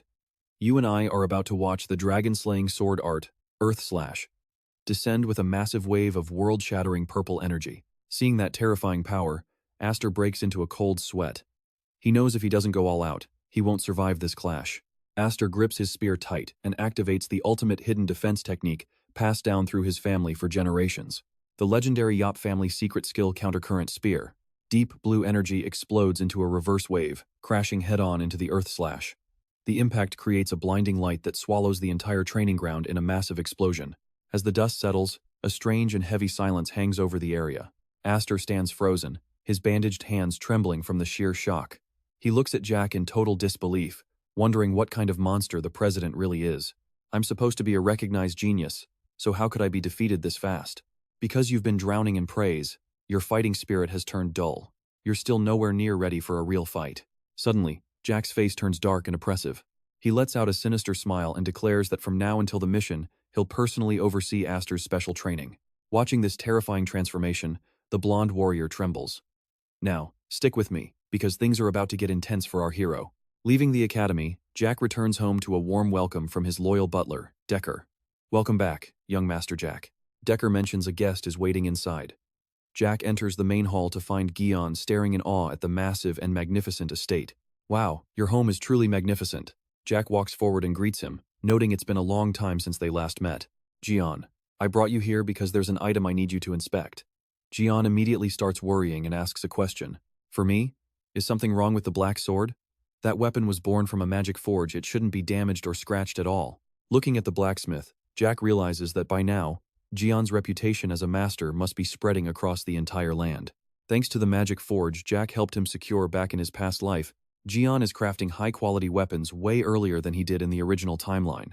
Jack decides he must claim this man as his personal blacksmith. He reassures him that the sword Bahamut is perfectly fine. The real issue is this. Suddenly, Jack activates a surge of crimson energy that wraps around his entire body. Look at this armor, you and I both know we're seeing something legendary. It's a blood-red suit with sharp lines and glowing blue eyes. Good heavens. What on earth am I looking at right now, sir? Jack explains calmly that even he doesn't know, which is exactly why he needs Gion to appraise it. He hands over the chest plate, telling him to keep this investigation quiet. This isn't something he wants going public at all. Gion takes the treasure with trembling hands, stammering that he'll certainly do his absolute best. After a long and careful study, the master blacksmith bows his head in apology. I'm so sorry, sir, but there's nothing like this in any records of modern artifacts. Do you know any of its special properties? Jack recalls the fight with Ken. This specific armor had the power to deflect direct strikes from concentrated sword auras. Gion jumps back, screaming in total shock. Did you just say it repels sword aura? The blacksmith can barely stand.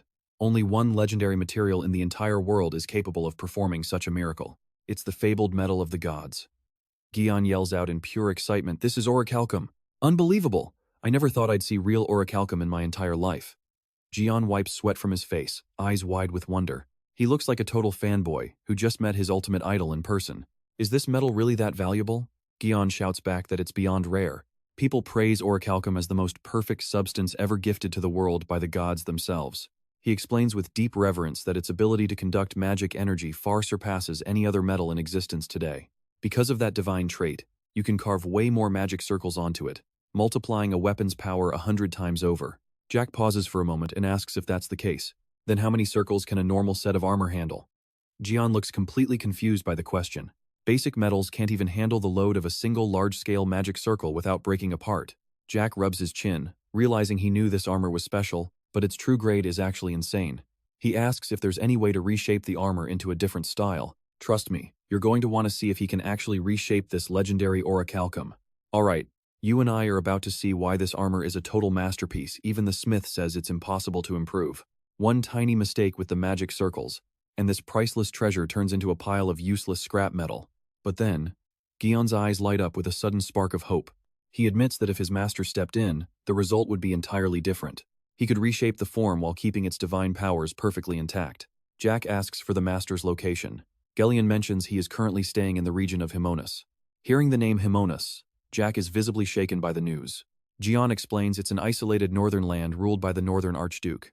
When Jack seems to know it well, Gion is completely stunned. People from the mainland rarely know anything about the northern archduke's territory. Avoiding the curious stare, Jack just puts his gloves back on and says he merely overheard it. In his mind, a vision of a blonde woman in the snow flashes by. He shakes off the memory and thanks Gion for the information.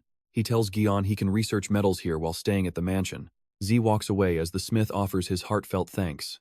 Jack knows time is short, but he must finish everything before leaving. Now, pay attention here, things are getting tense at the Renhard Guild headquarters. The medicine production is moving along smoothly as planned. However, setting up a soma processing factory in the central mainland is a massive challenge. Jack just smirks, exactly as he predicted. The guildmaster worries that if the princess's involvement leaks, her reputation will be destroyed. The princess suggests focusing on finished goods instead. If it is medicine with Magic Tower certification, everything should be fine. A clever legal loophole. Jack nods. They decide to build the factory south, then import through Renhard's network. The princess hesitates, admitting the guild's budget is far too low. Their current factory takes everything they have. They need another option. Jack bluntly cuts her off. He will build the factory himself if they handle the paperwork. The princess is shocked. You'll do it yourself? Is the Dracker family getting involved in this? Jack clarifies he's using his own personal funds, not the family's money. Total boss move. He slides a top-secret file over to the princess. Now, trust me, what she reads next is absolutely terrifying. The Empire teamed up with the Scorpion tribe for horrific biological experiments. The red flower disease was actually a magical bioweapon. They used the Alenia people as lab rats. Zay speaks up bitterly. How could they be so cruel to their own? Jack stops her anger. He tells her they must keep this secret for now. What? We should expose them now. Jack stays calm. This isn't enough proof for a real diplomatic fight yet. The Empire was smart. They blamed the Scorpion tribe. And that's where we leave it, dark mages doing experiments? No surprise there. Stick with me, because according to Z, the Empire only needs to deny every connection and offer empty apologies to walk away totally clean. Most importantly, keeping this secret for now is the strategic move that gives us way more leverage in the long run. The princess clenches her fist, her gaze turning ice cold as she asks, "What exactly are you suggesting?" They are running mass experiments, so there has to be even more concrete evidence hidden somewhere out there. Suddenly, the princess realizes the terrifying truth. You want to capture live subjects as proof, don't you? To put absolute, undeniable pressure on the Empire. Exactly. Z confirms her suspicion, explaining that he showed her the files so she could prepare for the coming fallout. Since they used Alenia as a test site, other synthetic toxins will likely be deployed here very soon. He knows they must act fast before that tragedy strikes. Now watch this. Z knows they must finish the antidotes quickly. If these biological weapons ever hit the battlefield, the results will be devastating. Without a cure, the Alenian army will face certain death, totally defenseless against these poisons. But with the antidote ready, they can minimize losses and strike back at the Empire's most vulnerable point. Staring at Jack's broad, dependable back, the Princess of Alenia can't help but smile. She tells herself that she definitely didn't make a mistake choosing him as an ally. Her eyes shine with confidence, knowing that recruiting Jack was the smartest move she ever made. It feels like she just drafted a powerhouse teammate. Jack casually sips his tea before revealing his next move. He explains that he'll be missing their regular meetings since his training schedule at Vana is getting intense. The princess nods in understanding and offers a sincere invitation to visit Alenia whenever he has the chance. Jack just gives a faint smile. Alenia. That's the place with the beautiful mountains and lakes, right? His comment leaves the princess stunned. She asks if he has been there before, but Jack quickly covers it up with a polite, casual laugh. I've just heard people praise it. If I ever visit, I hope you'll show me the sights yourself. Of course, my lord, she replies brightly. I wish you a safe and successful journey. We cut to the training grounds of Vanha, where the air is thick with pure exhaustion. Diego collapses, coughing up blood and groaning that he'll die before he even finishes the mission. Stop whining. Instead of wasting breath complaining, why don't you swing that sword one more time? Diego grinds his teeth and stands up, calling Jack a total demon for his relentless pace. That cold-blooded Dre bloodline really is something else, he yells, letting out a wild roar. I know what you're thinking. Is he training them or trying to kill them? Honestly, it's a bit of both. Under Z's iron-fisted coaching, a single week of high-intensity training feels like 3 months in hell. Both Aster and Diego undergo a massive transformation, surviving a gauntlet that would break most warriors. Diego finally drops his playful attitude, becoming way more disciplined after being beaten into shape repeatedly. Jack watches his teammates' hard work and gives a satisfied nod. Everyone is finally pushing their limits. Suddenly, an imposing figure enters the grounds, making the group freeze. Diego and Aster immediately salute. It's Professor Andre. Jack curiously asks what wind blew the professor all the way out here today. Andre doesn't beat around the bush. He sternly announces that he has important news for the three of them. Diego gets nervous, asking what could possibly be so serious.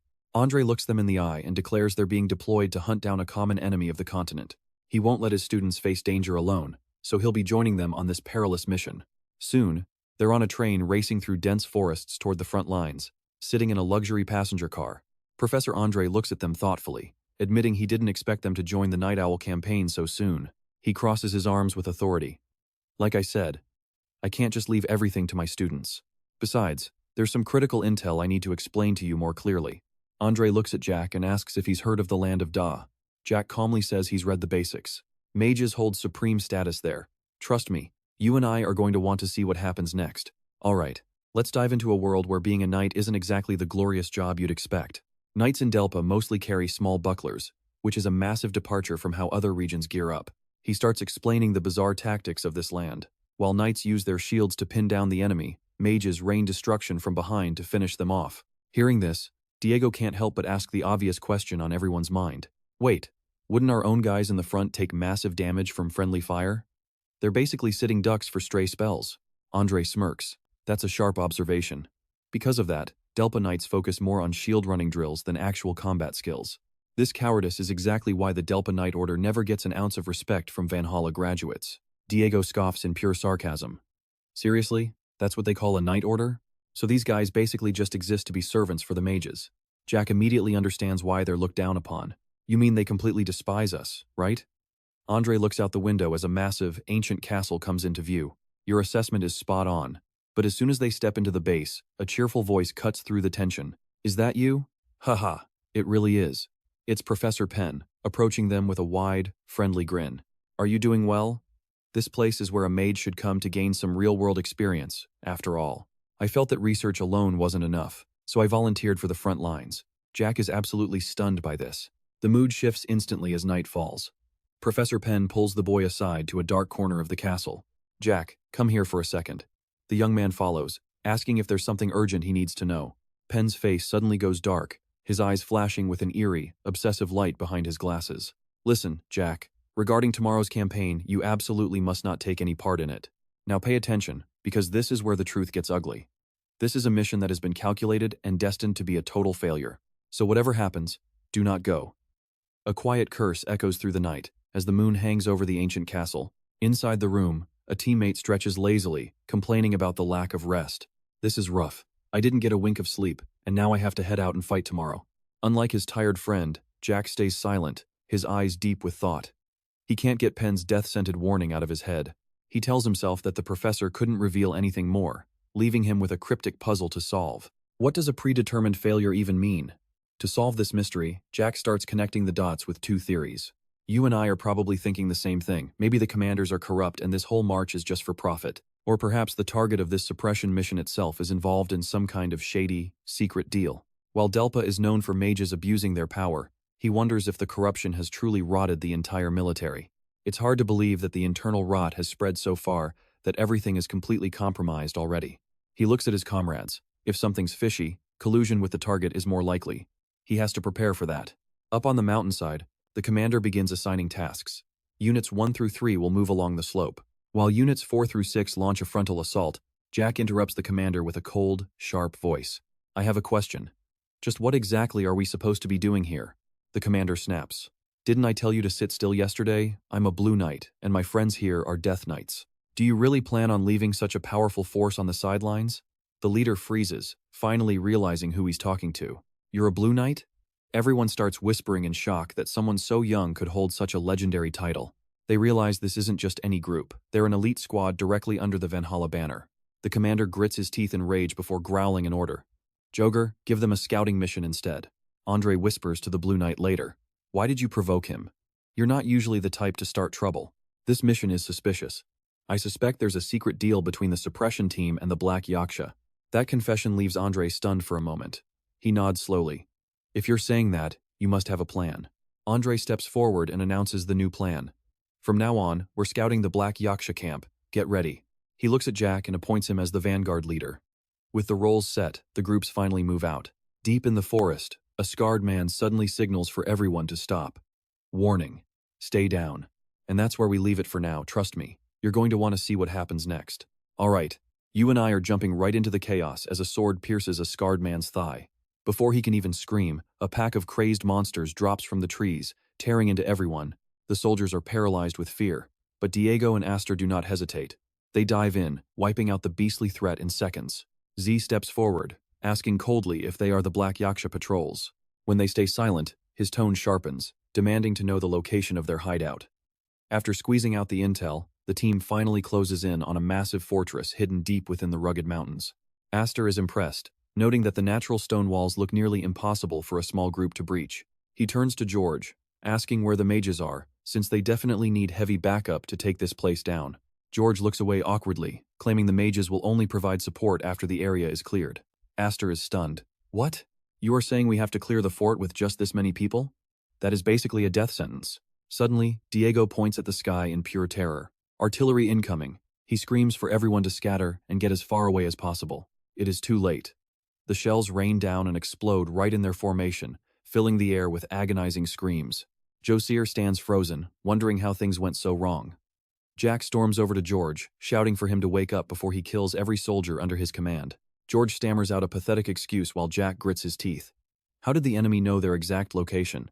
Now, watch this part closely, because there is clearly a spy among them. Just as the realization hits, a horde of red-eyed soldiers charges out from the dark woods. Jack curses under his breath. He did not expect them to swarm in such massive, mindless numbers. Then he notices something is off. Looking into those vacant, glowing red eyes, he realizes they are too far gone. There is no saving these people. These bastards are all hooked on Soma. The drug is spreading across the continent like a plague. Even if mages use a little for power, it is a nightmare. The real danger is the mercenaries. These guys have zero regard for life and abuse the drug constantly. He yells out a warning. Those are black Yaksha mercenaries. Do not let them catch us off guard. Watching them charge like suicidal moths to a flame, Diego wonders if they have lost their minds. Aster adds that their reinforcements are endless. Z keeps his cool, telling Diego and Aster to conserve their mana for later. He calculates their odds. The knights alone cannot stop this frenzy. He has to decide whether to play nice or just level this entire fortress to the ground once and for all. A massive explosion rocks the area from behind, snapping him back to reality. Finally, the Black Poa mages show their faces, led by that arrogant piece of work they call a captain. He shouts for everyone to fall back, claiming the mages have arrived to save them. Z watches from afar, admitting their raw power is actually impressive. Here is the part where things get annoying.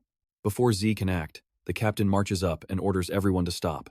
His face is dark, and his voice is ice cold. He looks Jack Dracker in the eye and blames him for the entire mission failing. Z is absolutely fuming. He grits his teeth, asking what the hell the captain thinks he is doing. The captain snaps back, saying he ordered a scouting mission, not a blatant provocation of the enemy. He tells Andre to get the students out immediately, saying he will handle the fallout with Van himself. Z's fist tightens as his voice turns sharp. So, does this mean our partnership with the Delacour is officially over right now? If that is the case, we do not have to follow your orders anymore. From this moment on, we are finishing this mission on our own terms. The captain roars that this is Dela territory and Z has no authority here, but Andre steps in to shut him down. He reminds everyone that the Black Yaksha are listed as enemies of the entire continent. As a legitimate knight of the Dracker family, Jack and Z have the full right to act first and report later under the official rules. Furious but powerless to stop them, the captain turns to leave. He tells them to do whatever they want, but they will be the ones answering for the consequences. George is shocked the mages gave up so easily. Now they need to focus on the enemy. What is the plan? Jack turns to George and asks one simple question. Does the commander actually want to take down the Black Yaksha or not? We carry the blood of knights, and we will not just turn our backs while evil runs wild. George simply nods. He tells them he understands their resolve. Inside the fort, the guards are startled by the chaos Jack's group is causing. Jack taunts them, telling the cowards to stop hiding and come out for a real fight. Two guards immediately begin raining down arrows, wondering if these people have completely lost their minds. As arrows fly, George orders his men to hold their ground. Up on the walls, a blond man sneers, calling their struggle a pathetic waste of time. Suddenly, his face pales and he coughs up a spray of blood. A chilling voice from behind asks if he is truly sure it is useless. Just stay patient and watch the show. Hearing the sound of hooves, Rex looks down in shock. And that is where we leave it, a lone rider charging into the fray who matches the Black Yaksha's description perfectly. Wild, right? Alright, you and I are about to see our main character hunt down a desperate enemy. Andre confirms the plan, and Zik immediately takes off with a cold and deadly stare. Buffalos. With one word, his massive steed appears and charges forward like a hurricane. In seconds, he closes the gap. The Black Yaksha is stunned by that insane speed. Zik leaps from his horse, aiming for the head. A massive explosion rocks the entire clearing. The villain barely dodges. Zeke just smirks, mocking him for being in such a rush.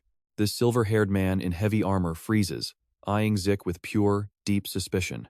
He growls, asking who Zik is. He knows this guy isn't with Del Poa. Facing that pressure, Zeke doesn't blink. He just flashes a wicked and sinister smile. Now watch this.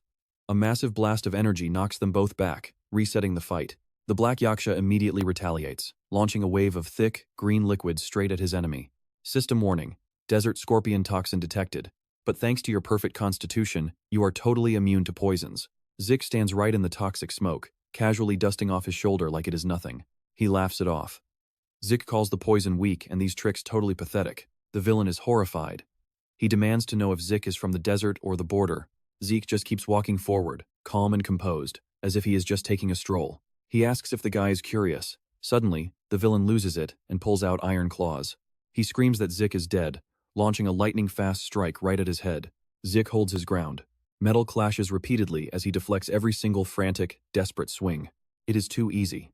Zik smirks, admitting the guy's attacks are actually half-decent. But then, his eyes sharpen. He notices something strange about the energy behind his opponent. Aura Blade? The silver-haired man stares at the glowing blue light from Zik's sword. He realizes he is in trouble. Zik just coldly points out the guy's imperial swordsmanship style. He identifies him as a spy, specifically, someone from the Imperial Intelligence Bureau. I know what you are thinking. How did he know? The agent is thinking the same thing.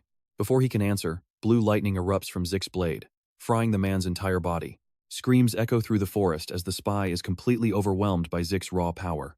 Zik lowers his blade. He demands to know why intelligence is causing chaos here. The agent tries to bite his tongue to die. Zik just scoffs, it is useless. He forces the man's mouth open and pours a strange green recovery potion inside. The system confirms the heal. Zik is not letting this guy escape through death. He knows how stubborn these spies are. So, he makes a truly terrifying offer. Give me information that satisfies me, and then I will allow you to die. That cold gaze pierces the agent's soul. The man is broken, gasping for air, totally helpless. Zik asks if he is ready to talk yet. There is nowhere left for him to run. The spy caves. He asks what Zik wants to know. Identity and motives first. He admits he is from Section 13. National secrets are finally starting to spill out. Zik smirks. He thought they only had 12 sections. This guy is a rare find. The agent is stunned again. How could an outsider know about their secret organization? Zik flares a red, murderous aura. He reminds the spy who is asking the questions. With a blade at his throat, the agent admits they are running experiments on awakening drugs. Zik thinks back to those red-eyed mercenaries. It is all starting to make sense now. He asks if the mercenaries were the test subjects for this new drug. The spy confirms it. The drug is actually refined from the components of soma, and that's where we leave it. Trust me, you and I need to see what's next. Under a pale full moon, the agent confesses a nightmare, creating warriors who feel no pain or fear. You and I are watching humans be turned into literal living weapons for war. Zik's face hardens as he realizes the sheer cruelty of the situation. Is this just another twisted human experiment being conducted by the Empire? They weren't just draining Dela's forces, they were treating this entire battle as a test run for their biological subjects. He continues ruthlessly exposing every layer of their secret plan for total continental control. The fact that the Black Death Scorpion held that fortress for 3 years while absorbing mercenaries was no fluke. It was all fueled by secret Imperial support, a criminal gang with full government funding. As Zik realizes the enemy's true ambition, his eyes burn with a cold, righteous fury. Those Imperial bastards. Just how far are they planning to spread this twisted game across the entire continent? Looking down at the man kneeling in the dirt, Zik warns him about what happens to pawns when they lose their value. You know the Empire will silence you first, right? The agent completely breaks, bowing his head and whispering his acceptance of death. Fine, I told you everything. Just kill me. But what if I told you there was a way to actually survive? That one single question from Zik makes the agent freeze in his tracks. He was ready for a game over, but stick with me, this is the moment the system offers a respawn. What if the Dracker family protects you? The agent's eyes go wide. The Drakers? Before he can process the shock, Zik summons a surge of brilliant purple mana right from his hand. Seeing that raw, undiluted power, the agent gasps in shock. You are a pure-blood awakener from the House of Dracker. Zik just nods calmly. Realizing he finally has a lifeline, the agent lets out a long, shaky breath of relief. I definitely do not want to die in a hole like this. I have done enough dirty work that my patriotism died long ago. He knows the score for failures. Even if he made it back to the Empire, they would just kill him to bury the evidence. In that case, becoming a protected witness for the Dracker family is easily the smartest move he has left. He looks at Zik with desperate eyes. Can you really guarantee me a completely new identity and a fresh start? Zik smirks. I have got something even better in mind.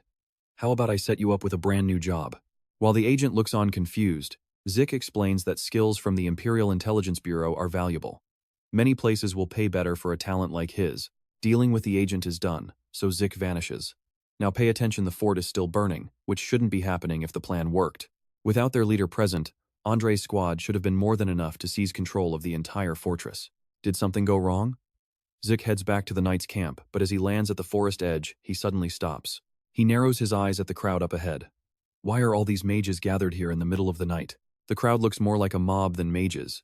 Suddenly, they spot him, and one levels a glowing red staff directly at Zik's chest. Zik grits his teeth in pure anger. What the hell is this? Why are you pointing your weapons at an ally? A white-haired mage steps forward, coldly calling out Zik's name. Because of you, the Black Death Scorpion leader has escaped our grasp. He shouts his accusations, claiming that to account for this massive failure, Zik must be taken into custody immediately. Guilty or not, they are taking him in. Zik lets out a long, tired sigh. His face darkens with rage. He knows exactly what is happening, that bastard is finally acting up again. What exactly are you implying? Zik asks, his voice like ice as he stares down the men from Delboa. You are seriously blaming me for the escape? It is your own garbage siege plan that failed. Stop trying to shift the blame for your incompetence. The mage keeps screaming, insisting that if Zik had not interfered, the prey would be in chains instead of running free. Zik just smirks, immediately spotting the massive hole in the commander's desperate logic. So, you are confirming that the Black Death Scorpion is actually gone from the fortress? Is that what you are saying?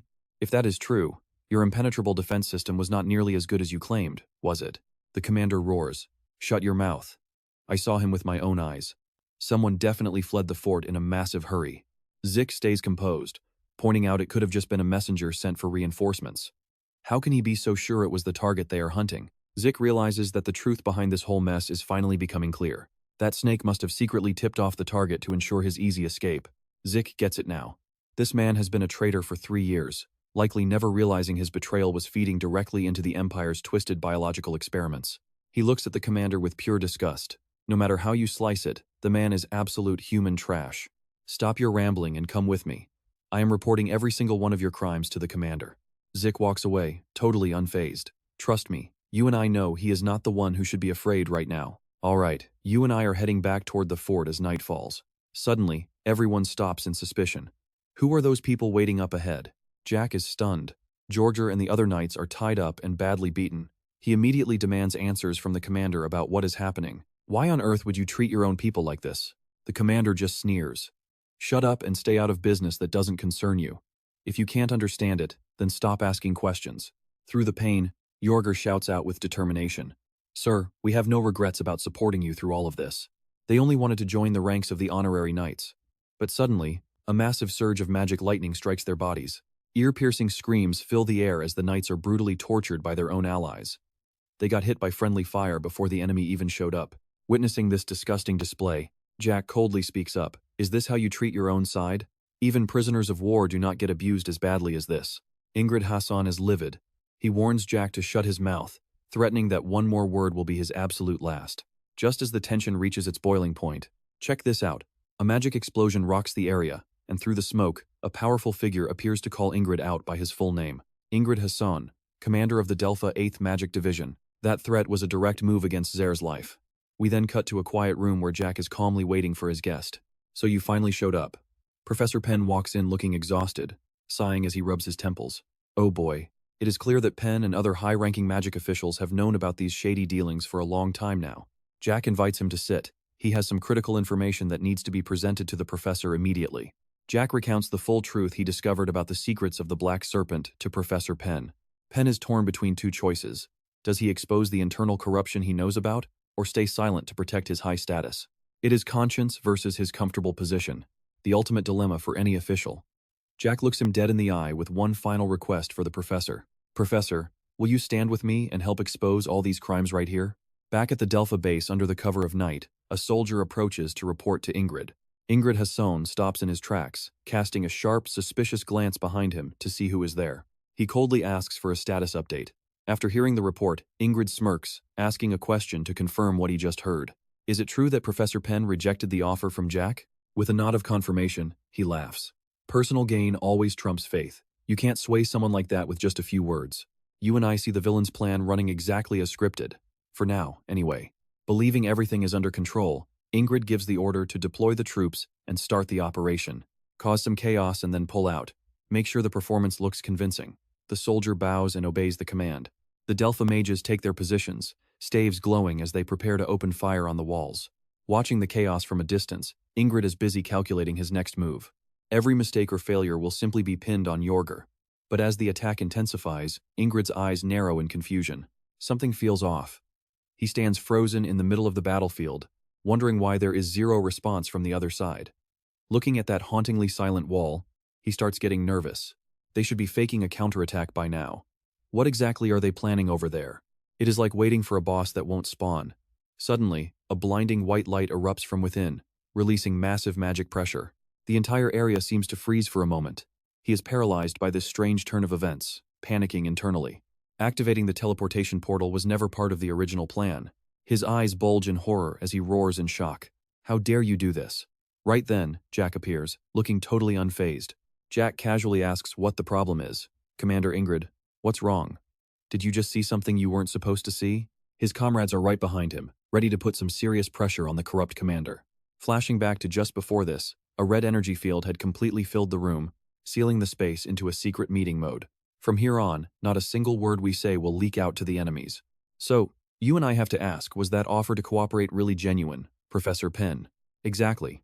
Regarding those illegal stimulant experiments, we simply cannot turn a blind eye to this. Alright, you and I are about to witness a professor putting his conscience and career on the line for what is right. If the professor picks this path, his career at Delphi is basically over. Yet Ben does not flinch, clenching his fist with resolve. It does not matter, Zach. I would rather lose everything than build a career on a foundation of pure shame. Zach smiles at the perfect answer. Thank you, Professor. Now let us get out of here. We have a certain commander to deal with, and he deserves a lesson he will never forget. Back in the present, Ingrid Hassan screams in a rage, his face twisted. Ben, you useless trash. You dare betray me? Now pay attention here. Zach is about to silence this villain with a single cold look and some lethal facts. He steps forward with high-ranking officials, loudly declaring the commander's long list of crimes. I brought you here to face investigation for secretly conspiring with the continent's common enemy and a massive list of corruption charges. Stand still and comply with the arrest warrant. The Delphi inspector shouts his orders while soldiers surround the traitor. The commander freezes, sweat pouring down his face as he realizes who just arrived. Who are these people? There is no mistake. It is the Delphi inspection team. He immediately changes his tone, desperately trying to lie. This is all a huge misunderstanding. I have never colluded with anyone in my entire life. He points at Zach, fuming with rage. That brat clearly made the whole thing up to frame me.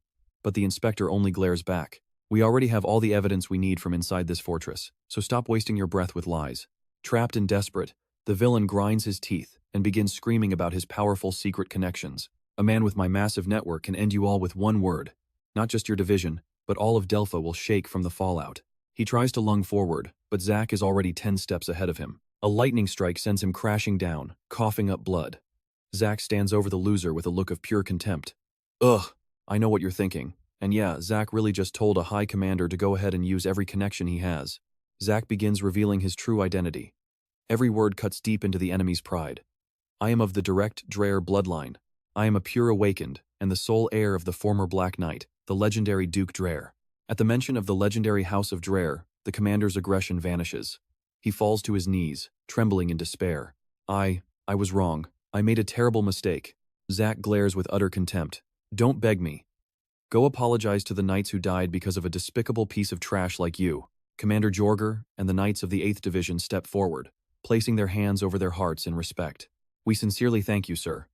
Because of you, the injustice we have suffered for so long has finally been cleared. Zach planned this perfectly. By testifying that they were not involved, he cleared their names from the investigation entirely. However, he knows that if the 8th Magic Division is wiped out, the knights attached to it have nowhere to go. If no other Magic Division takes them in, the 8th Knight Squad will be forced to disband for good. Zach looks at the soldiers and asks if any of them have regrets. Jorger replies firmly, "How could we regret this? Our only pain comes from our fallen comrades who died in vain under such a pathetic commander for all these years." Seeing their absolute dedication, Zach decides to make them an offer they cannot refuse.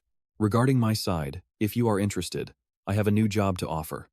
Our main character is quickly recruiting new talent. To the confused Jorger, Zach hands over a file. Go ahead and read these terms carefully to see the full details of the contract. They scream in shock. This treatment is way too good. Sir, did you accidentally add an extra 0 to this salary number? Zach smiles. If you work for me, you will always receive the compensation you deserve. That is my policy. I have just established a merchant guild, and I want you all to take over as my personal escort team. Moved by the chance to serve such a talented knight, the team's spirit ignites. How could we ever refuse this?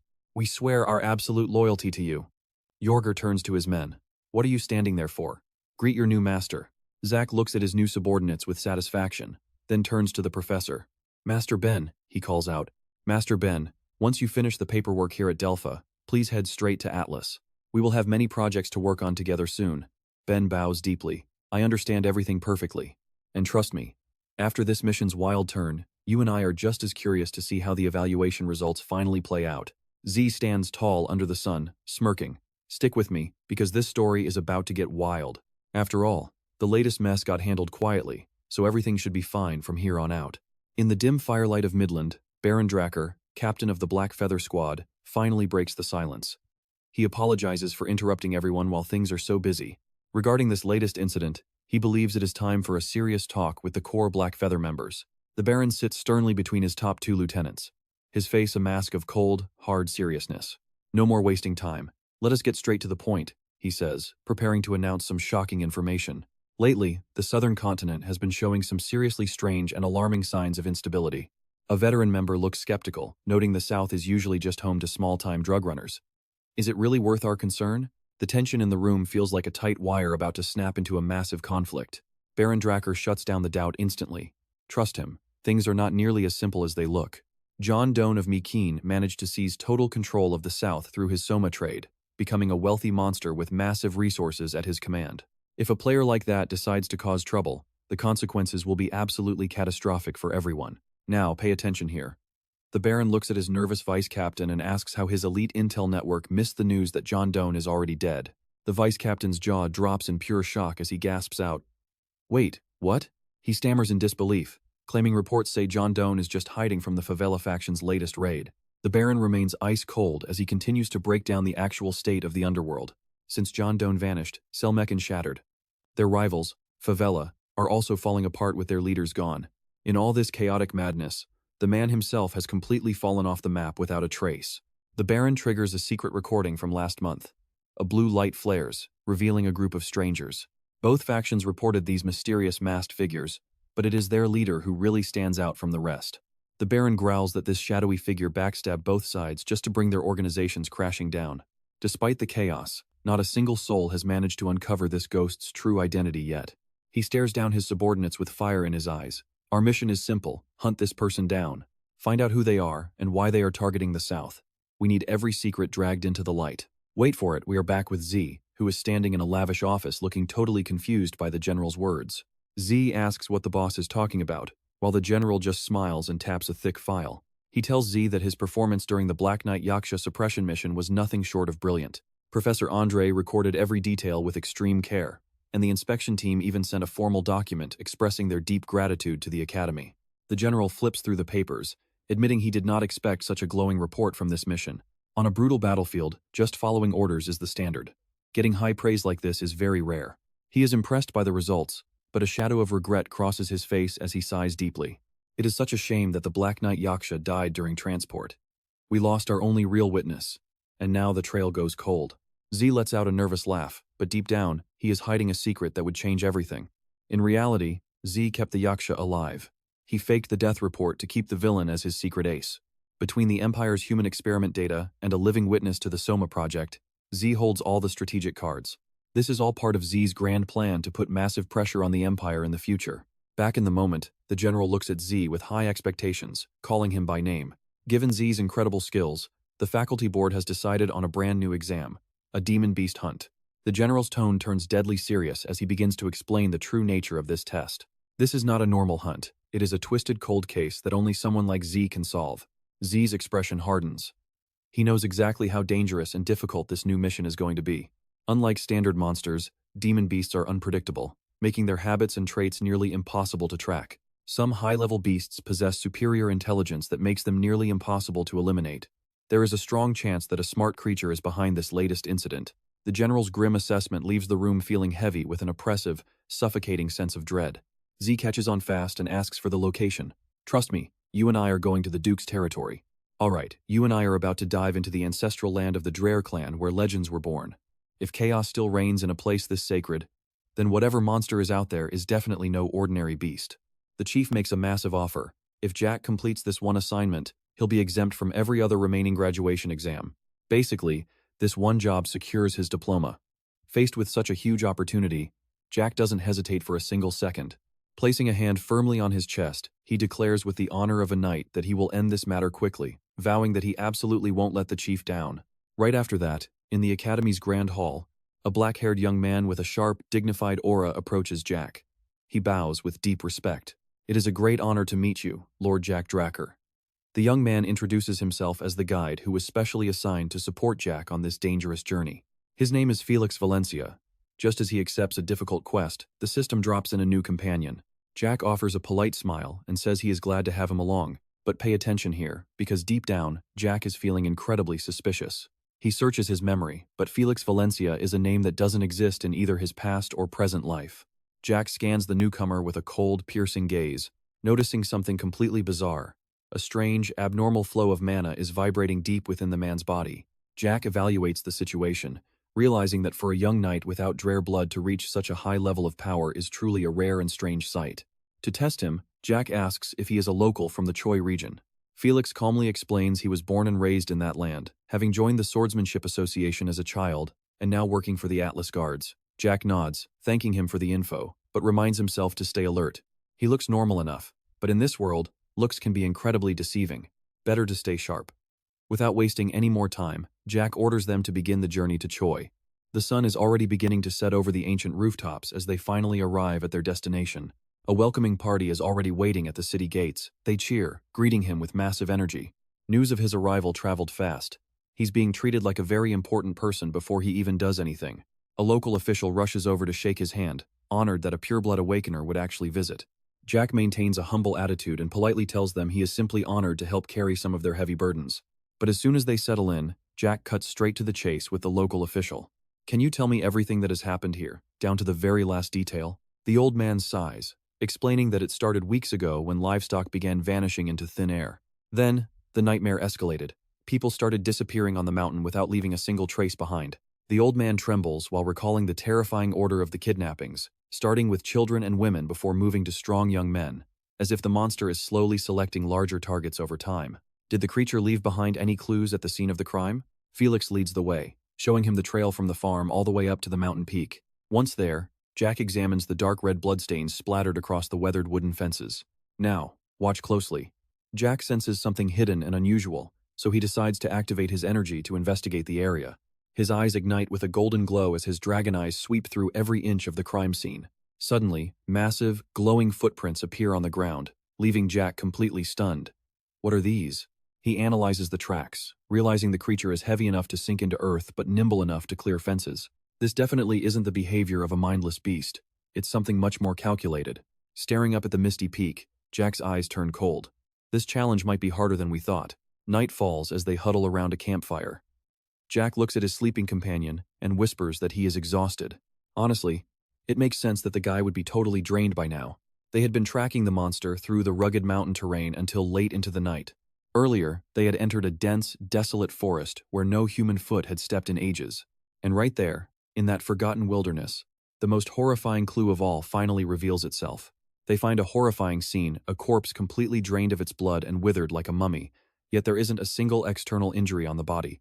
Sitting by the fire, Jack pieces the clues together and realizes something just doesn't add up. So, what do you and I make of this? If the beast is what Jack thinks, those village tracks are fake. Stick with me. A massive explosion rips through the night, leaving Jack stunned. His partner bolts awake, shouting, "Master Jack?" The second he hears it, Jack pinpoints the location. It is coming from about 2 kilometers to the west. He gives a sharp order. "Stay here and wait. I will be back before the sun rises." In a flash, Jack is gone, leaving his stunned companion in the dust as he pushes his speed to the limit. He knows that in a wasteland like this, a noise that loud can only mean one thing: that monster. Suddenly, Jack sees it, a massive creature with blazing red hair and hulking muscles, letting out a primal, insane roar. This beast is wielding a giant, ancient tree trunk like it is a standard weapon. It swings with a terrifying horizontal blow, creating a massive shockwave that blows everything away in its path. After all that guessing, the real boss is finally here. Jack stands there, completely shocked by the scene. Watch this, he's swinging that massive tree like it is a toothpick. Jack cannot believe the insane strength he is seeing. The sheer power of this guy is so absurdly high that Jack cannot help but gasp. Looking at that wild appearance, Jack wonders if he is a manji, and he is fighting a pitch-black creature with glowing red eyes. Jack narrows his eyes, observing closely. It is exactly what he expected to find. There it is. He has identified the beast as an ancient species known as a gaguk. His master once warned him about these ancient demon beasts and told him to be extremely cautious around them. Gaguks are as agile as monkeys and possess extremely high alertness, making it almost impossible to even approach them. But the most terrifying part? Their attack method. The gaguk lashes out with a tail like a tentacle. It drains the life of its enemy in a heartbeat. Looking at the battlefield, Jack starts putting the pieces together. It seems the manji stole the cattle, but the gaguk is the one actually kidnapping people. Suddenly, a blood-curdling scream rings out. The manji hunter has just taken a direct hit. The monster's dark purple tail wraps around his body, instantly starting to drain his life force. The manji hunter groans in absolute agony as the gaguk opens its mouth full of sharp teeth to finish the job. Jack cannot just watch anymore. He moves like a bolt of lightning. Jack tries to intervene, but the beast vanishes into the shadows with terrifying speed. As he lands, Jack clicks his tongue in pure frustration. That movement speed is seriously annoying. Below him, the red-haired hunter is writhing in pain, letting out several weak moans. Jack notices black marks spreading across the man's skin. He has definitely been poisoned by the gaguk. Looking at the dying hunter, Jack feels a moment of hesitation. You and I both know he is just a thief, but let us call this a good deed. He pulls out a recovery potion and pours it down the man's throat, but his condition does not change at all. Jack mumbles, "The potion is not working?" Maybe it is because his body is not that of a normal human. As the manji starts to fade away, Jack decides it is time to use something stronger. He places his glowing hand on the man's muscular chest, hoping this method will do the trick. The system immediately announces the activation of a massive area of effect support skill. The healing factor burst technique erupts, sending out a powerful blue energy that completely envelops them both. When the light fades, the manji slowly starts to regain consciousness, mumbling quietly. He opens his eyes and sees Jack, immediately jumping back in a panic. He takes a defensive stance and roars. Jack stays calm and signals for him to settle down, saying, "Relax, I just saved your life." Realizing there is no hostile intent, the manji looks stunned before replying in a very shaky voice. "Thank you." Jack smiles to himself, glad he actually understands the manji tribal language. This manji teenager is named Wang Wan. He is only 16, but his power is way beyond his tribe's warriors. To complete a proper coming-of-age ritual fit for someone like Wang Wan, he must hunt a gaguk, the strongest beast in the manji lands. After all people are brothers under the sun. Sitting in the forest, the hunter sighs. Hunting this thing is too hard. He is afraid he will fail. Jack casually suggests they hunt together. The hunter is shocked, asking, "Are you serious?" "Trust me, Jack has got this." He gives a confident thumbs up as Felix Valencia arrives looking absolutely worried. Seeing the stranger, Felix asks in a panic, "Is this person one of those manji?" "Alright, you and I are about to see one of the most unlikely duos in Manhwa history." The hunter looks at Felix and asks, "Zik, who is this?" Zik replies bluntly, "He is my subordinate." Felix freezes, sweating bullets. What does subordinate even mean? What are they even talking about? To be standing right there and still not understand a single word is just pathetic. Felix silently evaluates their newest teammate. It is the first time he has seen a barbarian not immediately attack humans. To stay that calm, he must have gone through some brutal training. He carefully observes the hunter's aura and thinks to himself, "Wait, if you ignore that intense aura, he looks like a totally normal guide. Maybe I am just being too sensitive about this whole thing." Suddenly, the barbarian hunter stops in his tracks, eyes sharp. "Boss, I can smell him." It is definitely that same guy from before. Zik immediately goes on high alert. He squints into the deep shadows, wondering, where is the target hiding? Just as expected, a cave. Zik stands before the gloomy entrance, remembering his master's lesson that gargoyles love dark and damp places. Looking toward the horizon, the first light of dawn begins to break. He figures it is almost morning, so it is likely hiding inside. Zik turns to the barbarian. "Wang Jumak, any ideas on how to catch it?" Responding to Jack's expectations, Wang Jumak just gives a confident smirk and starts throwing a flurry of punches into the air. Jack stands there speechless. No wonder it keeps escaping. There is zero plan here, just pure muscle and absolutely no brain. Realizing he cannot rely on the hunter's intellect, Jack calls out to him one more time with a serious tone. "Now pay attention to this part because you and I are about to see a real master strategist in action.